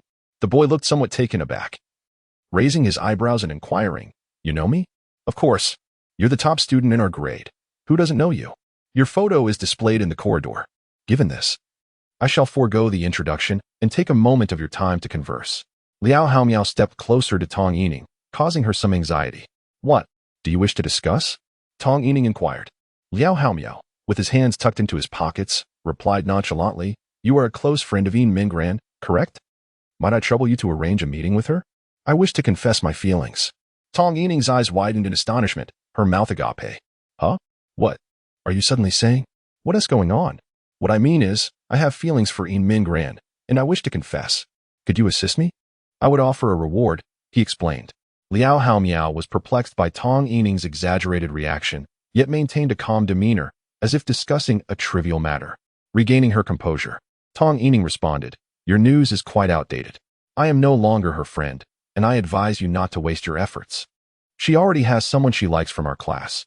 Upon hearing this, Liao Haomiao appeared unfazed, remaining silent for a moment before continuing, "No matter. As long as they are not together, I still have a chance. I apologize for the intrusion." He then turned to leave, prompting Tong Yining's lips to twitch in disbelief at his optimism. "No, you have no chance. They are already living together." "Huh?"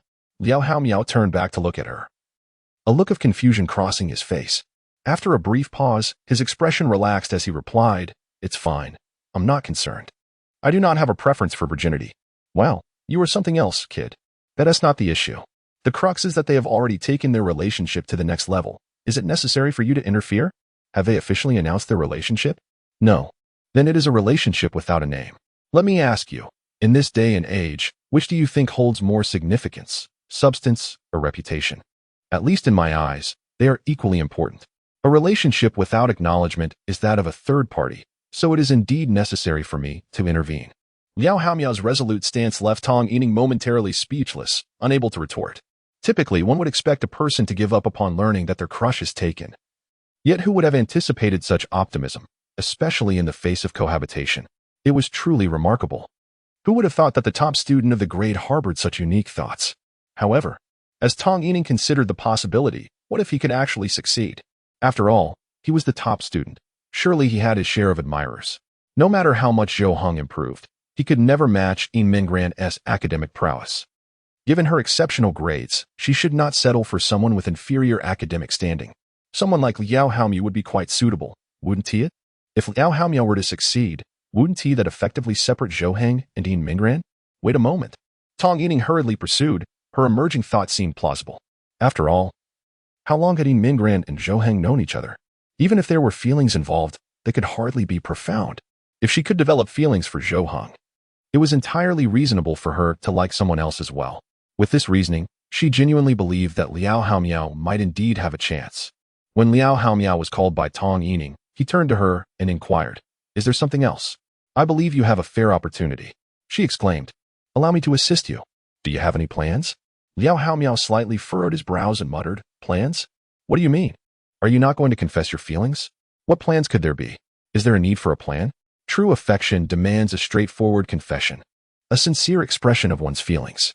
It is not essential for me to end up with her. I merely wish for her to know that someone is captivated by her charismatic personality. That, in itself, suffices as my confession." Chapter 81. Are both parties still willing to fool around?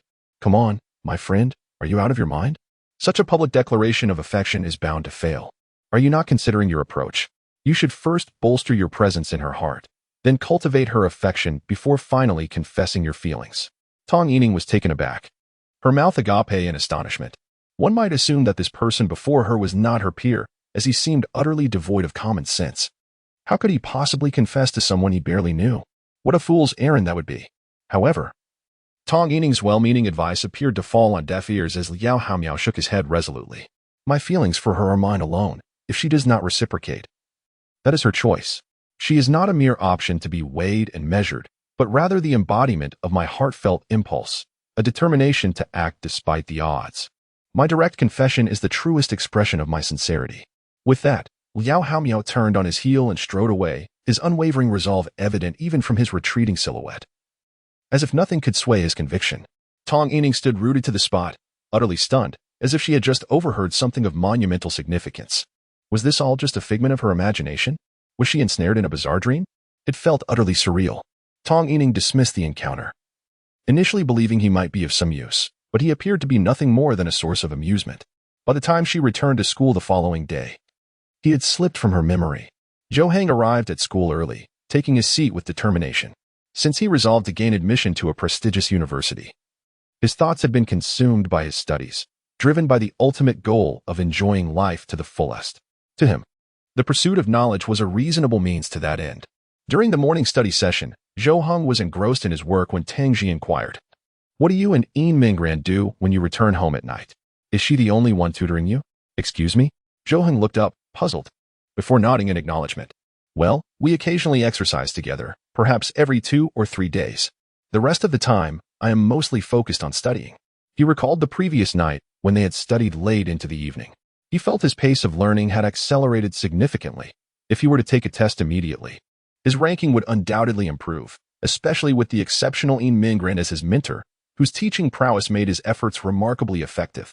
"You must be quite dull, considering you live with such a beautiful girl and remain completely indifferent," Tang Ji remarked, prompting Zhou Heng to pause and glance toward Yin Minggran's direction. He recognized her undeniable beauty. Although perhaps not universally acknowledged, she was undoubtedly the belle of the class, her amiable personality making her all the more appealing. Almost half of the boys in class harbored feelings for her, though they lacked the courage to voice their affections. Previously, Lu Yunshua's presence had deterred many suitors, providing Yin Minggran with a buffer against unwanted advances. Zhou Heng averted his gaze, casting a sidelong glance at Tang Ji as he retorted, "What else would you have me do? Take advantage of the situation? The individual in question is merely a temporary guest, and I do not wish for my benevolence to be misconstrued as impropriety. How can you be certain that she is unwilling? If both parties consent, can it truly be labeled as impropriety?" Zhou Heng furrowed his brow, gradually placing his pen down, his gaze penetrating as it rested on Tang Ji. "What do you mean by that? Are you about to inquire whether I have feelings for Yin Minggran?" "See, you are rather astute," Tang Ji replied, a sly smile gracing her lips as she continued, "because it seemed you both conversed extensively about romantic topics yesterday. I was puzzled, wondering how you both could be interested in such matters. It appears you were laying a trap for me." Tang Ji shrugged, her expression playful as she pressed on, "So, what is your answer?" This inquiry seemed to immobilize Zhou Heng, plunging him into silence. He remained mute, his pupils flickering as if engaged in deep contemplation. Tang Ji did not rush him. She patiently awaited his response. After a considerable pause, Zhou Heng inhaled deeply and articulated, "My feelings for her are predominantly rooted in sympathy. Her experiences and circumstances evoke my compassion, and if I could do more for her, that would undoubtedly be ideal." Zhou Heng cast his gaze towards Yin Minggran's silhouette, his mind drifting back to the day he brought her home, recalling each moment that followed with vivid clarity. The most poignant memory was just a few nights prior, on the evening his mother took Yin Minggran as her goddaughter, revealing to him the depths of her insecurity and her yearning for familial warmth. He made a bold decision that night. Feigning sleep, he turned and gently embraced her, believing that she needed this gesture, if only to feel that she was not alone, that someone was there to accompany her, alleviating her fears of solitude. Tang Ji tilted her head, her expression a mix of surprise and confusion. Is it really so difficult to choose between like and dislike? She could not fathom how Zhou Heng's response related to her inquiry about his feelings for Yin Minggran. Suddenly, Zhou Heng turned to Tang Ji, his brows knitted together, his gaze intense and fervent. "Do you know why I pursued Tong Yining for 2 years? Why? Because I had no idea what it meant to truly like someone. The sensation of affection was beyond my grasp, a blind spot that stifled my imagination. I could not envision what it would be like if I were to actually win her affection. It was akin to a poor person envisioning an emperor, merely imagining wielding a golden hoe to till the fields. My thoughts revolved around simply being with Tong Yining, perhaps playing video games together." "Playing games?" Tang Ji blinked, her expression one of bewilderment. She envisioned couples engaging in a myriad of activities together, sharing tender moments, yet Zhou Heng's notion of companionship seemed limited to gaming. Was there truly nothing else he envisioned? So, you still do not understand? Zhou Heng shook his head and replied, I do not comprehend. Does my desire to play games with Yin Mingren imply that I have feelings for her? What kind of sentiment could possibly validate my affection for her? I am at a loss, so how can I convey to you whether I truly like Yin Mingren or not? After a moment, Tangji leaned back against her chair, crossed her legs, and covered her mouth with her hand, her brows furrowed in deep contemplation, as if grappling with a complex dilemma. After a while, she turned to Zhou Heng, gasped softly, and said, Well, if we follow your reasoning, then it seems you have never truly liked Tong Yining at all. Chapter 82. However, when it comes to whether he likes you or not, it remains uncertain, doesn't it? Perhaps. Zhou Heng responded with a calm demeanor, as if this revelation held no surprise for him. In contrast, Tang Ji found herself taken aback. She had presumed Zhou Heng was utterly enamored with Tong Yining.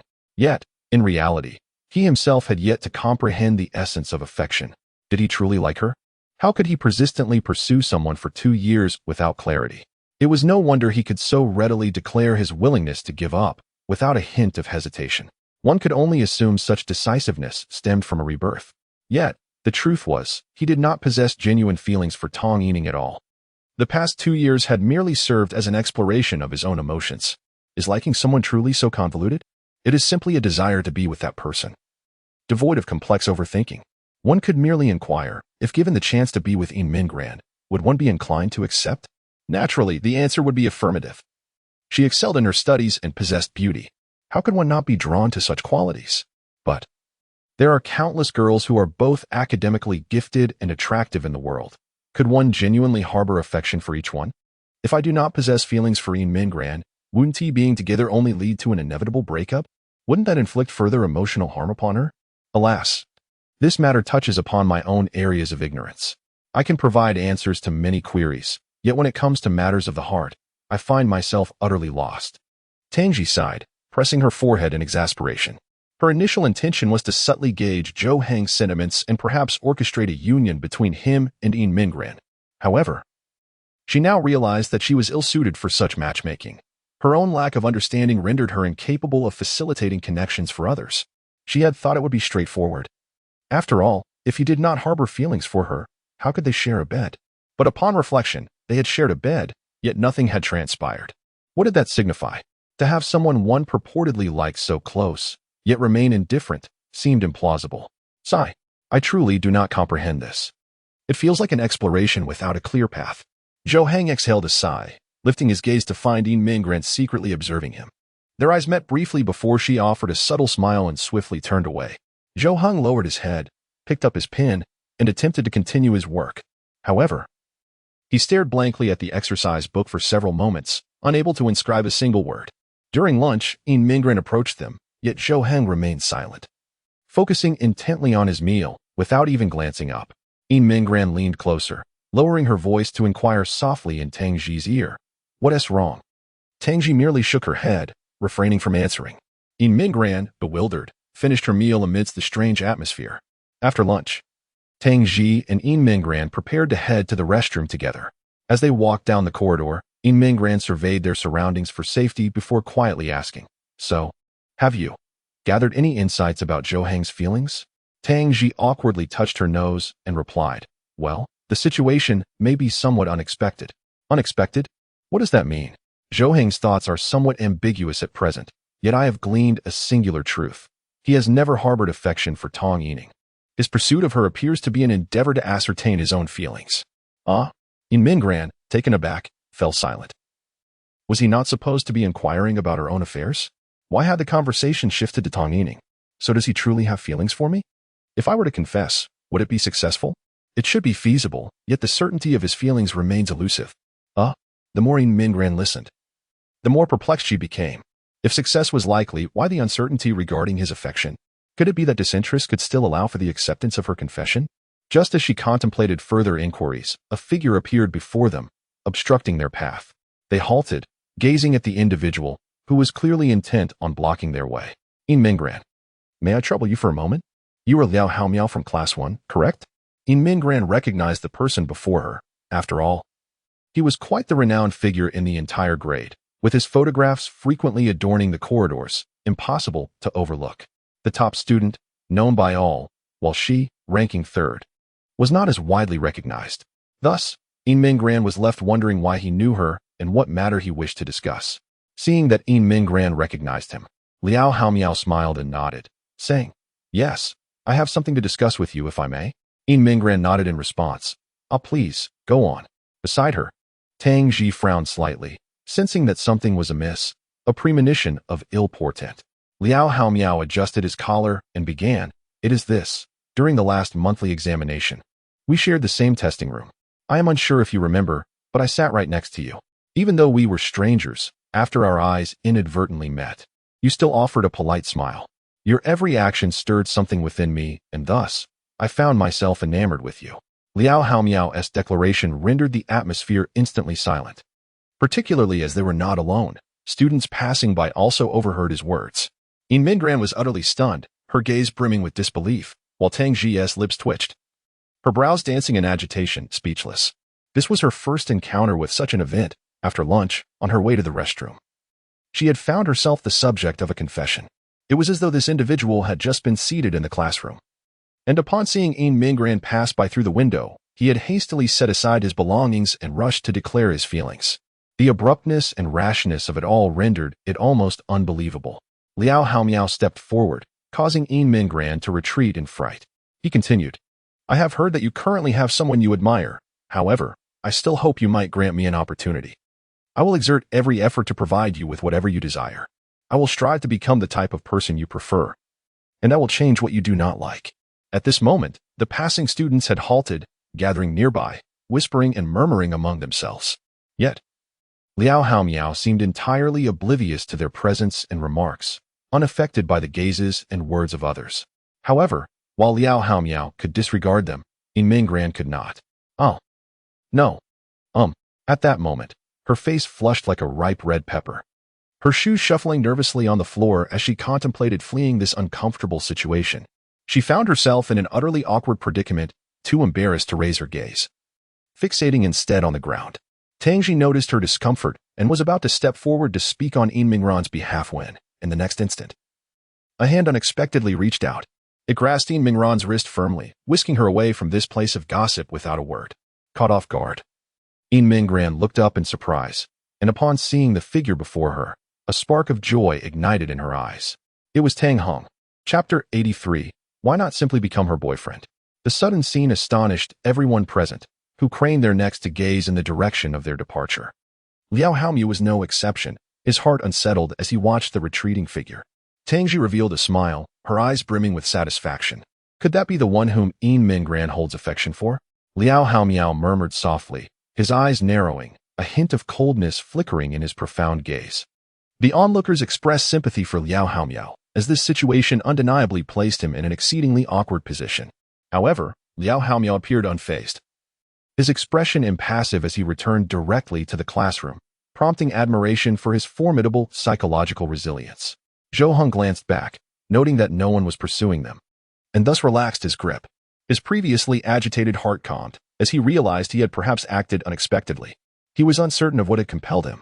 While seated in the classroom, upon seeing Yin Minggran and Tang Ji exit, he had inexplicably followed. Not far along, he witnessed Liao Haomiao confronting them. After hearing Liao Haomiao's words, Zhou Heng felt a twinge of displeasure, prompting him to act without further thought and take Yin Minggran away. From behind Zhou Heng, Yin Minggran softly expressed her gratitude, saying, "Thank you. I would have found it difficult to extricate myself otherwise." A faint smile lingered on her lips, and the memory of Zhou Heng's intervention filled her with joy, as if a miniature version of herself within was dancing with delight. Although she was uncertain of Zhou Heng's intentions, his actions suggested that he indeed cared for her. Zhou Heng did not turn back but replied quietly, "It's nothing. As long as I didn't meddle too much." Upon uttering this, he felt an odd familiarity, recalling that he had similarly remarked when escorting Yin Minggran home, claiming he was merely meddling. Yet, subsequent events had validated that his interference was indeed warranted. Previously, Yin Minggran had appeared utterly despondent, exuding an aura of sorrow and lacking vitality. Yet now, she seemed to have returned to her former self, before the tumultuous changes occurred. Zhou Heng felt a sense of accomplishment in having contributed to her recovery. In the afternoon classroom, once class was dismissed, the atmosphere became lively. Mingran, whether by intention or coincidence, always seemed surrounded by a throng of admirers. Some boys appeared to engage in playful antics before her, perhaps seeking to capture her attention, though none could ascertain the reason behind their behavior. Tang Ji patted Zhou Heng's shoulder, gesturing towards Mingran. Look. Zhou Heng raised his gaze just in time to see a boy presenting Mingran with a gift. Although she promptly declined, attempting to return it, the boy swiftly departed, leaving her no opportunity to refuse. Ah, indeed, she is quite popular. What of it? Zhou Heng nodded, appearing seemingly indifferent. Previously, with Lu Yunxua standing in front of Mingran, although he could not pursue her, Lu's presence deterred others from doing so. Now that Lu Yunxua was absent, the boys who admired Mingran could no longer remain still. It was likely that many more would vie for her affection. Zhou Heng glanced up at Tang Ji, a look of astonishment crossing his face as he inquired, and then, you wouldn't want me to take Lu Yunshua's place, would you? From the looks of it, you seem to think I am the most suitable candidate. Zhou Heng shook his head and replied, why should I impede her suitors? I have no right to do so. Just look at how much Lu Yunxua is disliked. Do you want me to be subjected to the same disdain? Then why not become her boyfriend? That would grant you that privilege, Tang Ji suggested. Zhou Heng regarded her with a mixture of confusion and furrowed brows. Wait, are you truly Tang Ji? You are not one to be interested in such matters. Why are you fixating on this topic today? Despite his desire to feign ignorance, Tang Ji's intentions were all too evident. She typically never engaged in such discussions. Today, however, it seemed as if she was intent on pairing him with Mingran. Realizing she had overstepped, Tang Ji understood the need to tread carefully in front of Zhou Heng. If she inadvertently displeased him, she would find herself at a loss. All right, I shall say no more. You understand in your own heart. She waved her hand dismissively, choosing to abandon the topic. Zhou Heng let out a heavy sigh through his nose, appearing quite helpless. Yet, when he attempted to resume his studies, his mind was a chaotic mess, devoid of any inclination to learn. Ugh, I'll take a nap. He tossed his pen aside and rested his head on the desk, preparing for a long overdue slumber at school. Shortly after Zhou Heng had laid down, Mingran spotted him. Her eyes widened in surprise, her pupils dilating as she quickly rose and approached his desk. Just as she was about to draw near, Tang Ji suddenly raised her hand to stop her. Understanding the unspoken cue, she hesitated in place, somewhat at a loss. Mingran placed her hand on her forehead, as if testing for fever, silently inquiring of Tang Ji whether Zhou Heng was unwell. It had been ages since she had seen him sleep at school. Whenever she looked his way, he was always studying. Thus, seeing him lying down now filled her with concern. Was he feeling ill? Tang Ji comprehended her concern and shook her head, lifting her chin slightly and closing her eyes momentarily. Mingran released a breath of relief, realizing that Zhou Heng was merely resting. The rapid beating of her heart, which had quickened with worry, settled as she thought that if he were indeed unwell, she would hastily take him home. Mingran adjusted her slightly disheveled breathing before making her way back. Tang Ji's lips curved into a subtle smile as she turned to glance at Zhou Heng, who lay sideways on the desk, his face oriented towards her. At that moment, he had not closed his eyes. He had observed all of Tang Ji's recent actions. It seemed that she was aware of this, for when their gazes met, she chuckled softly, saying nothing, yet their eyes appeared to communicate volumes. Zhou Heng then shut his eyes, indulging in a brief respite. As evening approached, and school was dismissed, Tang Ji swiftly gathered her belongings and announced, I must leave now for the guild battle. I won't wait for you. Ah, go ahead.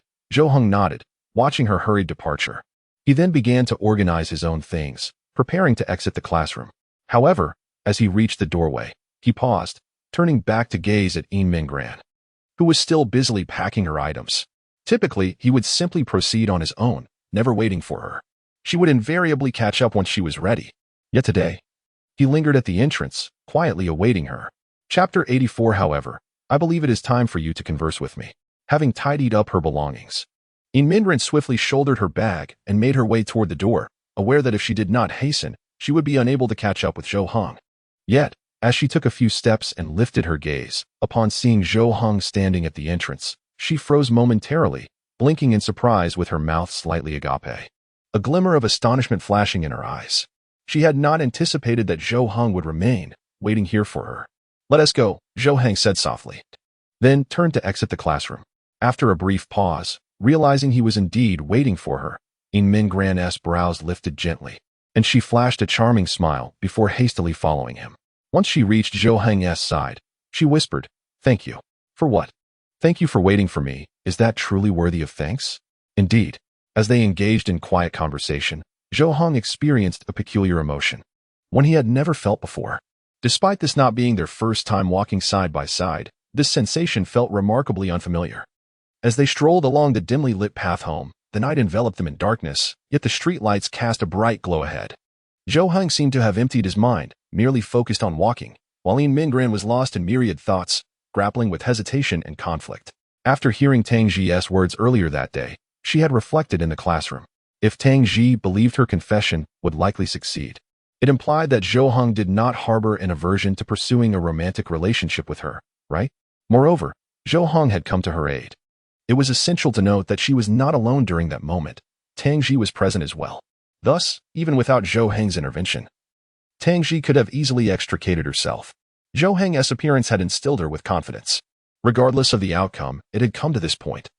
And why postpone her declaration any longer? Especially since Zhou Heng had deliberately waited for her after school, a gesture that had never occurred before. Surely, this was the opportune moment. Zhou Heng Yin Mingran suddenly called out, stepping forward to stand before him, gazing intently into his eyes. Zhou Heng, pulled from his reverie, came to a halt. Gazing back at her in bewilderment, Yin Mingran took a deep breath, closing her eyes momentarily before exhaling, then looked at Zhou Heng, beginning to speak slowly. "I want to say I just then." A sharp sound of clapping interrupted her words. Both turned toward the source of the noise to discover someone standing beneath the streetlight. A figure they both recognized. Zhou Heng furrowed his brows, quickly identifying him as Liao Haomiao, who had professed his feelings to Yin Mingran earlier that afternoon. What was he doing here? Did he intend to declare his feelings again? Yin Mingran took a couple of steps back, seeking refuge behind Zhou Heng. Thankfully, he was by her side. Had she traversed this path alone and encountered Liao Haomiao standing there, fear would have undoubtedly gripped her heart.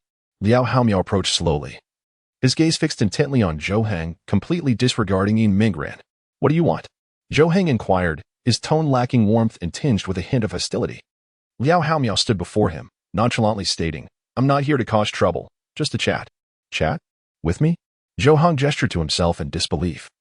Assuming Liao Haomiao sought Yin Mingran instead, did he believe their earlier encounter at noon had rendered him a rival in love, prompting this conversation? Yin Mingran wore a worried expression, convinced that Liao Haomiao had come to instigate a conflict. She gently tugged at the hem of Zhou Heng's shirt, but he shifted slightly to shield her completely. Liao Haomiao turned his head slightly, chuckling softly, "With your stature, are you truly afraid of me? How foolish would I have to be to instigate trouble? I am but a bookworm, yet I feel you require a discussion with me." "What do you mean?" Zhou Heng sensed something amiss, his expression darkening. He scrutinized Liao Haomiao, realizing his intentions were not as straightforward as he had presumed. The notion that he needed to converse with him was perplexing. What could they possibly discuss? "Will you talk or not? It won't harm you. Just the two of us, a private conversation." Liao Haomiao stepped back, adjusting his glasses, seemingly prepared to leave the moment Zhou Heng declined. Although Zhou Heng found this odd, he sensed no malicious intent. Even if there were, why should he be intimidated? If Liao Haomiao wished to converse, so be it. It might serve as an opportunity to sever any lingering thoughts he had about pursuing Yin Mingran. Very well. Zhou Heng raised his chin, casually acquiescing. He then turned to Yin Mingran, softly advising, "You should go home first. I'll be back shortly." He handed her the keys. Yin Mingran accepted them, her face betraying her anxiety. "Let us not worry about him. Let us just leave. It's fine. This will help you formally reject him, preventing any further entanglement." Zhou Heng reassured her gently, gesturing for her to depart. Yin Mingran hesitated momentarily, but ultimately heeded his words, clutching the keys and glancing back 3 times as she left. Once she was gone, Zhou Heng approached Liao Haomiao and asked, "Speak. What do you wish to discuss?" Liao Haomiao cast a glance towards the direction from which Yin Mingran had departed and slowly began. "Just now, Yin Mingran was about to confess her feelings to you. I sensed it, and I intentionally interrupted her. Do you hold it against me?" "Oh." Zhou Heng's expression shifted to one of contemplation, his brows furrowing slightly. Yin Mingran was going to confess her feelings? He had not perceived it, yet this fellow had? Liao Haomiao reached into his pocket as if to retrieve something and continued. "I surmised that you would hesitate and ultimately decline Yin Mingran, which is why I took the initiative. I did not wish to witness her sorrow. As he spoke, Liao Haomiao extracted an unopened pack of cigarettes from his pocket.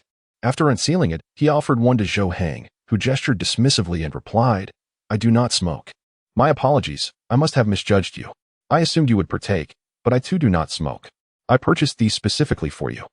Liao Haomiao then stuffed the cigarette back into the pack and casually tossed it into a nearby trash bin. Zhou Heng, indifferent to such matters, was preoccupied with Liao Haomiao's earlier statements, pondering why he possessed such knowledge. How could he have known that Yin Mingren intended to confess her feelings to him? And even anticipate his likely refusal? Chapter 85. The undefined nature of affection. Zhou Heng gradually lowered his guard. Sensing that Liao Haomiao's desire to converse was perhaps more profound than he initially perceived. What is it that you wish to convey? He inquired. I merely wish to ask what causes your indecision. Are you uncertain about your feelings for Yin Mingren?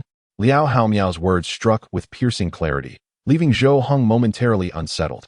Despite their lack of familiarity and previous interactions, how could he articulate Zhou's innermost thoughts with such precision? Steadying his emotions, Zhou Heng replied coolly. What does it matter to you?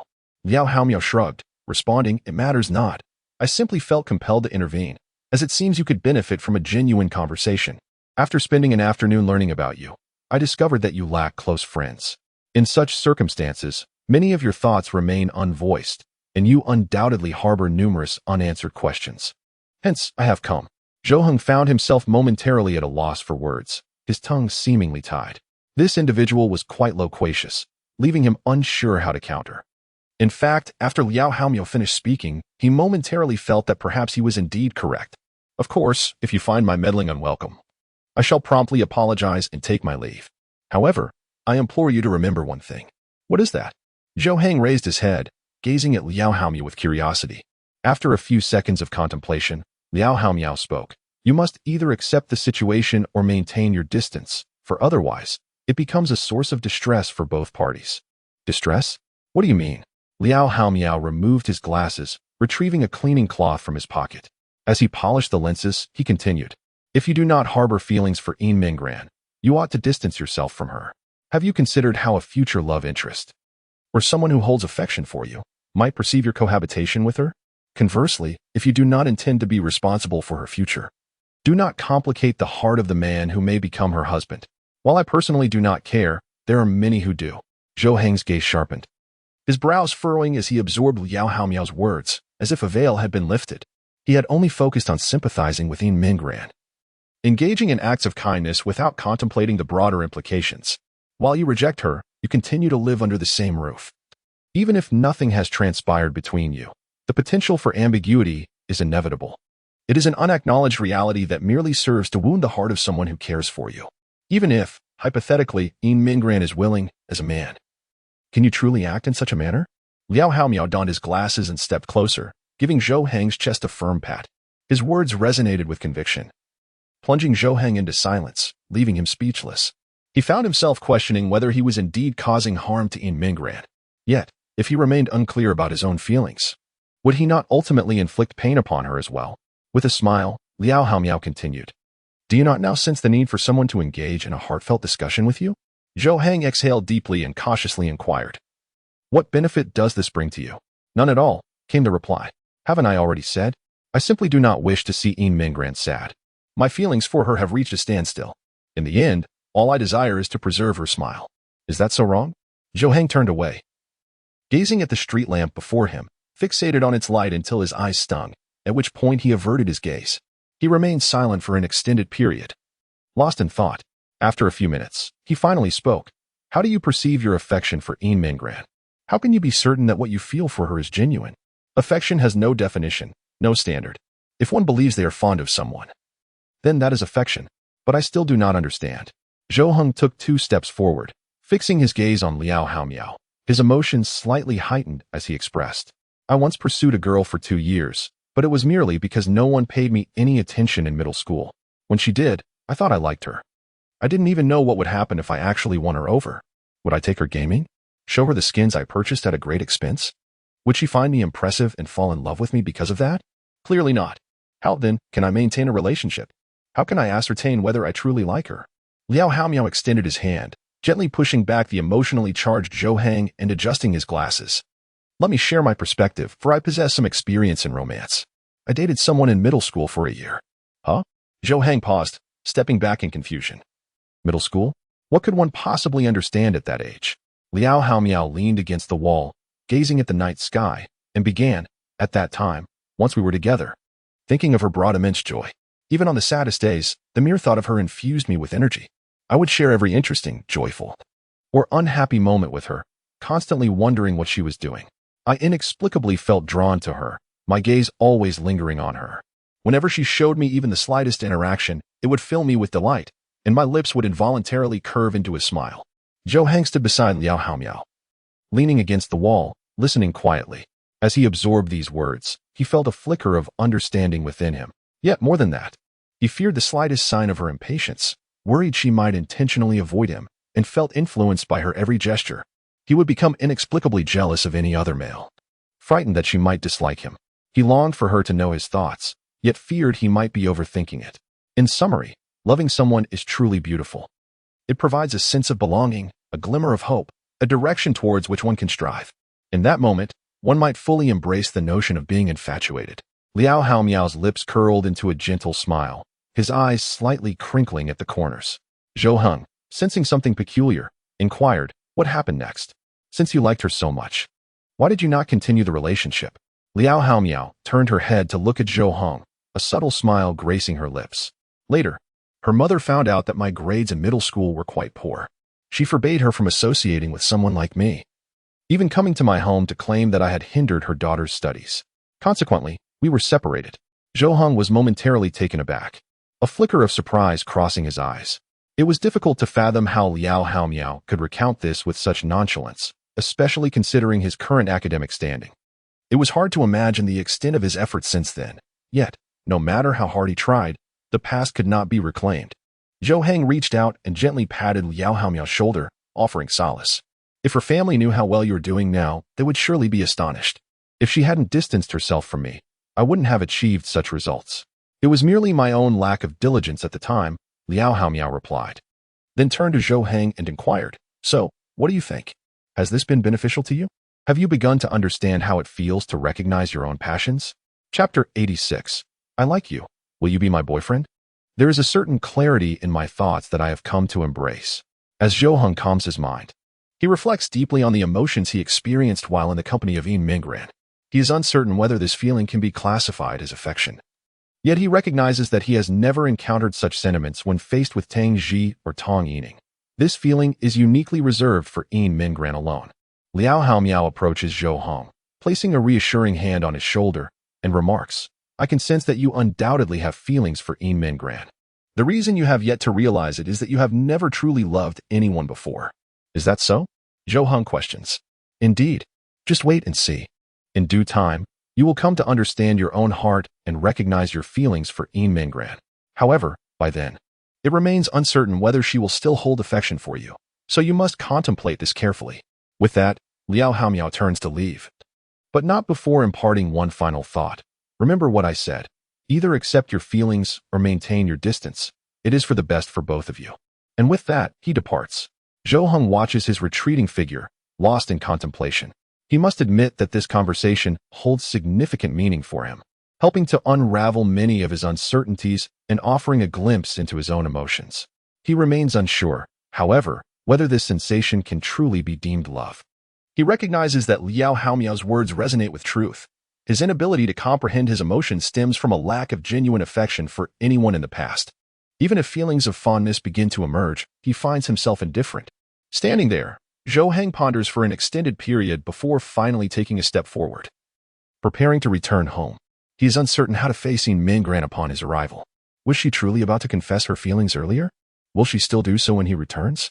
As Zhou Heng rounds a corner, he suddenly halts, struck by a familiar sight. On the well-known steps, he sees a familiar figure seated there. Just days ago, on a rainy night, he had encountered a girl weeping sorrowfully on those very steps beneath the streetlight. Tonight, in a similar setting, with the same person, yet without the rain, he finds Yin Minggran sitting there, holding a key to her home. Gazing at the phone he gifted her, her face adorned with a radiant smile. Witnessing this scene, Zhou Heng's gaze flickers, and he suppresses a smile. Realizing that in his life, Assisting Yin Mingran is perhaps the most correct decision he has ever made. Why haven't you gone home? Zhou Heng calls out. Upon hearing his voice, Yin Mingran looks up, her smile soft and gentle upon seeing him.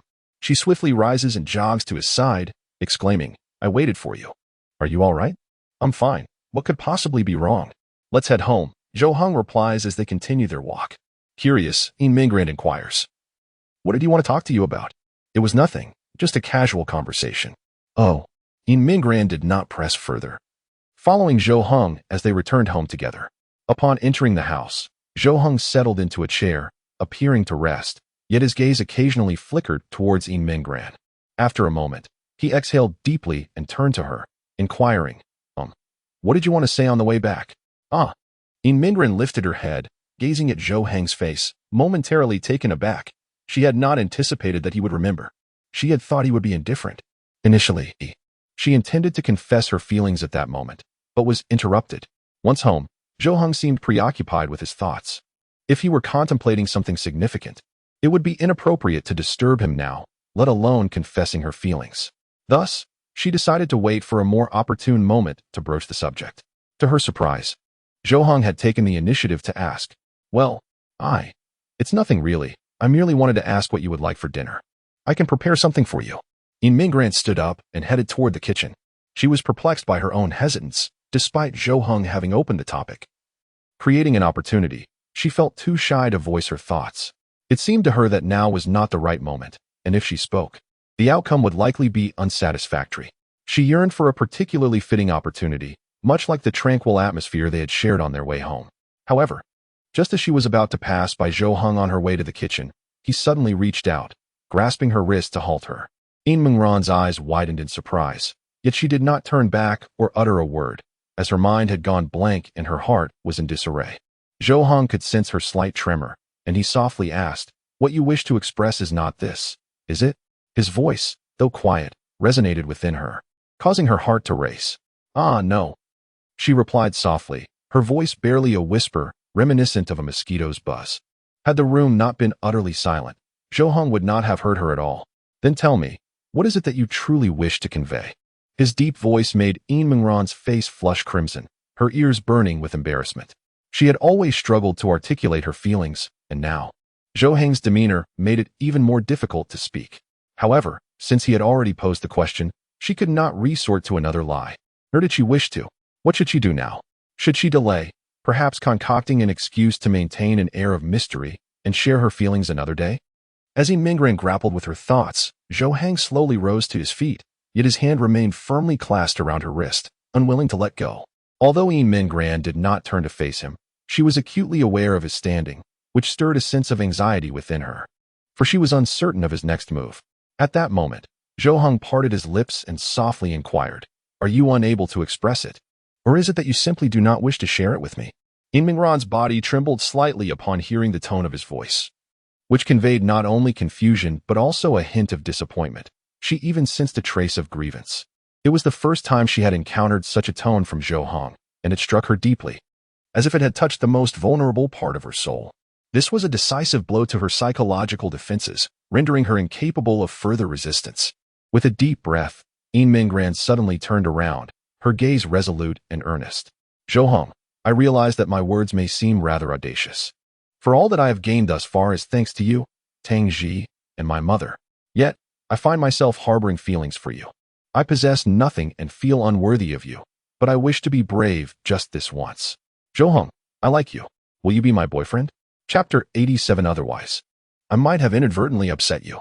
As Yin Mingran's words lingered in the air, an oppressive silence enveloped the room, profound enough that one could almost hear the echo of her voice. Zhou Heng wore an expression of utter bewilderment. He had anticipated her intentions, aware that what she was about to express was likely a confession of affection. Yet, when the raw and genuine admission struck him, he found himself unprepared, as if it had pierced through to his very soul.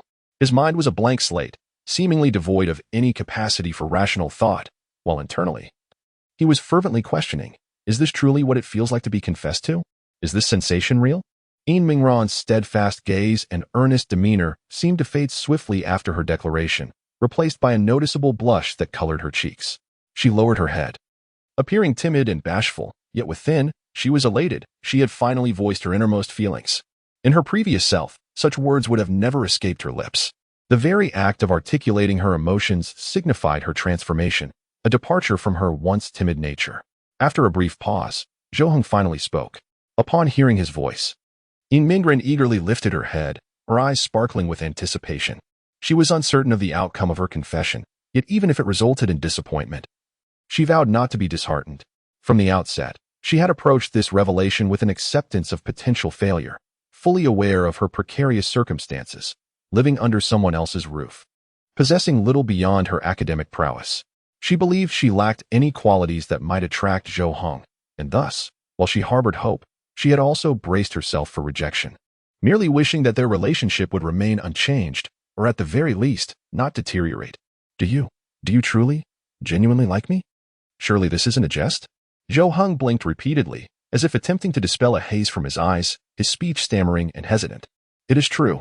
I am not joking, Mingren replied without hesitation, finally instilling a sense of certainty in Zhou Heng. However, he remained perplexed. After all, he had been a figure of ridicule throughout high school, a target of laughter for 2 years, with a minimal presence, and his academic performance was dismal, ranking among the lowest. The idea that someone could harbor affection for him seemed unfathomable, especially when that person was none other than the top student and class monitor. Admired for both her academic excellence and her amiable character, someone whom every classmate trusted implicitly and who was pursued by half the boys in her class, not to mention suitors from other classes. It was difficult for him to comprehend how someone of her caliber could possibly be attracted to him. Was it merely because he had lent her a helping hand? Zhou Heng released Mingren's wrist and took a step back. His throat constricted as if a bone had lodged within, rendering him speechless. It was as though he wished to articulate something yet struggled to find the right words. His anxiety palpable, reminiscent of a novice preparing to take the stage for the first time. Observing this, Mingren narrowed her eyes, a faint smile gracing her lips as she gently spoke. It's all right. No need to respond. I understand that you find it hard to refuse me. I shall prepare dinner for you, and once we've eaten, we can commence our studies. As for what transpired just now, consider it as if it never happened. So it won't disrupt your concentration. With that, Mingren turned to head towards the kitchen. No. Wait. Please hold on. Zhou Heng exclaimed with urgency, hastily calling out to her. Startled, Mingren turned. A look of confusion etched across her face as she regarded him. Zhou Heng gasped for breath, feeling as if his heart was lodged in his throat. After a moment, he swallowed hard, his Adam's apple bobbing, and finally spoke. It's just, I lack experience in romantic relationships. Although I know you do as well, I want to express, if I ever falter or err in any way, please do not hesitate to point it out. I shall make the necessary adjustments, otherwise, I might inadvertently upset you without realizing it. Mingren was momentarily taken aback, her eyes widening in surprise, her slightly thin lips trembling ever so slightly. She stepped forward, blinking her warm, jade-like eyes in disbelief, and asked, You mean?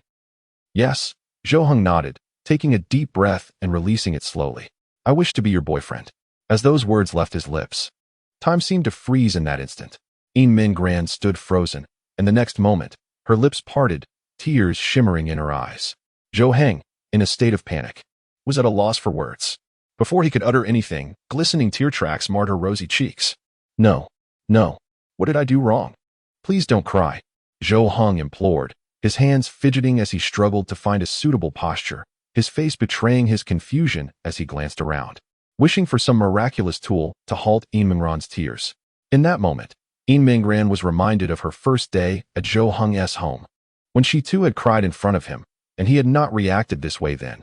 She had even scolded him for his seemingly harsh demeanor.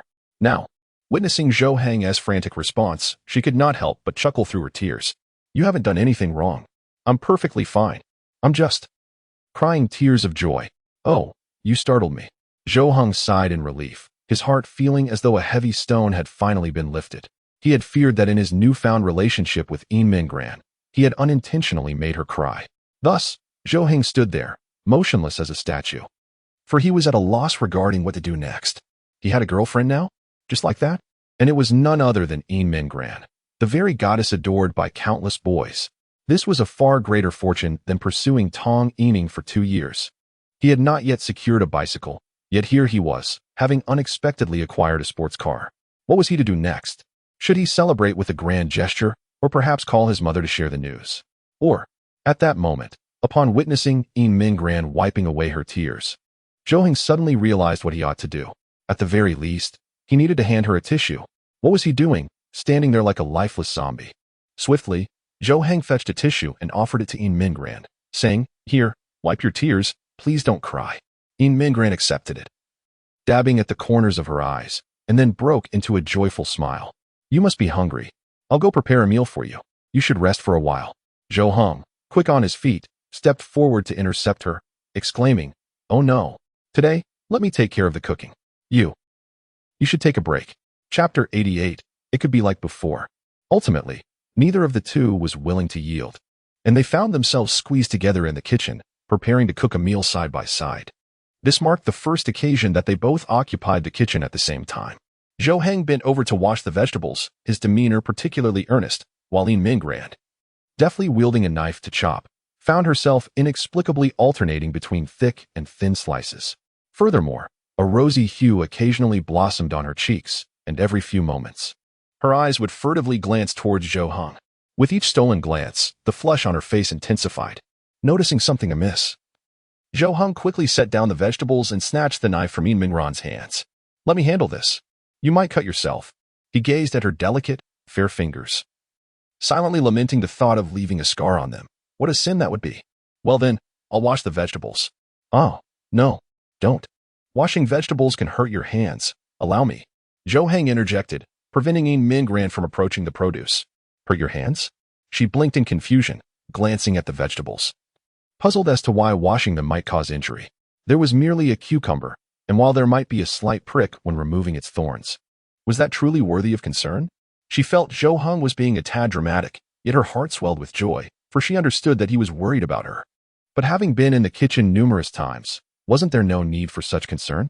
Why was Zhou Heng so cautious now that they were together? Did he fear she might shatter? As she observed Zhou Heng's serious profile, an involuntary smile crept onto her lips. She had never encountered this side of him before. He had always exuded a mature, calm demeanor that was exceedingly reliable. Being near him provided a profound sense of security. Yet, she found this careful side of Zhou Heng endearing. It was undeniably charming. Yin Mingran reached out and playfully poked Zhou Heng's cheek with her finger, gently saying, "All right. I entrust the kitchen to you. I shall tidy up the house." With that, she exited the kitchen. Zhou Heng did not turn around, but he paused, the knife in his hand halting, and after a moment, he felt a slight warmth rise to his ears. Yin Mingran meticulously tidied the living room, bedroom, and bathroom. Fortunately, the house was already quite clean, so it required minimal effort. Once finished, the entire place appeared revitalized. At that moment, Zhou Heng had completed the meal and set it on the table. As he prepared to call out Yin Mingran's name, he suddenly realized that their relationship had shifted. Addressing her by her full name felt somewhat distant. Dinner's ready." Ultimately, he could only utter a quiet statement devoid of any formal address, for he found himself unable to articulate a more familiar term. "All right, coming." Yin Mingran paid little heed, nodding before joyfully approaching the dining table. Zhou Heng served her a generous portion of rice, retrieved chopsticks, and poured a glass of warm water, which rendered her somewhat bashful. She had not anticipated that their formal relationship would elicit such a strong response from Zhou Heng. He genuinely seemed apprehensive about making any missteps. Yin Mingran yearned to convey to Zhou Heng that such gestures were unnecessary, that he need not treat her in this manner. This only made her feel awkward. Contrasting starkly with their usual interactions, there was no cause for concern. She would never harbor anger towards him nor perceive his actions as erroneous. Even in a relationship, they could maintain their previous camaraderie. Yin Mingran whispered softly, her words reaching Zhou Heng's ears, leaving him perplexed. What was amiss with him? Was he not behaving as he usually did? Yet, what exactly was his usual demeanor? Although he found it difficult to comprehend, he obediently nodded in agreement, replying, "All right." As they began their meal, Yin Mingran felt an unusual delight in the food, perhaps a product of her mindset. She had always relished Zhou Heng's culinary creations, but today they tasted even more exquisite. After dining, she proceeded to clear the dishes, as was her routine. And Zhou Heng, for once, joined her in the task instead of retreating to his studies. He now reflected on how selfish he had been in the past. Assisting Yin Mingran with the cleanup would not have been a burden. Why had he not offered to help? Surely a few extra minutes would not significantly detract from his study time. Zhou Heng recognized that he had many shortcomings in his previous behavior. Nonetheless, Yin Mingran had never expressed discontent. Astonishingly, she appreciated him as he was. After they finished tidying up, Zhou Heng sat at his study desk, extracting his textbooks and preparing to study. Despite the day's events, his academic progress remained unaffected. At that moment, Yin Mingran emerged with her sleepwear, standing beside him and gently inquiring, "Would you like to shower first?" Oh, no, you go ahead. You shower first. I'll study," he stammered. "All right. Then I'll be quick," she affirmed, nodding before stepping into the bathroom. Shortly thereafter, the sound of running water filled the air. Zhou Heng, still immersed in his exercises, found himself absent-mindedly twirling his pen and shaking his leg, his gaze occasionally drifting towards the bathroom. What was happening? Zhou Heng murmured softly, feeling a stir of restlessness within. Beads of perspiration formed on his forehead as his concentration waned, his attention perpetually drawn to the bathroom. This was not the first time Yin Mingran had bathed. She indulged in this routine nearly every day. Yet, had he ever felt this way before? Clearly, he had not. In the past, he had scarcely acknowledged that space. So why? Today, was it different? Not only did his gaze drift in that direction, but his mind also began to conjure hazy images. Unbeknownst to him, he fixated on the bathroom door, as if he could perceive the indistinct silhouette within, revealing a graceful figure. Suddenly, a resounding slap echoed through the air as he struck his own face. "Weakling, can't you even control yourself? Useless." He muttered a quiet rebuke to himself and forcefully redirected his attention to his studies, embarking on a journey of intense concentration. After approximately half an hour, Yin Mingran emerged from the bathroom clad in her nightwear. Upon noticing Zhou Heng seated there, she realized something was amiss. What happened to your face?" Chapter 89. What am I so anxious about? A mosquito bite. A mosquito? A palm-sized mosquito, perhaps? Hee. Yin Mingran turned her face, letting out a soft chuckle, before gradually approaching and sitting beside Zhou Heng. As she settled down, Zhou Heng was enveloped by a faint, delicate fragrance that wafted into his nostrils. He quickly lowered his head, focusing intently on his book, striving to dispel any errant thoughts.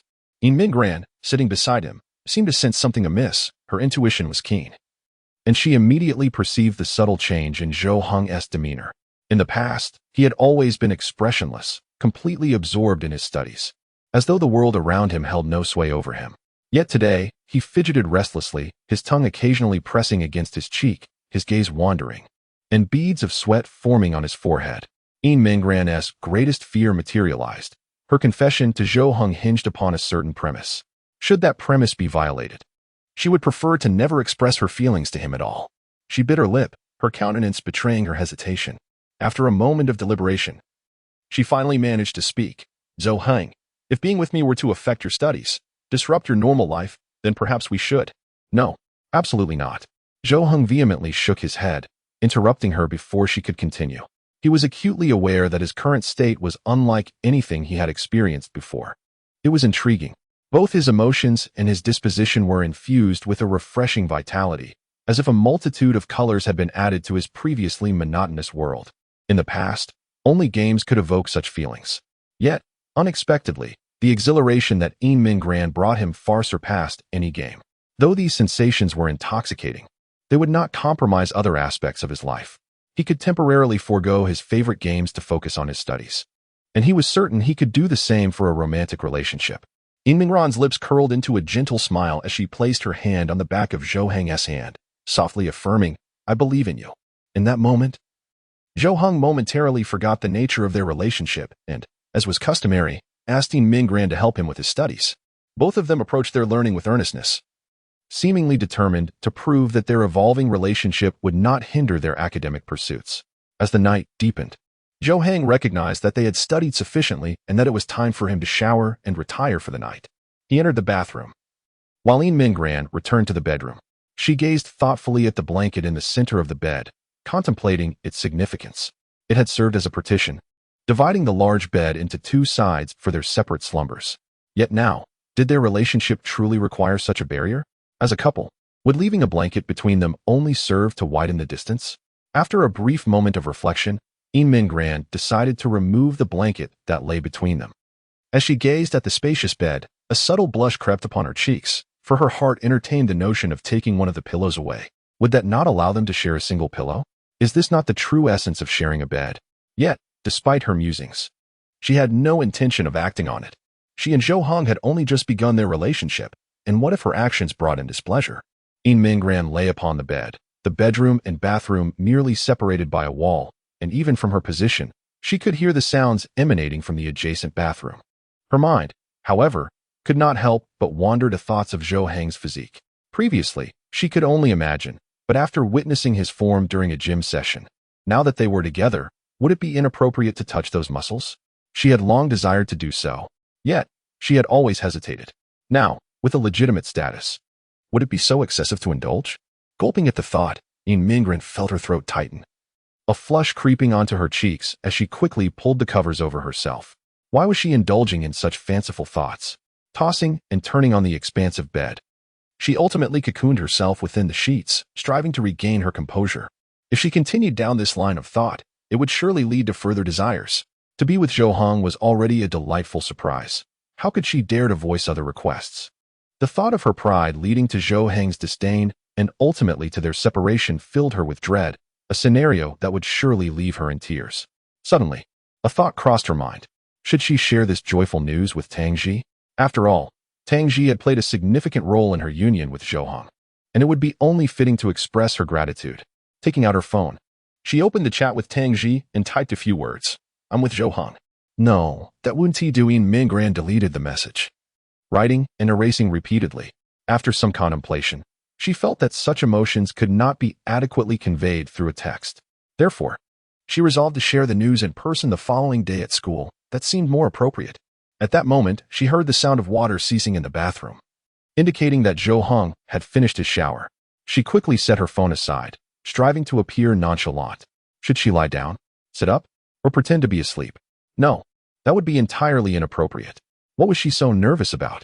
Once again, she buried her head beneath the covers, her cheeks flushed as she whispered to herself. Why did it feel as though this were her first night sharing a bed with Zhou Heng? The first time had been fraught with anxiety and trepidation, yet now, it was a mixture of shyness and anticipation. They shared a bed every night. Yet today their relationship had transformed. What might occur? What might Zhou Heng do? Mingran pondered silently, resolving that whatever Zhou Heng chose to do, she would not refuse. Moments later, the door to the bedroom creaked open, and Zhou Heng stepped inside. Upon seeing Mingran lying on the bed, he couldn't help but feel a twinge of confusion. Why was she hiding beneath the covers? Was it cold in the room? At that moment, beneath the covers, Mingran silently berated herself for her weakness. Uncertain of how to present herself before Zhou Heng, she chose to conceal herself within the blanket. Zhou Heng, initially believing that Mingran had succumbed to slumber, soon discerned the movement of the covers, revealing that she was, in fact, still awake. He then noticed that the blanket, which served as a partition, had been removed. Here is a cup of warm water I have placed for you. And, are you feeling tired? Would you like some fruit? I can wash some for you. Zhou Heng softly inquired as he set the cup on the table beside her. Startled, Mingran froze momentarily beneath the covers, then tightly shut her eyes, biting her lip as her suppressed emotions threatened to surge forth. Confusion enveloped her. Had they not just become a couple? Why was he treating her with such kindness? It left her with a sense of overwhelming vulnerability. Chapter 90. My dear, you are truly wonderful. Mingran cautiously peeked her head out from beneath the blanket, revealing a pair of clear, sparkling eyes. No, thank you. It's no trouble at all. She found herself at a loss for words in response to Zhou Heng. It was indeed bewildering to experience such kindness from another. Ah well, if there's anything you desire, just let me know, and I shall fetch it for you. Zhou Heng nodded, standing beside his bed. As he prepared to climb in, he hesitated momentarily. Fortunately, he composed himself in time, slowly getting into bed, with the blanket now absent between them. He felt that merely raising his hand would bring him into contact with Mingran. However, keeping a distance felt awkward, as though he were rejecting her. Yet, being too close induced a shyness he could hardly bear. Mingran softly murmured, "You don't have to be so nice to me. I wouldn't know how to repay you." Zhou Heng raised an eyebrow, bewildered. After a few seconds of silence, he replied, "I don't perceive this as being overly kind. It's merely a trivial matter, hardly worth mentioning. Moreover, treating one's girlfriend well is only to be expected." I assent it. Upon hearing the term my girlfriend, Mingran could no longer contain herself. She quickly turned away, presenting her back to Zhou Heng, her face flushed crimson. How could she withstand such words from his lips? No. She needed to retaliate. She ought to do something, to say something. After all, she had been the one to confess her feelings first. Now that they were finally together, why should she be so bashful? Mingran turned her body around, lifting her gaze to Zhou Heng. Her eyes sparkled like glistening jade, and after a prolonged silence, she spoke, her voice as gentle and melodious as rippling water. My dear, you are truly wonderful. Zhou Heng's eyes widened in astonishment as he inhaled sharply, his head involuntarily tilting back. Thud! He collided with the wall behind him, the sound resonating as his head struck it. Ouch! Zhou Heng gritted his teeth, clutching his head. His reaction had been overly dramatic, nearly causing him considerable pain. Mingran, startled, hurried to Zhou Heng's side, enveloping him in her arms and gently massaging his head. Ah, I'm so sorry, so sorry. Are you all right? Does it hurt? Her gentle touch was filled with concern, and she acknowledged that her previous words had held a hint of mischief, just a little, after all. She needed to respond to Zhou Heng's earlier remarks. However, she had not anticipated such an intense reaction from him. Had she known, she might have refrained from teasing him. That knock to the head must have hurt significantly, especially given the loud sound it had made. As if it might have left a dent in the wall. No. It doesn't hurt anymore, Zhou Heng murmured, pressing his lips together and tightly closing his eyes. His face was now mere inches away from Mingran's remarkable features, just a little closer. She had to bury her face into it. What greeted her was nothing but an intoxicating fragrance. At that moment, he could feel no pain, only an overwhelming rush of warmth. After all, it was not his head that was throbbing. Mingran continued to knead Zhou Heng's face for a while before releasing her grip, gazing at him with concern as she inquired, How are you feeling? Does it still hurt? No. I'm fine now. Zhou Heng finally dared to slowly open his eyes. Moments before, he had been too afraid to do so. If this were in the past, he would have endured at least half an hour of pain. Yet how is it that with just a gentle massage from Mingran, the discomfort had dissipated so swiftly? Could it be that her hands possessed some kind of magic? Or perhaps, love itself was enchanting? As Zhou Heng looked at Mingran, he noticed her face was filled with guilt, as if she had taken the blame for his misfortune upon herself, when in truth, it was merely his own carelessness that had caused the incident. With no fault of hers at all. I'm fine, I don't blame you, so don't overthink it, he said softly, then cautiously lifted his hand to gently graze her cheek with his finger. The smooth and resilient skin astonished him. How delightful it would be to give it a gentle squeeze, he mused. It must be rather addictive. At last, Mingran offered a faint smile, nodding in response, After a while, Zhou Heng turned off the light. It was time for them to sleep. They lay in bed, each under their own covers. Yet sleep eluded them. Mingran repeatedly revisited the events of the day, particularly the moment she confessed her feelings to Zhou Heng. Each recollection sent her heart racing, as she repeatedly assured herself that this was not a dream, but reality. She was truly with Zhou Heng now. Meanwhile, Zhou Heng was sorting through his emotions, aware that he felt different from his former self. The reason lay in the unfamiliar territory of romantic feelings he was experiencing. Everything was unknown, yet brimming with novelty, making it utterly irresistible. Did he truly have such a wonderful girlfriend? Tomorrow at school, would he be able to openly acknowledge their relationship? He could already envision the envious gazes directed at him, though he had never cared for the skeptical looks of others. He greatly valued the admiration and envy they would cast his way, for it was undeniably exhilarating. I can, he began, but upon hearing Mingran's voice, he instinctively responded, as if a moment's delay would be a grave mistake. Her voice was soft and hesitant, yet she slowly uttered, Can I sleep holding you? Of course, he replied without hesitation. At this moment, of course, we can. Zhou Heng nodded in response, then turned to face Mingran. Her hand instinctively wrapped around his waist, her head gently resting against his chest, creating a sense of refuge in his embrace that enveloped her in profound security. Zhou Heng reciprocated by lifting his arms to tenderly embrace Mingran. The two of them entwined just as they had been that night. However, this time, Mingran no longer harbored concerns that Zhou Heng might discover her secret. She could freely indulge in this moment without the pretense of sleep. After a while, she opened her eyes and softly remarked, Your heartbeat is so rapid. I apologize for disturbing your slumber. How can I make it cease? No. How can I make it slow down? No. Mingran extended her other hand, gently placing it over Zhou Heng's heart, as if to feel its rhythm. I really like this. Chapter 91. The joy upon their faces was unmistakable. Zhou Heng and Yinmingran were oblivious to the moment they succumbed to slumber, as fatigue washed over them. Their eyelids closed of their own accord. The following morning, it was Zhou Heng who first opened his eyes, as was customary for him to awaken early and prepare breakfast along with lunch to take to school. As he stirred, a sudden realization struck him. He felt utterly immobilized. Lowering his gaze, he discovered that Yinmingran was nestled closely in his embrace, her breathing steady and serene. Still lost in the realm of dreams. Ah, yes, the events of the previous day flooded back to him, a surreal experience unlike anything he had ever known. Now feeling as though it were but a fleeting dream. In that moment, Yinmingran, sensing Zhou Heng's movement, shifted slightly, settling even further into his arms as if to curl up entirely within his protective hold. Witnessing her in such a vulnerable state, coupled with the beauty of her sleeping visage, sent Zhou Heng's heart racing uncontrollably. No wonder Liao Haomiao had claimed he was undeniably fond of Yinmingran. He could now, to some extent, grasp the essence of affection. Despite the pressing need to rise and prepare breakfast, Zhou Heng hesitated. The thought of disturbing Yinmingran was disheartening, and he yearned to savor the warmth of her presence just a little while longer.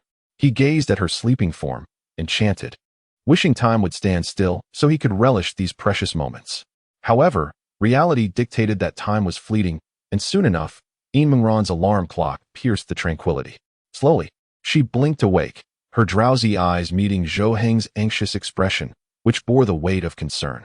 Would she repudiate the events of the previous night, now that a new day had dawned? The decisions made in the quiet of night often bore the risk of regret by morning. Yet, Zhou Heng's worries proved unfounded. Upon locking eyes with him, Yinmingran squinted playfully and broke into a charming smile.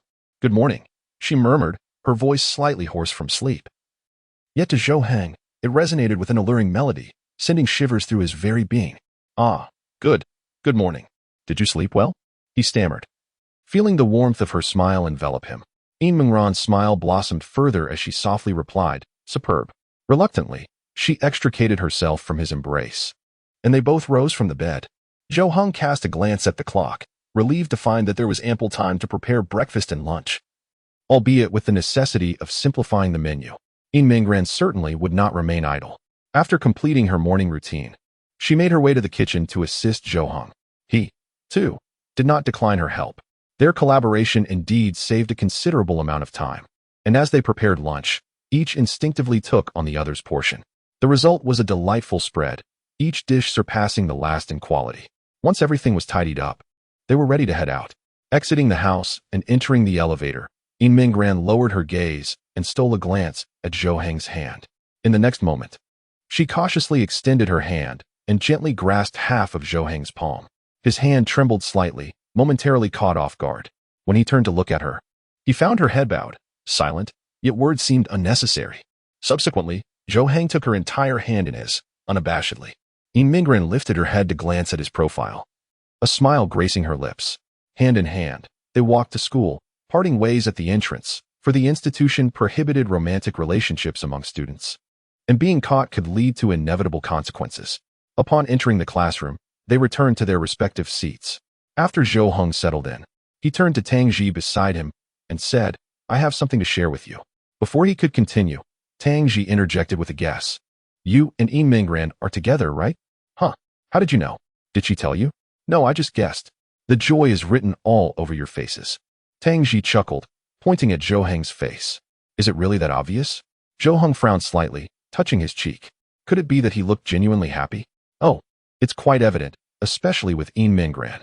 She seems so elated that she could practically bounce into the room," Tang Ji remarked, gesturing towards Yinmingran, who appeared to be unknowingly swaying her head, her back exuding joy. "Well, regardless, I wish you both the best. You seem quite compatible and should be able to stay together," she added. "But aren't you going to inform your aunt?" "I don't plan to do that just yet," Zhou Heng replied, shaking his head. He had contemplated this matter the previous day, but felt it was best not to disclose their relationship to his mother for the time being. Although she would likely approve, she would undoubtedly offer unsolicited advice, and he was not in the mood to hear it. Thus, he intended to wait a while longer, perhaps until the next exam. If he performed well, he could casually mention it then. Tang Ji nodded in understanding. "By the way, I'm going out with her this weekend. Would you like to join us?" "What for?" We're going shopping for clothes. The sports meet is next week, and we can't let her go without a few stylish outfits. Indeed, that makes sense. Zhou Heng paused, glancing towards Yin Mingran before softly confiding. I wish to go, yet I am uncertain if I should. Would she even want me there? Such outings seem more suited for you ladies to enjoy alone, don't you think? What is there to be hesitant about? Aren't you her boyfriend now? Taking your boyfriend along should pose no issue, came the encouraging reply. Rest assured, she would be delighted to have you join her. Is that so? Zhou Heng nodded in realization, recognizing the prudence in seeking clarification regarding these matters.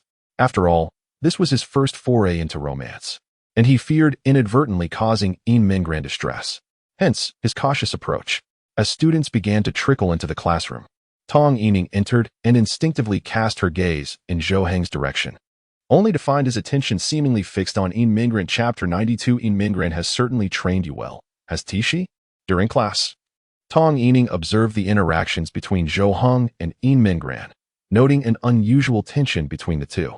It seemed as though their gazes collided more frequently today, and the way they looked at one another was markedly different from the norm. Tong Yining even detected a glimmer of affection in Yin Mingran's eyes. In that instant, a thought struck her. Could it be that they had officially entered into a relationship? Was it truly that sudden? Just 2 days prior, during the weekend, when she had inquired of Yin Mingran, she had insisted that their relationship was not of that nature. And what of Liao Haomiao? Where had he vanished to? Had he failed to confess his feelings? Was there nothing to impede their connection? At this moment, the teacher surveyed the classroom, and as was customary, the students ducked their heads, striving to evade the teacher's gaze. However, such tactics were generally futile. Zhou Heng remained lost in thought, staring blankly at his desk, seemingly savoring the moments spent with Yin Mingran. The mere thought of sharing intimate evenings together filled him with anticipation. Now, let us have our most improved student, Zhou Heng. Answer this question, the teacher announced. Huh? Zhou Heng was jolted from his reverie, lifting his head with a dazed expression directed at the teacher. Next to him, Tangji nearly burst into laughter upon witnessing his bewildered face, while Yin Mingran and Tong Yining turned to look at Zhou Heng as well. Come on, Zhou Heng. Please stand up and give it a try. It's all right if you get it wrong, the teacher encouraged. Zhou Heng slowly rose, fixated on the problem on the blackboard. As if time had been slowed to a crawl, Yin Mingran, seated ahead, wore a worried expression. She yearned to assist Zhou Heng, perhaps by discreetly providing him with the answer, but such a thing was impossible. This was not a simple elementary school arithmetic problem that could be signaled with hand gestures. And their seats were too far apart for her whispers to reach him. She had even begun to place her hopes on Tangji, wishing she might aid Zhou Heng. Although it was Zhou Heng who stood to answer, it was Yin Mingran who felt the anxiety. Suddenly, upon reading the question, Zhou Heng recalled that Yin Mingran had indeed explained it to him before. After a brief moment of contemplation, he confidently articulated his answer, causing several classmates to widen their eyes in disbelief, clearly taken aback that Zhou Heng had managed to respond correctly. Excellent answer. Let us give Zhou Heng a round of applause, the teacher remarked with satisfaction, nodding to signal him to sit down. Amidst the applause, Zhou Heng gradually returned to his seat, feeling a surge of self-doubt. He had always struggled to answer questions when called upon, and this was the first time he had succeeded. Tangji leaned in and whispered to Zhou Heng, Yin Mingran has trained you well. You've truly learned something. The term trained was perhaps not the most appropriate choice. Zhou Heng cast a fleeting glance at her and spoke in a measured tone. Once he settled into his seat, Yin Mingran exhaled a sigh of relief. Although the teacher would not put Zhou Heng in a difficult position even if he struggled to answer, she could not quite fathom why, as his girlfriend, she yearned for him to respond flawlessly. This sentiment was perplexing to her. Every nuance of Yin Mingran's behavior did not escape the keen observation of Tong Yining, who perceived her concerns and joys with clarity. In that moment, a profound doubt stirred within her. Did she genuinely harbor feelings for Zhou Heng? Observing Yin Mingran's reactions, she could only marvel at the depth of her affection for him. However, when she assessed her own feelings, she realized that she would never exhibit such fervor. How could she then claim to like Zhou Heng? The bell rang, signaling the end of class. Afterward, Tong Yining bowed her head, appearing lost in thought. She needed to introspect thoroughly, to discern her own thoughts and intentions. Without this clarity, life would only become more convoluted. Following class, Zhou Heng intended to head to the restroom. While he wished to spend his break with Yin Mingran, he was still grappling with how to navigate their relationship within the school environment. He understood the importance of maintaining appropriate boundaries. Upon seeing Zhou Heng exit the classroom, In Mingran promptly vacated her seat and hastened to his desk. Tangji, I have something to tell you. I know. You're with Zhou Heng now, right? It's practically written all over your face. Tangji exclaimed, playfully poking In Mingran's nose, smiling brightly. Hee, I owe you so much for this. I'm not sure how to repay you, she replied. I didn't do much, but I'm quite curious about how you two got together. Do share. In Mingran nodded enthusiastically.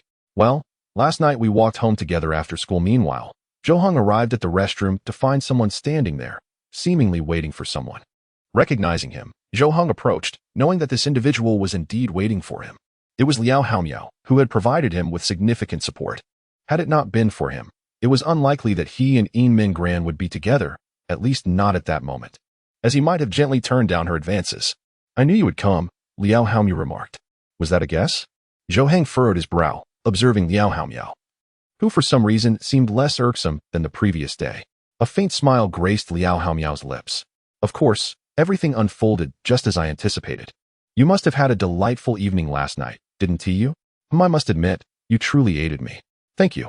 No need for gratitude. It was not I who instigated your actions, but rather your own choices that led you here. I merely helped you recognize your own potential. Liao Haomiao shook his head and then retrieved something from his pocket, presenting it to Zhou Heng. Upon receiving it, Zhou Heng discovered it was a pair of couple bracelets. A token of blessing for you both, wishing you everlasting togetherness. After expressing this sentiment, Liao Haomiao brushed past Zhou Heng, preparing to depart. Just as he was about to leave, Zhou Heng called out to him, Hey. Liao Haomiao turned his head to look at him, his expression laced with curiosity. Zhou Heng carefully tucked away the bracelets and slowly inquired, Do diligent students like you ever befriend those who struggle academically? Liao Haomiao paused for a moment, and after a few seconds, he immediately grasped the implication. A smile broke across his face as he asked, Struggling academically?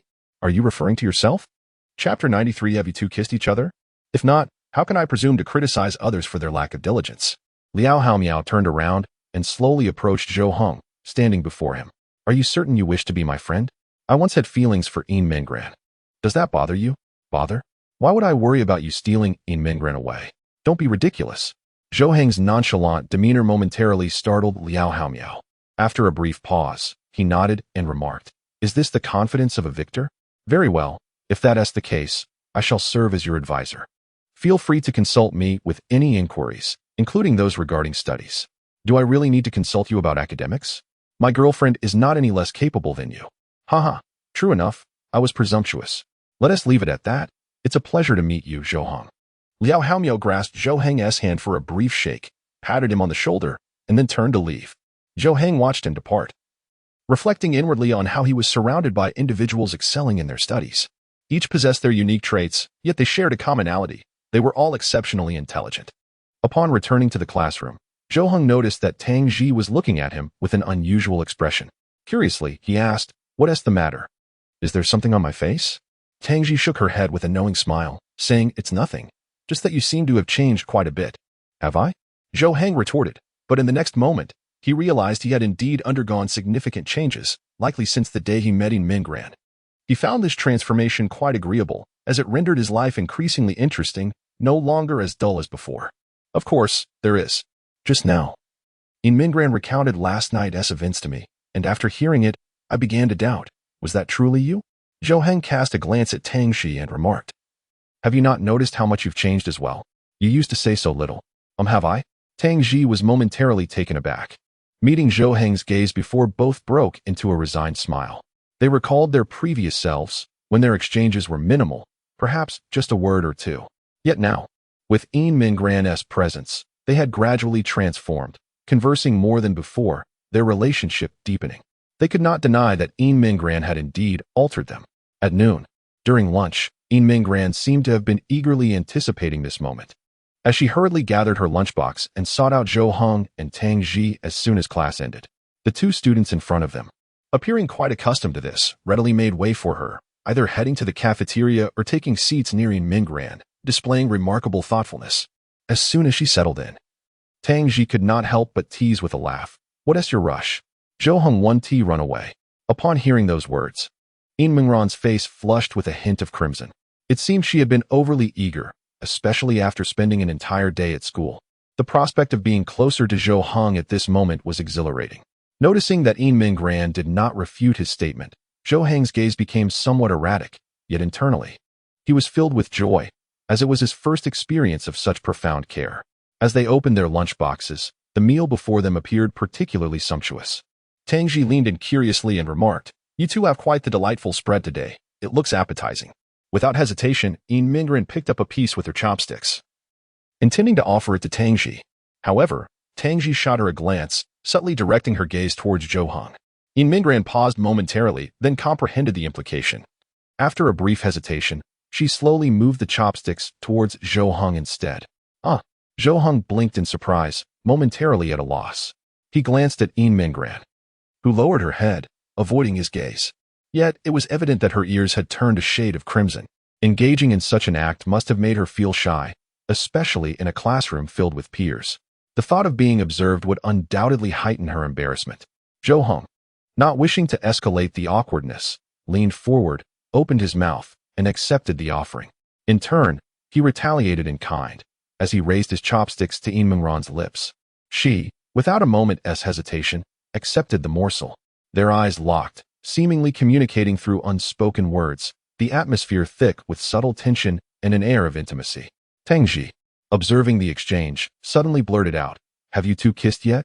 Both Zhou Heng and Yin Mingran widened their eyes in disbelief at Tangji's bold inquiry.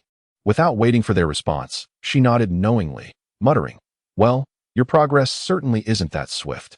Zhou Heng turned to Yin Mingran, fixating on her delicate crimson lips, his throat involuntarily tightening.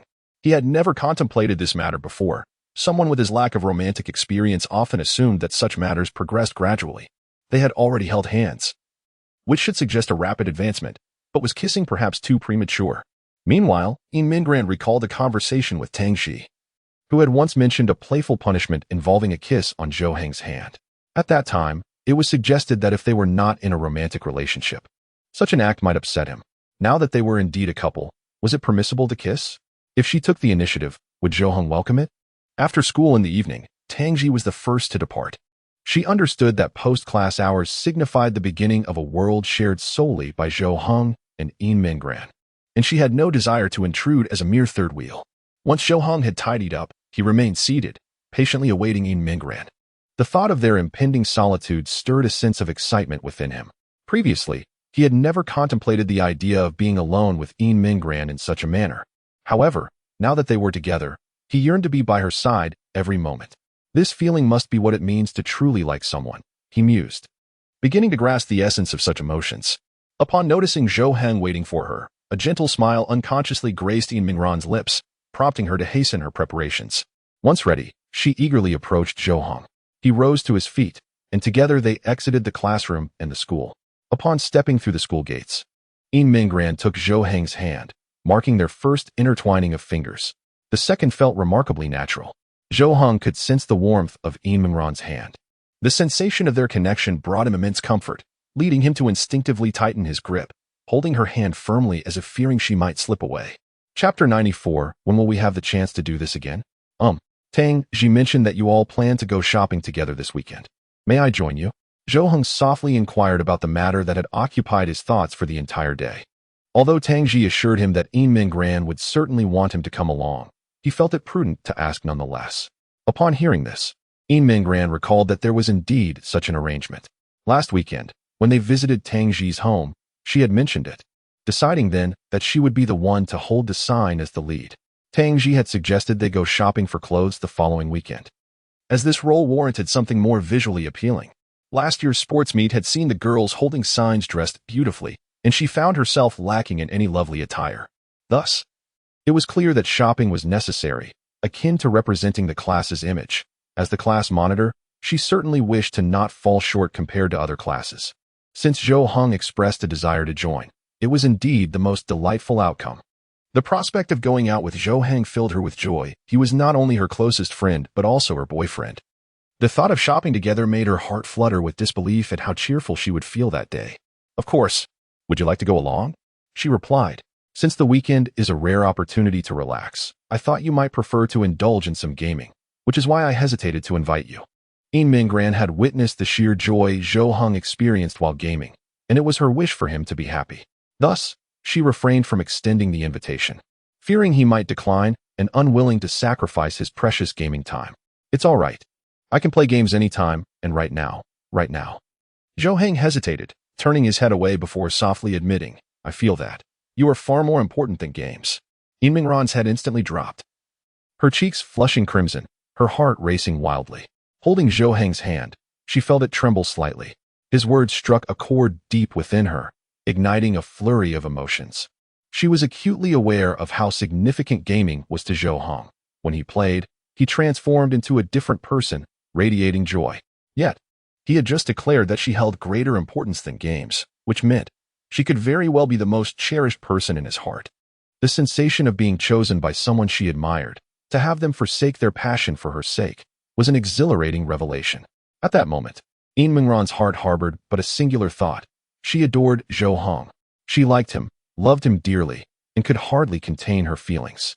Suddenly, she halted and grasped Zhou Heng's hand. He paused in surprise, standing still and gazing at her in confusion, unsure of what had come over her. In the next moment, Yinmingran turned to the side, rose onto her tiptoes, and gently pressed her lips against Zhou Heng's cheek, like a dragonfly skimming the surface of water, fleeting and ephemeral. Immediately afterward, she lowered her gaze, unable to bear the thought of witnessing his reaction. This act was an audacious endeavor for her, driven by an overwhelming tide of affection for Zhou Heng that she could no longer suppress. At that instant, Zhou Heng was utterly bewildered. Incapable of processing what had just transpired, his expression was one of sheer astonishment, as if his mind had short-circuited. Everything unfolded so suddenly that he had no time to brace himself. All he knew was that his heart was in turmoil. Let us go, Yinmingran said, grasping Zhou Heng's hand as they continued forward, attempting to mask the recent occurrence. Since Zhou Heng displayed no immediate reaction, she could only pretend as if nothing had happened. Zhou Heng reached up to touch his cheek, where the kiss lingered like a whisper, so gentle that he struggled to recall its sensation. Upon returning home, Zhou Heng retreated to the kitchen to prepare dinner, his thoughts still lingering on the events of their return journey. When might he experience that moment again? His mind was consumed with this notion, akin to Zhu Beiji, who, having tasted the fruit of immortality, found himself unable to resist its allure. If only he had anticipated this moment, he would not have been so dumbfounded. He ought to have responded to Yinmingran then, lest it be in vain. Meanwhile, Yinmingran sat on the sofa outside, cradling a doll in her arms, her mind also occupied with the recent incident. Her boldness had ignited a fervor within her heart, and she pondered when she might muster the courage to be so daring once more. A single kiss had elicited such a profound reaction from Zhou Heng. She wondered if frequent displays of affection might induce his aversion.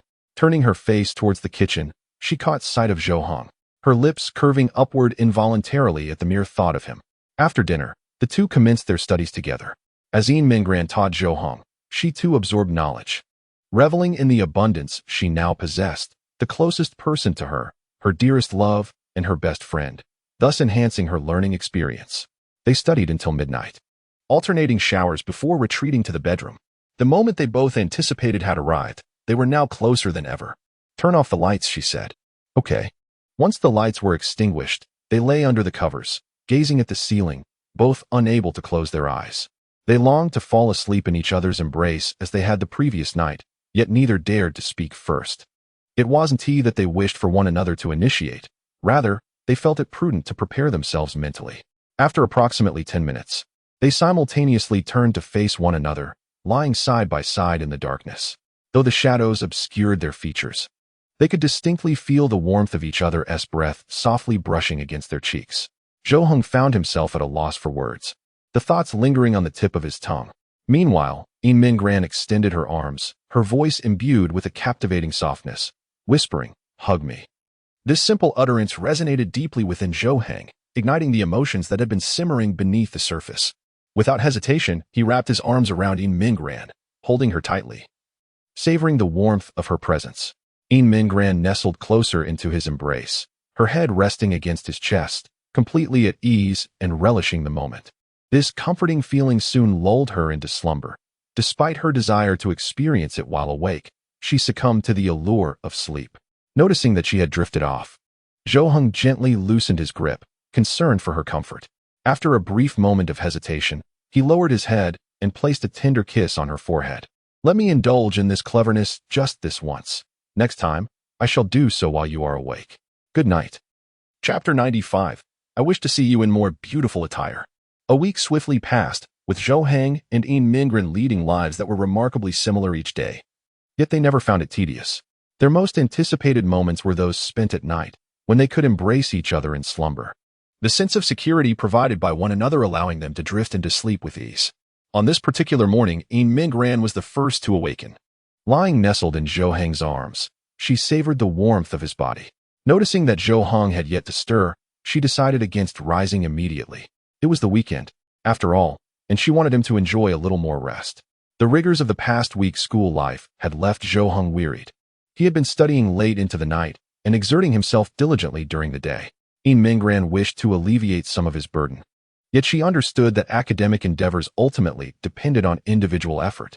With her large eyes fixed upon Zhou Heng's sleeping visage, she found herself unable to suppress her delight, even though they had been together for several days.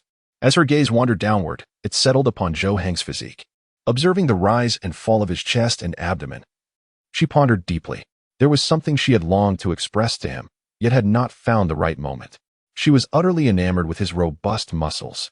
As Zhou Heng gradually opened his eyes, he noticed Mingren gazing intently at his body. Feeling the heat of her gaze, he felt a tinge of bashfulness. It seemed she was fixated on his muscles. Though his purpose in working out was not solely for admiration, it was undeniably gratifying to be appreciated by his girlfriend, a delightful surprise indeed. However, it was the weekend, and they had agreed to go out. With this thought in mind, Zhou Heng promptly opened his eyes and shifted slightly, signaling to Mingren that he was awake. Upon sensing his movement, she lifted her head to meet his gaze, offering a gentle smile as she softly said, "Good morning." "Good morning. Have you just awakened?" he inquired. "Yes, I've been awake for a little while," she replied. "Shall we get up then? We plan to go out today, right?"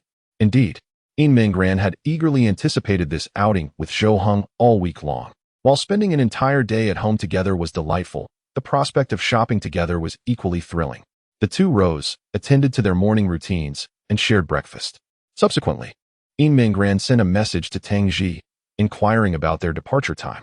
Tang Ji replied promptly, "I am on my way to you now. I suspect you both must be ready by now." Just then, Mingren's phone emitted a notification sound. Upon glancing at the message, she was taken aback to discover it was from Zhou Heng, who was seated nearby. It was a notification of a transfer. Zhou Heng had sent her 2,000 yuan without any accompanying explanation. "What is this?" Mingren exclaimed, raising her head to look at Zhou Heng, her expression one of surprise and confusion. Zhou Heng answered softly, "Aren't we going shopping today? You should buy a few more pieces." He gazed at the attire adorning Mingren, which she had worn the previous weekend. He was acutely aware that she possessed scant clothing. This particular piece was acquired the day after she had come to his home. Although he himself had a limited wardrobe, being a male, he could not accumulate much. In stark contrast to other girls, Mingren's collection was indeed minimal, and he harbored no desire for her to endure a lesser existence than her peers. No, I cannot accept this. I am quite financially stable," she interjected, recalling that the last allowance from her mother remained untouched. She swiftly waved her hand in refusal. Such a significant sum was beyond her capacity to accept. She could sense Zhou Heng's intentions, and that sentiment alone sufficed. Zhou Heng anticipated her rejection. Yet having resolved to offer her the funds, he was determined to ensure she did not refuse. "Please accept it. I wish to see you in more beautiful garments." His words caused her hand, poised to return the transfer, to falter. She genuinely wished to decline the money, feeling she had already received ample kindness. It would be inappropriate to accept so much more from Zhou Heng. However, his statement instigated a moment of hesitation. The sole reason she could consider accepting the funds was for his sake. The prospect of donning more elegant attire, particularly to please her beloved boyfriend, was undeniably tempting. After a brief pause, Mingren resolved to accept the money, reassuring herself that accepting it did not obligate her to spend it all. Moreover, she could not justify solely purchasing for herself. "Then allow me to buy you a few articles of clothing as well. What style do you prefer?" Chapter 96. Having someone you cherish by your side is quite delightful. "I'm doing well. I don't have any particular clothes I like to wear." Zhou Heng glanced at the attire adorning his frame, which was nothing extraordinary. His garments were quite simple in style. He was indifferent to what he wore, as most of the time he donned his school uniform. On weekends, He would remain at home playing video games, seldom venturing out. During the hours he refrained from gaming, he dedicated himself to fitness, thus favoring loose and comfortable clothing, such as tank tops. Mingran grasped Zhou Heng's hand and suggested, "Shall we choose together today?" Zhou Heng looked at her face and smiled faintly, "Sure." Mingran had always kept track of how many times Zhou Heng had smiled. For she yearned to witness his smile, each occurrence stirred her heart. The first instance was when Zhou Heng was engrossed in a game, and the second was when his monthly exam results were released. Since being together with Zhou Heng, Mingran had seen him smile numerous times, which held immense significance for her. Suddenly, a knock echoed at the door, prompting both of them to look up, knowing it was likely Tang Ji. Mingran hurriedly rose to open the door, and indeed, it was Tang Ji waiting on the threshold. "Sorry to keep you waiting." Tang Ji did not enter the house. Zhou Heng and Mingran stepped out together, and the three of them left the house. As they walked along the road, Zhou Heng and Mingran naturally intertwined their fingers. They had been walking this way to and from school for a week, and now holding hands felt effortless. This was the first time Tang Ji witnessed such a sight, and she walked behind them, observing their clasped hands, nodding in acknowledgement and exclaiming, "It's the first time I've seen Zhou Heng in a romantic relationship. It's quite novel." Mingran stifled a giggle behind her hand, while Zhou Heng appeared rather embarrassed. He recognized that he had changed significantly from his former self, something Tang Ji undoubtedly noticed, which could become fodder for her teasing. "Ahem. When will I see you in a relationship? That might be even more intriguing." Zhou Heng retorted with a similar topic, genuinely curious about the kind of person who would eventually be with Tang Ji. He felt that anyone who could capture her heart would certainly be extraordinary. Merely excelling academically would not suffice. They would need to possess strengths that surpassed hers, or else she would likely overlook them. Tang Ji waved her hand dismissively and remarked, "Then you might be waiting for quite some time." Mingran widened her eyes in surprise and asked Tang Ji, "You don't plan to date?" "Indeed, I have no interest. Not dating or marrying is not illegal. I lack for nothing. Whatever a boyfriend could offer me, I can provide for myself. The times have changed. Not everyone needs to marry and have children. My family respects my choices. At least when I express my disinterest in dating or marriage, my father wholeheartedly supports me." Zhou Heng was taken aback by Tang Ji's unequivocal statement. Yet it was indeed characteristic of her to express such sentiments. "Indeed, my uncle must find it most intolerable to see you in a romantic relationship. Wouldn't you agree?" His words caused a tremor within Mingran. She recognized the truth in Tang Ji's remarks. However, her feelings stood in stark contrast to Tang Ji's perspective. Ever since she had developed affection for Zhou Heng, her desire to pursue a romantic relationship had intensified. She yearned to be with him, to marry him, to share a lifetime together. Perhaps due to her current circumstances, her aspirations had diminished. After all, there had been a time when she had wished for nothing but to escape life itself. Now, she sought not what Zhou Heng could provide, but merely the solace of his companionship, which sufficed as her sole reason for hope in life. In other words, over 90% of her existence was now devoted to him.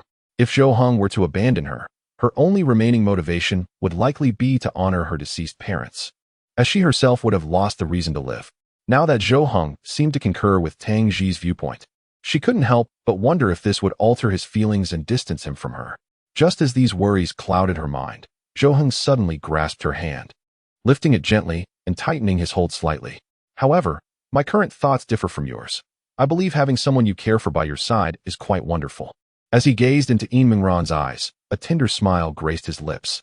In that instant, she felt as if her heart might leap from her chest. All her earlier anxieties dissipated, for his mere words suffused her with an overwhelming sense of security. After a few seconds of stunned silence, Tang Ji chuckled lightly, saying, All right. You two needn't shower me with your affection. I am well aware of your bond." Zhou Heng continued to lead Mingran forward, while she lowered her gaze and softly vowed, "I will always be by your side." This was a promise she intended to uphold without hesitation, a hope that required no doubt. Zhou Heng nodded gently in acknowledgement, murmuring a quiet agreement. Their intertwined fingers transformed into a firm clasp, each holding tightly to the other. Though they appeared outwardly composed, their hearts were tumultuously stirred. With Tang Ji present, they felt compelled to suppress their emotions. The trio ventured into the bustling city center mall, vibrant with weekend crowds, particularly on the clothing floor, which was predominantly filled with girls enjoying their shopping escapades. Tang Ji guided Mingran through each store, while Zhou Heng trailed behind, seeming to fulfill the role of a supportive companion. Yet, he felt indifferent as long as Yin Mingran and Tang Ji were content. "I shall fetch you some water, take your time shopping, and call me if you need anything," he offered. Zhou Heng sought a task for himself. Otherwise, he would follow aimlessly, feeling a profound lack of presence. After his departure, Yin Mingran gazed at his retreating figure, lost in thought. She yearned to remain by Zhou Heng's side, yet she felt the need to attend to Tang Ji, ensuring she was not neglected. While she could enjoy solitude with Zhou Heng at home, today's outing necessitated greater consideration for Tang Ji. As she knew Zhou Heng would understand and not harbor any resentment, Zhou Heng arrived at a beverage bar, intending to purchase drinks for the two of them. He stood at the end of the queue, with 3 or 4 people ahead of him, confident that his turn would come soon. Just then, he overheard familiar voices approaching from behind, growing increasingly distinct. Suddenly, he felt a jolt as someone collided with him, seemingly a playful accident. "Oh, I'm sorry." Zhou Heng slowly turned around, only to furrow his brow at the sight before him. Indeed, he had not misheard. The voice was all too familiar. To his dismay, he had unexpectedly encountered Tong Yining here. Perhaps he should have anticipated this, considering she frequented leisure activities nearly every weekend. And this place was notoriously crowded on Saturdays. A chance encounter was quite plausible. Tong Yining, recognizing whom she had bumped into, gasped in surprise. "Zhou Heng? What brings you here?" Chapter 97. It would be better if I never knew the answer. Tong Yining was about to utter a word when her gaze suddenly drifted towards the side of Zhou Heng, as if searching for someone. Yet, she failed to spot the familiar figure. Zhou Heng merely glanced at her before preparing to depart, for he reasoned that he could make his purchases elsewhere. There was no necessity to buy here. As Zhou Heng turned to leave, Tong Yining, seemingly entranced, hurriedly followed, for at that moment, there was no Yin Mingran by his side. If she wished to speak with him, now was her prime opportunity. Zhou Heng walked ahead. With Tong Yining trailing a few paces behind, she ventured to ask, "Zhou Heng, may I have a moment of your time?" Zhou Heng paid her no heed, continuing his pace, which quickened, making it increasingly arduous for Tong Yining to keep up. Nonetheless, she was resolute in seizing this rare chance and pursued him relentlessly. Many onlookers turned their heads, perceiving the scene as that of a couple embroiled in a quarrel. "Please, just a few words. There are things I truly must convey to you. For the sake of our friendship as classmates, grant me this opportunity. Besides, I merely declined your confession. I did not do anything to wrong you. Why must you distance yourself from me? Regardless of everything, we have known each other for so many years, haven't we? During our middle school days, when no one spoke to you, was it not I who engaged you in conversation?" Upon uttering these words, Zhou Heng abruptly halted, startling Tong Yining into a stop as well, instinctively creating some distance, as if fearing his anger. Zhou Heng slowly turned to face her, his expression neutral, devoid of any ire, and calmly said, "All right, go ahead." It was indeed Tong Yining's words that swayed his decision, after all. She had been a friend to him during their middle school years, much like Tang Ji, who had also been solitary and quiet. At that time, it was Tong Yining who stepped forward, initiating conversation and companionship. Setting aside other considerations, he would listen to her now, as a means of repaying her previous kindness. Tong Yining, taken aback by Zhou Heng's sudden change of heart, stood momentarily speechless, her mouth agape, unable to articulate her thoughts. "What? Were you not going to say something? Have you changed your mind?" Zhou Heng asked nonchalantly, arms crossed. "Ah, yes, I will. I will," she stammered, gathering her thoughts and steadying her breath. "Are you truly with Yin Mingran? Well, many in the class are already aware, aren't they? How could you possibly be oblivious?" Zhou Heng replied directly. This past week, they had not engaged in any clandestine behavior within the classroom. Their actions were rather overt. While not egregious, they were sufficient for others to discern that they were together. Tong Yining lowered her head and softly replied, "I know. I just want to hear you admit it." She paused, contemplating what more to say.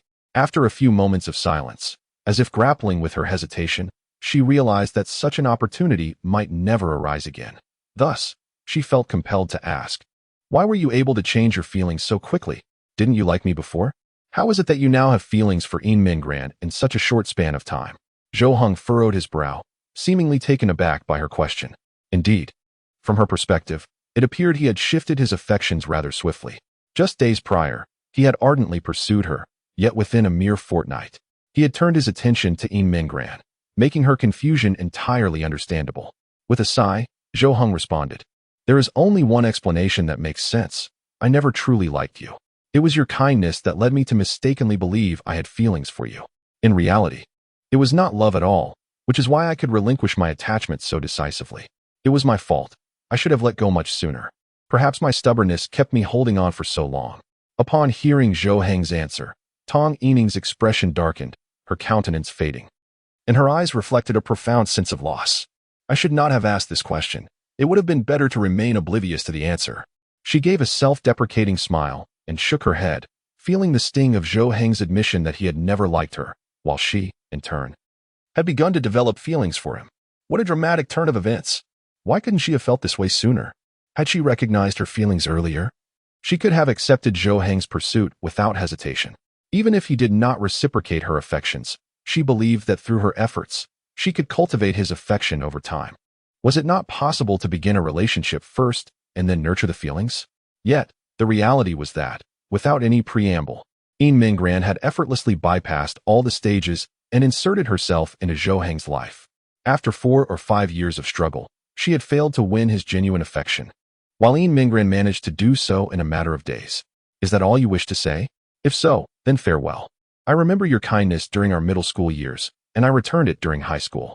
It was you who ultimately chose to distance yourself, or else we would not have been unable to remain friends. I am not someone who seeks to cling to unrequited feelings, so let us part ways here. Zhou Heng expressed his thoughts candidly. He was not inherently cold-hearted. Rather, repeated disappointments had led him to this point of resolve. With Yin Minggran's appearance in his life, he felt even more confident in severing ties with the past and embarking on a new chapter. After speaking, Zhou Heng turned and departed, feeling he had done all he could. Whether Tong Yining accepted it or not was now entirely up to her. As Tong Yining watched Zhou Heng prepare to leave, she instinctively took a step forward to chase after him. Wait! Just as she was about to catch up to Zhou Heng and reach out to him, a sudden voice emerged from the side. Darling, so this is where you are. Both Zhou Heng and Tong Yining froze momentarily. Before Zhou Heng could react, a figure leaped directly into his embrace, wrapping her arms around him. The familiar fragrance instantly revealed her identity to him. Lowering his gaze, he beheld Yin Minggran in his arms.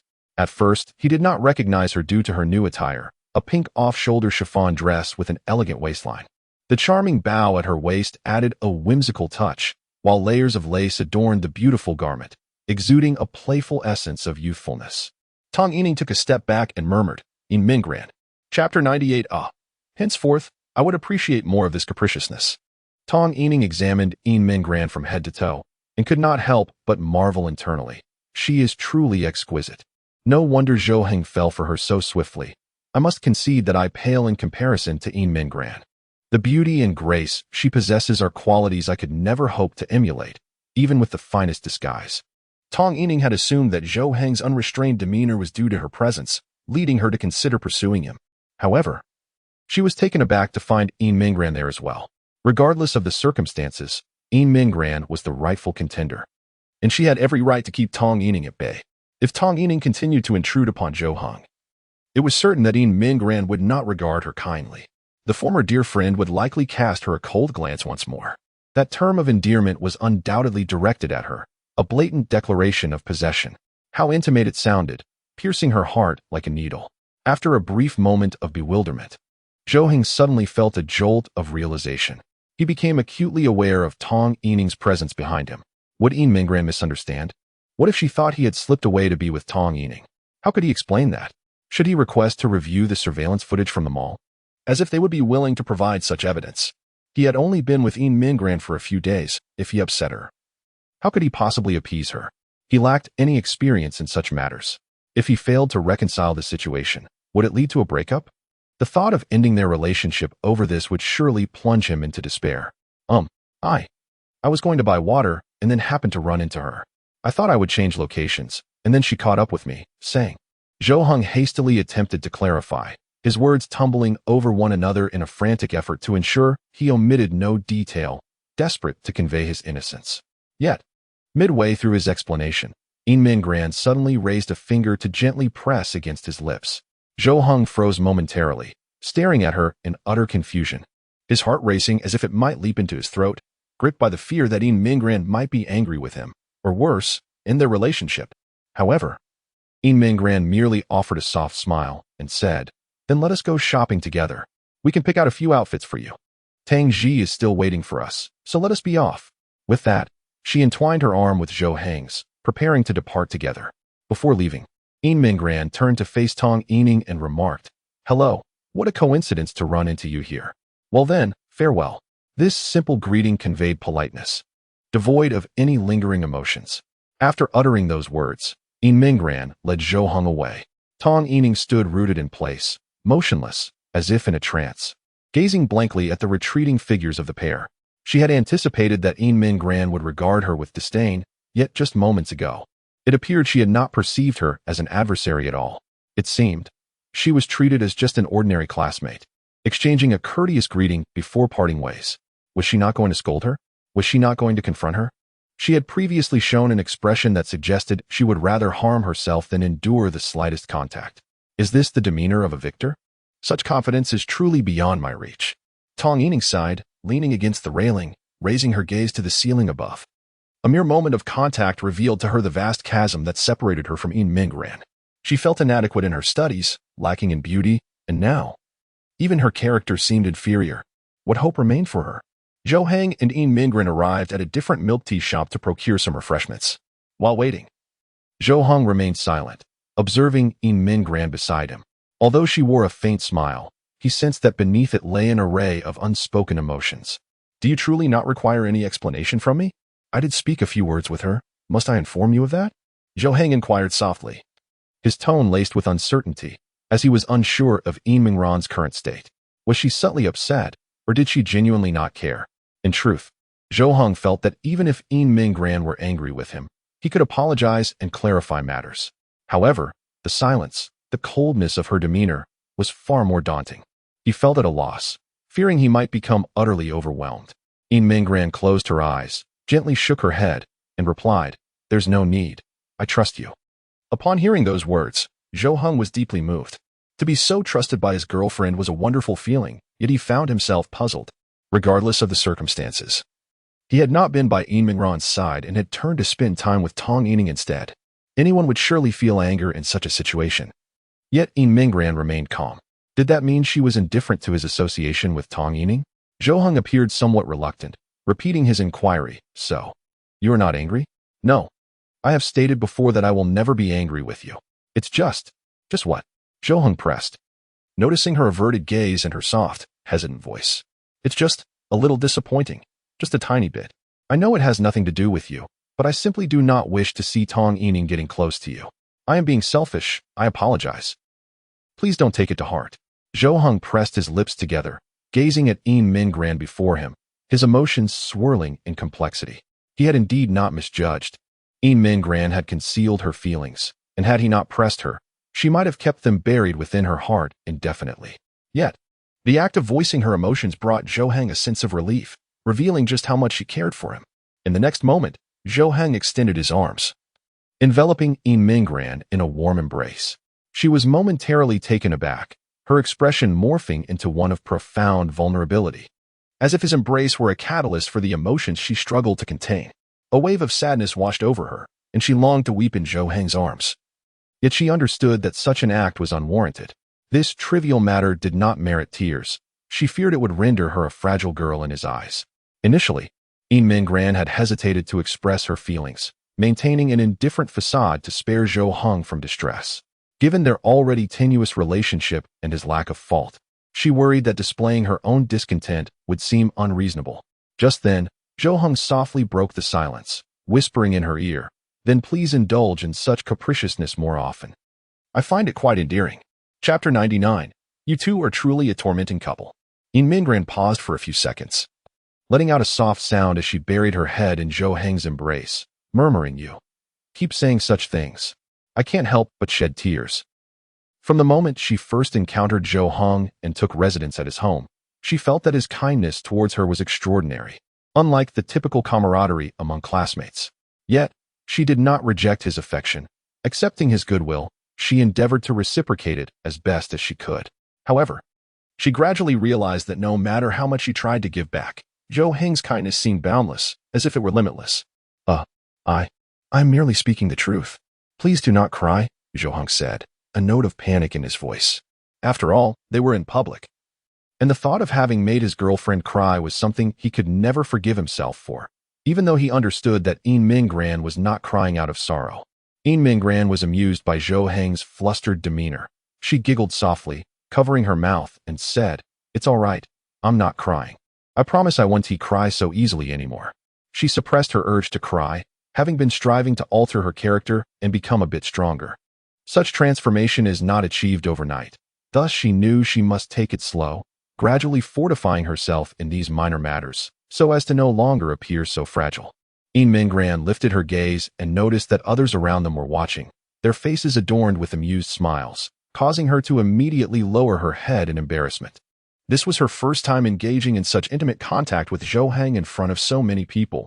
Previously, such moments were reserved for their private encounters at home, and they had never acted so closely at school. Nevertheless, she did not perceive this as a negative occurrence. Showcasing their affection to others would not lead to any adverse consequences. Having purchased water, Zhou Heng and Mingran prepared to return to find Tang Ji. Just moments earlier, Tang Ji had suggested that Mingran were the new clothes she had just bought, which made her feel slightly uneasy. Zhou Heng had been gone for too long, and her worry prompted her to seek him out. Soon after, she spotted the scene, Zhou Heng walking ahead, with Tong Yining closely following him. Without a second thought, she dashed over. "Is this outfit still acceptable?" Zhou Heng turned to glance at Mingran and her attire. When she had leaped into his arms earlier, he was momentarily taken aback, noticing her in the new clothes. He had to admit, the outfit suited her well, and he found himself stealing numerous glances at her. "Yes. It looks beautiful, especially on you. It suits you perfectly." Zhou Heng nodded in affirmation, devoid of any exaggeration, simply expressing what he genuinely felt. This straightforward honesty was enough to bring Mingran joy for a long time. A smile blossomed on her face as she softly replied, "That's wonderful." The two entered another clothing store, where Tang Ji was waiting for them. Upon seeing their return, she stood up and inquired, "Why did you take so long? Did something happen?" Her intuition remained remarkably sharp. Merely observing the state of the two, one could sense that something must have transpired. Zhou Heng briefly elucidated the events that had just occurred, and upon hearing that Tang Ji had encountered Tong Yining here, her brows furrowed in disbelief. "How could she be here? Is she following you? Really? That seems implausible," Zhou Heng remarked, glancing at himself, reassured that there was nothing suspicious about him. Surely, she couldn't be so obsessive. It's just a chance encounter, quite normal. At that moment, Mingran interjected with a statement that left Tang Ji astonished, her eyes wide with incredulity. "Ah, you don't care?" Her entanglement with Zhou Heng cannot bode well. "Are you truly so unconcerned?" Mingran gently linked her arm with Zhou Heng's, gazing at his profile, and softly replied, "It's not her I trust. It's my boyfriend." Zhou Heng was momentarily taken aback. But soon, both of them shared a smile. Tang Ji sighed in exasperation, muttering, "You two as a couple truly know how to torment others." She extended her hand, playfully pushing Zhou Heng. "All right, go try on some clothes." "Must I try as well? Perhaps I should forego it. I find online shopping quite satisfactory, and I am not adept at selecting outfits." Zhou Heng, nudged forward, was overwhelmed by the array of garments before him. To his eyes, they all seemed alike. Any of them would suffice. "Then you assist him in choosing." I. Tang Ji grasped Mingran's wrist with her other hand, drawing her forward to stand beside Zhou Heng. They exchanged a hesitant glance, Zhou Heng feeling somewhat awkward. Although Mingran could assist in selecting clothes for him, she was uncertain if her choices would align with his taste. Please help me choose. I truly do not know how to proceed." "Very well." With Zhou Heng's affirmation, Mingran stepped forward, seeking garments suitable for him. She began to recall the types of clothing he typically wore at home, aiming to select items of a similar style. Zhou Heng's physique was not suited for overly tight clothing. His figure was commendable enough that fitted attire would appear somewhat odd. Hence, Mingran concluded that loose-fitting clothing would be more appropriate and comfortable for him. After some time browsing, Mingran selected several suitable garments in darker tones with a moderate looseness. "Let us try these on first. If they don't suit your fancy, we can explore another store." She handed the clothes to Zhou Heng, gesturing toward the fitting room beside them. "All right." Zhou Heng nodded, taking the garments to the fitting room. This was his first experience trying on clothes in public. Most of his attire had been procured online or provided by his mother, and he had never tried them beforehand. Suitability was irrelevant as long as they fit well enough. As he stepped into the diminutive fitting room, a sense of novelty enveloped him. Only a rather thick curtain provided a semblance of privacy, and the space was confined. His physique, however, was anything but small. With two individuals crammed inside, there would scarcely be room to move. Before him stood a grand mirror, accompanied by a rack for hanging garments. Zhou Heng gazed at the array of clothing, uncertain of which piece to try on first, and thus resolved to begin by shedding his own attire. Well, perhaps he would start by trying on the trousers. Chapter 100. As a man, why should I fear being seen? Zhou Heng found himself in the fitting room, while Yin Minggran and Tang Ji patiently awaited his return outside. Yin Minggran had already envisioned how Zhou Heng would appear in the new garments, selecting outfits based on her inner imaginings. Though she was uncertain whether he would appreciate them, she was confident that she would adore the sight of him adorned in those clothes. Tang Ji gently tapped Yin Minggran's hand and whispered, "Let us save this one for everyday wear. We must find you at least 2 outfits for the upcoming sports meet." "Ah, that should be fine, but please, do not pick anything too peculiar. I wouldn't know how to wear it." "What are you worried about? There's nothing strange about the clothes. My only intention is to choose something beautiful for you." Tang Ji reassured Yin Minggran, encouraging her not to fret, as she had no desire to tease her. Are you both out there?" Zhou Heng's voice came from within the fitting room. Upon hearing him, Yin Minggran quickly rose to her feet and asked, "What is the matter? Is something off with the clothes?"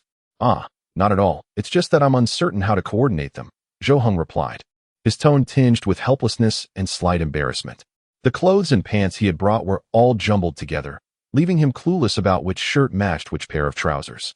The thought of mismatching was mortifying, especially since the garments were chosen by Yin Minggran. This implied that his taste was considerably inferior to hers. Thus, he sought her guidance on how to pair the items, as they all appeared rather similar to him. "Coordinate? Ah, I forgot to sort them for you. How about you just bring them out?" Yin Minggran suggested softly from the fitting room's entrance. In that moment, Tang Ji, having appeared behind Yin Minggran without her noticing, playfully pushed her forward, exclaiming, "What is the fuss? Just go in and assist him." "Ah," Yin Minggran gasped, stumbling forward as she lost her balance. Without a moment to react, she inadvertently surged past the curtain and into the fitting room, colliding with something that halted her progress. Instinctively, she placed her hands out to brace herself against the impending fall. Yin Minggran, still reeling from the sudden turn of events, gradually lifted her gaze to behold the scene before her. It seemed she had collided with Zhou Heng, her hands resting on his chest. The most startling revelation was that Zhou Heng was currently shirtless. The physique she had longed to see once more was now mere inches away from her. Her hands, too, made direct contact with Zhou Heng's robust physique, resting upon his firm chest. A mere 0.01 seconds later, Yin Minggran, without a moment's thought, instinctively squeezed gently. Following that, she hastily withdrew her hand, standing upright, wishing to step back slightly, only to realize that the space was too confined to retreat further. She and Zhou Heng could only stand face to face, with scarcely a fist's distance between them. I didn't mean to." Yin Minggran raised her hand to shield her eyes, yet she left a small gap to allow herself a furtive glance. Such an opportunity was rare. Although she had been startled moments ago, now she merely wished to express her gratitude to Tang Ji.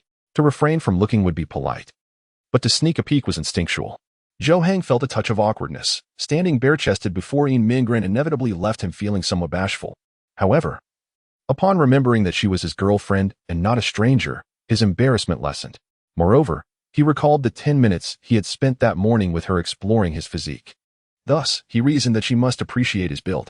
Previously, he had worried that she might not favor his physique. After all, a moderate commitment to fitness attracts the opposite sex, while excessive fitness tends to draw the same sex. Being overly muscular might not appeal to women.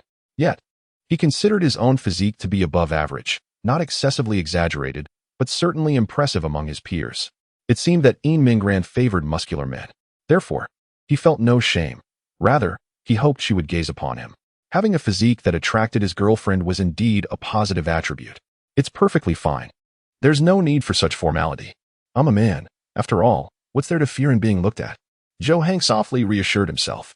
Upon hearing this, Yin Minggran bit her lips slightly and hesitantly inquired, "So, I can look, right?" "Of course you can. You are my girlfriend. There is nothing inappropriate about that." With his permission, Yin Minggran gradually lowered her hand, taking in Zhou Heng's physique entirely. A soft sound escaped her throat, and in the next moment, her face flushed with a visible crimson hue, as if ripening. She recalled how she had only touched him through fabric that morning. Now, here he was, without a shirt, yet she could only look and not touch. If she were to raise her hand and reach out without saying a word, Zhou Heng might suspect her of being peculiar.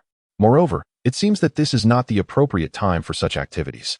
Although Zhou Heng is indifferent to being observed, the proximity of the two of them in the cramped fitting room feels somewhat awkward. The space is quite confined and rather warm, causing him to perspire. Being so close to Yin Mingran while sweating strikes him as inappropriate. Thus, he resolves to draw back the curtain and suggests, why don't you step outside first? I'm afraid I might bump into you.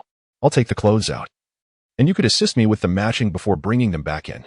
Yin Mingran is aware that her lingering there is not ideal, especially since Zhou Heng is unable to change clothes.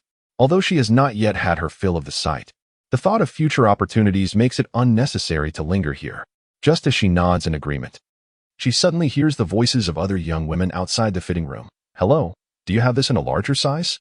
Zhou Heng, intending to pull back the curtain to let Yin Mingran out, is halted when she swiftly reaches out and stops him. Wait a moment. Zhou Heng is startled, quickly retracting his hand, blinking in confusion as he asks, What's wrong? Yin Mingran adopts a hesitant demeanor, then discreetly points to Zhou Heng's figure, whispering, there are people outside. Let us wait a little longer to go out. If we open it now, they'll see us, and I don't want others to witness. Chapter 101. You have worked hard. You must be quite fatigued today. Oh, I see. Very well then. Zhou Heng nodded. Although he claimed that as a man, he was unbothered by being seen by others, the reality was that he felt quite uncomfortable when faced with the gaze of strangers. When Yin Mingran expressed her desire to remain unseen, it prompted him to reflect. Naturally, he too would prefer that others did not gaze upon her. So now, should he put on his clothes? Perhaps it was unnecessary. After all, he had already stated that he had no qualms about being seen by Yin Mingran. Hurrying to dress seemed to imply his own embarrassment. Could you assist me in coordinating these outfits? He inquired. I believe anything would suffice. I lack the discerning eye. Zhou Heng picked up the garments nearby, clumsily mixing and matching combinations that seemed to clash in both style and color. Very well. Yin Mingran responded verbally, yet her gaze frequently gravitated toward Zhou Heng's physique. Her claim that they could not go outside was merely a pretext. Upon hearing footsteps outside, she had hastily concocted an excuse. In truth, even if she stepped out immediately, she would not be seen. Zhou Heng could don his clothes first, and then she could follow suit.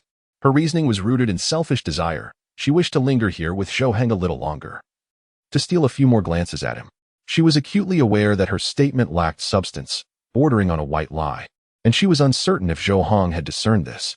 Tang Ji sat outside the fitting room, crossing her legs, her brows raised in bemusement.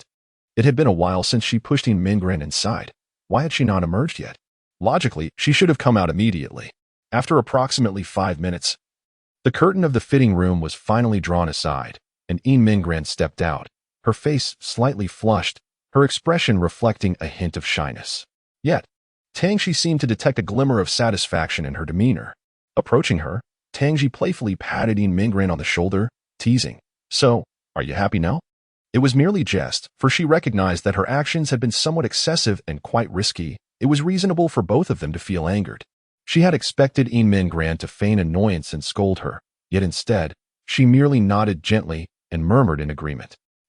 Now it was Tang Ji's turn to be taken aback. She had only intended to jest, yet it appeared that Yin Mingran was genuinely pleased. What had transpired between them inside?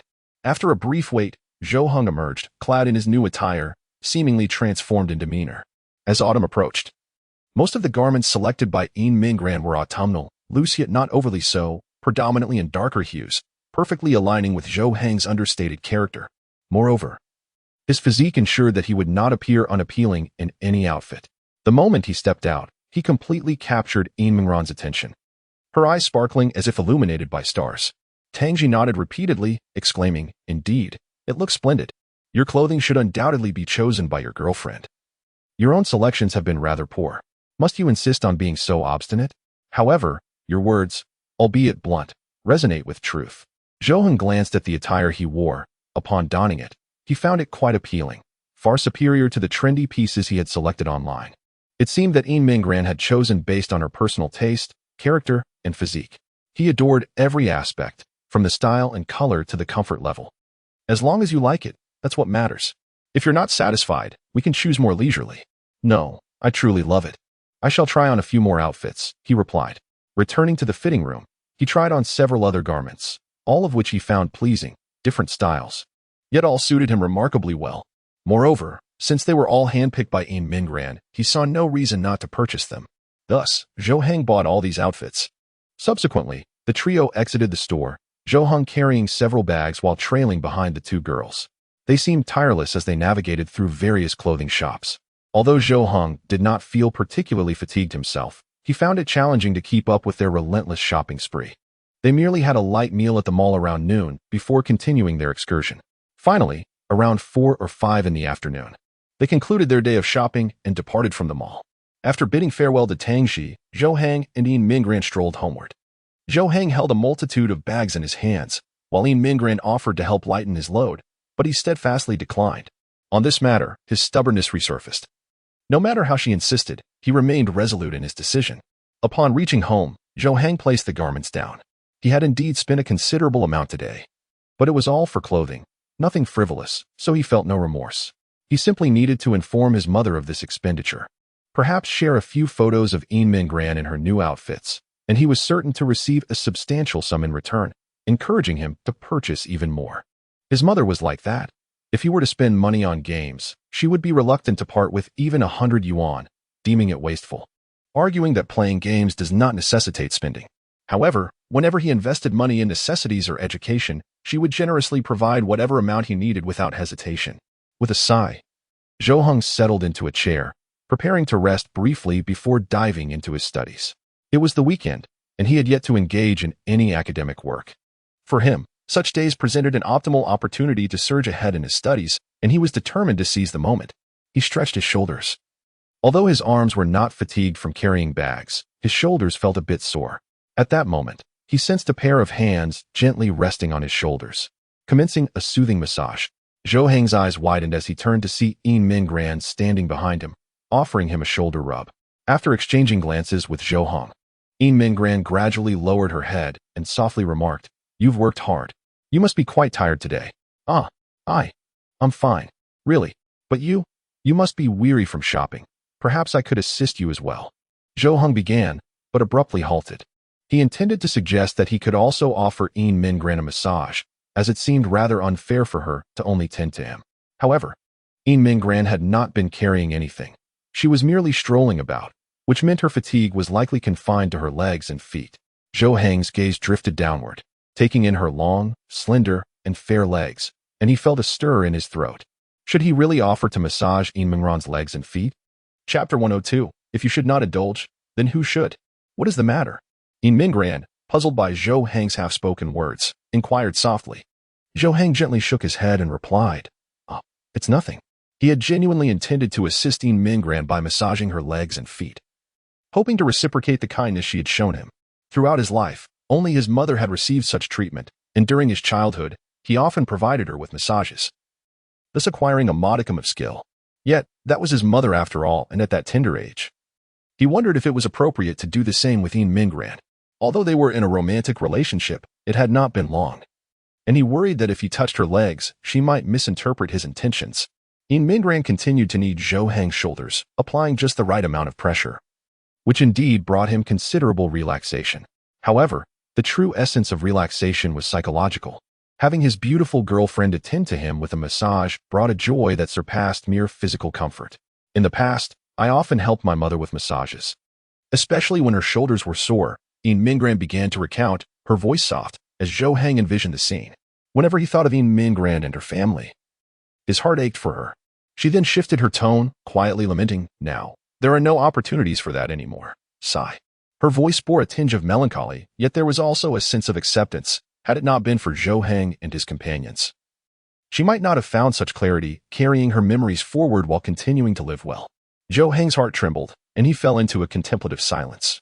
Realizing how inadequate he felt, Yin Mingran's thoughts were filled with longing for her loved ones, a longing she had entrusted to him.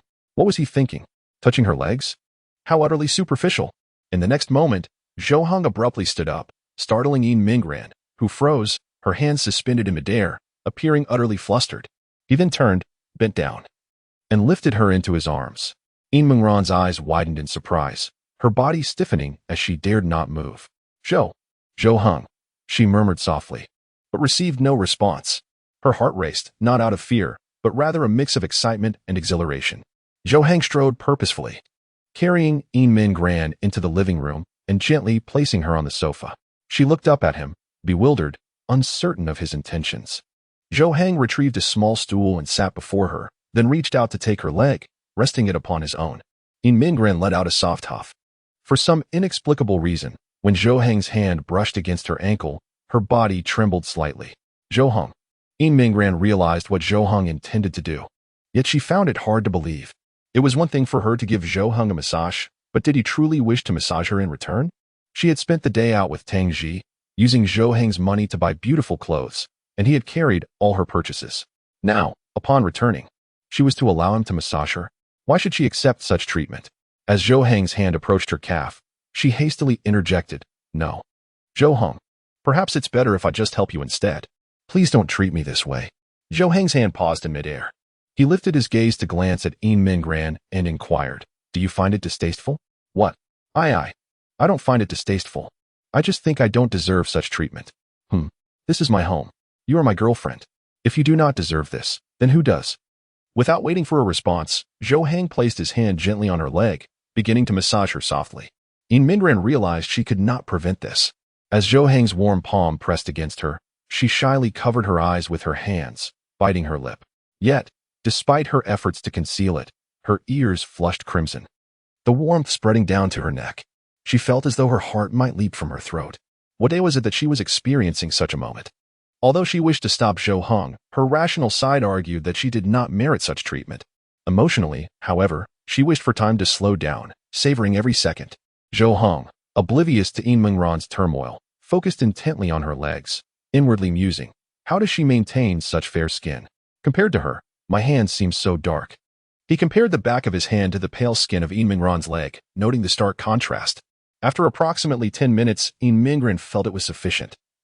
Continuing to indulge herself would surely spoil her, making her overly reliant on Zhou Heng's kindness. Just as she contemplated speaking up, Zhou Heng removed her slippers and prepared to touch her feet. In a flash, Yin Mingran swiftly retracted her legs, her toes clutching the sofa as if they were frightened little creatures seeking refuge. Zhou Heng blinked in surprise, momentarily taken aback, bewildered by her sudden retreat. What is the matter? I want to tickle your feet. What are you afraid of?" He assumed she was merely apprehensive about being tickled, thinking she would be sensitive after a long day of walking. Yin Mingran shook her head vigorously, her cheeks flushed, and whispered, "No, it's just, please. Let us not. They're too dirty." "Dirty? How could it be?" Zhou Heng glanced at Yin Mingran's feet, then at his own hands, and noted that, judging by their complexion, her feet appeared cleaner than his hands. However, he could understand Yin Mingran's perspective, if it were he.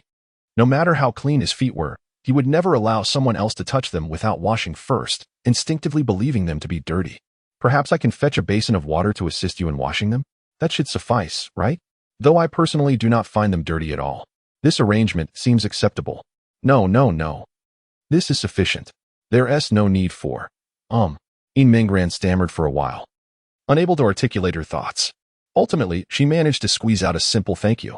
Before Zhou Heng could respond, she swiftly rose from the sofa and hurried to the kitchen, exclaiming, "I will prepare dinner now." Chapter 103. I understand. Just don't overexert yourself on Monday evening. Zhou Heng and Yin Mingran emerged from the school, weary after a long day. With the sports meet scheduled for Tuesday, they were undoubtedly the most fatigued among their peers, having completed the final rehearsal to ensure everything would proceed smoothly the following day. This was Zhou Heng's first experience serving as the sports committee member for their class. Previously, he had always been the one to shy away from such responsibilities, avoiding participation at all costs. However, recognizing that if he did not contribute, the burden would fall solely on the class leader, Yin Mingran, he decided to lend a helping hand. Fortunately, with his assistance, the rehearsal became significantly easier. Perhaps it was due to the unfamiliarity among classmates or perhaps a fear of him. During the rehearsal, there was little chatter, and a few who had been warned by him ceased their conversations altogether, resulting in a smoother process compared to other classes. Before school ended, they organized their classmates to set up the designated area for their class, making it evident that the two had been quite busy throughout the day. Thus, As they stepped out of the school gates, they remained silent, seemingly preoccupied with the desire to return home and rest. Yin Mingran took Zhou Heng's hand, gazing at his profile, and softly said, "Tonight, I'll prepare something delicious for you to replenish your energy. Good luck in tomorrow's competition." Upon hearing Yin Mingran's words of encouragement, a wave of happiness surged within Zhou Heng. He realized how delightful it felt to receive such support from his girlfriend. Like being fueled by premium gasoline, he felt invigorated. Yet, he wished to maintain an air of nonchalance, murmuring, "Is it really that serious? It's just a school sports meet. We needn't take it too seriously, right?" However, this remark prompted a shift in Yin Mingran's demeanor. Her expression turned serious as she shook her head, stating, "That's not right. I believe that whether significant or trivial, it's always beneficial to approach matters with sincerity. It reflects our attitude." Mid-sentence, she suddenly realized, was she scolding Zhou Heng? Her words had slipped out instinctively, as if triggered by some key phrase. While she felt justified in her statement, she recognized the importance of context. After 2 pleasant days spent with Zhou Heng, had she really become bold enough to reprimand him? Consequently, Yin Mingran's expression changed abruptly, and she hurriedly clarified, "I didn't mean to reproach you. I know you're the best, and you could win the competition without taking it too seriously. What I just said, you can pretend you didn't hear. No, I believe you were right. This isn't just my competition. It concerns the honor of our class, and I shouldn't have that attitude. I was wrong. I apologize." Zhou Heng turned his head, squinting slightly as he offered her a gentle smile, seemingly to soothe her feelings. In that moment, Yin Mingran felt a sense of relief, taken aback by Zhou Heng's unexpected apology. "You are not mistaken. There is no need for apologies." Yin Mingran lowered her head and spoke softly, yet her body leaned closer to Zhou Heng, wrapping her arms around his, almost resting her head on his shoulder. His words stirred a profound affection within her, nearly overflowing. This sentiment was not erroneous. It was merely a matter of attitude. Being casual did not equate to being wrong. However, Zhou Heng's willingness to apologize for his words reflected an impeccable attitude towards her, which she found exceedingly commendable. That alone sufficed. The mere fact that she received such regard from Zhou Heng meant she would unconditionally support and assist him in all endeavors. She had resolutely made this decision. To her, Zhou Heng was everything, and nothing else held any comparison in his presence. Upon returning home together, Yin Mingran decided to prepare dinner for Zhou Heng. She had already gathered the ingredients the night before: fish, meat, eggs, and milk, all nutritious items, intending to create a splendid meal for him. As she stepped out midway through her preparations, she found Zhou Heng engaging in a workout. A bit perplexed, she inquired, "Shouldn't you conserve your energy for the competition tomorrow? Won't this tire you out for tomorrow?" "Not at all. No matter how exhausting it is, a good night's sleep will rejuvenate me. This, to me, is merely a warm-up. Otherwise, my body will feel quite stiff tomorrow," Zhou Heng replied as he continued his squats. Each time he descended, Yin Mingran couldn't help but be captivated by the muscular definition of his legs. "I see. I understand now. Just don't overexert yourself," she thought. Considering that if she were to exercise the day before a competition, she would undoubtedly feel drained the following day. However, after several workout sessions with Zhou Heng, she could clearly perceive her improved physical fitness, although it still paled in comparison to his and Tang Ji's prowess. Once Zhou Heng completed his workout, Yin Mingran had finished preparing a sumptuous dinner. She had meticulously studied the recipes to ensure a balanced nutritional composition, taking into account Zhou Heng's basal metabolic rate, making certain the portions were ample enough to meet his dietary needs. Zhou Heng gazed at the delightful spread before him, raising his eyebrows in astonishment. "Did you make all this? Truly impressive. You've worked hard." Receiving such praise and recognition from Zhou Heng was the most gratifying response for Yin Mingran. She beamed with joy and replied, "It was no trouble at all. Now let us eat. Afterward, I'll give you a massage to help relax your muscles. So you'll be in great shape tomorrow." Zhou Heng settled into his chair, watching Yin Mingran with a warm smile. "That sounds wonderful, however. I must return the favor and give you a massage as well." Yin Mingran was momentarily taken aback, recalling the events of the previous day. A faint blush crept across her cheeks as she softly murmured, "But I want to be participating in the competition tomorrow, so it isn't necessary." Though her words conveyed rejection, her heart was unable to resist the allure of being massaged by Zhou Heng. After all, she had shamelessly relished those 10 minutes yesterday. Otherwise, she should have declined from the outset. Zhou Heng appeared resolute, embodying the spirit of reciprocity for even the smallest kindness. However, he had prepared that elaborate meal for her, undoubtedly exhausting himself in the process. How could she ask him to massage her without feeling compelled to reciprocate? Yin Minggran found herself at a loss for words, as her resolve wavered. On one hand, she acknowledged the validity of Zhou Heng's sentiments. On the other, she simply could not resist the temptation of his touch.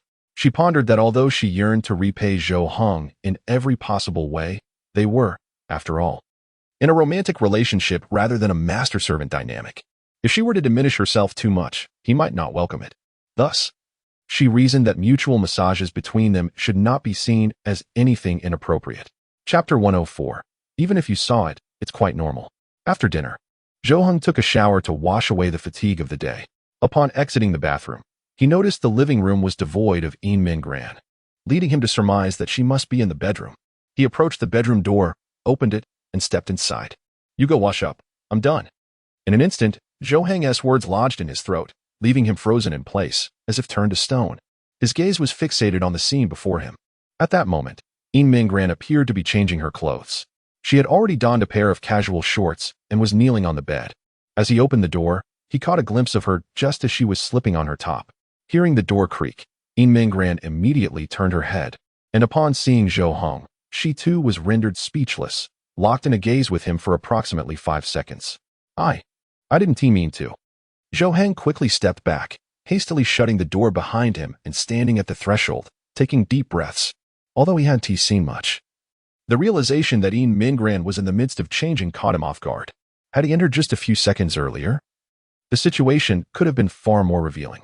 At around 19 years of age, a quintessential youth, encountering his first love, his very first girlfriend, who was stunningly beautiful and captured his heart. Such a sight stirred his imagination profoundly. It was a shocking moment that he could scarcely bear. Zhou Heng, akin to a zombie, shuffled over to the sofa and sat down, cradling his head in his hands. Ultimately, it was his own fault, despite being in his own home. He was no longer alone there. Why hadn't he knocked before entering the bedroom? Meanwhile, in the bedroom, Yin Minggran had finished changing. With her fingers gripping the collar of her shirt, she lowered her head, pouting slightly, lost in thought. In truth, she felt neither anger nor embarrassment. It was of little consequence. Moreover, since she hadn't locked the door, she had no genuine concern about Zhou Heng barging in unannounced. What truly mattered to her was Zhou Heng's reaction. After a while, Yin Minggran emerged from the bedroom and found Zhou Heng seated on the sofa, seemingly troubled. Upon seeing her, Zhou Heng's heart raced, his hands crossed, and his legs trembled subtly. Yin Minggran approached him, crouched down to meet his gaze, and softly inquired, "What's wrong?" Zhou Heng, looking into her eyes, stammered, I apologize for what just happened. It was unintentional. I promise I will knock next time. It's nothing at all. What is the big deal?" Yin Minggran let out a light laugh, extending her hand to gently caress Zhou Heng's cheek. In a soft voice, she said, "All right, do not overthink it. There is no need to apologize to me. After all, I am your girlfriend." She instinctively wanted to express that he could look whenever he wished, believing there was nothing wrong with the statement. However, understanding the implications, she felt it was a tad too overt to vocalize. Nevertheless, she wished to convey this sentiment and chose a different phrasing. "I am your girlfriend. Even if you see me, it is quite natural, only you can." Suddenly, her words ignited something within Zhou Heng, causing his face to flush bright red. He immediately averted his gaze, glancing around as if unsure where to look, his hands fidgeting, one moment covering his mouth, the next resting on his thigh. I understand," he stammered, before abruptly rising from the sofa and making his way toward the bedroom. You should go take a shower." His walk appeared unsteady, almost as if he were tripping over his own feet, and he clumsily stumbled into the bedroom. Yin Minggran followed him with her eyes until the bedroom door closed, at which point she collected herself, her body trembling slightly. Reflecting on Zhou Heng's reaction, she gently bit her lower lip, a small smile unconsciously forming at the corners of her mouth. What is happening? At that moment, her heart raced as if it were beating a drum, and thoughts of Zhou Heng's response echoed in her mind. She was consumed by a singular notion. His reaction was utterly adorable. She adored it to the point of exhilaration. She felt an overwhelming desire to witness that reaction from Zhou Heng once more. This time, she did not want him to escape. She yearned to observe the changes in his demeanor firsthand. Surely, she would be unable to resist enveloping him in her embrace at that moment. Yet, She had only encountered such a response from him this once. How could she possibly evoke it again? Perhaps, deliberately? Yin Mingran glanced down at her attire, tugging at the hem of her shirt, which clung to her form, accentuating her figure. The thought of Zhou Heng's reaction upon seeing her body brought her joy. If he had remained indifferent or expressionless, that would have been the greatest blow to her. The method may indeed be effective, however, it is limited in frequency. A couple of attempts may suffice, but with repeated use, Zhou Heng would become accustomed to it. This precious opportunity is not one she wishes to squander frivolously. Perhaps it is better to contemplate alternative approaches. Yin Mingran retreated to the bathroom to prepare for a shower, while Zhou Heng remained in the bedroom, embracing a pillow against the headboard, quietly engrossed in a book. Although he appeared tranquil on the surface, turmoil brewed within. As the sound of running water emanated from the adjacent bathroom, Zhou Heng instinctively swallowed hard, the image resurfacing in his mind. A moment later, his gaze shifted to the tissue box on the nearby table. After a brief pause, he vigorously shook his head, lifted the book once more, and murmured to himself, "Do not think about it. Do not think about it. There are side effects. There are side effects." Chapter 105. I believe this will alleviate your thoughts, won't it? In the bathroom, Yin Mingran dried herself off and donned her pajamas. As she gazed into the mirror, the radiance of her freshly washed skin was undeniable, appearing supple and smooth. While bathing, she had considered their relationship and concluded that a gradual approach would be more prudent. After all, she felt no urgency. As long as Zhou Heng did not send her away, she could remain by his side for an eternity. The mere fact that Zhou Heng could offer her a title was already a significant step forward. They should truly relish their romance after the college entrance examinations. She resolved not to dwell daily on how to be intimate with Zhou Heng, as his primary focus must remain on his studies before contemplating anything else. She was determined not to hinder his academic pursuits, a decision she had made prior to confessing her feelings. Emerging from the bathroom, Yin Mingran proceeded to the kitchen to prepare some fruit for Zhou Heng, meticulously peeling and slicing apples into bite-sized pieces. Once ready, she carried the fruit to the bedroom, where the door was ajar. Gently pushing it open, she found Zhou Heng reclining against the headboard, engrossed in a book, presumably studying. At the moment she entered, Zhou Heng subtly adjusted his book, feigning concentration. However, even this minor gesture did not escape Yin Mingran's notice. A smile graced her lips as she approached and placed the fruit on the nearby table. "Is there anything you don't understand? I can help you," she offered, leaning closer to glance at the book in his hands, her brow furrowing. You have your book upside down." Zhou Heng exclaimed, raising his eyebrows in surprise as he quickly corrected the position of the book, his face flushed with embarrassment. His mind had indeed wandered far from the text, preoccupied with other thoughts. Upon Yin Mingran's entrance, his attention had shifted entirely to her, even if his eyes did not meet hers. His heart and ears were attuned to her presence. Now, having been discovered, he felt utterly humiliated, realizing he had not even managed to disguise his distraction. Yin Mingran's expression turned pensive as she recognized the profound effect she had on Zhou Heng. Continuing down this path could jeopardize his studies. She gently sat beside him, placing her hand atop his, and softly inquired, "You are troubled because of me, aren't you? Would you share with me? I do not wish to disrupt your focus." She suspected that the matter troubling him extended beyond the incident that had occurred prior to her bath. Could it truly have such a significant impact on him? Zhou Heng lifted his gaze to meet hers and shook his head, responding, "Do not worry. You will not affect my studies. This is merely a normal psychological, physiological state. There is nothing I can do. Nothing you can do." "What does it mean?" Yin Mingran's inquiry did not elicit an immediate response from Zhou Heng. He was captivated by the depths of her eyes, yet inexplicably found himself at a loss for words, his mouth opening and closing without uttering a sound. How could he possibly articulate his thoughts? Should he be forthright and confess that his mind was consumed by that very image? After all, he had been disciplined in his fitness regimen for quite some time, having long since relegated such thoughts to the past. In this state, any attractive individual could easily catch his eye, let alone a paragon such as Yin Mingran. Although he had strived to maintain his composure, a mere glance had nearly shattered his restraint. In the solitude of his bedroom, he had resorted to performing push-ups vigorously to regain his calm. Zhou Heng stammered, struggling to find the right words. It's just normal, nothing to worry about.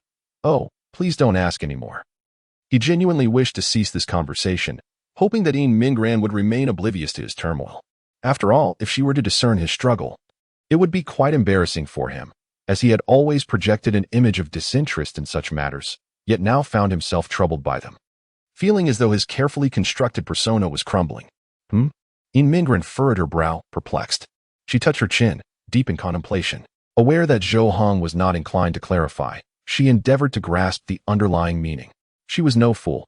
Having studied biology extensively and gleaned insights from casual online discussions and conversations with classmates, she quickly deduced the situation. Oh, I see. Mingren lowered her gaze, her face flushed with a fervent crimson. She had not anticipated that Zhou Heng's earlier predicament would affect his state of mind. Her heart was a tumult of emotions. Should she be elated or troubled? Elation stemmed from the realization that Zhou Heng cared so deeply, indicating his genuine interest in her. If he were indifferent, such concerns would not arise. However, her anxiety lay in the uncertainty of how to address this matter. She could not allow him to remain so distracted. As his girlfriend, it was her duty to assist him. Well, Mingren hesitated, her words faltering, before seemingly summoning her resolve. Gathering her courage, she gradually leaned closer to Zhou Heng, her head drawing near as she whispered softly into his ear. Then we should. Zhou Heng's eyes widened in shock, his head instinctively retreating as he gazed at Mingren in disbelief. Meanwhile, she kept her head bowed, her cheeks burning with a heat so intense it felt as if they might ignite, her breath growing subtly rapid. Wait. As Mingren appeared poised to unfasten her clothing, Zhou Heng swiftly grasped her wrist, halting her. You must be joking. Mingren shook her head, asserting, I'm not joking, I am serious. I believe that this way you won't think about it anymore, right? She comprehended the essence of Zhou Heng's intention, thus devising the simplest solution.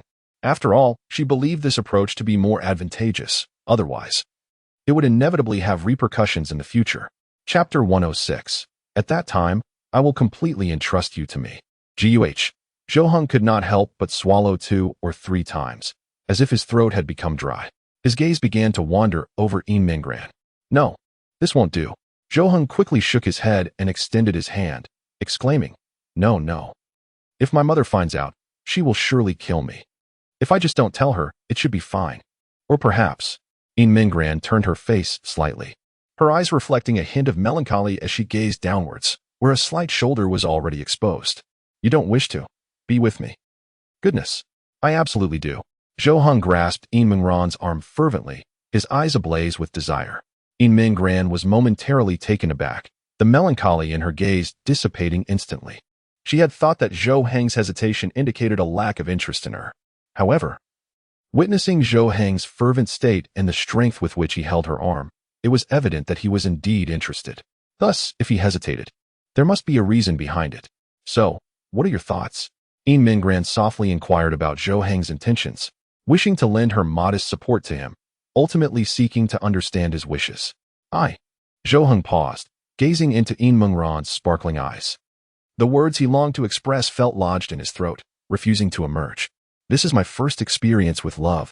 I do not wish for us to rush into that next step, especially for the absurd reason of fulfilling my personal desires. After all, we haven't even shared a kiss yet. With each word, Zhou Heng's voice grew softer, yet no matter how faint, Mingren could hear him clearly, each syllable striking her heart profoundly. She had not anticipated Zhou Heng's perspective. Indeed, until now, they had not even kissed, and now to engage in such acts seemed rather ludicrous, akin to a transaction conducted for monetary gain rather than a cherished first love shared between 2 individuals. Initially, she felt a tinge of disappointment, but upon hearing Zhou Heng's reasoning, that feeling vanished entirely. After all, only someone who genuinely values the relationship would contemplate such matters. If Zhou Heng had proceeded with her earlier, perhaps their feelings would have soured afterward. Having only been in a relationship for just over a week, that sweet and tangy freshness would surely dissipate, especially after having attained each other's bodies. What room would there be for innocence? However, Zhou Heng had indeed just expressed an overwhelming desire to be with her. So, should we not? Zhou Heng released his grasp, softly asking, in your heart, how long should one be together before engaging in such acts? Mingren was momentarily taken aback before responding, well, if it were Zhou Heng, then any time would suffice. No. Please express your true feelings. How long do you think would be appropriate? Perhaps around a year, she finally replied after some contemplation. In truth, her earlier honest sentiment was to wait until after marriage. as she believed that everything was fraught with uncertainty before such a commitment. The idea of relinquishing her body under uncertain circumstances was something she found hard to accept. However, following the upheaval in her family, that notion had faded, as she had contemplated marrying anyone at that time. Hence, her previous conviction had become untenable. Now, in the presence of Zhou Heng, her mention of a year stemmed from her desire not to wait too long, nor to impose a lengthy wait upon him. All right then, a year it is. By then, we will have graduated, right?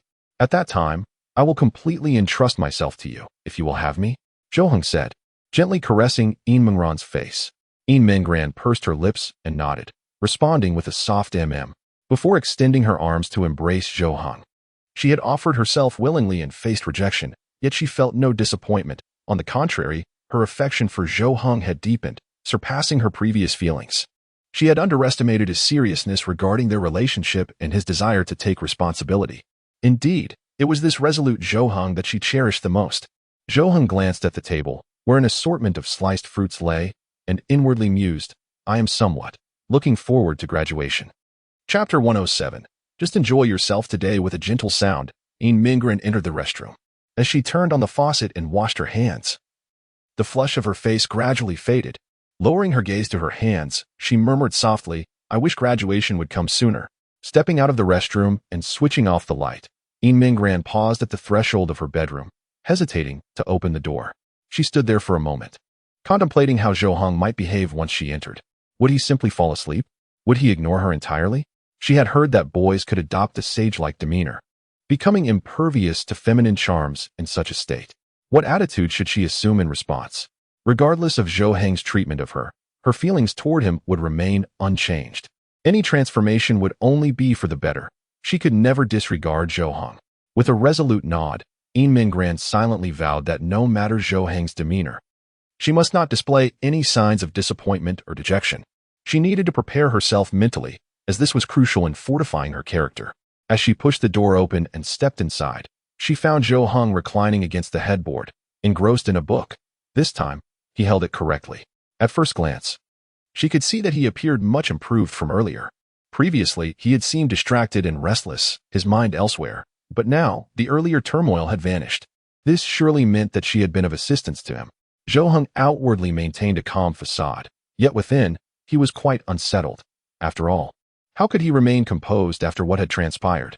He was uncertain of how to face Yin Mingran, unsure of how to interact with her in a normal manner. Thus, he opted to feign tranquility, preferring to observe for the time being. Yin Mingran climbed onto the bed and sat beside Zhou Heng. Before he could utter a word, she placed her hand on his thigh and began to knead it gently. Zhou Heng's eyes widened in astonishment. Utterly taken aback, could it be that Yin Mingran was actually giving him a massage? What kind of treatment was this? A royal treatment, perhaps? Surely. No one would believe it if he shared this with his classmates. They would think he had lost his mind. As she continued to massage him, Yin Mingran spoke softly. Please be careful during tomorrow's competition. The most important thing is that you don't get hurt. Yin Mingran. She paused, lifting her head to meet his gaze, only to find him staring intently at her, his book set aside. Suddenly, Zhou Heng sat up and exclaimed, At least let me return the favor and massage you. You should take a break. Yin Mingran was momentarily taken aback. But then a smile spread across her face as she gently pushed him back down. All right, just enjoy yourself today. There's no need to argue with me. Zhou Heng continued to lean back, observing as Yin Mingran diligently massaged him, easing his muscles. Although he felt a twinge of guilt, he relished the sensation immensely. He picked up a bowl from the nearby table, speared a piece of apple with a toothpick, and offered it to Yin Mingran. She smiled gently, opened her mouth to accept the offering, and savored the fruit.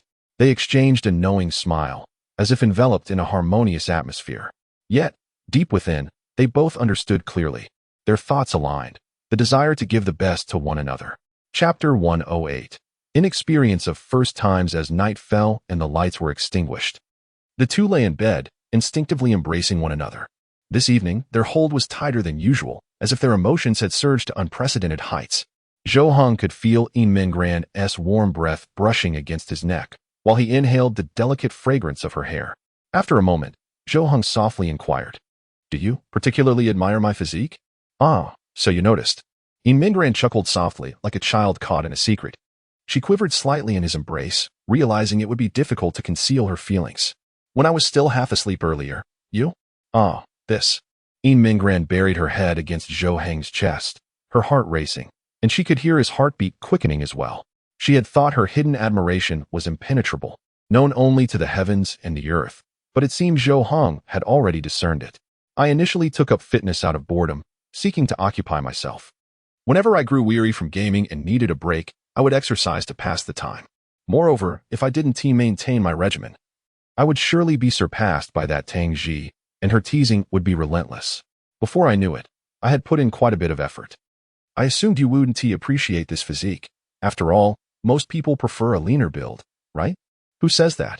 I adore this, Yin Mingran declared, tightening her grip around Zhou Heng's form, even though her own figure appeared much more delicate in comparison. Really? Indeed, truly. A smile graced Zhou Heng's lips as he leaned forward, placing a gentle kiss upon her forehead. He recalled the last time he had kissed Yin Mingran, when she was asleep, stolen in a moment of shyness. But now, he no longer felt fear. It was the courage she had imparted to him. He then whispered softly in her ear, "Good night." Yin Mingran paused, taken aback. This was the first time Zhou Heng had kissed her. A warm current surged through her heart, enveloping her in an unfamiliar sense of comfort. Undaunted, she lifted her head and pressed a kiss against his cheek in response, murmuring, "Good night." With their eyes closed, they soon drifted into slumber. Since they began to sleep entwined, their sleep quality had remarkably improved. Yin Mingran recalled a time just over a fortnight ago when she struggled nightly, unable to close her eyes without dreaming of lost loved ones. Yet now, she slept soundly, often encountering her parents in her dreams, as if they were visiting her, quietly conversing and accompanying her until dawn. In dreams, she found her parents. Upon waking, she was greeted by Zhou Heng. This filled her with hope, affirming that persevering through life was indeed the most righteous path. The next morning, it was Yin Mingran who awoke first. She carefully extricated herself from Zhou Heng's embrace, rose from bed, and began preparing breakfast. Today was the day of the sports meet, and it was essential for Zhou Heng to conserve his energy. Thus, a bit more rest in the morning would serve him well. While she was halfway through making breakfast, Zhou Heng stirred and got up. The two shared a meal, attended to their grooming, and then began to gather their belongings. Once they were ready, they stepped out together, hand in hand, engaging in light conversation. Their spirits noticeably elevated compared to before, even surpassing the previous day. Upon arriving at the school gate, they could already see the hustle and bustle of the playground. Several parents had also arrived to lend a hand, and the various class areas were being meticulously decorated. Zhou Heng remarked while gazing into the school. I recall Tangji mentioning yesterday that her father would be coming today since he has the day off. He is my uncle by marriage. After all, Tangji is set to perform, though I wonder if she is adequately prepared. She mentioned during rehearsal yesterday that she wouldn't need to practice and could simply take the stage. Well, she often does that. It should be fine. Just as they were conversing, a voice suddenly interrupted from behind them. What are you two doing standing there instead of going inside? Startled, both Zhou Heng and Yin Mingran turned around, only to be met with yet another surprise. It was their homeroom teacher, Ms. Wang, who was now squinting at them, her gaze fixed on their intertwined hands, which they had not yet had the chance to release. Chapter 109 now. I have even more reason to assist her. Good morning. Teacher Wang. Yin Mingran greeted softly, while Zhou Heng stood beside her, momentarily stunned. The homeroom teacher was fixated on the hands they were holding, and as the two of them became aware of the awkwardness, they glanced at their own hands. In the next instant, their hands recoiled as if jolted by an electric shock. Zhou Heng's face flushed with embarrassment, while Yin Mingran lowered her head, her heartbeat echoing like a drum, too timid to meet the teacher's gaze. Romantic relationships among students were strictly forbidden, especially during the crucial third year of high school. Being caught would undoubtedly lead to severe repercussions.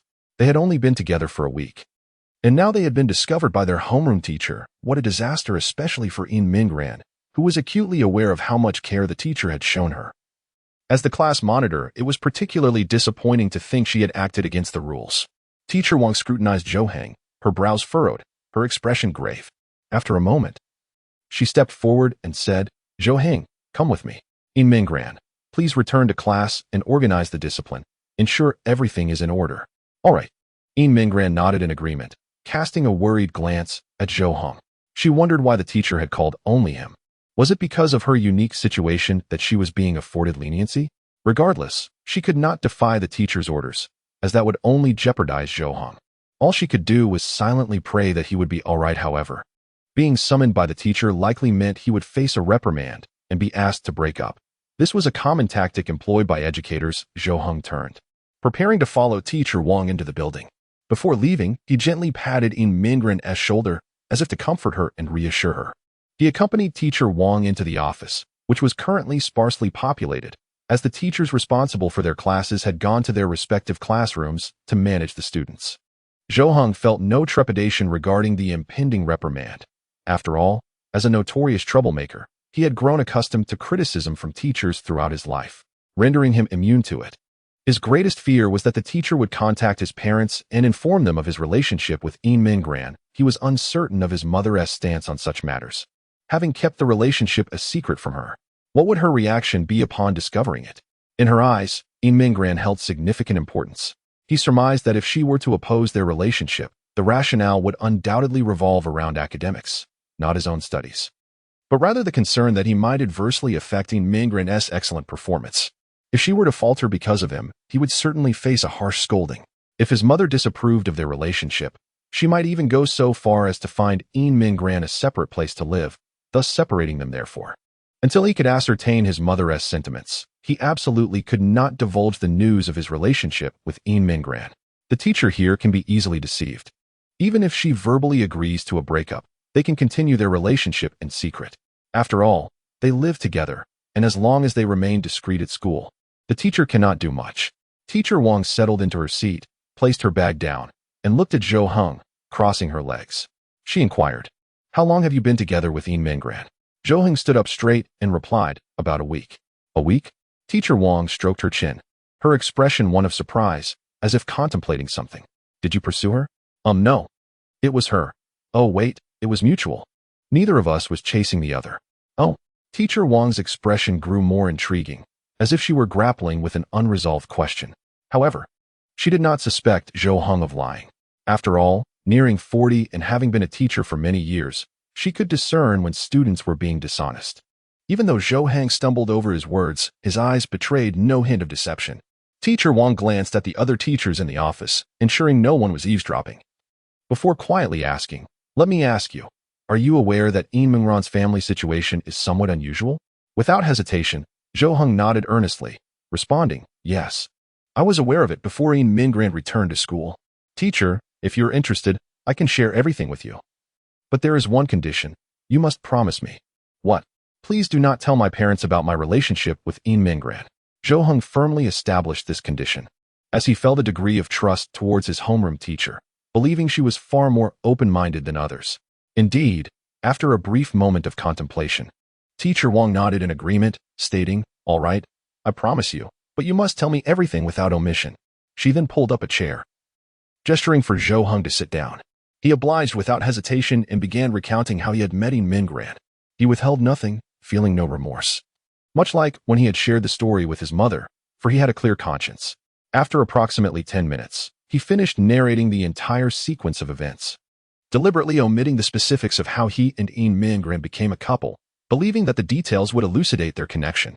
Teacher Wang listened intently, occasionally sipping water, as if enthralled by an exquisite tale. "Is everything you said true?" Zhou Heng nodded and replied earnestly, "Yes, truly. You can confirm with my mother. She has already accepted Mingren as her goddaughter. However, please, do not mention our relationship to her yet." After hearing his account, it seemed as though he had accomplished something remarkable. Without him, she might not have returned to school at all. I did not ponder deeply at that moment. My sole intention was to assist her as much as possible. My family, too, could not bear to witness such a splendid girl's life being irrevocably altered due to familial circumstances, which is why we chose to extend our help. Now, I find myself with even greater reasons to aid her. Zhou Heng skillfully redirected the conversation back to the matter of romance.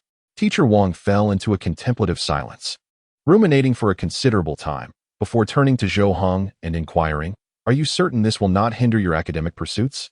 "Of course not. We shall progress together.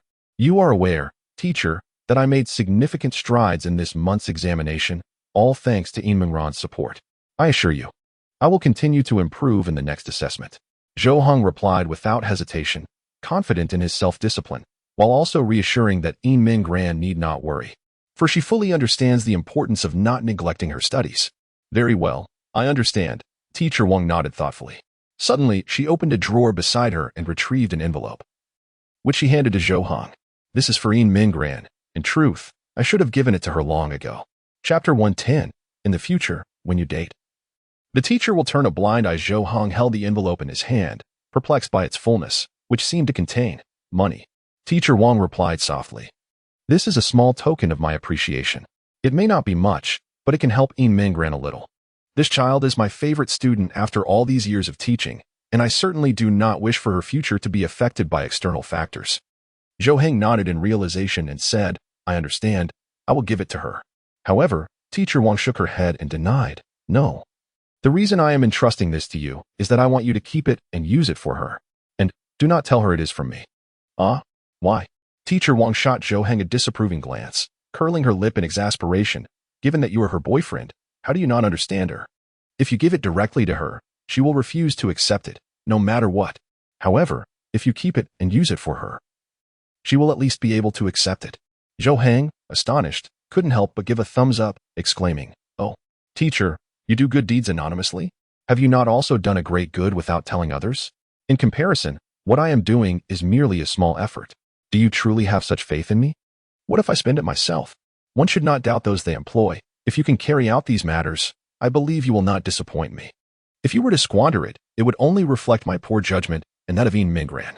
Zhou Heng sensed that Teacher Wang's words seemed to acknowledge his relationship with Yin Mingran. Then, teacher, do you mean? Yes. I am truly grateful for your efforts towards Yin Mingran. Therefore, I ask you to continue to look after her for me. You may remain together, but first and foremost, do not let your relationship interfere with your studies. Secondly, maintain a low profile at school, avoid excessive behavior. If you can adhere to these 2 points, from now on, I will turn a blind eye. Really? Thank you, Teacher Wang. Zhou Heng exclaimed, leaping from his chair, causing the other teachers in the office to look up in surprise. Teacher Wang frowned and waved her hand, whispering, Shoo. All right, you may go? You have a project today, right? Make sure to perform well in front of Yin Mingran. Do not return unless you secure first place. Understood. Zhou Heng smiled broadly, nodding repeatedly. Then, under Teacher Wang's helpless gaze, he exited the office. Teacher Wang had truly agreed to their relationship. It seemed she held a genuine fondness for Yin Mingran. He felt fortunate to be associated with her. For anyone else, such a relationship would never have received approval.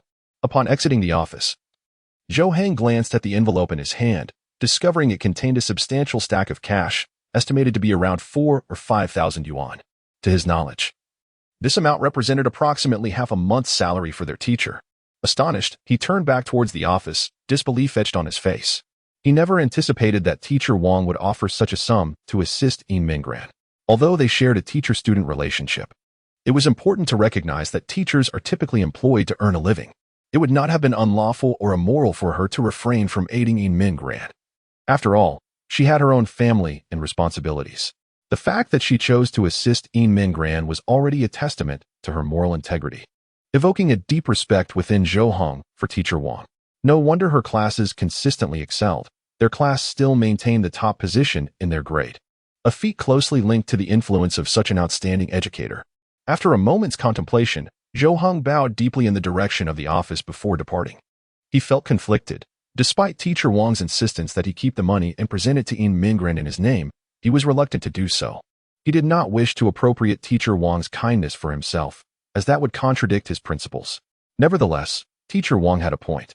If he were to reveal the source of the money to Yin Mingran, she would undoubtedly decline it. Thus, he grappled with the dilemma, hoping that from Yin Mingran's perspective, she would accept the funds, which could significantly aid her.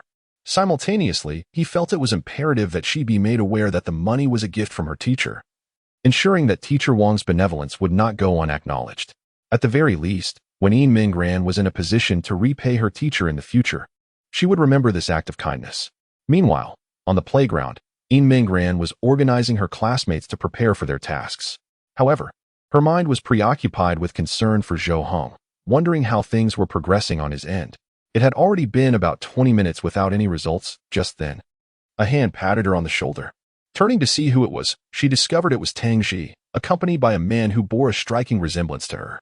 Instantly, Yin Mingran deduced that this must be Tang Ji's father. Tang Ji introduced, Dad, this is Yin Minggran. Yin Minggran quickly bowed and greeted. Hello, uncle. Tang Ji's father smiled and nodded, responding, Ah, good child, we are all family here, no need for formality. Tang Ji, holding a bag in her hand, said to Yin Minggran, Is it about to start? I'm going to change my clothes now. Yes. All right, I should go and change soon too. Yin Minggran replied, nodding as she watched Tang Ji head off. After she arranged a few more matters, it would soon be her turn to change as well. Some classes had already changed, and the girls responsible for holding the signs wore dazzling outfits, particularly eye-catching. She knew she needed to wait for the teacher to come down. Otherwise, no one would supervise the class, and she couldn't leave carelessly. In the corridor, Zhou Heng had just stepped out. He had returned to the classroom, tucked the envelope away in his desk, and was now preparing to leave. Zhou Heng, just as he was about to exit the classroom building, a voice called out to him. Zhou Heng turned around to see a boy hurriedly approaching. Liao Haomiao. Zhou Heng observed the boy, clad in sports attire and shorts, adorned with a number tag. You have an event too? Liao Haomiao reached Zhou Heng's side, adjusted his glasses, and nodded, saying, Of course. I know you have one as well. Aren't you wearing your school uniform? Where's your number tag? Ah, I haven't even returned to my classroom yet. The teacher called me early this morning, Zhou Heng replied, waving his hand as he anxiously continued forward. He had no time to change clothes or collect his number tag that morning. Liao Haomiao, however, kept pace beside him, inquiring, What event are you registered for? It can't be the same as mine, can it? Chapter 111 thus, this pure emotion is truly worth cherishing. Me? I am but a shot put. 100 meters. Liao Haomiao nodded slightly and remarked with a hint of detachment, Ah, that is good. It appears I have perfectly avoided you. Zhou Heng turned to him, chuckling softly, and inquired, What? Are you afraid to compete with me? Well, I've conducted my research on you. Is there anyone bold enough to claim they can defeat you with absolute certainty? I aim to help our class secure first place, not to engage in a rivalry with you. Liao Haomiao candidly acknowledged this, seemingly unperturbed by whether Zhou Heng's words were a provocation or mockery. Zhou Heng was somewhat taken aback, not expecting Liao Haomiao to possess such a good-natured disposition. He had spoken so boldly. Yet Liao Haomiao did not retaliate with a quip of his own. It seemed he had gleaned something valuable from Liao Haomiao. Had it been himself and Tang Ji, they would have undoubtedly exchanged barbs incessantly. Zhou Heng nodded and said, Then, I wish you the best in securing first place. You too, Liao Haomiao replied, extending his fist. Zhou Heng paused momentarily, then a smile graced his lips as he bumped fists with him. As they exited the classroom building, they exchanged a few simple words. After becoming friends, they occasionally chatted after class when they crossed paths, having exchanged contact information, but they had yet to reach out. As two boys often find it difficult to know what to discuss. On the day of the school sports meet, the outer gates of the school would open, allowing parents to come and watch. Although they could not enter the main area, they were just a fence away from the students. And some students had already gone over to chat with their parents. At this moment, outside the fence, a crowd had gathered, primarily to observe and enjoy the festivities. Liao Haomiao cast a cursory glance and soon spotted a figure that captivated his attention, furrowing his brows in concern. Zhou Heng glanced at him, noticing his unwavering gaze towards a particular direction, and curiously asked, What are you looking at so intently? Over there, Liao Haomiao pointed beyond the fence, lifting his chin, his expression darkening. Zhou Heng followed the direction of Liao Haomiao's finger and saw two girls dressed in charming little dresses, watching from outside the fence. What is the matter? Have you spotted some attractive girls? You still have the presence of mind to notice that? Liao Haomiao shook his head, his demeanor serious and somber. He sighed deeply and began to speak. Do you remember when I told you about my year-long romance in middle school? The one that ended because of my poor academic performance? Zhou Heng nodded, replying, I remember. What about it? Could it be? Ah, that is her. Zhou Heng glanced again at the two girls. Despite squinting, he could not discern their faces. Your eyesight is impressive. You can recognize her from this distance? Indeed, if Yin Minggran were standing there, would you not recognize her? Of course I would. Zhou Heng cast his gaze once more in that direction. It was evident that the two girls were there for amusement, glancing around, pointing this way and that. Is she not attending school? Perhaps today is simply a day of respite for her. Are you inclined to greet her? Liao Haomiao looked at Zhou Heng, his eyelids drooping, brow furrowed, wearing an expression that was intriguingly contemplative. Never mind, forget I mentioned it. What is her name? Do tell. Well, enough of that. You seem rather preoccupied. Do you wish to reconcile with her? Shall I accompany you to meet her? Zhou Heng extended his hand and patted Liao Haomiao's shoulder, attempting to bolster his spirits. However, Liao Haomiao lowered his head, appearing somewhat dejected, shaking his head as he replied, "Why humiliate myself? She has undoubtedly forgotten who I am. If I were to greet her and be met with the question, 'Who are you?' then I might as well abandon any hope of the competition today. Surely not. You were together for a year. Can you not even be friends? It has been 2 years since we last communicated. How can we possibly be friends again? Let it be. After all, we were so immature in middle school. Who would have taken it seriously? She is clearly here to enjoy herself with friends. I shan't ruin her good spirits." With a sigh, Liao Haomiao seemed to cast aside his previous thoughts, his demeanor shifting entirely. Zhou Heng decided not to press further. If that was his mindset, what more could he say? The two ceased their discussion and returned to their classroom. Outside the fence, the two girls continued to scan the area as if searching for someone. One of them, possessing large, sparkling eyes, long eyelashes, and rosy cheeks, standing at a height of 1.65 meters, appeared quite endearing, albeit with a hint of anxiety etched upon her face as her gaze searched restlessly within the confines of the fence.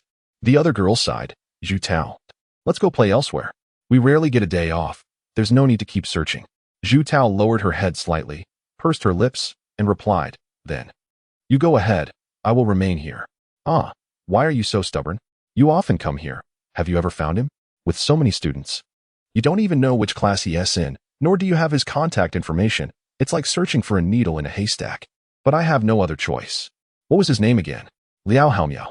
"Oh yes, that's it. You mentioned you were only together during middle school. Back when you knew nothing. Why do you still cling to it? Was he truly that remarkable?" Zhu Tao gazed ahead, gripping the fence with a hint of sorrow in her eyes, softly murmuring, "I merely wished to clarify things with him. The separation was not my choice. I had no agency in the matter. I do not want him to think that I ended things due to his academic struggles. Had that been the case, I would not have spent a year with him. And then what? What difference would it make to clarify? So much time has passed. He may very well have a girlfriend by now, or perhaps he has forgotten you entirely. Who would still care about such matters? Nevertheless, it matters little to me. I merely wish to avoid any misunderstandings on his part." Regarding Zhu Tao's attitude, the girl appeared utterly exasperated, speechless as she gazed at Zhu Tao's profile, wishing desperately to delve into her mind to uncover her thoughts. "You two are quite remarkable, two young adolescents in middle school, utterly oblivious to the world. Merely holding hands was the extent of their relationship, and despite never having shared a kiss, they managed to stay together for an entire year, truly admirable." Zhu Tao did not refute this. Instead, she nodded and softly remarked, "Indeed, we knew nothing, and that is precisely why this innocent affection is so worthy of nostalgia." Chapter 112. Which class is she from? Is she the school belle? Upon returning to the classroom, Zhou Heng was immediately approached by In Mingran, who anxiously scrutinized him from head to toe and inquired, "Are you all right?" Amused by her reaction, Zhou Heng gently ruffled her hair and replied, "I'm fine. I was taken away for interrogation. I merely had a brief chat with the teacher." "Don't worry." "Really? So what did the teacher say?" "Let us discuss it later. The opening ceremony is about to begin, right? We should change our clothes first." "Indeed, you're right." Zhou Heng glanced back and noticed a parent assisting nearby. He quickly approached and greeted, "Uncle, you're here." Upon hearing his voice, the man turned around and, upon seeing Zhou Heng, his face lit up with joy. "Ah, little Heng, long time no see. The last time you visited, I was at work. Don't blame your uncle for not entertaining you." "Uncle, don't say that. It's you who shouldn't blame me for not waiting until your break. I'll come to visit again next time." "All right, when you come next time, let us have a drink together. Tell your aunt what you'd like to eat." After a brief exchange, Zhou Heng felt pressed for time and said, "Uncle, I need to prepare now. The sports meet is about to start." "Okay, go ahead and get busy." At that moment, their homeroom teacher, Mr. Wang, returned, and Zhou Heng and In Mingran proceeded to change their clothes.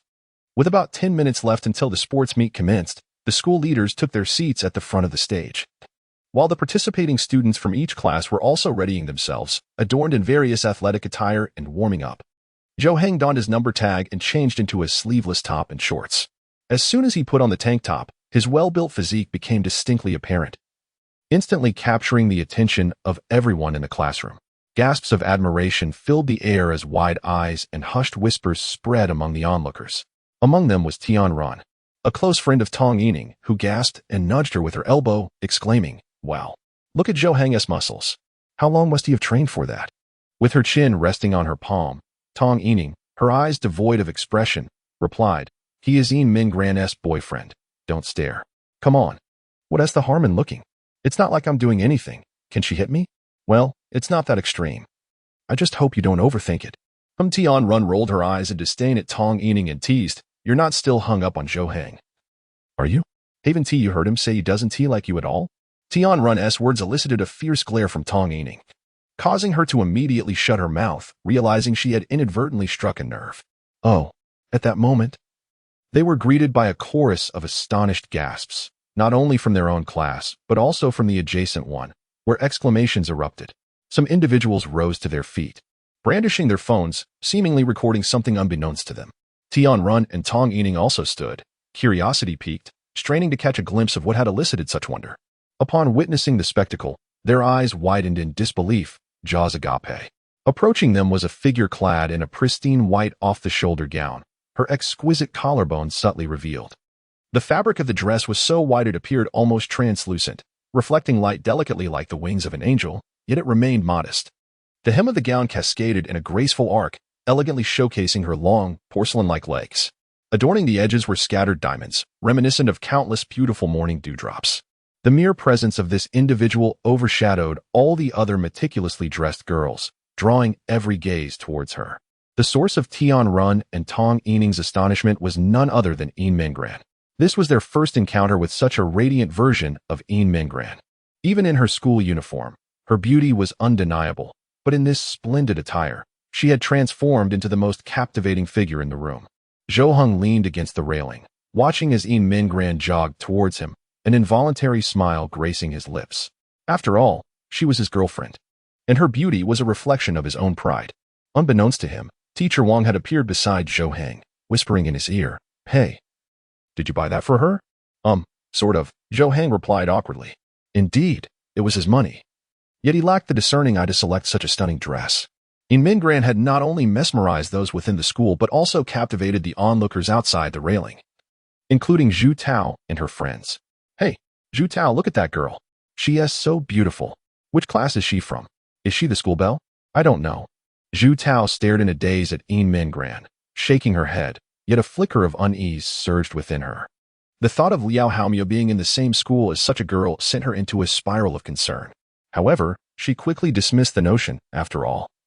With so many students in the school, it was unlikely that Liao Haomiao would coincidentally develop feelings for her.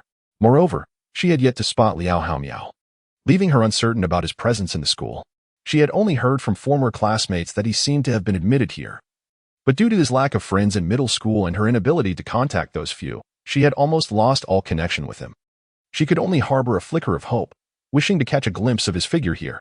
Yet, even if she were to find Liao Haomiao, she remained uncertain if she would have the opportunity to converse with him. Perhaps they had already become strangers, and Liao Haomiao had forgotten her entirely. Mingran returned to her class, immediately positioning herself beside Zhou Heng, though she dared not stand too close due to the presence of Teacher Wang nearby. However, Zhou Heng boldly remarked, "You look beautiful in that outfit."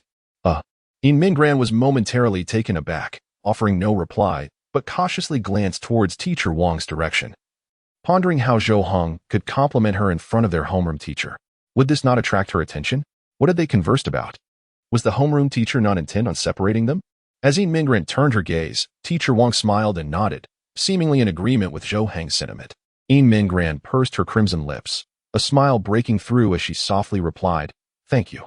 At that moment, the grand sound system crackled to life. "Esteemed teachers, dear students, good morning to you all. The sun shines brightly, spirits are high, music resounds, and flags flutter. Today, with joy in our hearts and accompanied by vibrant melodies and the rhythmic steps of our athletes, we gather to celebrate the grand opening of our school's latest autumn sports meeting." Chapter 113, But Which Window Did God Close for Her? As the sports meet commenced officially, each class lined up accordingly. At the forefront of her class stood Mingran, holding the placard representing their group. Even in her tranquil stance, she captivated numerous gazes, as if every gesture she made tugged at the strings of their hearts. In contrast, Zhou Heng, due to his height, found himself at the rear of the line, creating a considerable distance from his girlfriend. From his position, Zhou Heng could overhear the idle chatter among his classmates. Each class must perform, right? Do we have something planned? Oh, what if the class president forgot about it? What should we do? I inquired, and indeed, our class has a performance. It's Tangji presenting a dance. Tangji, performing? A dance? Such an unconventional combination of words. I never imagined they could coexist. What could possibly compel her to perform? Who knows? To have her perform alone, they must have threatened her with something severe, like kidnapping her family. Zhou Heng couldn't help but chuckle at their misconceptions. They only perceived Tangji's surface, assuming her to be the type who would prefer to remain an unnoticed presence in the corner, avoiding any entanglements. However, they were only partially correct. While Tangji indeed harbored a disdain for such events and sought to remain uninvolved, it did not imply that she feared performing. After all, she had won numerous accolades for her performances throughout her life. The notion of performing in front of a crowd had long since ceased to intimidate her. Rather, she found it rather uninspiring. Once the host concluded the opening remarks, the ceremony commenced officially. Classes began to proceed in order, stepping out to the podium to showcase their respective performances. The majority of classes opted for group displays of gymnastics or simple dances, reflecting a lack of effort, merely going through the motions. A select few classes featured performances by small groups, showcasing a variety of acts, including dance and acrobatics. When it was their class's turn, Mingran led the way, and the eyes of other classes followed her movements. What would their class present? I wonder if that girl will perform. I am eager to see her. She excels academically. Her exam scores were second only to Liao Haomiao. Ah, now that you mention it, I remember. It's her. Most discussions centered around Mingran, as she left a profound impression on the majority. After all, her class ranked first in the grade, boasting the most diligent students, and nearly everyone from other classes had some recollection of them. Their group halted before the podium, and after a few seconds of stillness, the entire class remained unmoved, leaving everyone puzzled about what performance they were about to present. In truth, even they were uncertain, with most wearing bewildered expressions, exchanging glances, and awkwardly grinning. Standing at the forefront, Mingran exuded calmness, harboring deep trust in Tangji. Suddenly, amidst the silence, the sound of bells resonated, seemingly from nowhere, accompanied by the enchanting notes of the shao and melodious music. All eyes converged on a singular figure emerging from the entrance. Clad in a crescent moon-colored silk dance attire, her sleeves flowed like a gentle stream, and her skirt shimmered with luminescence, resembling a celestial maiden under the moonlight. Tiny silver bells adorned her hem, producing ethereal and crisp sounds with each step. Her flawless visage, adorned with subtle makeup, was strikingly beautiful, her silver eyes, both cool and profound, and a crescent-shaped blush between her brows lent her an air of nobility and audacious grace. As she made her entrance, the entire school erupted in fervor, particularly her own classmates, who were left dumbfounded, mouths agape and eyes wide in disbelief. Who is that? Is it Tangji? Really? My goodness. As the music swelled, a hint of melancholy flickered in Tangji's gaze, as if narrating an untold story. Each gesture seemed to unveil her inner world. Mingran stood at the forefront, smiling gently as she observed Tangji gracefully approach. The gasps of admiration around her filling her with joy. She was thrilled that her treasured friend was finally being recognized for her allure. Reaching the center stage, Tangji commenced her dance, lifting her delicate wrist akin to willow branches swaying in the breeze. Her toes barely kissed the ground. As if she were treading on clouds, light and agile, her form elegantly twirling in harmony with the music. Each movement resembled a meticulously crafted poem, fluid and exquisite. The audience fell into a hushed reverence, captivated by the dance, as if time itself had paused, leaving only the melodious music and the performance. After approximately 5 minutes, the music ceased, and Tangji concluded with a poised gesture. The audience, seemingly unsatisfied, remained in silence, until a single applause broke the stillness. Tangji turned, discovering the applause emanated from the very person behind her, Mingran. She clapped her hands while smiling, her eyes shimmering with a subtle joy. The sound of applause echoed, first a single clap, then a second, a third, culminating in a resounding cheer from the audience, celebrating the splendid performance. Is this girl also from their class? How is it that such an astonishing girl belongs to their ranks? Her academic achievements are remarkable as well, seemingly placing her within the top 10 of her grade. Is that truly the case? What door has God closed for her? Is it fair that human disparities manifest so dramatically? In an instant, the spotlight shifted entirely from Mingran to Tangji. The dance they had just witnessed was captured by many on their phones, quickly spreading across various chat groups and platforms within mere minutes. At the back of the line, Zhou Heng quietly applauded, a smile gracing his lips, his eyes reflecting a hint of pride. As he gazed at Tang Ji's silhouette, for a fleeting moment, she transformed into a familiar girl with long hair, who used to cling to him daily, calling out to him as brother. Chapter 114. My girlfriend asks if you have, responded Tang Ji, splashed some water on her face, removing her makeup and changing into a sports tank top that accentuated her well-defined abdominal lines. After all, following the performance, she was set to participate in a competition. This sports event marked the most immersive experience she had ever encountered in all her years of school athletics. As she unwrapped a lollipop and placed it in her mouth, she sat and reflected on the recent events. The opening ceremony had concluded, and the various competitions were beginning to check in. She still had time for her event, thus allowing her a brief respite. Hey, how come you're already changed? At that moment, she heard a voice and turned to find Yin Minggren had arrived.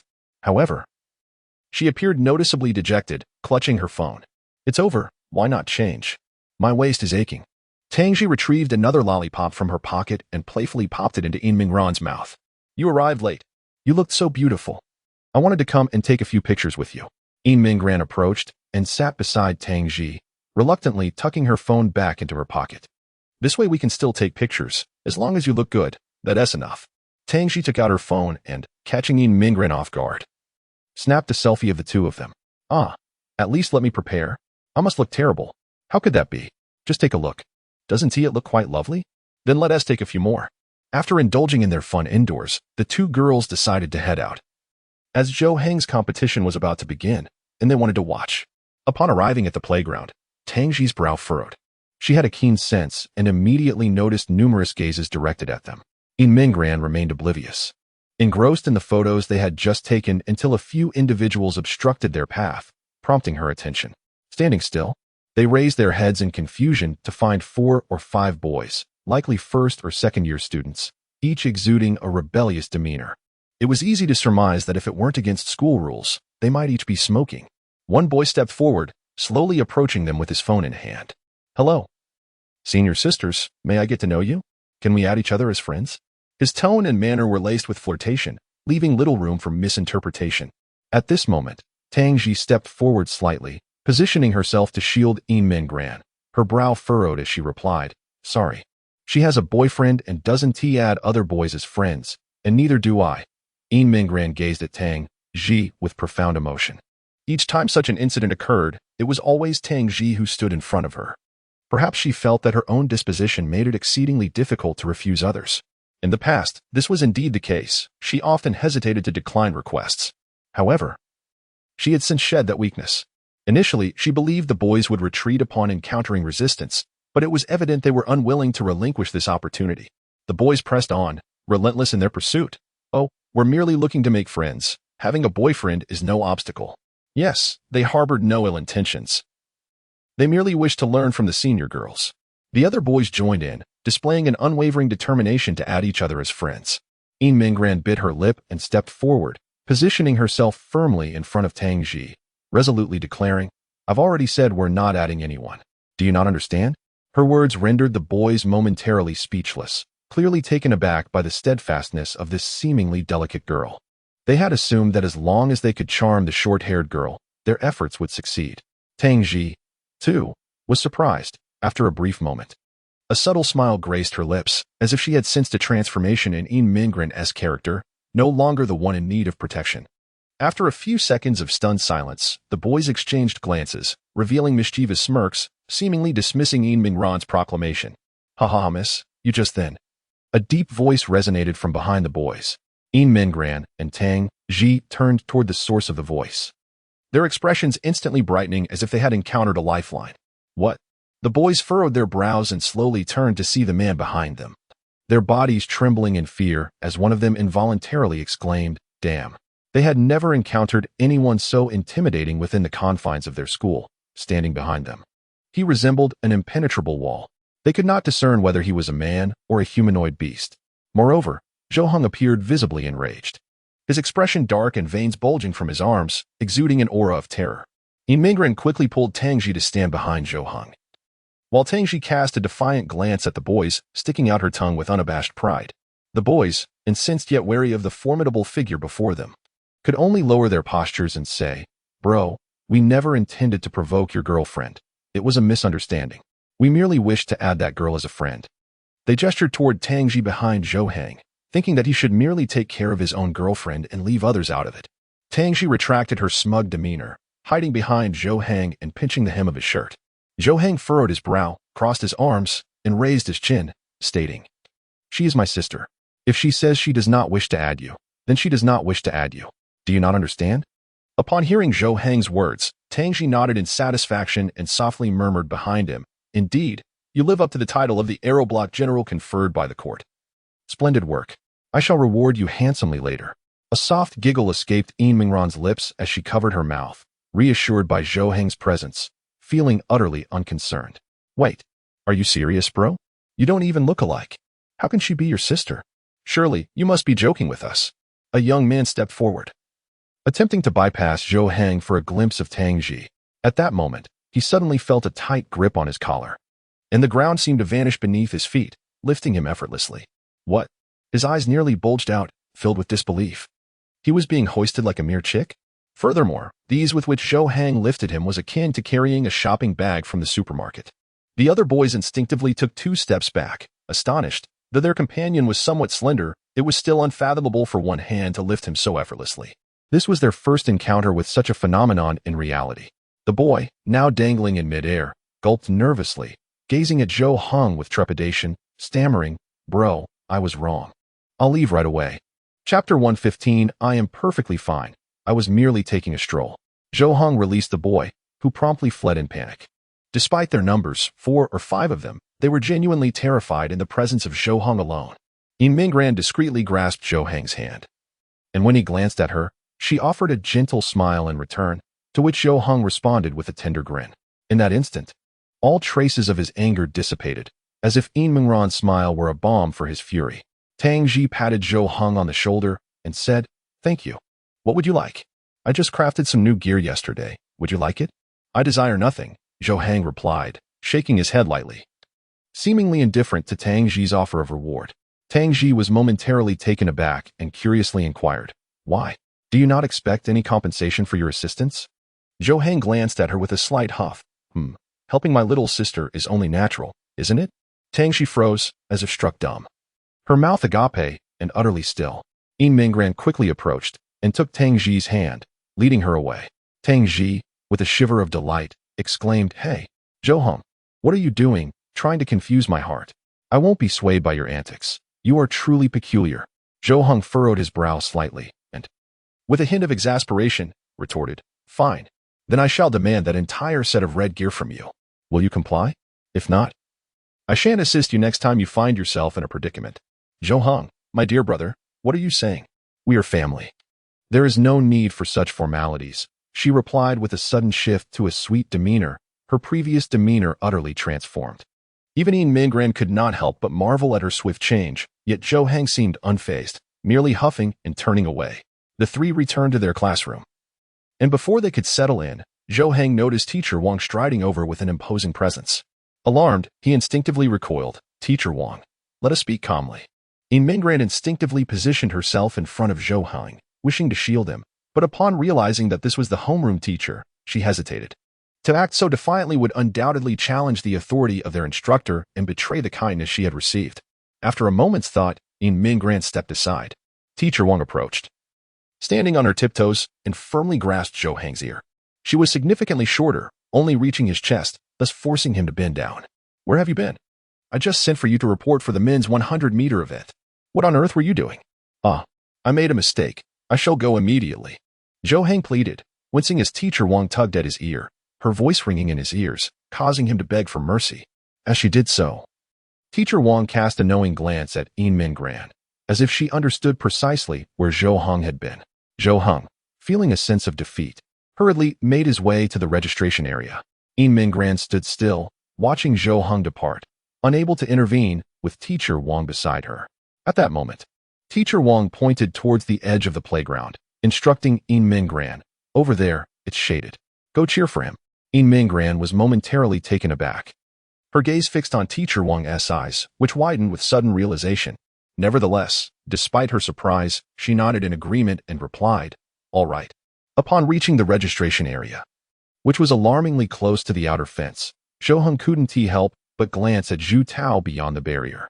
His eyes betrayed an enigmatic emotion that Zhu Tao noticed. Confused, she felt as if Zhou Heng recognized her, yet her mind failed to recall who he was. A friend of Zhu Tao nudged her arm and whispered, "Hey, did that muscular guy just look this way? Do you think he is interested in you? Maybe you could add him as a friend." "I'm not interested. I'm not here for that." Zhu Tao frowned and shook her head. "Come on. But you've been waiting here for ages and haven't seen that Liao Haomiao. It can't be for nothing, right? That muscular guy is quite handsome. What if he likes you? If you keep talking about this, you might as well head back." Fine, forget I said anything." Zhu Tao's friend leaned against the railing, gazing at Zhou Heng inside, pouting and murmuring, "I wonder if he'll glance this way again." While Zhou Heng was lining up at the registration area, he unexpectedly spotted a familiar face, one he was not particularly fond of. This individual was Kong Yu, who was now striding forward with a singular focus, like a predator targeting its prey. Zhou Heng's brow furrowed as he realized who Kong Yu had his sights set on. He swiftly approached, grasping Kong Yu's arm and inquiring, "Hey, where do you think you're going?" Kong Yu jumped in surprise, and upon recognizing Zhou Heng, he was taken aback yet again, stammering, Zhou Gu. What a coincidence. I'm just wandering around." Kong Yu forced a smile, fully aware that Zhou Heng was someone he should avoid at all costs. Engaging in anything related to Zhou Heng would only lead to trouble. "Don't just wander aimlessly. Are you trying to flirt?" Zhou Heng cast a glance in the direction Kong Yu was heading, suspecting it was Zhu Tao who had caught his attention. Kong Yu's eyes widened in astonishment as he exclaimed, "No way. You could guess that? Do I appear so conspicuous?" "Not overtly. Yet I possess a deeper understanding of you." Zhou Heng curled his lip, a look of exasperation crossing his face as he murmured, "You should refrain from approaching that girl. For my sake, just don't." Wait. Brother Zhou? Do you know her?" "I'm not well acquainted, but a friend of mine is." "Brother Zhou, if you claim not to know her, why concern yourself? Just take a look." Kong Yu extended his finger and began to tally up the accounts with Zhou Heng. "Initially, I aimed to pursue Tang Ji, and you thwarted me, leading to my withdrawal. Then I sought to court Tong Yining, only to discover she still harbored feelings for you, leaving me with even fewer opportunities. Now, the class monitor has also fallen under your sway. All three beauties in our class are somehow connected to you, leaving me utterly helpless. Now, I merely wish to strike up a conversation with a girl from outside the school, and you wish to meddle in that as well? Chapter 116, does it have anything to do with me? Is that not what you said?" "No. Zhou Heng was momentarily at a loss for words, pondering whether he had truly been so excessive. Upon reflection, could it be that he had indeed been bullying Kong Yu all along? Yet, he felt no such inclination. "I dare say, Brother Zhou, it matters not to you, right?" Seeing Zhou Heng's wavering resolve, Kong Yu seized the opportunity, patting him on the shoulder and offering his counsel. Zhou Heng conceded that Kong Yu had a point. It appeared he had indeed been meddling unnecessarily. He felt that Liao Haomiao had significantly aided him emotionally, and he had been searching for an opportunity to repay that kindness, but had yet to find one. Thus, he instinctively sought to prevent Kong Yu from bothering that girl, believing he was rendering a small favor. Surely, Liao Haomiao would not wish to see her harassed by someone like Kong Yu. "Very well, I shall not involve myself further." Zhou Heng nodded, turning back towards the registration area. Since Liao Haomiao was not vying for anything himself, why should he meddle? It would be a loss if he were to be reprimanded for his interference. That's the spirit, Brother Zhou. Best of luck in your competition. And do lend me your support as well." Kong Yu chuckled, continuing towards the railing. This was the first time he had managed to influence Zhou Heng. Sensing a subtle transformation in him, he no longer exuded the same overwhelming pressure. Previously, it felt as though no one could approach him or become his friend. Upon reaching the railing, he straightened his attire and greeted the girls before him with enthusiasm. "Hello. Which school are you lovely ladies from?" Kong Yu's warmth did not elicit a corresponding response. The two girls exchanged glances, their eyes seemingly communicating a silent agreement. "You engage with him." Zhu Tao displayed a hesitant expression before turning to Kong Yu and slowly inquiring, "Hello, fellow student. May I ask if you know Liao Haomiao?" Kong Yu furrowed his brow, momentarily taken aback by the name. It sounded familiar, as if he had heard it before. But he had no interest in a man's identity, and thus had not committed it to memory. "No, I do not know him." Kong Yu shook his head resolutely, fully aware that he could not discuss other males in the presence of this girl, as it would divert attention away from himself. Thus, even though the name rang a bell, he declared he had never heard of it. Kong Yu's response was akin to dousing Zhu Tao with cold water. instantly plunging her hopes into despair. Her friend patted her shoulder and remarked, "Alas, I believe he may not even attend this school. We should take our leave. There is little point in lingering here." Zhu Tao remained silent. Perhaps at this moment, her heart wavered slightly. Upon hearing that the two of them were about to leave, Kong Yu immediately felt a pang of anxiety. It was a rare occasion that he had engaged in conversation with the girls without being dismissed, and he believed this was his most promising opportunity. "Hey, please don't go. My friend should know you. He seems to recognize you. Perhaps we are all friends." Kong Yu hastily mentioned Zhou Heng, as his immediate concern was to keep them there and capture their attention. Upon hearing this, Zhu Tao's hope was rekindled, and she looked at Kong Yu with an expression of anticipation, asking, "Really?" However, Zhu Tao's friend was not convinced by such an obvious falsehood and retorted, "Don't speak nonsense. Where is your friend? Surely, he doesn't even exist?" Zhu Tao urged, "Let us just leave. It's a waste of time to linger here." Kong Yu pointed behind him, saying, "Look over there. That strongest guy, that's my friend. If you don't believe me, I can call him over." Zhu Tao replied, "I think it's necessary to stay here a little longer. What if what he says is true?" Zhu Tao gazed helplessly at her friend, thinking how she was indeed a master of changing her expression, quicker than flipping through a book. So, she was not here to accompany her, but rather to catch a glimpse of that muscular guy? Then by all means, please call him over. Kong Yu glanced at Zhou Heng and hesitated for a few seconds. He had not lied in his entire statement. The only dubious part was whether he was truly friends with Zhou Heng, which remained to be seen. Would Zhou Heng come if he called him? What reason did he have to assist him? The previous incidents involving Tang Ji and Yin Minggran were still fresh in his memory. "Are you going to call him or not? Otherwise, we'll leave," Zhu Tao pressed. Clearing his throat, Kong Yu replied, I'll go ask him, but he is about to run a race, so he might not be able to come." Feeling awkward, Kong Yu turned and walked towards Zhou Heng's direction. Zhou Heng was still in line, preparing to check in for his competition, ready to head to the venue and await the start. Seizing the moment, he took the opportunity to warm up briefly. Zhou Ge, HM? Zhou Heng turned to see Kong Yu standing sheepishly beside him, hunched over and looking as if he were a servant. "Is there something you need? Zhou Ge, could you do me a favor and come talk to me?" Kong Yu quietly implored, gesturing towards Zhu Tao. Yet, without a moment's pause, Zhou Heng turned his head away and replied, "Not a chance. You just told me not to worry about it. It has nothing to do with me, right? That's what you said." "Ah, did I say that? No way." Kong Yu forced a smile, but it appeared more sorrowful than a frown. "Whether I care or not is irrelevant. I shouldn't be involved in such matters, and besides, I'm about to compete, so I have no time for this." As he spoke, Zhou Heng stepped forward, preparing for the registration. Kong Yu remained rooted in place, engulfed in embarrassment, unsure of what to say. If he failed to invite Zhou Heng over now, those two girls would surely depart. Sigh. Kong Yu sighed, realizing that he had inadvertently entangled the girls with Zhou Heng, forgetting that such connections rarely bode well. If he were to truly summon Zhou Heng, he would undoubtedly suffer the consequences. Contemplating this, Kong Yu cast a lingering glance towards Zhu Tao and the others before retreating in the opposite direction, leaving the scene. While he held a fondness for the two girls, he was not inclined to risk his own well-being for their sake. After all, with so many students in the school, he refused to believe he could not find someone today. Shortly after Kong Yu left, Zhou Heng completed his registration and awaited the competition. He glanced towards Zhu Tao's direction before taking a step forward and slowly making his way over. Chapter 117. I am about to meet a girl. Hey, Zhu Tao, look, that boy is coming over. Zhu Tao's friend gently tapped her from behind, speaking in a hushed tone as they noticed Zhou Heng approaching. Although Zhu Tao maintained a calm demeanor, a flicker of anticipation ignited within her. She felt an inexplicable urge that this boy might possess some valuable information. As Zhou Heng arrived before them, he glanced around and softly inquired, "May I ask who is Zhu Tao?" "Hey, it's for you." "Oh, wait, that's odd. How does he know your name?" Zhu Tao's friend initially responded with excitement, only to realize the peculiarity of the situation if he did not know Zhu Tao. How could he possibly know her name? Zhu Tao stepped forward and nodded, "I am." Zhou Heng scrutinized her briefly before slowly speaking. I apologize for the interruption, but may I ask a rather bold question? Do you remember Liao Haomiao?" Zhu Tao's eyes widened in shock, her hands gripping the railing. Her mouth agape but unable to utter a word, her face a canvas of astonishment. Zhou Heng turned back momentarily and waved his hand, addressing Zhu Tao. "I'm sorry, but my match is about to start. If you have no pressing matters, please wait here for a while." We can continue this conversation afterward.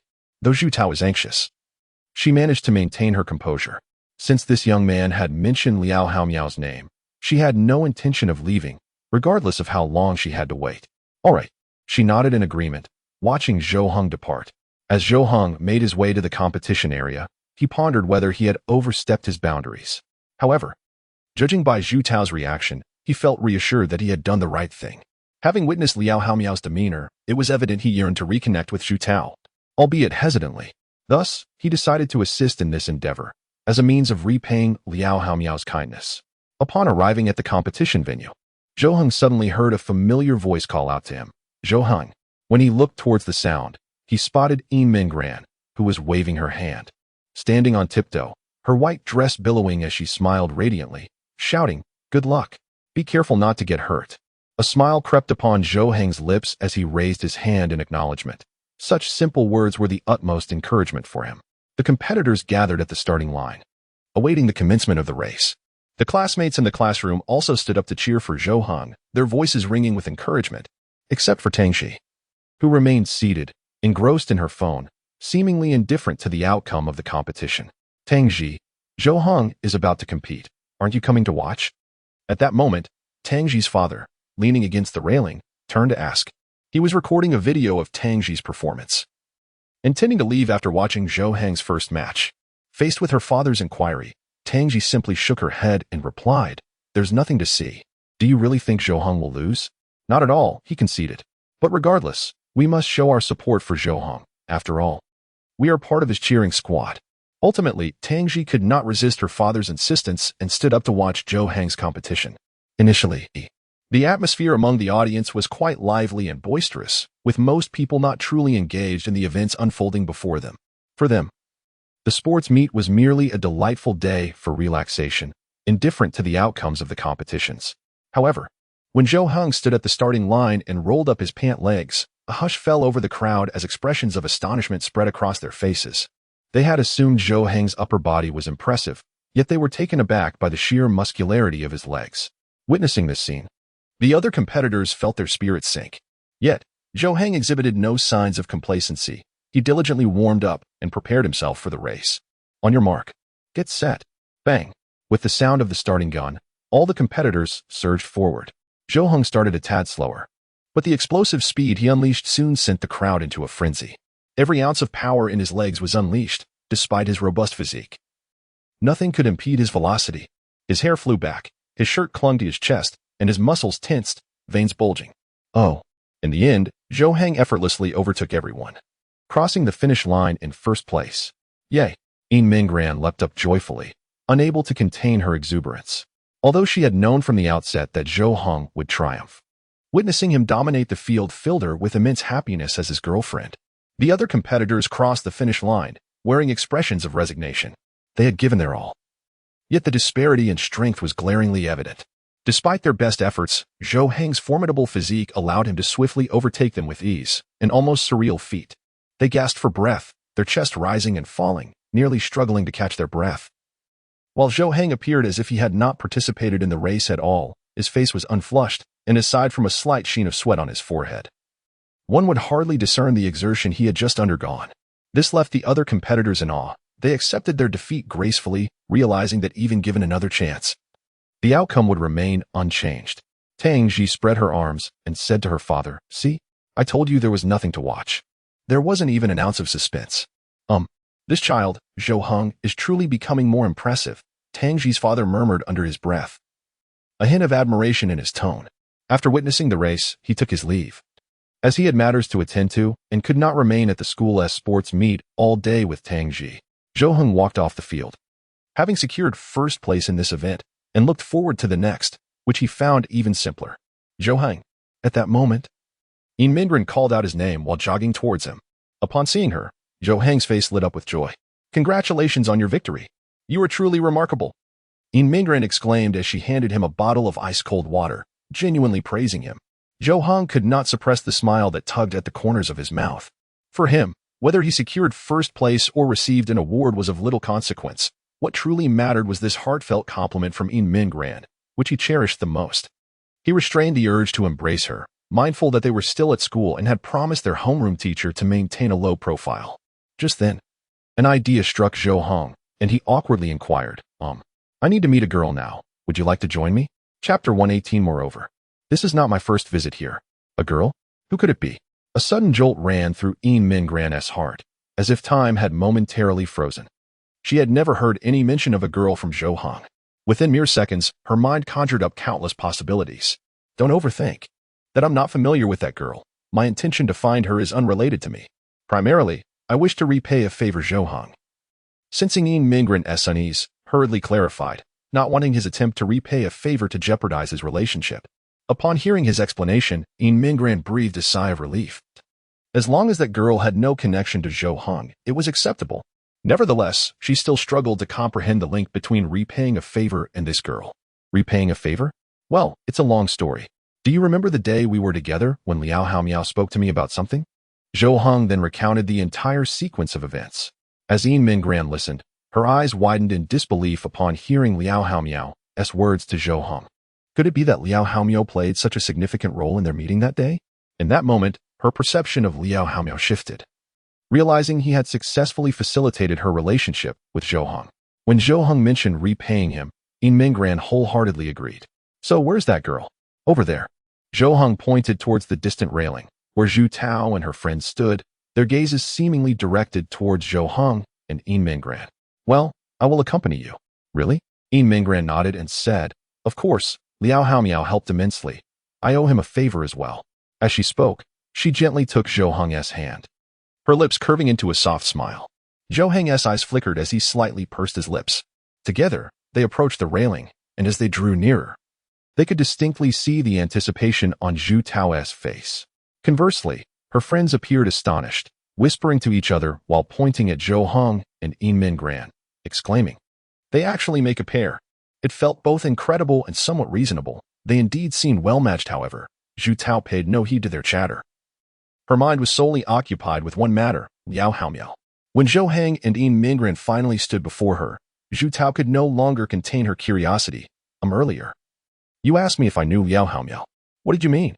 Do you know me? Did he send you here? Zhu Tao's urgency caught Zhou Heng and Mingran off guard, exchanging puzzled glances.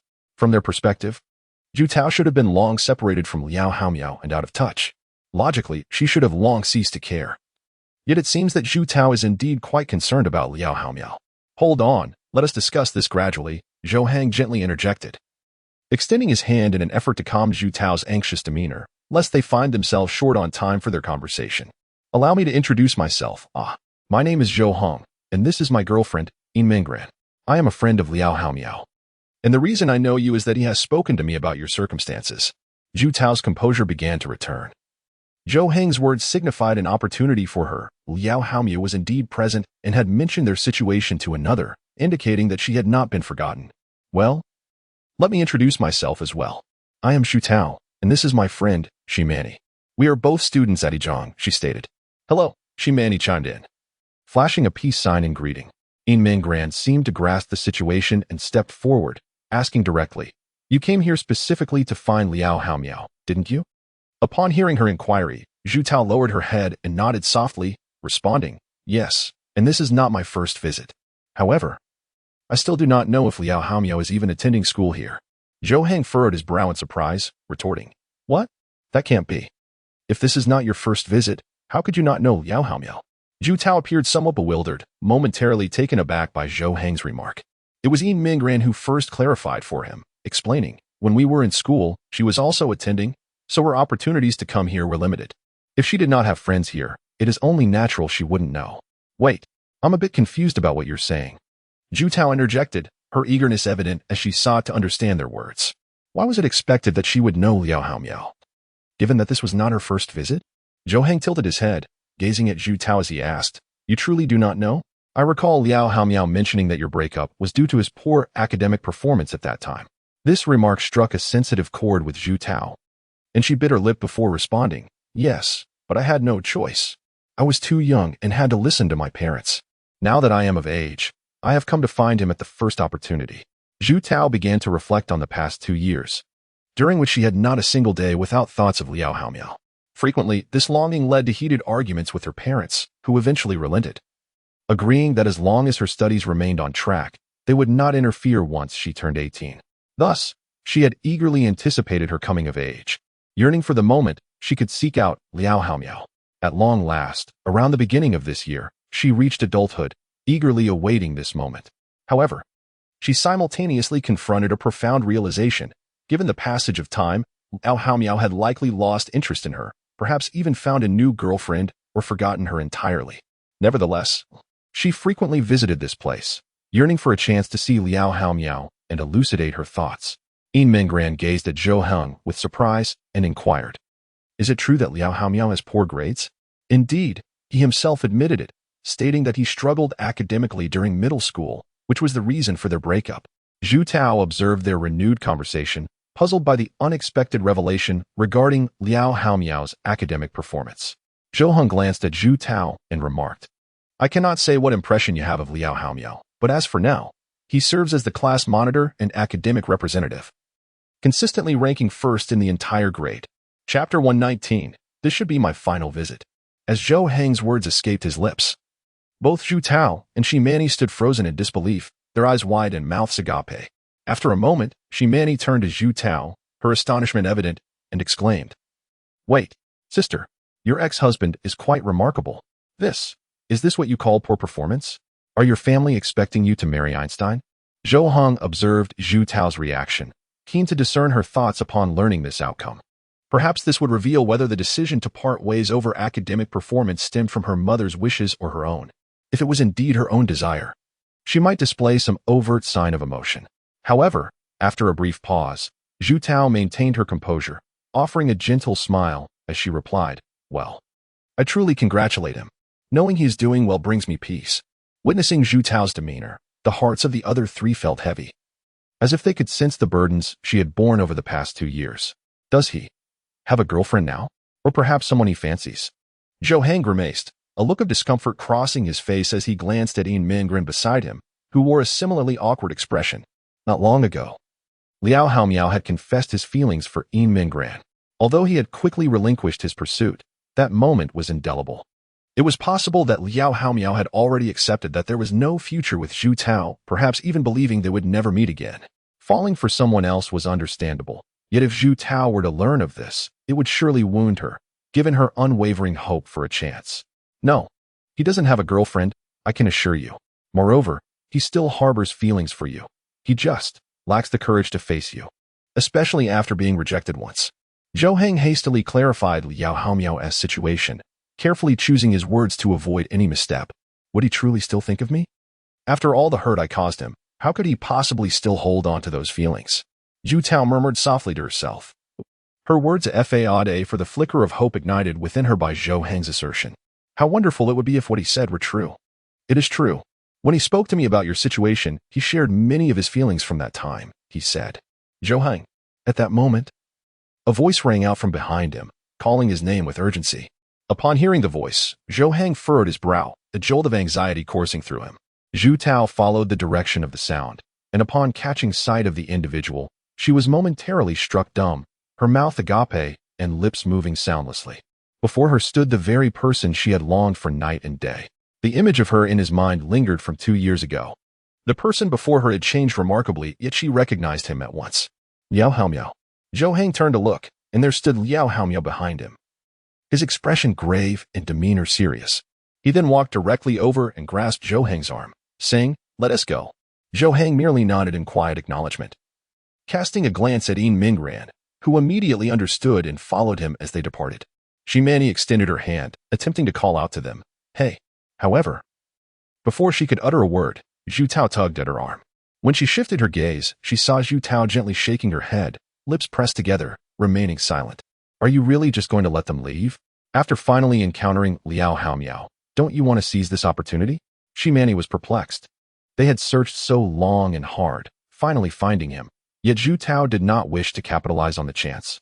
Zhu Tao's gaze fell downward, her eyes dimming as she nodded slightly, murmuring, "Yes, and this should be my last visit here." Are you serious?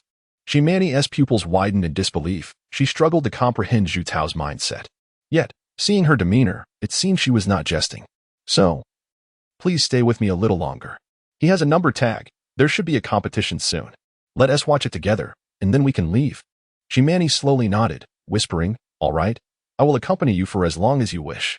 After Liao Haomiao pulled Zhou Heng away, they arrived at the back of the building, now deserted. He released Zhou Heng's arm, glanced back at him, and then at Yin Mingran, as if about to say something. Zhou Heng took a deep breath, turned to Yin Mingran, and said, you should head back to class and help me deal with Teacher Wang. I appreciate it. Yin Mingran obediently nodded, responding, okay, I understand. She then departed, leaving Zhou Heng and Liao Haomiao alone. Once Yin Mingran had walked away, Liao Haomiao finally spoke, asking, what were you just doing? I thought I'd repay you for your kindness since it seems you still have feelings for her. So I considered talking to her on your behalf. If my good intentions caused trouble, I apologize. Zhou Heng answered candidly, uncertain whether his thoughts were right. If he was mistaken, then it could only mean he had meddled once more, and it was no wonder he had no friends. Liao Haomiao did not respond immediately but sighed, speaking helplessly, all right, it's fine. Just don't do this again. There is no possibility for me and her anymore. You stated so definitively? Is it because you no longer care for her? No. It's that our feelings have changed, and we cannot return to how things once were. There is no need to ponder it further. Zhou Heng tilted his head, perplexed, and inquired, huh? Brother. The last time you were in a relationship was 2 years ago, during middle school. What grave transgression did you commit that you cannot return? Liao Haomiao, at a loss for words, shrugged dismissively and shot him a glare, responding irately, it's me. I have changed. Is that clear enough? Must I spell it out so plainly? You have changed? Zhou Heng pressed. Indeed, 2 years have passed, and she still harbors feelings for me. How can I possibly reciprocate her emotions? I even pursued your girlfriend at one point. Now that she has come back, should I shamelessly accept her? Is that fair to her? Chapter 120. If they truly share a destined connection, they will undoubtedly not drift apart. Is that all there is to it? Why not simply refrain from telling her? Or is it that you cannot reconcile it within yourself? Of course, I cannot, he admitted. She regards me as her first choice. And after my unsuccessful confessions to other girls, I turned back to her. Am I not treating her like a fallback option? How can I face her with such guilt? All right, as long as you have no regrets, it is your decision. Zhou Heng shrugged, choosing not to argue further on the matter, recognizing himself as an outsider. It was better to allow others to make their own choices. He could only offer advice or lend a hand when needed. Oh, by the way, I haven't congratulated you yet. Your performance in the competition was splendid. Thank goodness I didn't sign up. The sprinter from our class came back after losing to you, claiming you were a monster. Liao Haomiao chuckled lightly, patting Zhou Heng on the shoulder. Yet, Zhou Heng did not take his words to heart. Instead, he observed Liao Haomiao's expression, sensing that he concealed his genuine feelings behind various distractions. However, since Liao Haomiao had already spoken, he felt it inappropriate to say more. Your race is about to begin, right? Don't lose now. I am not like you. Losing is merely a regular occurrence for me. Liao Haomiao waved his hand dismissively and departed first. Zhou Heng watched his retreating figure and sighed before following suit. Upon exiting the building, Zhou Heng instinctively glanced towards the direction beyond the railing, discovering that Zhu Tao and the others had not yet left. They were still there, seemingly watching. However, he could not discern clearly. The next event was the men's 4x100-meter relay, in which Liao Haomiao was participating. As the race was about to commence, Liao Haomiao stood at his designated spot, being the anchor leg, a crucial position. Zhou Heng positioned himself for the best view to observe Liao Haomiao's performance. At that moment, he noted that Liao Haomiao's final leg would pass near Zhu Tao. Zhu Tao had not departed either, seemingly intent on watching Liao Haomiao's race. Although their relationship was not directly related to him, he could not shake a sense of regret. Both still harbored feelings for each other, having shared a year together, a foundation of emotion. Yet they had not exchanged a single word or bid a proper farewell before it all ended so abruptly. Yin Mingran, unbeknownst to him, had approached Zhou Heng and gently patted his back, whispering, do not dwell on it. If they are truly fated, they will not drift apart. Zhou Heng glanced at Yin Mingran and smiled faintly. Indeed. Class leader. Go for it. Class leader. Go for it. As the two individuals heard the sound, they turned towards its source and discovered that it was Liao Haomiao's class, which had all risen to their feet, their voices resonating loudly as they cheered him on. Liao Haomiao smiled and waved at them. It seemed that nearly everyone in the venue could hear their jubilant shouts, indicating that he had fostered a remarkable sense of unity within his class. Indeed, this was a quality I might well aspire to emulate, truly impressive. Zhou Heng and Yin Mingran were somewhat astonished. Uniting such a large group was no small feat. It appeared that their class lacked a teacher's supervision. And these individuals stood up to cheer of their own volition, without prompting from anyone. Ready, go. The competition officially commenced. The first runner burst forth from the starting line, completing their leg amidst the cheers from various classes. Then came the second and third runners, their speeds nearly indistinguishable, making it exceedingly difficult to discern a victor. Thus, the final leg emerged as particularly crucial. Liao Haomiao positioned himself, adopting the proper stance, prepared to take on this last stretch. Run, class leader. The relay baton struck Liao Haomiao's palm, which he grasped firmly before launching into a rapid sprint. In this final leg, every participant poured forth their utmost effort, gritting their teeth, their cheeks reddening within mere seconds. Liao Haomiao found himself positioned centrally among the competitors, feeling as though he had exerted every ounce of his strength. However, there remained a noticeable gap between him and those ahead. TSK.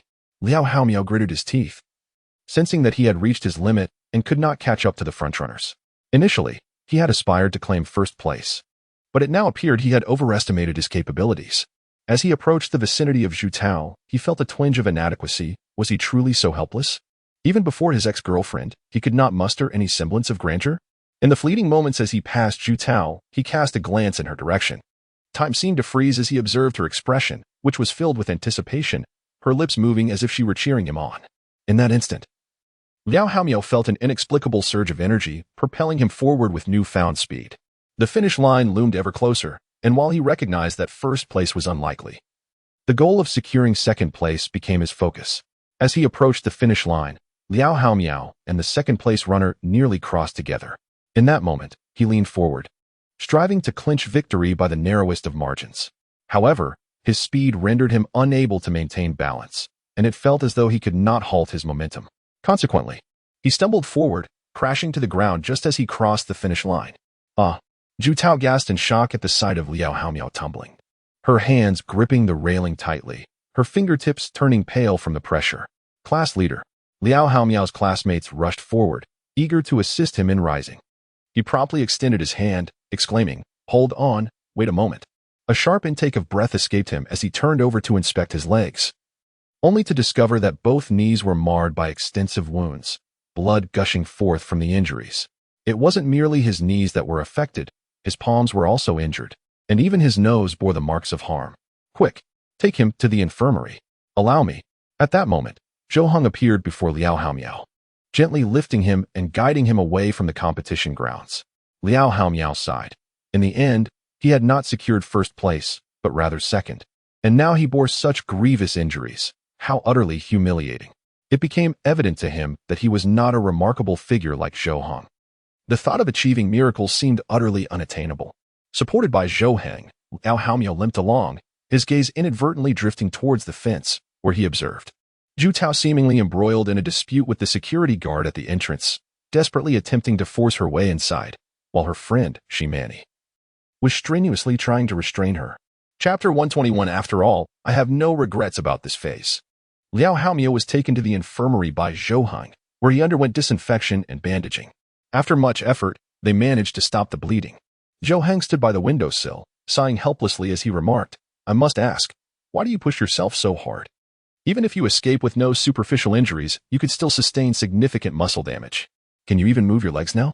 "I can't," Liao Haomiao admitted candidly. The pain from his superficial injuries was one thing, but now he felt as though his muscles were strained. Any movement sent jolts of pain through him.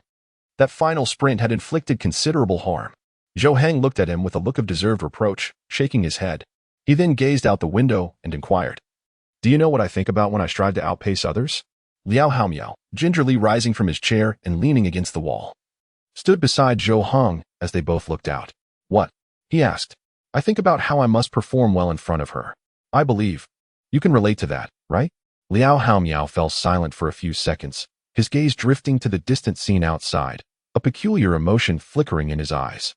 That direction was where Zhu Tao was, standing at the entrance, conversing with the security guard, while Shimani tugged at her arm, as if fearing she might burst in uninvited. Liao Haomiao chuckled softly and asked, "Are we reversing roles now? Are you teaching me about emotions?" Zhou Heng shrugged and replied nonchalantly, "Indeed, but clearly, my concerns are far simpler. After all, I harbor no regrets about this phase. Liao Haomiao's smile vanished, replaced by a serious expression as he regarded Zhou Heng. The two exchanged glances, as if communicating through their eyes. The room enveloped in silence while the sounds of merriment echoed from outside. After a few moments, Liao Haomiao sighed, stretching his limbs, and said earnestly, "Could you do me a favor?" "Absolutely," Zhou Heng responded, supporting Liao Haomiao as they exited the infirmary and returned to the playground. They moved in perfect harmony, wordlessly advancing in a single direction. "Please, just let me in. I will be out soon," Zhu Tao pleaded with the security guard. Her heart raced as she witnessed Liao Haomiao getting injured, leaving the venue. It had been so long since he had gone inside, and she worried whether his injuries were severe. Yet, despite her earnest entreaties, she was barred from entering the school. The security was particularly stringent, stating that even relatives of students were not permitted entry without proper authorization. Shimani tugged at Zhu Tao's arm and said, "Let us go. You've already seen the match. From now on, just focus on your own life. Don't intrude into theirs." Zhu Tao clicked her tongue, displaying an unmistakable sense of reluctance. If she had the chance to break through, she would certainly do so without hesitation. However, observing the formidable figure of the security guard before her, she realized that a forceful attempt would likely result in her being unceremoniously expelled. "All right, let us go. Let us go. I'll accompany you for a stroll. Let us find some beautiful dresses, shall we? Then we can enjoy a cup of milk tea and some delicious treats, my treat." Shimani continued to softly persuade her, persistently tugging at her sleeve in an effort to lead her away. The gathering crowd at the entrance was growing, and if this continued, it might incite some form of disturbance.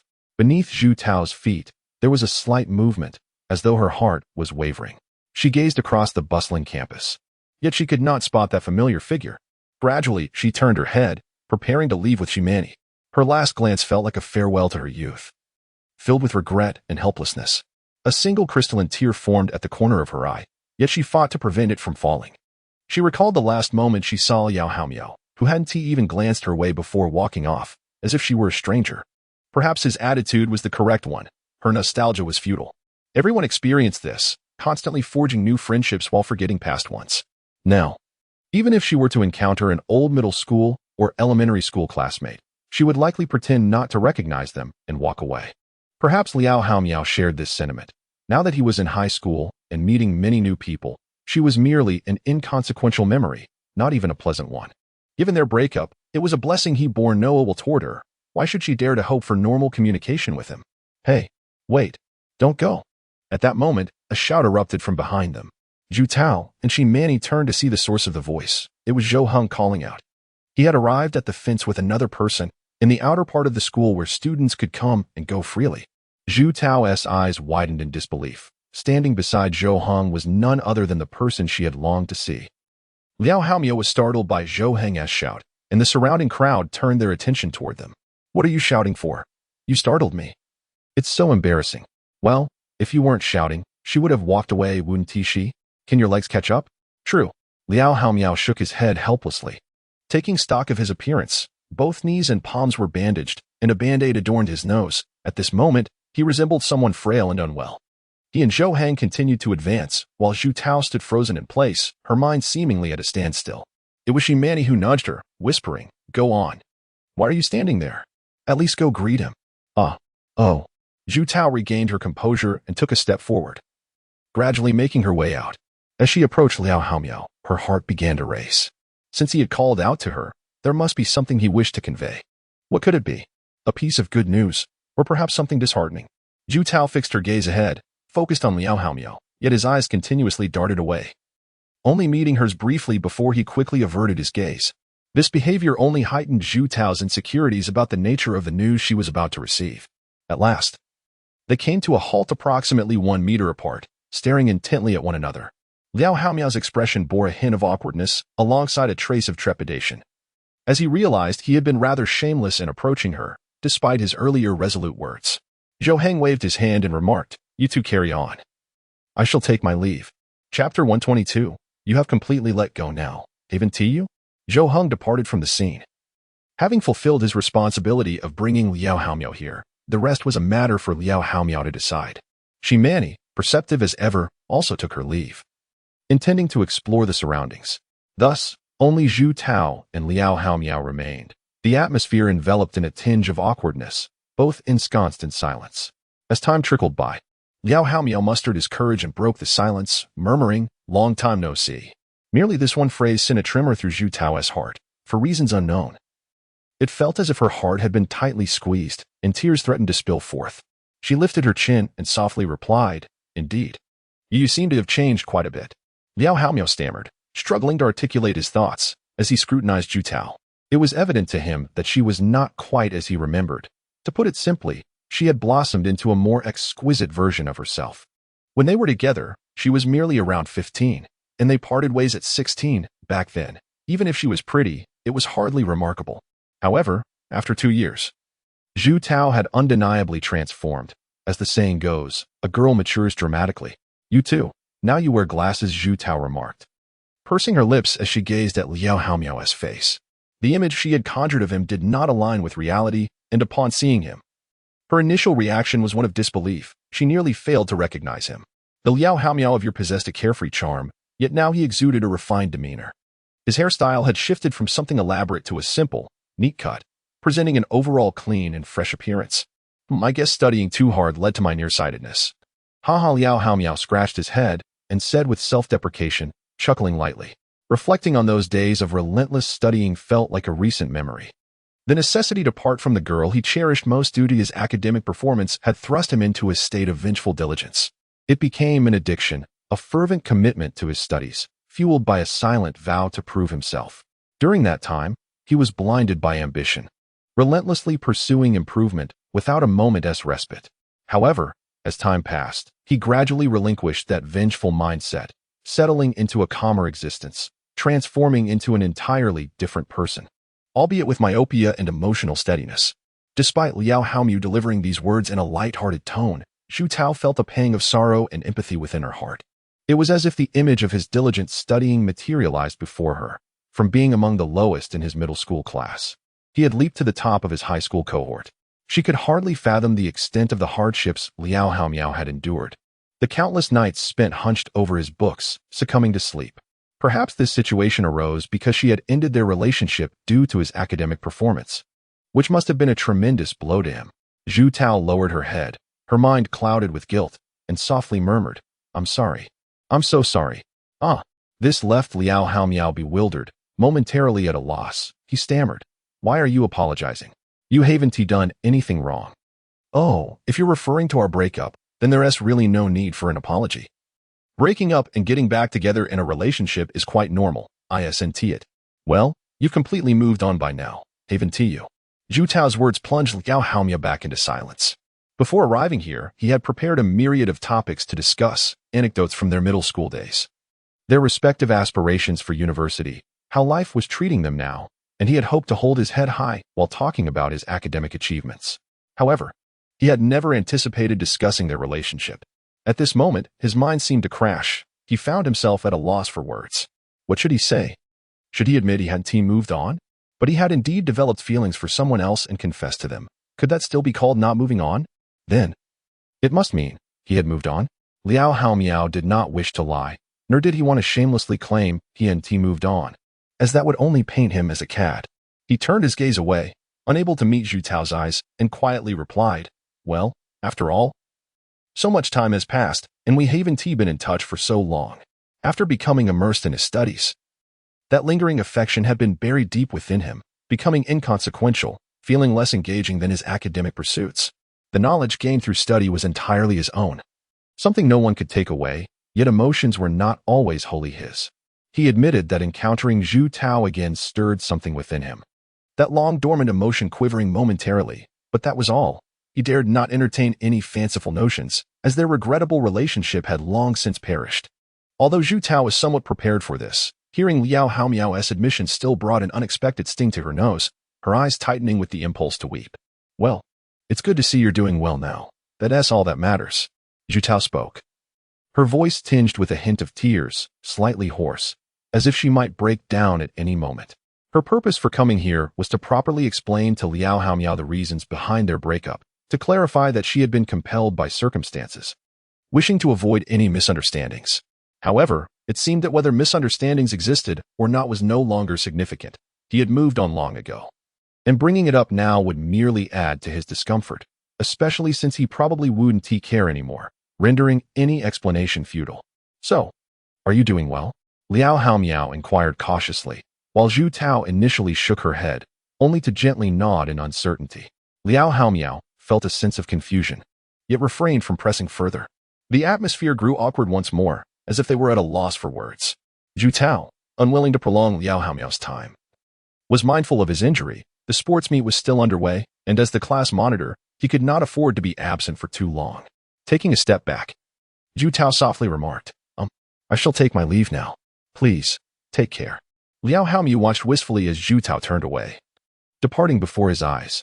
For reasons unbeknownst to him, a profound ache gripped his heart, akin to an invisible hand constricting his throat, leaving him breathless and suffocated. He harbored an unsettling premonition that if he allowed Zhu Tao to leave at this moment, it might very well signify a final farewell, perhaps a separation that would last a lifetime. Swallowing hard, Liao Haomiao hastily fished his phone from his pocket and called out, please, let us exchange contact information. Chapter 123, Brother, does falling in love affect you so much? Zhu Tao halted her steps, her lips slightly parted. And then she gently pressed them together, turning around to reveal a faint smile. All right.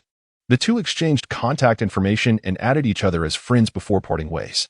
Liao Haomiao, limping as he made his way back, fixated on the newly added friend on his phone, yearning to glimpse her moments on social media, hoping to ascertain whether Zhu Tao had a boyfriend and how she was faring. However, when he opened her moments, he was taken aback. Her profile displayed no photographs, predominantly filled with text. Logically, it was customary for a girl as beautiful as Zhu Tao to have a few selfies shared, wasn't it? I miss you. Are you doing well now? I found the pin you once gifted me. I haven't brought myself to use it yet. Happy birthday to you. I hope you find joy today. As Liao Haomiao scrolled through these posts, his expression turned grave, and his pupils quivered slightly. He was not oblivious. These moments seemed to revolve around him. The birthday wishes coincided with his own birthday, yet he remained oblivious to them, as if they were her private diary. Initially, he had managed to ease his troubled heart, but suddenly, it grew heavy again. He turned around only to find Zhu Tao's figure had vanished from sight. With a scoff, Liao Haomiao shook his head, murmuring, What makes me worthy of such concern? It's truly astounding. Why shouldn't you be cherished? What makes you think you're undeserving? Hearing the voice, Liao Haomiao lifted his gaze to find Zhou Heng standing there, leaning against the wall with his arms crossed. I thought you had gone back. I brought you out. I should be responsible for bringing you back, right? Otherwise, wouldn't those admirers of yours come looking for me? Zhou Heng approached, steadying Liao Haomiao's arm, chuckling softly. Admirers is an exaggeration. I've merely cultivated a bit of rapport over time. So how did it go? Did you have a good chat? Liao Haomiao lowered his gaze, shaking his head gently. Not really. I still can't overcome that mental barrier. I feel indebted and unworthy of rekindling our relationship or discussing our past feelings. Do you truly wish to let go? Do you feel no regret? Regret changes nothing. The past cannot be revived. Zhou Heng suddenly spread his arms, casually remarking, If it can't be regained, then let it go.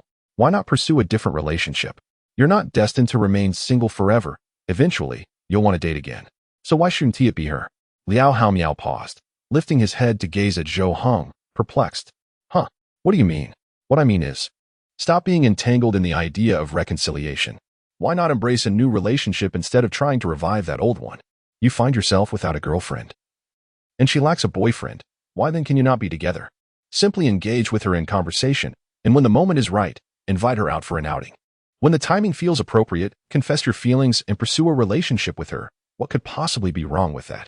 Suddenly, Liao Haomiao widened his eyes in disbelief as he gazed at Zhou Heng. He extended his hand to stroke his chin and murmured, Do you mean for me to transcend that mindset and reinterpret my feelings for her in a different light? Zhou Heng's lips twitched as he furrowed his brow and replied, What a convoluted way to put it. To simplify, it's about helping you overcome that mental barrier, enabling you to accept your feelings. Consider that your past relationship has ended completely, and now treat this as if you have never known her, but have now developed feelings for her. What is wrong with actively pursuing her? Well, Liao Haomiao inhaled deeply and patted Zhou Heng on the back, exclaiming, You are a genius. Brother, has love influenced you this profoundly? You are now able to articulate such sensible thoughts. Zhou Heng suddenly felt awkward, scratching his head as a smile crept onto his face. No, This is simply advice I received from my girlfriend after I briefed her on the situation. He could hardly claim such wisdom as his own, had he truly understood it all. He would not have needed Mingran to confess her feelings to him. Indeed, this is a brilliant strategy. Following your advice, I find my heart has lightened considerably. Why had I not thought of this before? It makes perfect sense. Rather than yearning to rekindle that past relationship, I can simply embark on a new one. Liao Haomiao nodded in agreement. He had been fixated on how things used to be, but if he embraced this new perspective, then reuniting was out of the question. In truth, there was no need to evade the past. One should accept it with openness.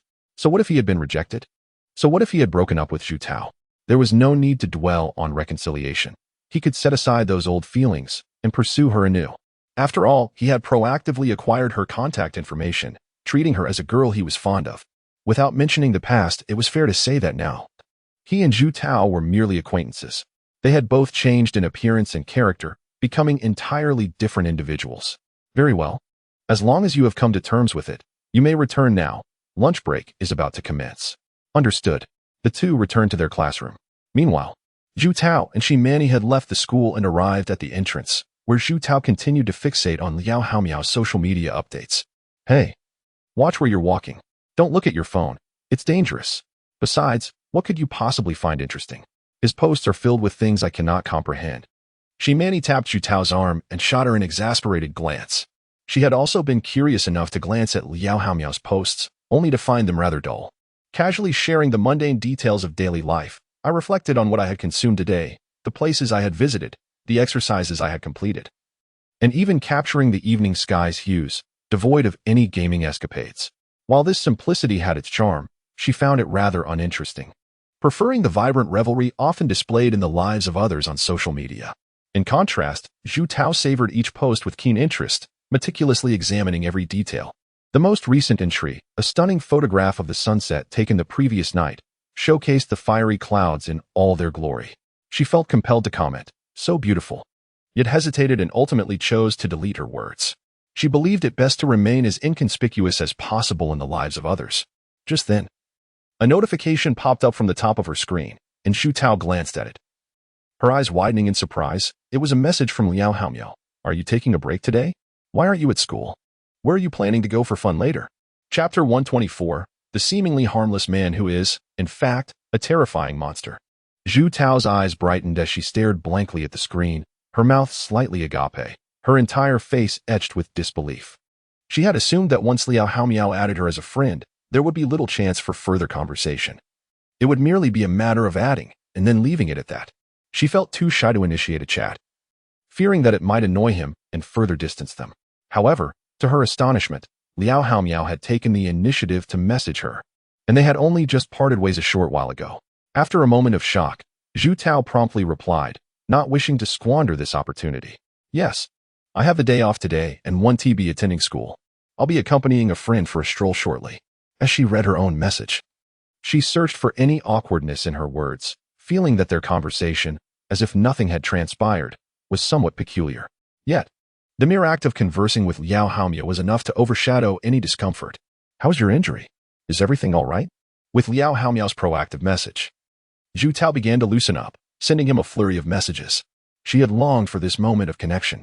Liao Haomiao responded eagerly, as if he were glued to his phone, ensuring that he replied instantaneously whenever Zhu Tao messaged him. "Why are you just standing there?" Shi Manny was bewildered. Zhu Tao remained rooted in place, fixated on her phone, seemingly oblivious to her surroundings. "Oh, right." Upon being reminded, Zhu Tao continued forward. Yet her gaze remained glued to the screen. Shi Manny was puzzled but refrained from commenting, uncertain of Zhu Tao's state. She feared inadvertently upsetting her. Afternoon. The afternoon events commenced, and without exception, Tang Ji's project secured the championship. The classmates seemed unperturbed by this outcome. It had become an unspoken understanding that Zhou Heng and Tang Ji, as desk mates, were destined to win any project they participated in. There was simply no suspense involved. At that moment, Zhou Heng, Mingran, and Tang Ji had retreated to the back of the classroom to play cards. As few truly watched the events during the sports meet, most were preoccupied with their own amusements. "Your events should be over by now, right?" "There is still the shot put," Tang Ji remarked, glancing at Zhou Heng. "Yes, I'll head to the registration soon," he replied. "Let us play some games tonight." You haven't logged in for quite a while. You're not planning to focus solely on your romance and abandon gaming, are you? As Tangji spoke, she cast a sidelong glance at Min, who suddenly flushed a delicate shade of pink. She was aware that Zhou Heng had once declared her more important than games. Although she felt a thrill at such a declaration, she did not wish for him to forsake his beloved pastime because of her. She was not a selfish person. Her primary desire was for Zhou Heng to be happy. If playing games brought him joy, then she wholeheartedly hoped he would continue to indulge in them. During the moment of hesitation for Zhou Heng, Min spoke up directly. Go ahead and play. I'll watch from the side. And it would be great if you could teach me, as I'm quite eager to join in. Really? Zhou Heng looked at Min with a face full of delight. If there was anything that could bring immense joy to someone as fond of gaming as he was, it would undoubtedly be the fact that his girlfriend shared the same passion for games. This was truly a dream come true for him. Indeed, I really mean it. Min nodded affirmatively, clearly noticing that Zhou Heng appeared much happier than before. Then it's settled. Let us log on tonight. Okay. After a while, Zhou Heng went to participate in the shot put registration, while Min and Tangji arrived at the designated area to watch. The participants in this event were predominantly the largest students from each class, each weighing around 200 pounds or more. Among these towering figures, Zhou Heng appeared relatively slender. Go for it. Min cheered for Zhou Heng from outside the field, her voice particularly melodious, drawing the attention of other students. Upon seeing Min, many felt a spark of interest. Although they were unsure whom she was cheering for, they suddenly felt as if her encouragement was meant for them. One by one, they were filled with vigor, as if charged with electricity, eager to begin the competition and showcase their formidable skills to Min. Zhou Heng merely stood in place, waving to them with a slight smile and acknowledgement, and then remained there, awaiting the commencement of the contest. While others were warming up, Zhou Heng appeared particularly relaxed, almost as if he were merely there for the excitement. The competition soon commenced, with each contestant stepping forward to grasp the standard weight shot put for adult males, preparing to launch it. However, despite their loud shouts, the distances thrown were rather modest, only a few meters at best. Min was somewhat puzzled. Was that heavy ball truly so weighty? She turned to Tangji beside her and inquired, is that shot put really heavy? They only threw it around 7 or 8 meters. Tangji nodded and replied, yes, it weighs 7.26 kilograms, which is quite heavy. Ah, then how far can Zhou Heng throw it? I'm not sure, but he should definitely win. Suddenly, a wave of astonishment swept through the crowd. The two turned to see a contestant from Class 1, a hefty boy, who had thrown the shot put over 12 meters. This achievement instantly ignited the atmosphere, as throwing such a distance was undoubtedly impressive. The students who had only managed 7 or 8 meters felt exceedingly embarrassed, despite having exerted their utmost effort. Their inherent abilities simply could not be altered by sheer determination. The students from Class 1 immediately rose to their feet, applauding and cheering. One student glanced over at Liao Haomiao, who was sitting nearby, engrossed in his phone, and excitedly exclaimed, class monitor. The big guy threw over 12 meters. He has definitely won. Liao Haomiao continued to frantically type on his phone, shaking his head as he remarked, it's futile. We cannot win. But perhaps we can secure a second place. Who could possibly win then? Liao Haomiao lifted his gaze towards a figure standing nearby. A man exuding an aura of relaxation. The seemingly innocuous, yet profoundly intimidating figure. After making his statement, Liao Haomiao returned his focus to the screen of his phone. A monster? Most of the other competitors had concluded their attempts, none surpassing the 12-meter mark. Even the corpulent individual from Class 1 had deemed his position secure, settling down for a rest. Finally, it was Zhou Heng's turn. He stood at the designated spot, clutching the shot put, weighing it in his hands as he murmured, how does one throw this? Chapter 125. If it were me, I would certainly hurl you like a shot put. Nevertheless, I shall cast you aside at my whim. As others took their turns, Zhou Heng did not pay particular attention to their techniques. They glided and spun with an air of professionalism, yet he found himself unable to replicate their movements after much observation. Consequently, he resolved to abandon any notion of adopting a refined technique, fearing ridicule for any lack of precision. Clearing his throat, Zhou Heng stood firm, and in an instant, the muscles in his body surged with power. With a sudden stride, he planted his foot heavily on the ground, and with a swift motion, he released the shot put. Whoosh! A high and elongated parabolic arc traced through the air, the shot put soaring forth with the velocity of a cannonball. All eyes widened in astonishment, tracking the projectile's flight. The others had not thrown with such speed. Was the shot put somehow lighter? Thud. As the shot put crashed to the ground, onlookers instinctively recoiled, as if startled by the impact. The judge promptly moved to measure the distance, while Zhou Heng, nonchalantly clapping his hands and stretching his arms, exited the field. 89 meters. What? Upon hearing the result, the portly boy leapt in disbelief, his eyes wide with shock, his expression one of utter astonishment. Others nearly fainted, their mouths agape, twitching at the corners, unable to articulate their amazement. Well. Meanwhile, Mingran at the sidelines erupted with joy, jumping and cheering as if the victory were her own. To her, Zhou Heng's triumph was her triumph, and it felt the same. Hearing the commotion, Zhou Heng turned, offering her a gentle smile and a thumbs up. At last, the crowd comprehended for whom Mingran had been cheering. With such prowess, victory was assured. Especially with the beautiful maiden's encouragement, losing seemed an impossibility. The competition concluded, and Zhou Heng effortlessly claimed first place. With both events behind him, he emerged as the champion in each, with results that were nothing short of extraordinary, quickly becoming the topic of conversation throughout the school. A shot put of 26 meters, with a standing throw nearing 16 meters? No technique, purely brute strength? How astonishing. If he were to undergo systematic training, the results could be phenomenal. Additionally, he sprinted the 100 meters in under 11 seconds. Impressive. Was he not from a professional team? Upon returning to class, his peers regarded him with the eyes of a monster. Such strength, should he become enraged, could easily result in a hapless audience member meeting their demise. Just as Zhou Heng was about to take his seat, Teacher Wang suddenly approached and pinched his arm. Ouch!